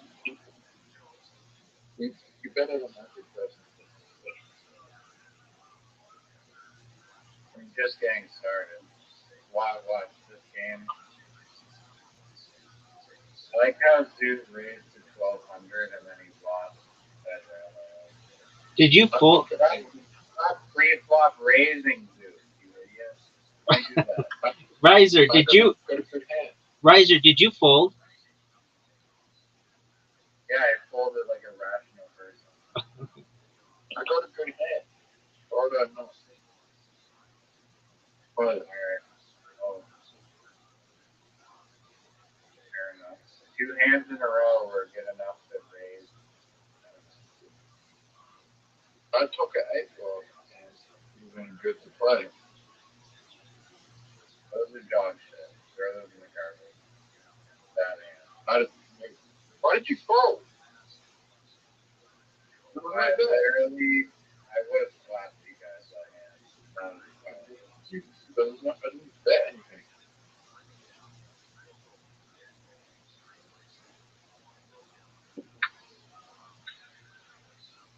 Here comes Zoo with his 1,200 foot bet.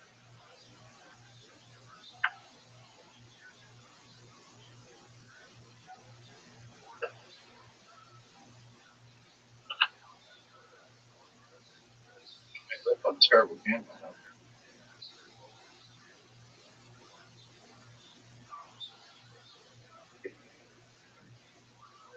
Brother, what do you have? Where you have to pay to see the card.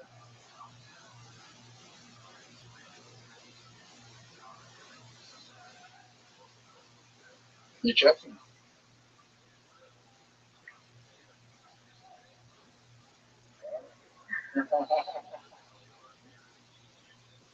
I'm pretty sure I had no. I think Queen probably had it.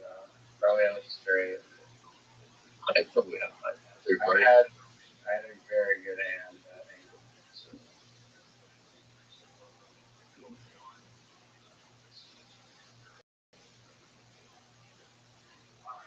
Rabbi, oh, Why not? because I had a good hand.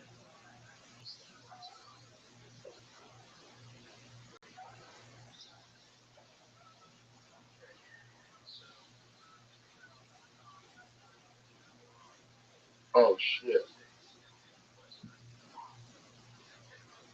Rabbi, I have a terrible hand.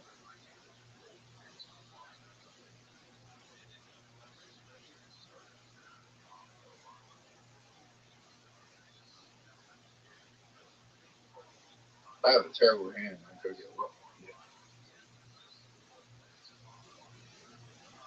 Wow. I was hoping for a flop. Oh, thank you for the chippies.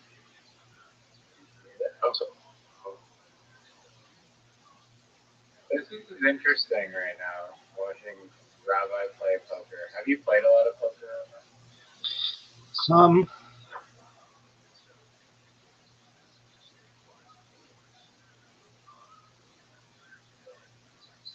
Yes, I would slap you if you didn't jam all in for no reason. Yeah, this shit is fun.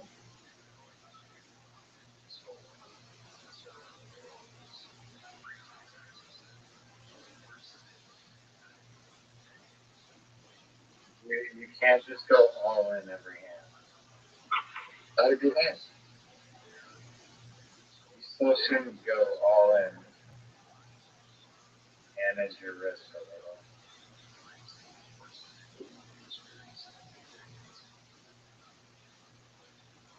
No, I'll be a lot richer if I was getting that bust 5 years ago.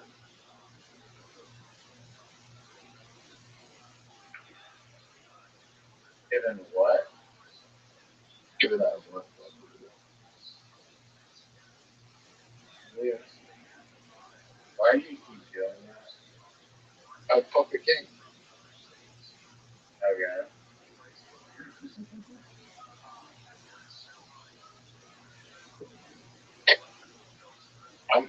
I'm doing really bad at the game.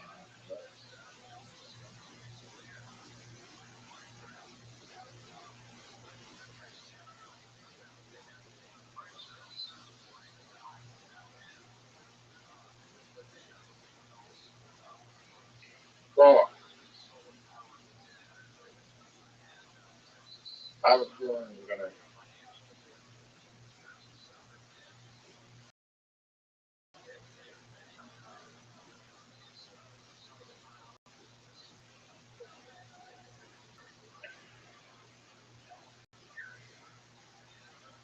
Big time.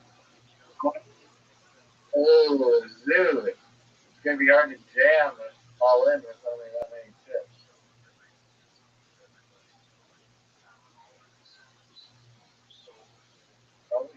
it anyway.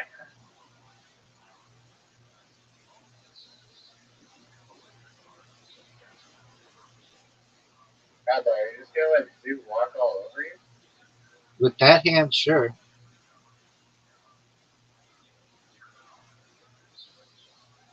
You didn't answer my question, dog. Oh shit, go.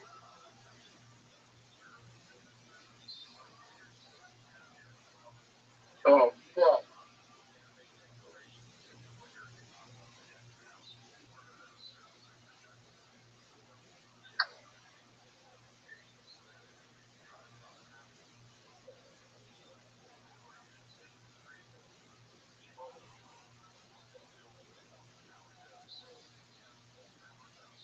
Hey, the father of him.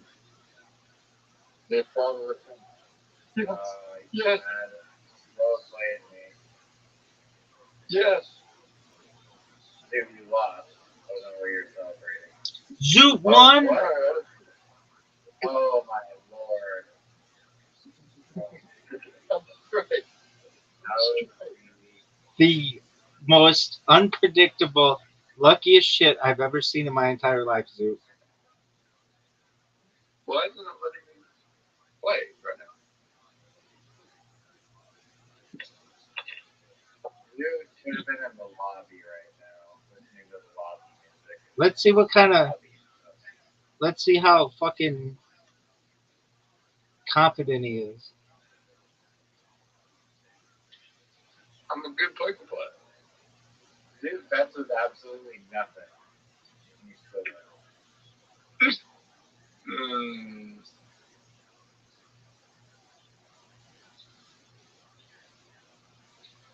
don't think I can do it again. I don't think I can pull up the straight again. It's like a 1 in 258.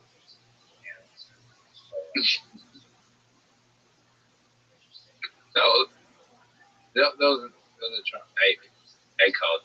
Yeah. Oh, this is bad hand.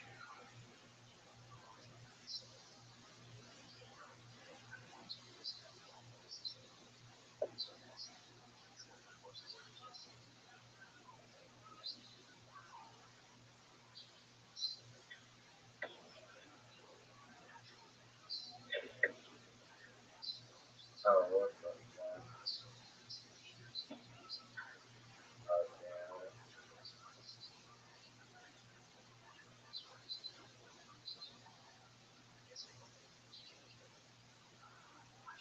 Rabbi. He's awfully quiet. He's very focused on his game. Interesting.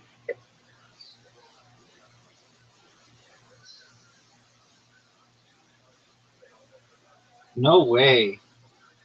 Showdown.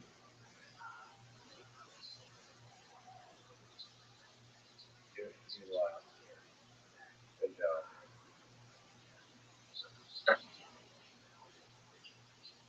Great You job. gotta give it back.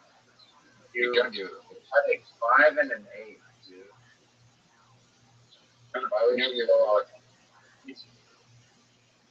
don't have to give you back anything. Oh, 3-9. You're flat. You're an exceptional poker. Yeah. I need to try not mine. I'll be back in an hour. He'll never be back. Yeah, I'm going to bed. Fuck you.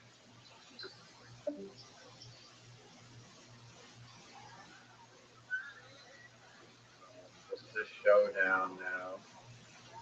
Let's see what Rabbi can do.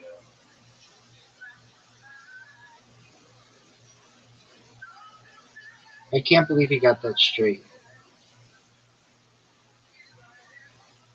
Yeah, that's sick of it. Pair of threes. I didn't think that you had much there. I didn't. But you still hit call even though I was betting. I mean, you had a good hand. But that was, I mean, it was like not a lot. If I don't play anything, then it's no fun. That's true.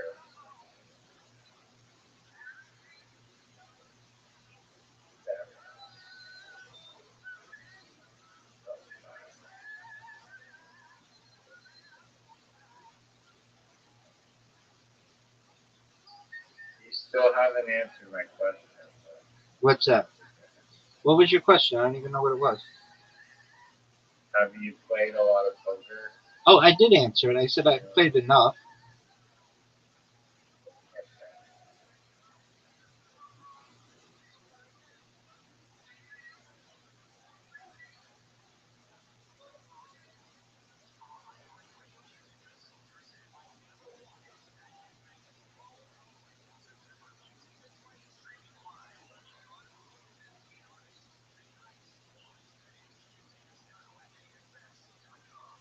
Oh, if you have a 9 and a better card.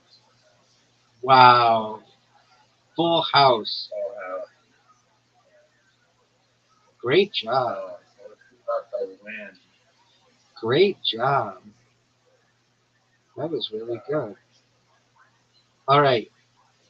You ready to play me in darts?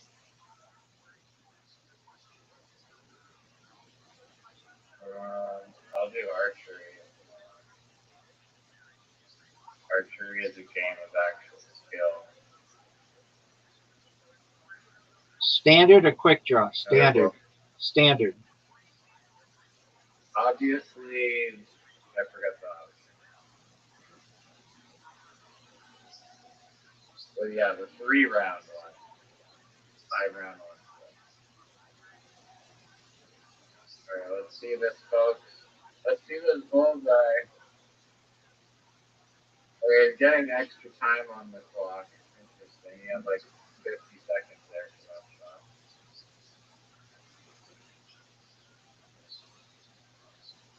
Oh, wow. Not a bad. Unfortunately, my iPad is experiencing a nerf right now because it's too powerful. So, for anyone watching in the future, they'll know why performance is still bullseye amazing, but That was amazing. oh, 2 in a row. Look, man.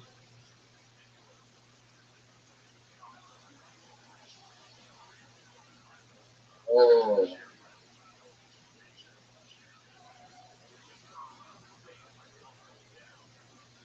yeah, Rabbi, what you got?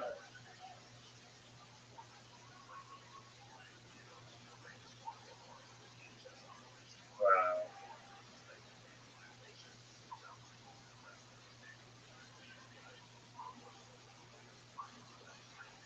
Do you have to counteract the way that like the arrow's pushing you, or is that just on my game? No, you have to counteract it.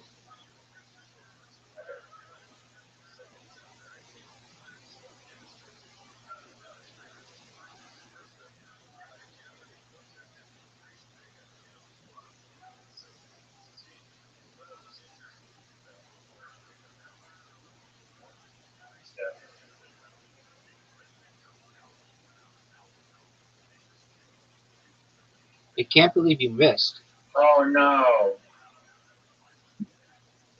Oh, absolute blunder. Great miss. It's the close one.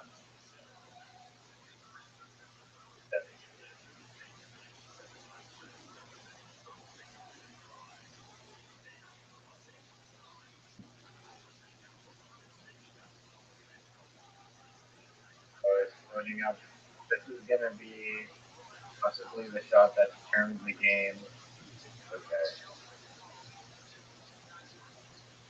You need 8 on each one to tie. You're fucked. It's over for you.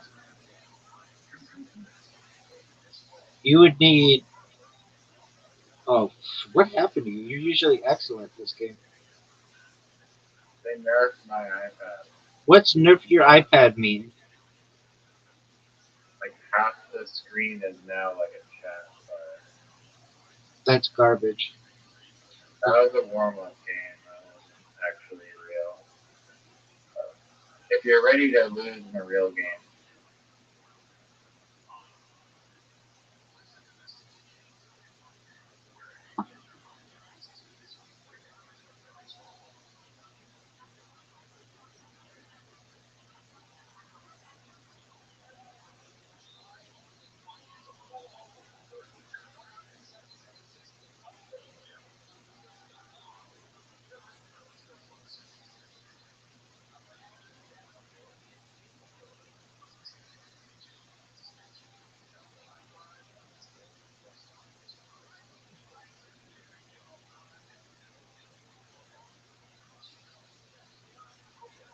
why is it giving me such harsh wind on the first round?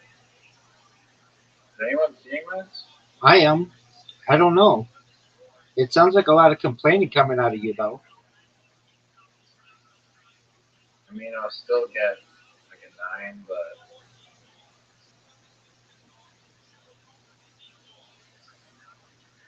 Oh, oh, come on. dude, you are so much better than you're playing. It's been a long time since we've done this one. It's not like you have to know like exactly what number means how far to each side. There's a lot of knowledge and things going on in this game.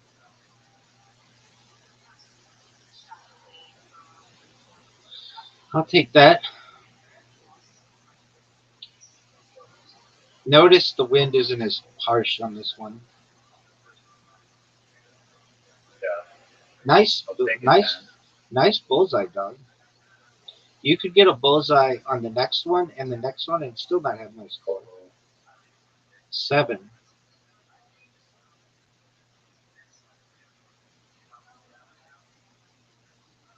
Yeah, right. Dog. I guess it was going a little down.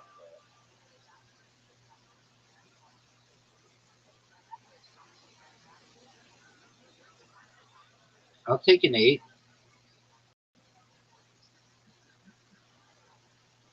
It's not exactly a 10, but okay. I'll take a 9. He's just showing off. Can he get I'll take another 9. Oh, wow. Is it even possible for you? 74? Is it even 74? is it even possible for you? No. The best It's like at 9. no. Round. If you got 10 on each one, you'd still not even come close to beating me.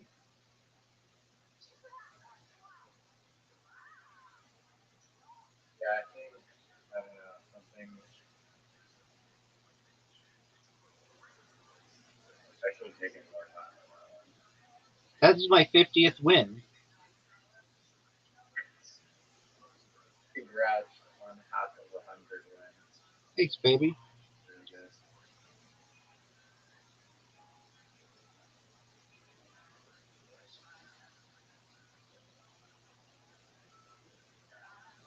I'll take a 9.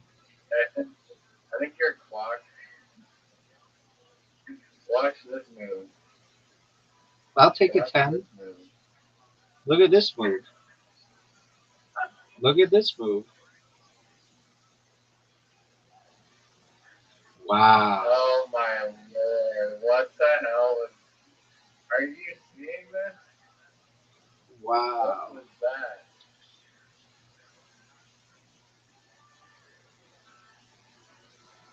Oh, come on, bro. How long is it going to allow you to fucking go without shooting? It gets real shaky if you don't start shooting it. It's like, you might as well. What happened to you? You used to be so good.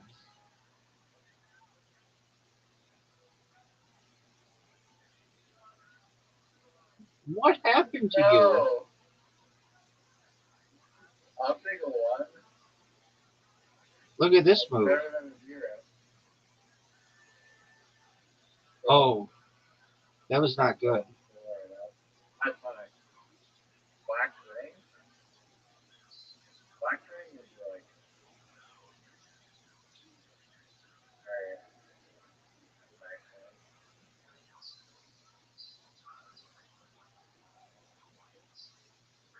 I'm at 50. I'm back. I have 10 times your score. You could literally, dude, I'm so not worried. I've never been less worried about losing a game in my entire life. 9. Scary. 9. That should have been 10, but.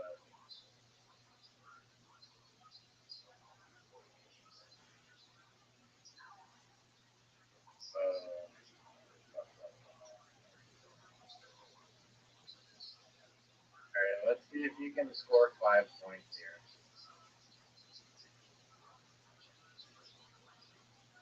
Well, let's see if you can get above 74. Oh, he's going for it. Oh, he's going for it.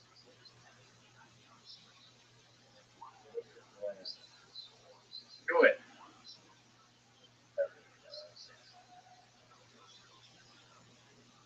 That was impressive. Thanks, baby. Why aren't you doing well? There you go. I just got a 9. That's the universe you're living in. I just got a 9. I see that, but like I'm used to you doing really well. I just got another back-to-back 9. I don't know what universe you're living in, but I'm living in the universe of 9. I don't think so. You used to be so good at this game. You used to be. Yeah, they nerfed my iPad and I'm pissed. I'm gonna like actually claim to the Play-Doh people. Look at this wind. It's chirping early. The wind is quite gnarly. I'm mocking you.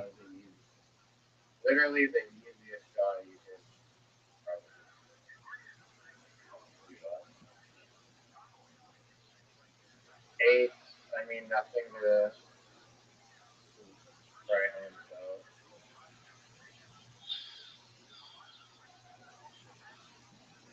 Alright.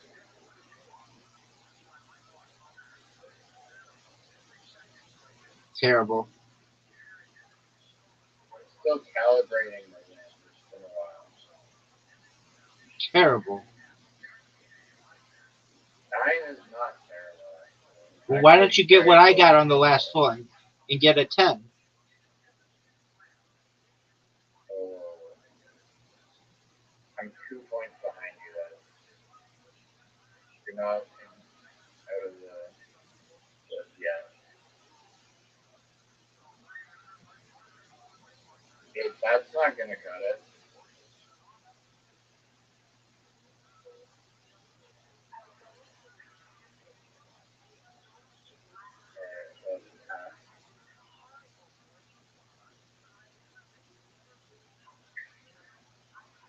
Nothing exceptional that round.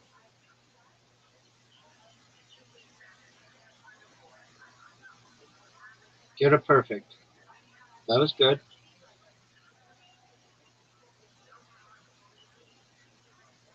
Oh, that literally on my screen is showing that it's 10. Oh, alright, still 2 points behind, but this is the round where champions are born. Let's see if this one.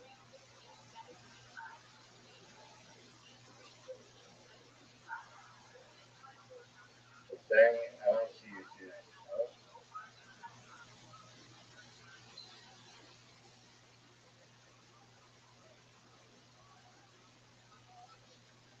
Takes his sweet time on the first one. Wow.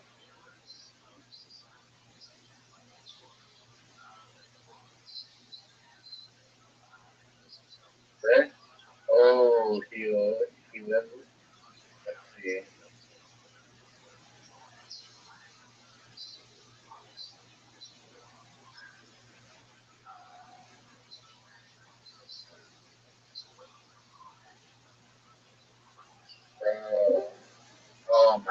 I got pop-up that literally ruined it. Okay, well, we'll pretend that was worth 9. And that was worth. Whoa! You could. Oh, wait.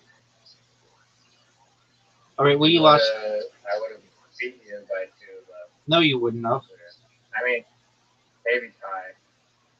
No, you lost. Okay, that's all that matters is that you lost and I won. I mean, literally, my iPad is working again.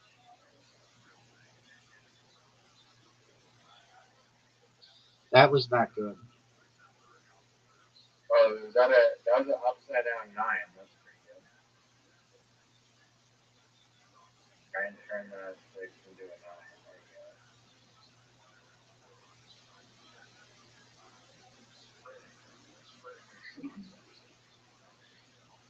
That was How not. does it feel to have your personal record just shot right off the gate? No chance of breaking that.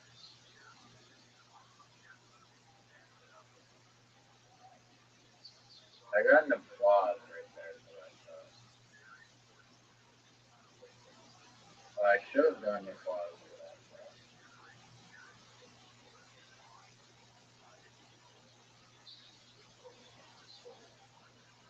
Okay. Let's see it, big dog.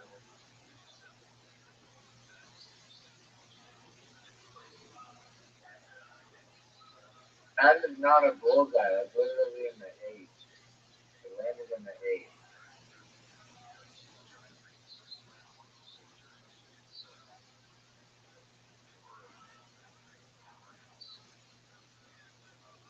What's the pressure on?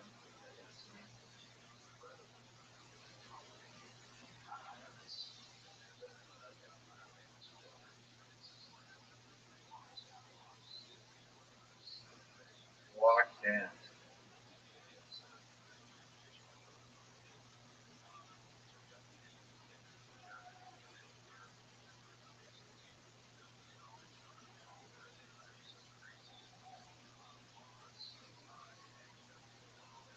Oh, bullseye. Wow. No pressure here. No pressure here. Let's see it.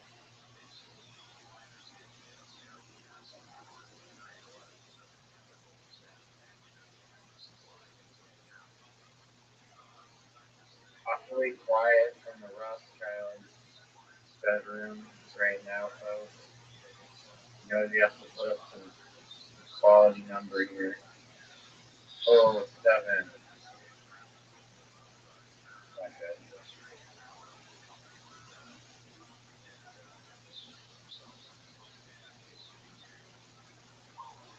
8.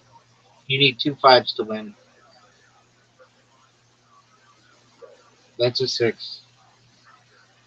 His first win, folks. Let's congratulate him. We tied. How the fuck didn't you win? God damn it. I did win. Actually, I won. I just didn't want you to be. We'll end on that note. Sounds good. Sounds good. We'll end on that note. All right, my friend. It's been a pleasure. Thank you. Take care. And you're a very funny person. I don't tell that to everybody, but you're very funny. I appreciate that. You're You welcome. as well. Thank you, baby. Yes, have a good night. Peace, big dog. Friend. Thank you. You as well. Later, dog. Peace.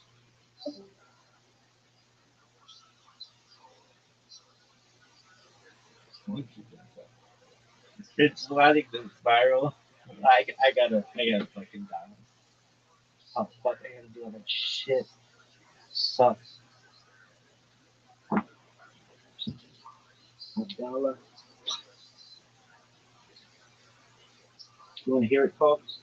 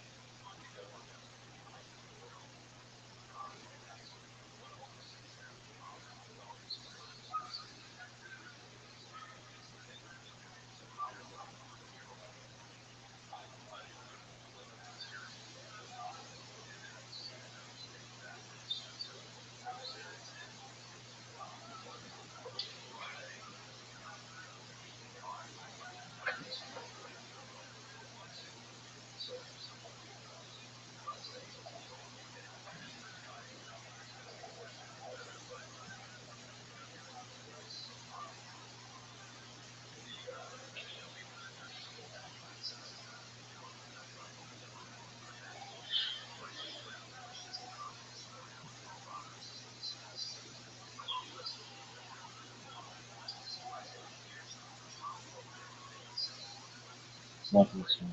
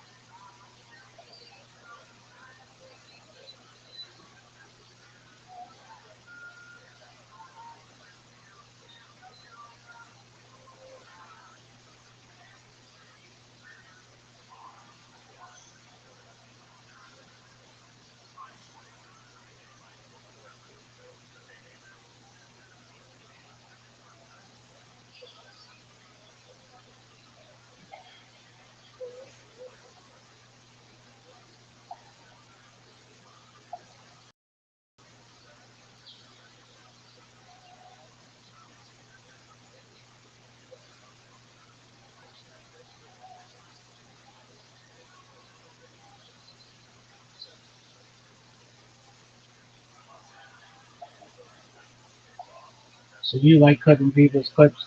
You like clipping people's kick stream and promoting your stream through the title, huh? Yep.